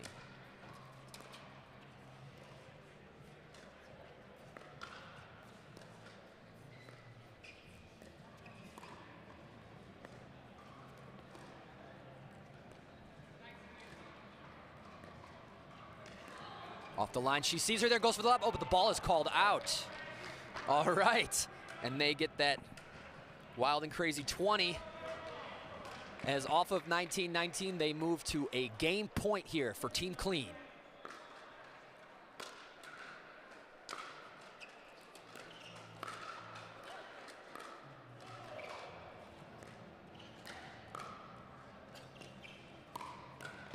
Good ball from Maggie.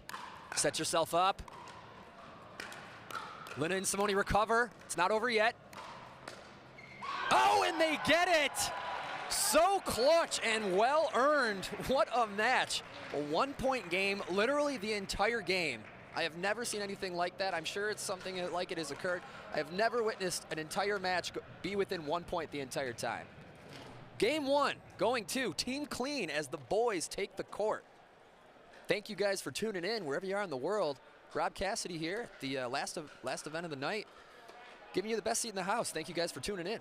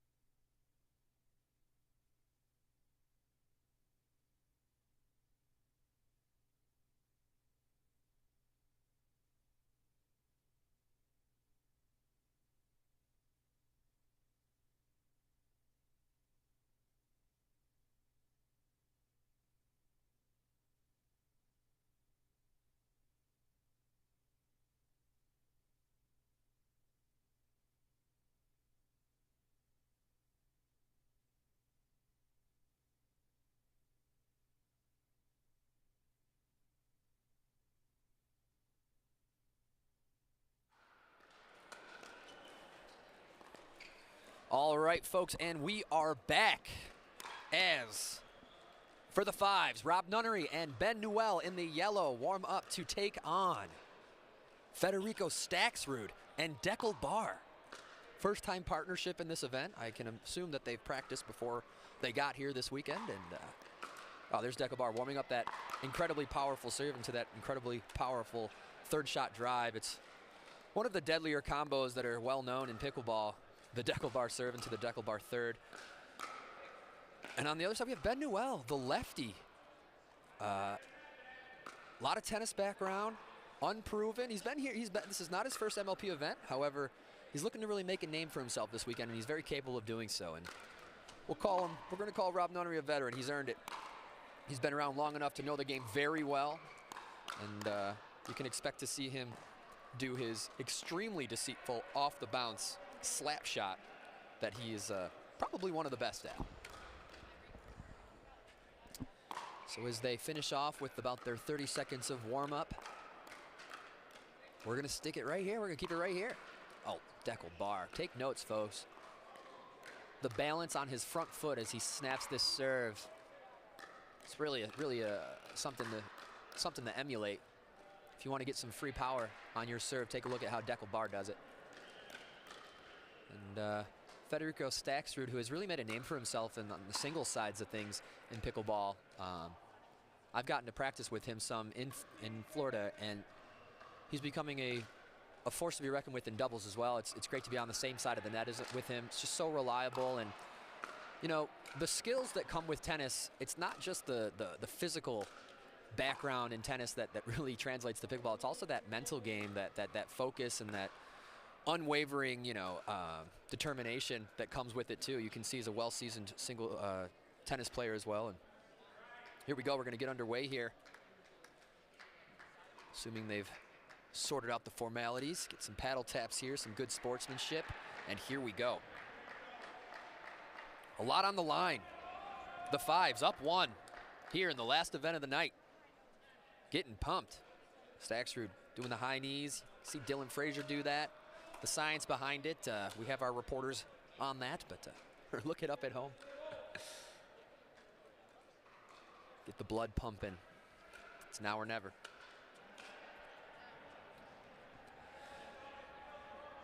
Yeah, so in this unique MLP rally scoring format, you don't need to see much stacking because you don't change sides, and you get to start on your preferred side. You have Ben Newell on their respective right side of the court, putting his lefty forehand and Rob Nunnery's righty forehand in the middle of the court where they can be most utilized.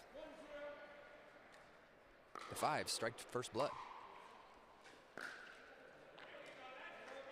And a missed third drive from Ben as he appears to be settling in. I wouldn't count him out of really kind of crossing that one off the list just yet. He might miss another one until he finds it. And once you find it, you keep it, and it's a weapon indeed. Oh, beautiful third from Deckel. Well, nice. And that tiny little point there, just proving that he's willing to move his feet to give himself the shot that he wants. 2-1 here.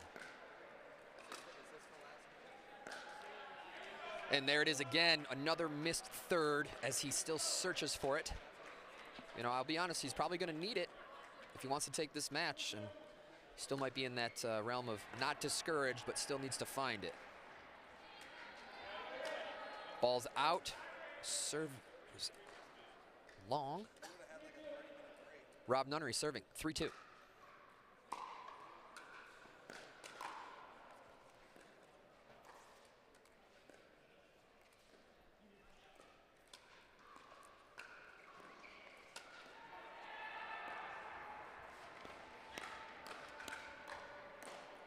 Oh, and the nice dunk from Ben Newell. Boom. Essentially a no-look. Loved it. Pulling away here, 4-2. Already a bigger lead than at any point we saw in the previous match with the ladies. The ball staying in, another point on the board. Correction, way out. Point for Team Clean. Staxrud pumped up. He's been having a great energy throughout today. And energy and focus, those are the two most important ingredients in winning an MLP championship. Ben pulls himself, give him the inside out, cross court dink. See that with other fellow lefties like Rafa Hewitt and Rob Cassidy.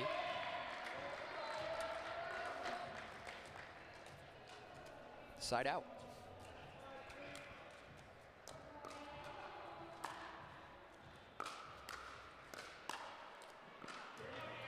Tough ball. Deckle Bar owning that sideline. Great angle. Two ready. Nice stop from Saxrud. Deckle able to take that. No mortal man could put that ball away.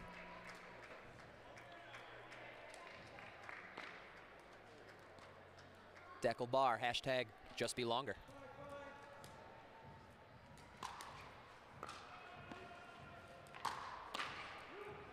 The hustle. Nice reset. Nunnery applying the pressure. Deckle taking over. Oh, but Newell coming out on top. Those are the clutch battles, or what it's going to take to take this match. And there's that third shot drive again. Oh, and a miscommunication. Almost strike one and strike two in the same point.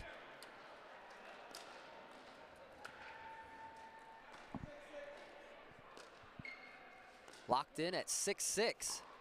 Third shot drop from Deckle Bar. Ben decides to attack, and he pulls it off. Bold and good. Will it work again? Will he try it again? We'll find out. Third shot drive. Into the net once again. Now that's when you start to wonder, I mean, that's a lot of times, would you agree? And we haven't really seen much of a third shot drop from him. And it's tough when people use the third shot drive when they do not have a third shot drop, using it almost as a crutch. Both are much more deadly when you have the option of either. Ah, and the backhanded speed up from Rob. Tell you what, if that was a forehand, that would have been point over. Saxrud with the drop this time. And Deckle's presence perhaps almost really pushing Ben Newell off the court with his fourth. 2-point game here, 9-7, team clean, up two. The deep third shot drop, Saxrud's in position to neutralize. Deckle Bar with the put away. This is a great team. I mean, this is their second match of the event. And, you know, like I said, they've most likely practiced outside of this. Most likely, absolutely. But as a new team, we can say that there's both new teams here. But Deckle Bar and Federico Saxrud have certainly found their stride and are looking like a well-seasoned team out there. Well-seasoned duo. Cross-court forehands from Saxrud. Ooh, and the first miss from Federico. Can you believe it? And that's the thing with the pros. It looks easy. They may make it look easy, but the consistency with these guys is out of this world. Ben, lob defense. Deckle plays the bounce. Takes the net.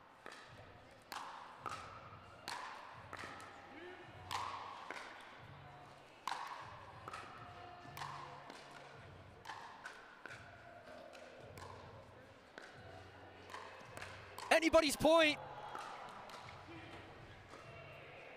Ernie from Deckle. He's back. Oh, the deceit. The side spin on that ball to that spot, and it's good! So good. Unbelievable point of the game for sure. Third time's the charm on this slicey. Oh. Slicey forehand side spin from Deckle. Same spot in a row 3 times. Just full control. 42, so they're 6 short side shy of the record held by the women in the first match. But again, another long point of this match. And that's going to secure the 11 in the side switch for Team Clean. Looking to tie it up here. Good stuff. Nice that they have a little breather. Nice little timely breather on the side switch after those long points. Don't have to use a timeout. Interestingly, in this format, guys, each team has one timeout per side switch. So prior to the 11, you have one timeout, and you use that one or you lose it. But once the side switch occurs, you have one timeout as well, whether you used it prior to the side switch or not. So as we side switch, both teams have one timeout remaining. Deckel Bar ready to rock and roll. Let's see what he does with this serve. He's going to try to overpower Rob Nunnery or what? Let's take a look. Standard serve into a beautiful third shot drop. No way else to say it. Oh! So on it that he earns, but the unexpected slap shot from Rob Nunnery is going to take it. He showed dink and then pulled the trigger. Deceit, another upper level element that separates the pros from the rest. Let's see if Rob Nunnery can keep it going.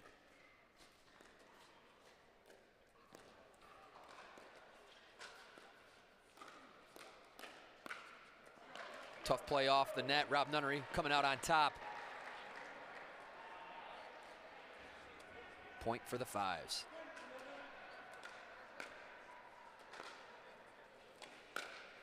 Third shot slap from Ben. Follows it up with the fifth shot drop. We like that. He's got to keep his dukes up, though. That ball could come back at any time with players like Federico Staksrud and Deckel Bar with some of the greatest initiates in the game. Keep those dukes up. They can attack anything, especially with the paddles these days. Am I right? Ben looks like he's taking a snooze on that. There he goes, trying to keep himself up. Get the smelling salts out here. Long day. Players started at 8 a.m. this morning. It is now 7:34 p.m. here in Columbus, Ohio. Last MLP event of the year, day one.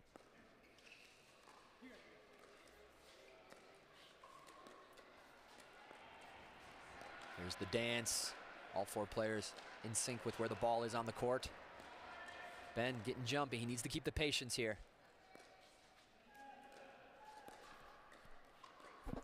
The stink rally needs to be an all-day affair. Oof. Don't do it, Ben.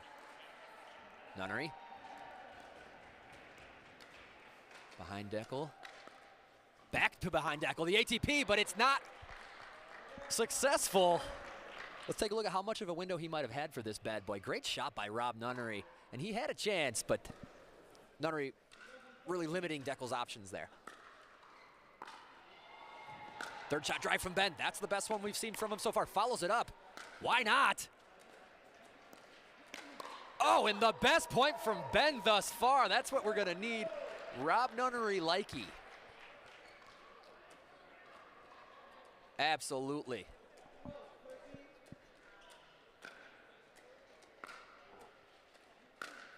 Again with the third shot drive. Love that he's opting for the fifth shot drop. Not clean enough, though, to allow his team to get to that kitchen line. Deckel Bar is going to put that ball away every time. Not much the Nuns can do.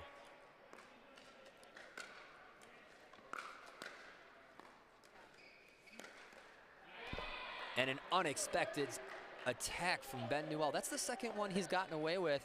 I don't know if he's 2 for 2 or what, going up against Deckel on those, but it appears that Bar does not have that much of a read on Ben's attacks. Boom! The lefty forehand down the middle. Can't forget it. Doing the lefties here proud. Ben Newell in the house. 14-14. Let's take a look and see what he does with his third. The drive. The drive. The drive. The drive. Yeah, why not? Oh, and of course, just a little deep. He had his fun. That's the thing about options. When you have options, you got to kind of find the good ones and stick to them. If he mixed in some drops, it might have been a much better path for that previous point. Great pressure and the ball right back in their hands. Rob Nunnery super focused. Love his game. The good old days, I used to share the same side of the net as him. We were very successful in our day. And another sailor deep. He's getting a little too confident with those now. Beginning of the match, they were finding themselves in the net. Now they are finding themselves on the gray portion that is outside of the court.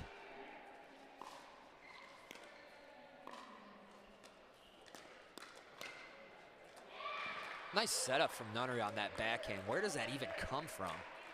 Nice, and you can see Simone and Padigamente cheering them on from the sideline.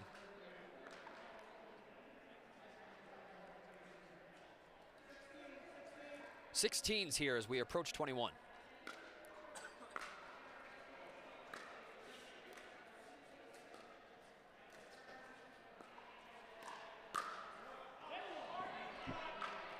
The ball stays in. No, it does not. That was not a celebration from Rob Nunnery.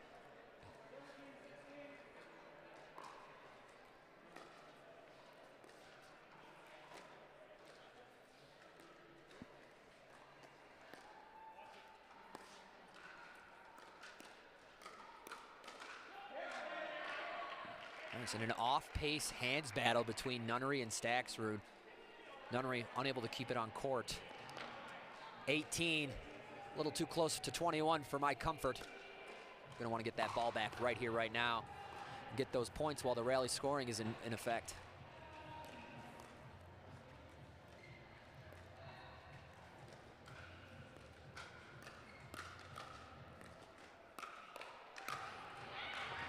Nunnery taking care of business, just brushing Deckel off the court with these attacks.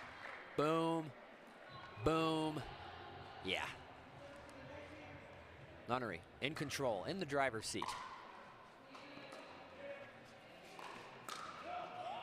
And so good there. You can see he had a really nice third shot drop there, but that serve return pulled Nunnery so far off the court that as he had to take the net, Deckel saw that, took advantage. Timeout called as we have 19-17 here in our second game of our final event of the night between the Fives and Team Clean. Who do you guys want to win?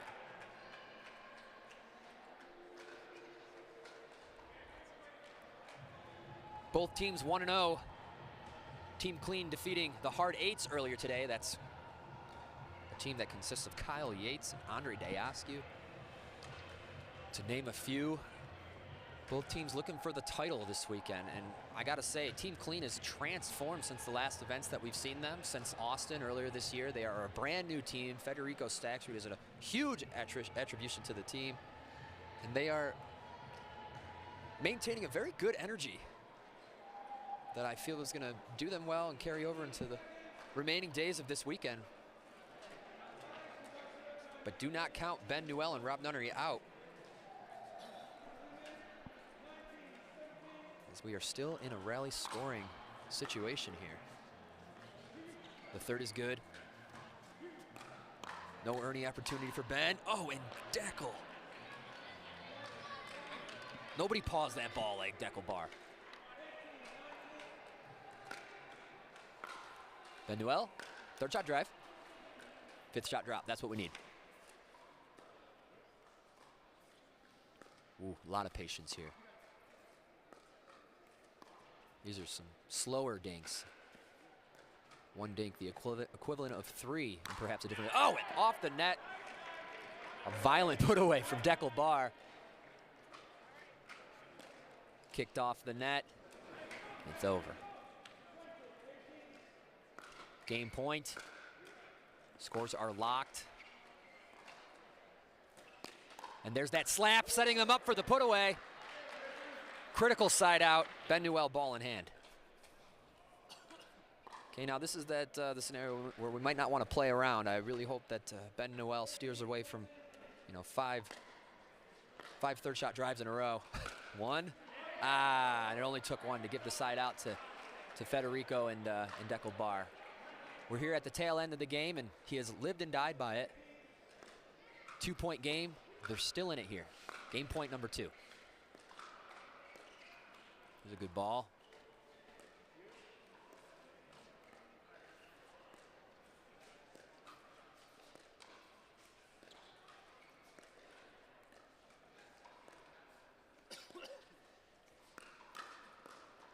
handled by Nunnery. So good, so ready. Rob Nunnery, great first name, great pickleball game.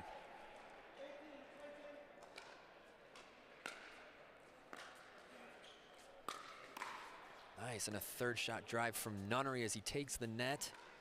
Newell, need to stay a little patient here. Nunnery on it. Oh, a little much.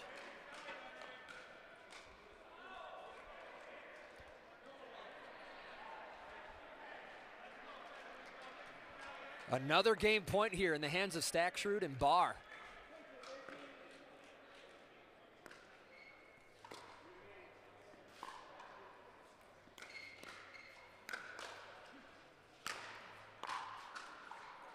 And a good eye from Nunnery to end the point. Ben looks focused here. I'm going to see some good decision making out of him this game, or at least this, I meant to say this point. See if they can get off the 18 and do it right.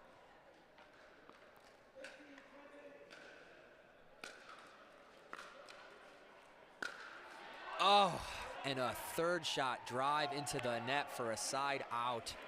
That's tough. Clear the net, make them play. Here we go. Game point number 4. Ball's out. And Ben gets another try. Now, there's a reason why they're returning their serve to Ben, and that's because there's a well of unforced errors coming from it. But let's see, he's got another chance here to redeem himself.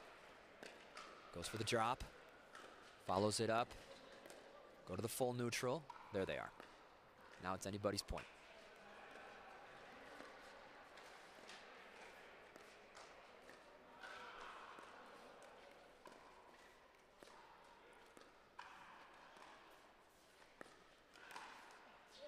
Yeah. And Jekyll Barr, such a good little slapper. Gets in, gets low, some bending the knees, reaching over the kitchen. Not an easy ball to get back. Ties the team up. Nunnery and Newell on each other's feet there.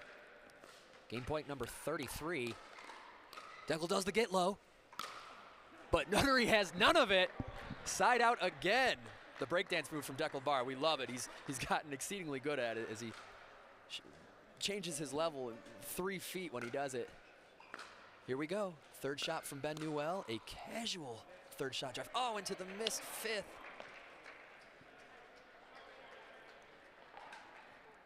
And an offensive timeout called by Stacksrud Deckel Barr as they look to crack the final points of this game open. See if it works. Looking to shift the atmosphere a little bit. We're going to stick right here, guys. Thank you guys for tuning in. 2018, Game 2. Following this game, we will have our first mixed match of the 2 mixed matches we have here. Been some exciting matches today. A couple Dreambreakers happening. The Ranchers pulled out an amazing one to stay undefeated. Look them up, folks. These games are crazy. Rob Nunnery's pumped up. See if they can shake it off. Get this ball back. I'm expecting an extreme amount of power from Deckel Barr on this third. We'll see what they decide to do with it.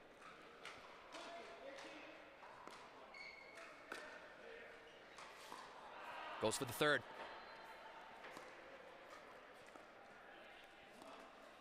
Playing it by the book. I like it. And the slap shot off the paddle of Ben Newell for game 2. Going to team clean. They tie it up. What a well-played match. I will say the Fives, they had their options, or they had their opportunities. Yeah, that's why you want to bring a bunch of tools to the table, so you got some options when the time comes and you get to select which one's going to work best for that scenario. Ben Newell decided to continue with that third shot drive. It got him so far, but not enough to take the game. 1 game apiece here in the final event of the evening. We're going to take a short commercial break, guys, or at least a break in general, and we'll see you guys right back here. Best seat in the house. Thank you guys for joining us.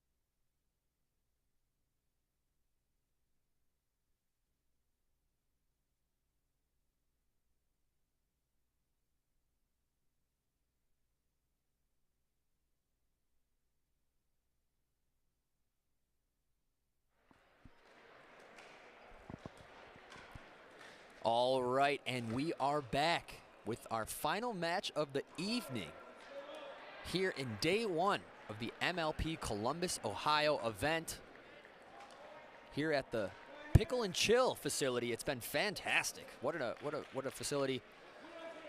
And Team Clean is up 2-0 as they look to take this match. If they win this game, it's over. Deckel with a huge poach. Oh, sets it pretty. Oh, Deckel Bar in his best form. Just a well-calculated ball on the move. Team Clean up 2-0. Referee, or excuse me, a commentator error on that game score just before our break. Deckel Bar looking to dictate this mixed match. But we got two veterans on the other side of the net, Simone Jardim and Rob Nunnery. Such a powerhouse team. Let's take a look.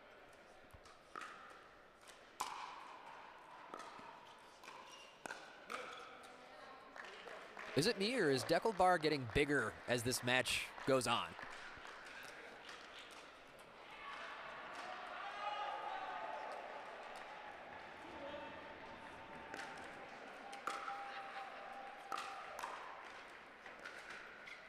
Just me? Okay.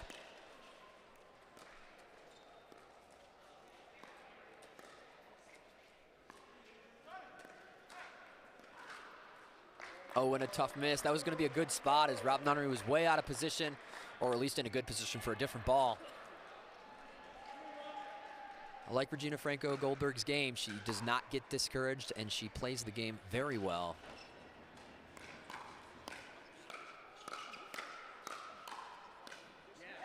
Heavy hands and a point for Team Clean.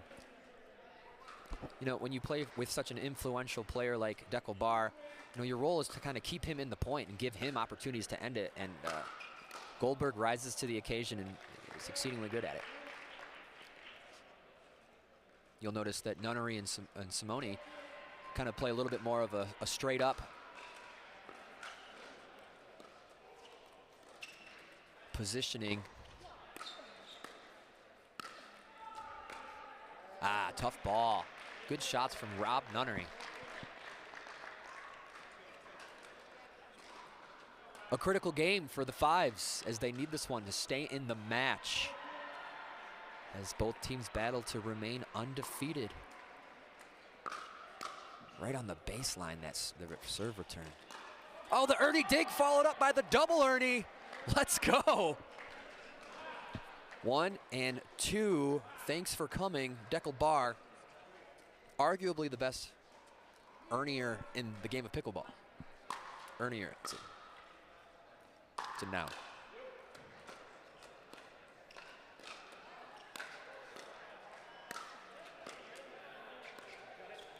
The drop shot, but Deckel is all over it with a cross-court lob. Simone plays the bounce. Unbelievable craftiness. The artist, the Israeli artist, Deckel Bar.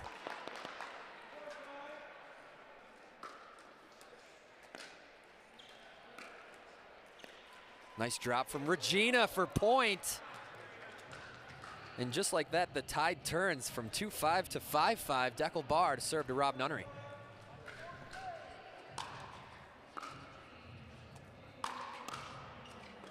Third shot smash from Deckel. Able to play that bounce and recover to his side of the court.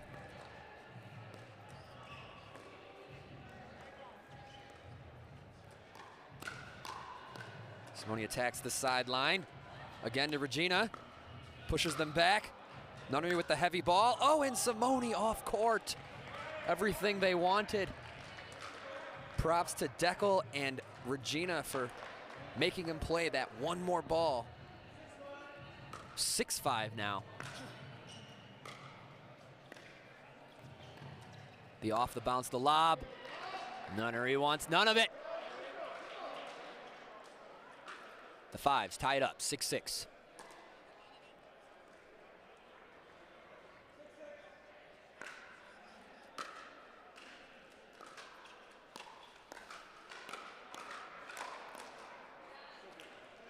Point over from Deckel Bar.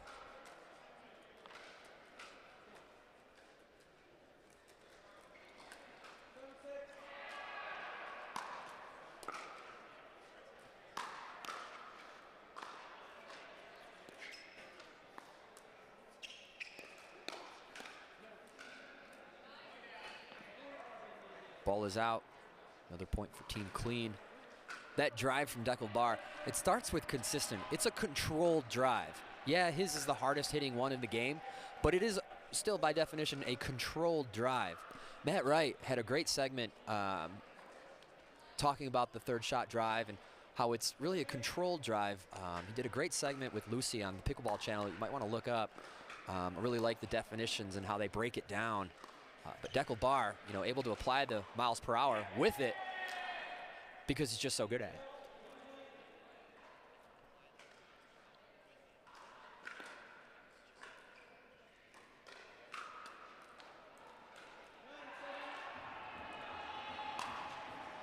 There's that serve.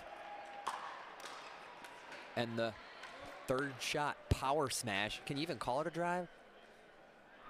One of the heaviest hitters in the game of pickleball, Deckle Bar, putting points on the board for Team Clean.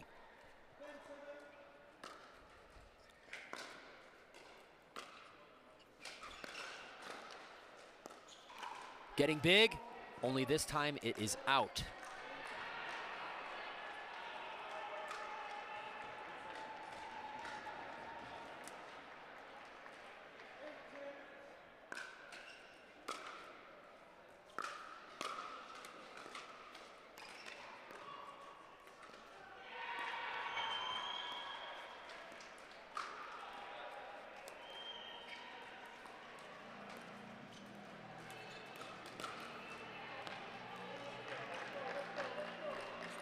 Nice point.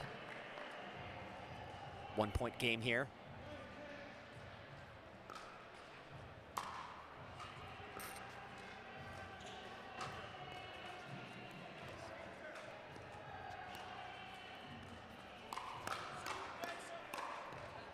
Oh my goodness. Oh my goodness. Deckle Bar playing about 110% of the court here. And a great ball down the middle from Rob Nunnery. Top-notch forehand. Makes me think of Matt Goebel, the caliber of forehand that he has.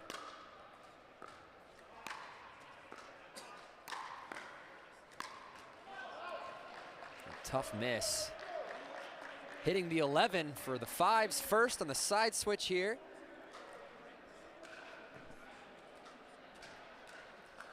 Don't let that side switch trip you up. You know, you might feel like you've accomplished something, but it's not over yet.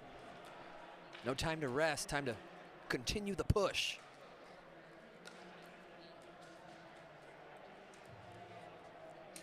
One point game here. It's not much of, you know, making adjustments at this point. It really just comes down to execution.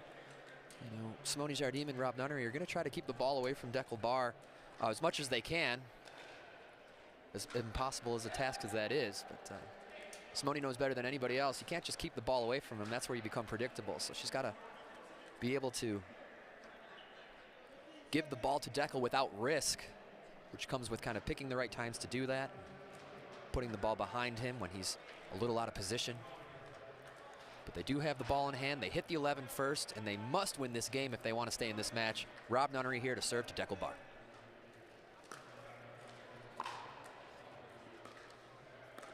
Beautiful third shot drop from Rob Nunnery.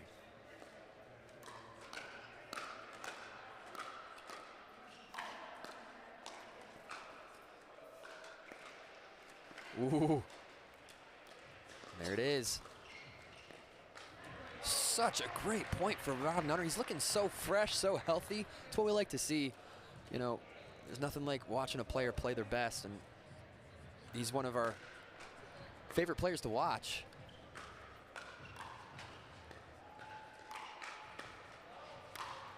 Big backhand from Deckle, point over.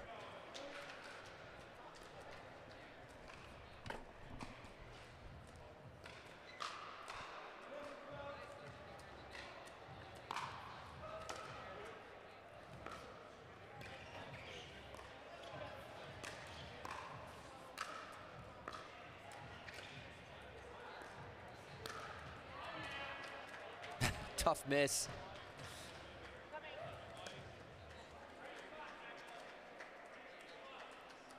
Here we go. Regina Franco Goldberg to serve.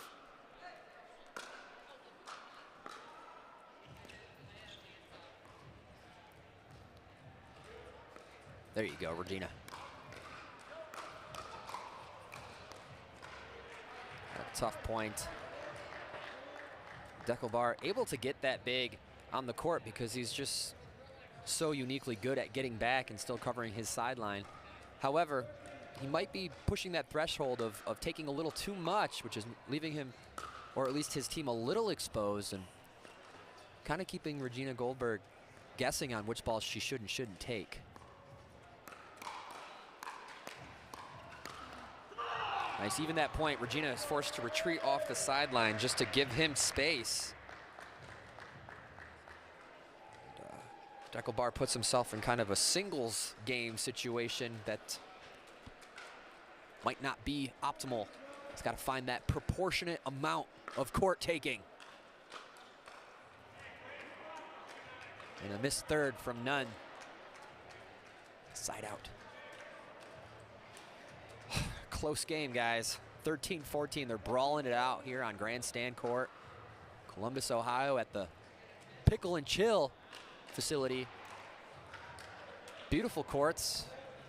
Rumor has it the legendary Ohio player David Seckel is going to be running this facility, being their head pro. David Seckel, one of my favorite instructors in the game of pickleball, and become a very good friend of mine. Shout out to David Seckel and his fiance Adrian. Good people, good pickleball. Let's go.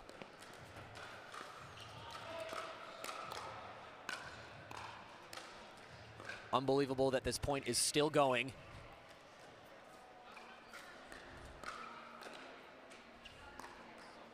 And Deckelbar gets away with it. Jeez, in the Lions' Den, and they come out on top. That was a very critical point in terms of momentum. Let's see if Team Clean can put it to good use.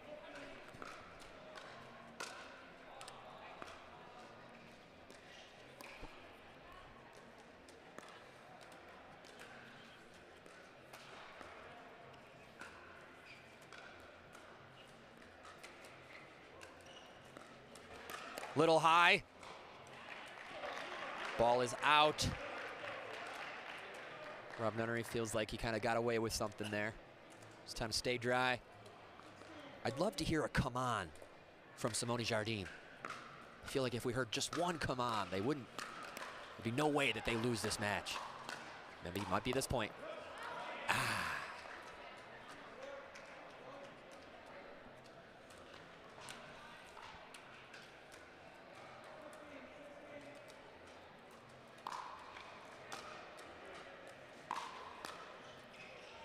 Nice angle, dictating where Deckel is on the court. It's important if you want to put the ball to Regina.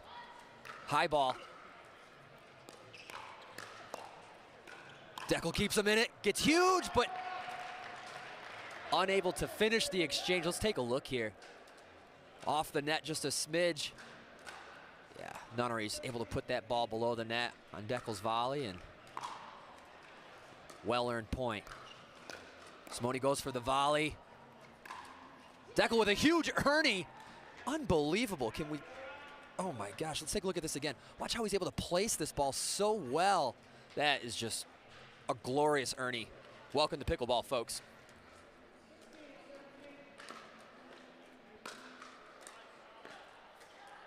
Game on. The Ernie, or excuse me, ATP.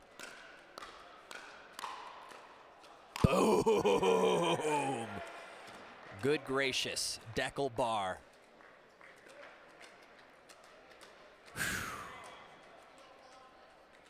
Strike force on that guy. Nice ATP to set himself up. You know, 2 or 3 or 4 years ago, short years ago, you know, ATP meant point over. Not anymore.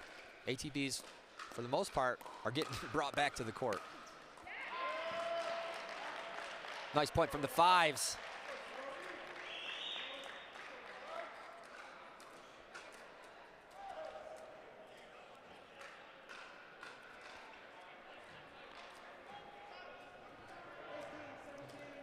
(18-17).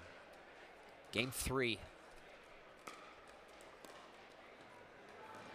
Deckel keeps his balance. Placement shot. Oh.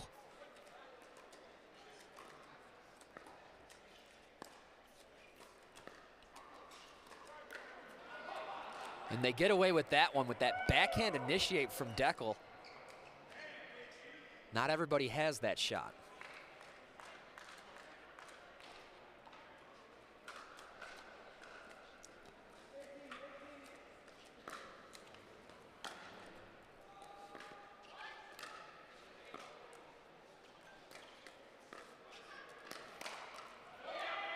Such fast hands from Deckel Bar. Brick wall here. Nunnery takes his shot. Bar says NO. And we now have a game 19-18.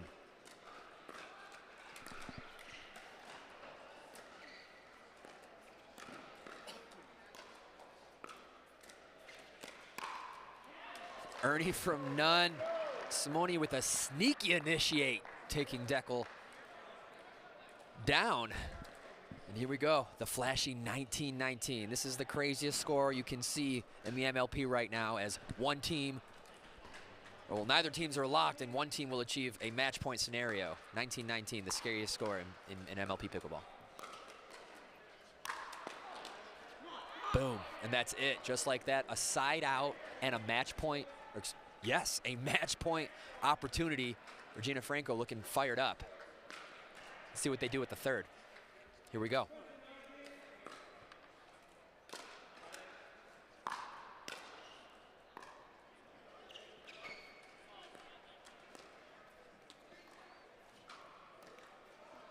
And that'll do it, folks. A missed off the bounce attack into Regina and Barr to secure the match. Team Clean takes it in 3, solidifying themselves as one of our only undefeated teams on the day. Unbelievable. That last match point, loving that they decided to go with the third shot drive, a controlled drive, into that fifth shot drop. It's just the lowest risk plus the highest reward type scenario. I mean, I love the third shot drive into the fifth shot drop scenario. So Team Clean clinches the match with that. They will still play the fourth game for seeding purposes and scoring and also prize money. So this game will happen, but grim for one side and glorious for the other as a 3-0 sweep here. Very interesting. The Fives still have a chance to make it to Championship Sunday, but it's going to be a lot tougher, a little more uphill as we move into later days in this event. We're going to take a short break, guys. Thank you for joining us here at the MLP event in Columbus. Rob Cassidy, we'll be right back.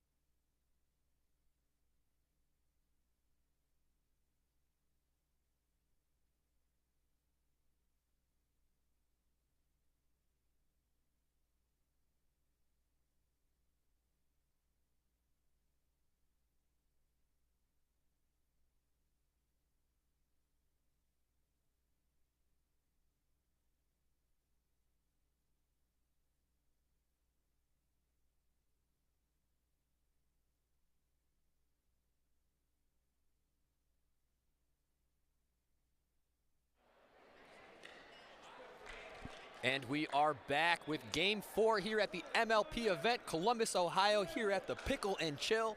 I'm Rob Cassidy. Thanks for joining us, guys. And the Fives looking to get one on the board against Team Clean here in Game 4.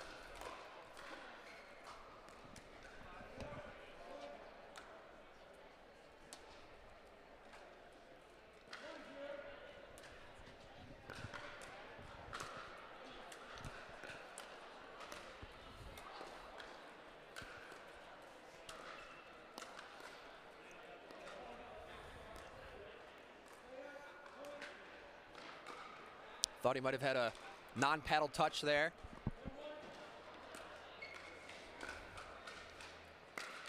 There's a third shot drive if I've ever seen one.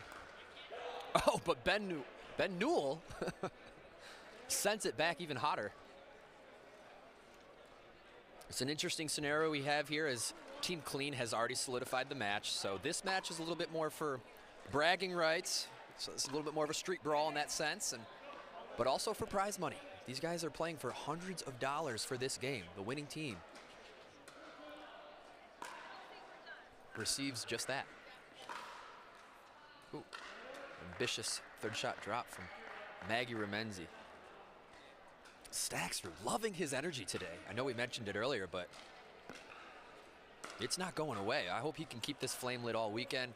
We love to watch him play. We love his attitude, his personality, what he brings to the game of pickleball.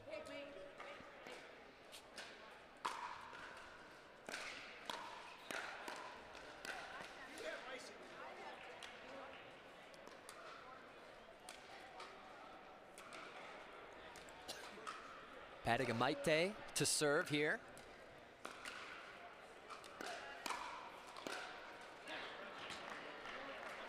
That's going to get it done. This drive resets her feet to get all the power on that volley. Awesome to see. Newell picking up where he left off with those drives from the baseline.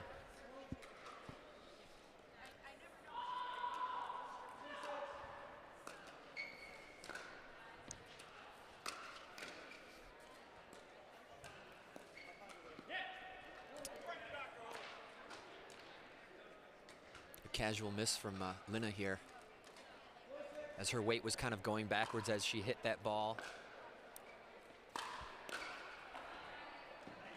Newell on the sideline. And if you're playing pickleball trivia at home, how you pronounce Ben's last name is Newell. Ben Newell. He's here with Jana Grechkina Newell, who is also in the crowd supporting him. She's always cheering him on. Off the bounce, over the net. Oh, but it's returned. The point's not over. Ben getting big. Staxter. And it's out. Oh, so cool. The spin on that ball actually brought it over the net, and Staxter had to reach over to. You don't see that every day. Backhanded drive now from Ben.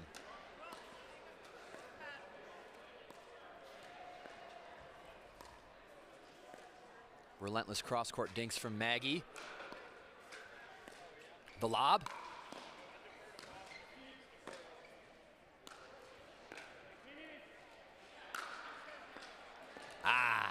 Looking to put a little too much pepper on that ball, and point over, good point. I will say, this is the Maggie that you want to see on court. This is the Maggie Remenzi that we want to see every time. Just full composure, that ball going where she wants it every time. Just definitive stuff. She's been playing great here, and that's why they've clinched the match. The team has just come together. It's one of those teams you might see on Championship Sunday.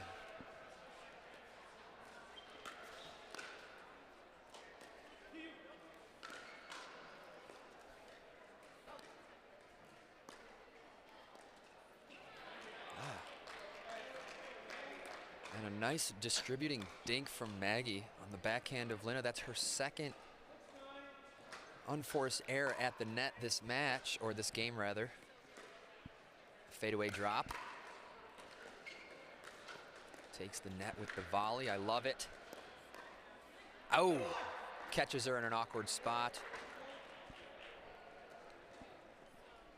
6-10, game 4. Team Clean moving on, undefeated on the day. Playing for bragging rights here. And actual money.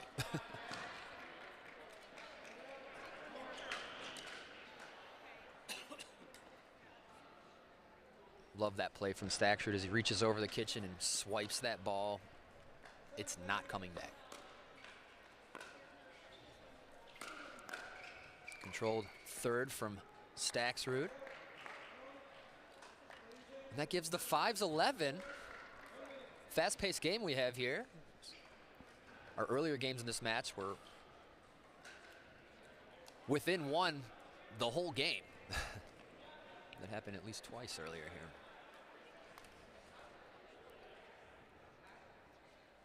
The side switch, folks, we start the action again tomorrow at 8 a.m. We will be here. We hope you're here with us. And I will say thank you guys for tuning in wherever you are. MLP, Pickleball, let's go.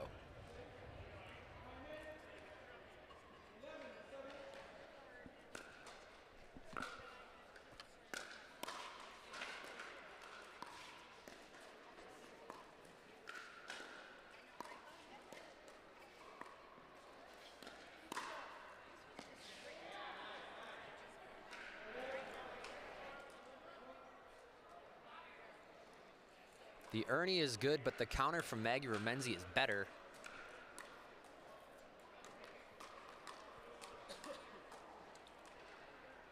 Team Clean within 3.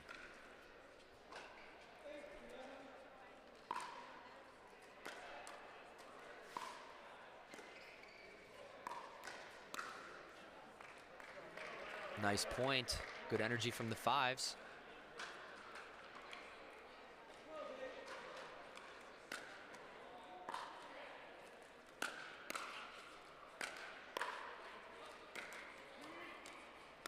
Communication to tell who's gonna take that ball.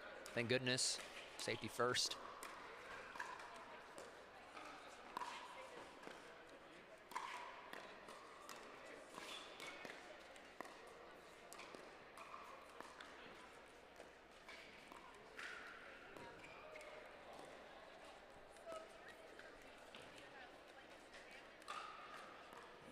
Ernie. And she's successful off the paddle of Staxrud. Well timed. Nice point.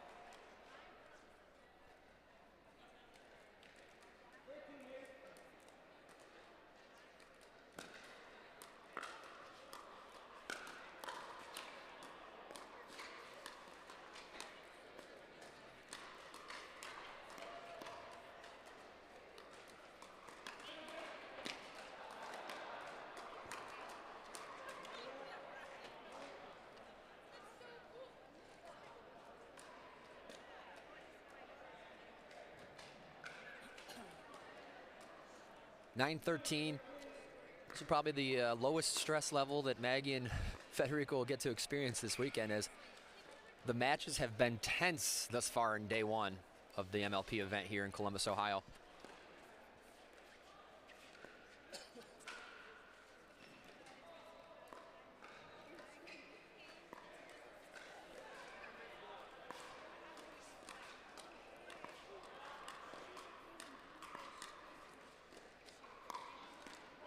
Oh, and a good time and a good spot from Maggie to end that point on her terms.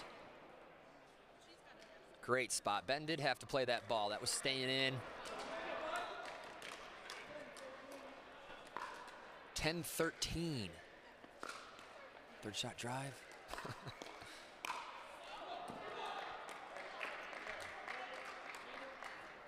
Third shot drive off the net into a perfect third shot drop. We'll take it.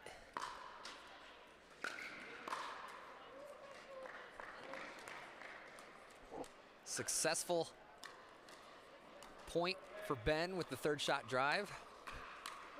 That might reinforce him to do it again. That one a little low.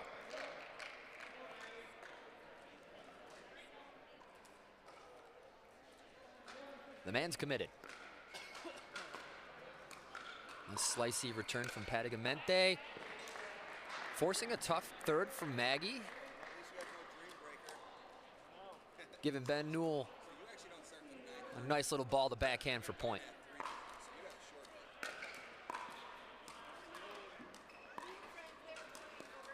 Cross court. I think that's the first one she's lost in this entire match. Ben Newell and Lina Padagamaite a little more driven in this fourth game. Up 7. Largest lead we've seen this match.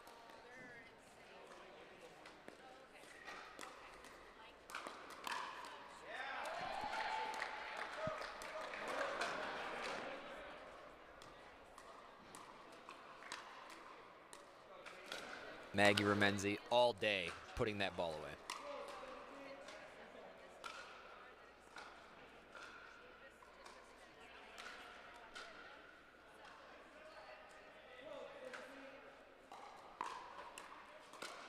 There's that slicey return. Maggie handles it with ease.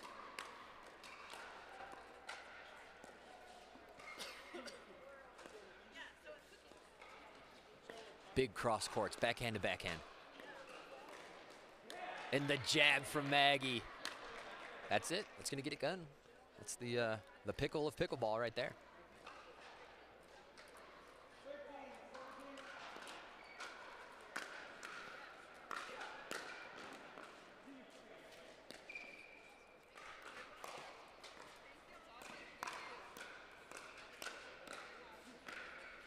Pseudo Ernie from Lina. Oh, tight. Such a great ball from Maggie. See if we can maybe take a look. That was a very close ball. We got a challenge happening.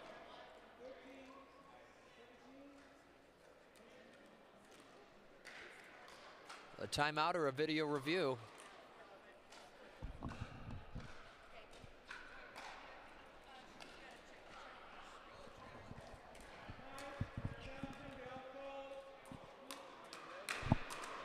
We do have a video review.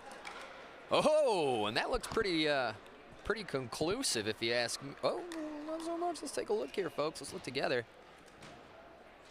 Wow.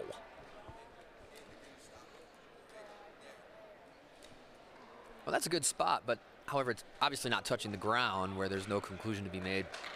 But man, was that close. Oof.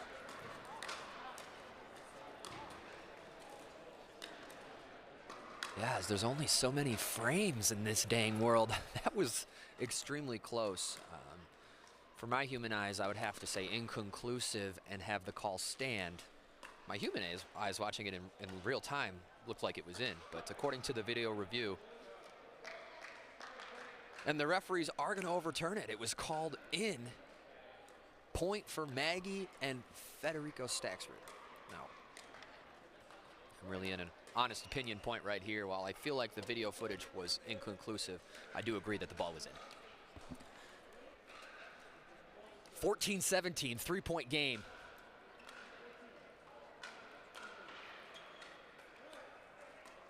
Newell and Padagamaite looking to deny the sweep here in our last event of the evening. And yes, I do love saying that. More pickleball action tomorrow for day 2. Schedules are posted online. The matchups are out. Just like that ball, another point for Team Clean. 2-point game, looking for the sweep.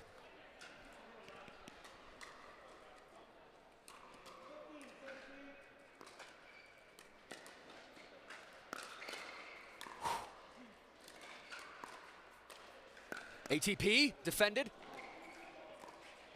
With the big burnt from Ben! That's a way to end the day with a highlight point. Boom shakalaka. Oh my gosh, Federico with the tweener attempt. Fantastic display. There's the Ben Newell potential, and there's a third shot drop that he's been looking for all day. He's not out of the point yet here. Oh! Ball back in the hands of what appears to be a re-energized Staxrud and Maggie. 1-point game Every game has been this way in this match. I guess we should have expected nothing less. Maggie Remenzi to serve.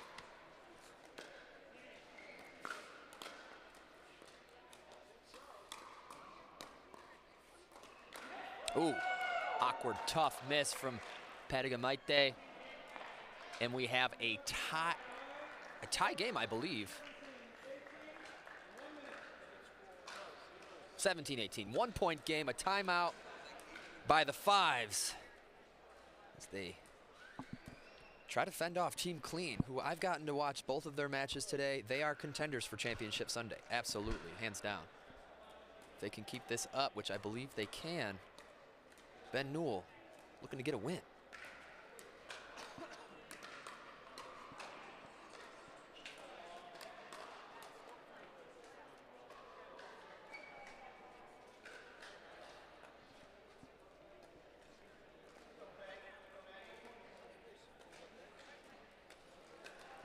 Columbus, Ohio.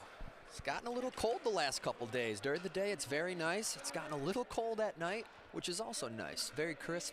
I will say the atmosphere inside the Chicken and Pickle, or Pickle and Chill. We'll get it. We'll get there.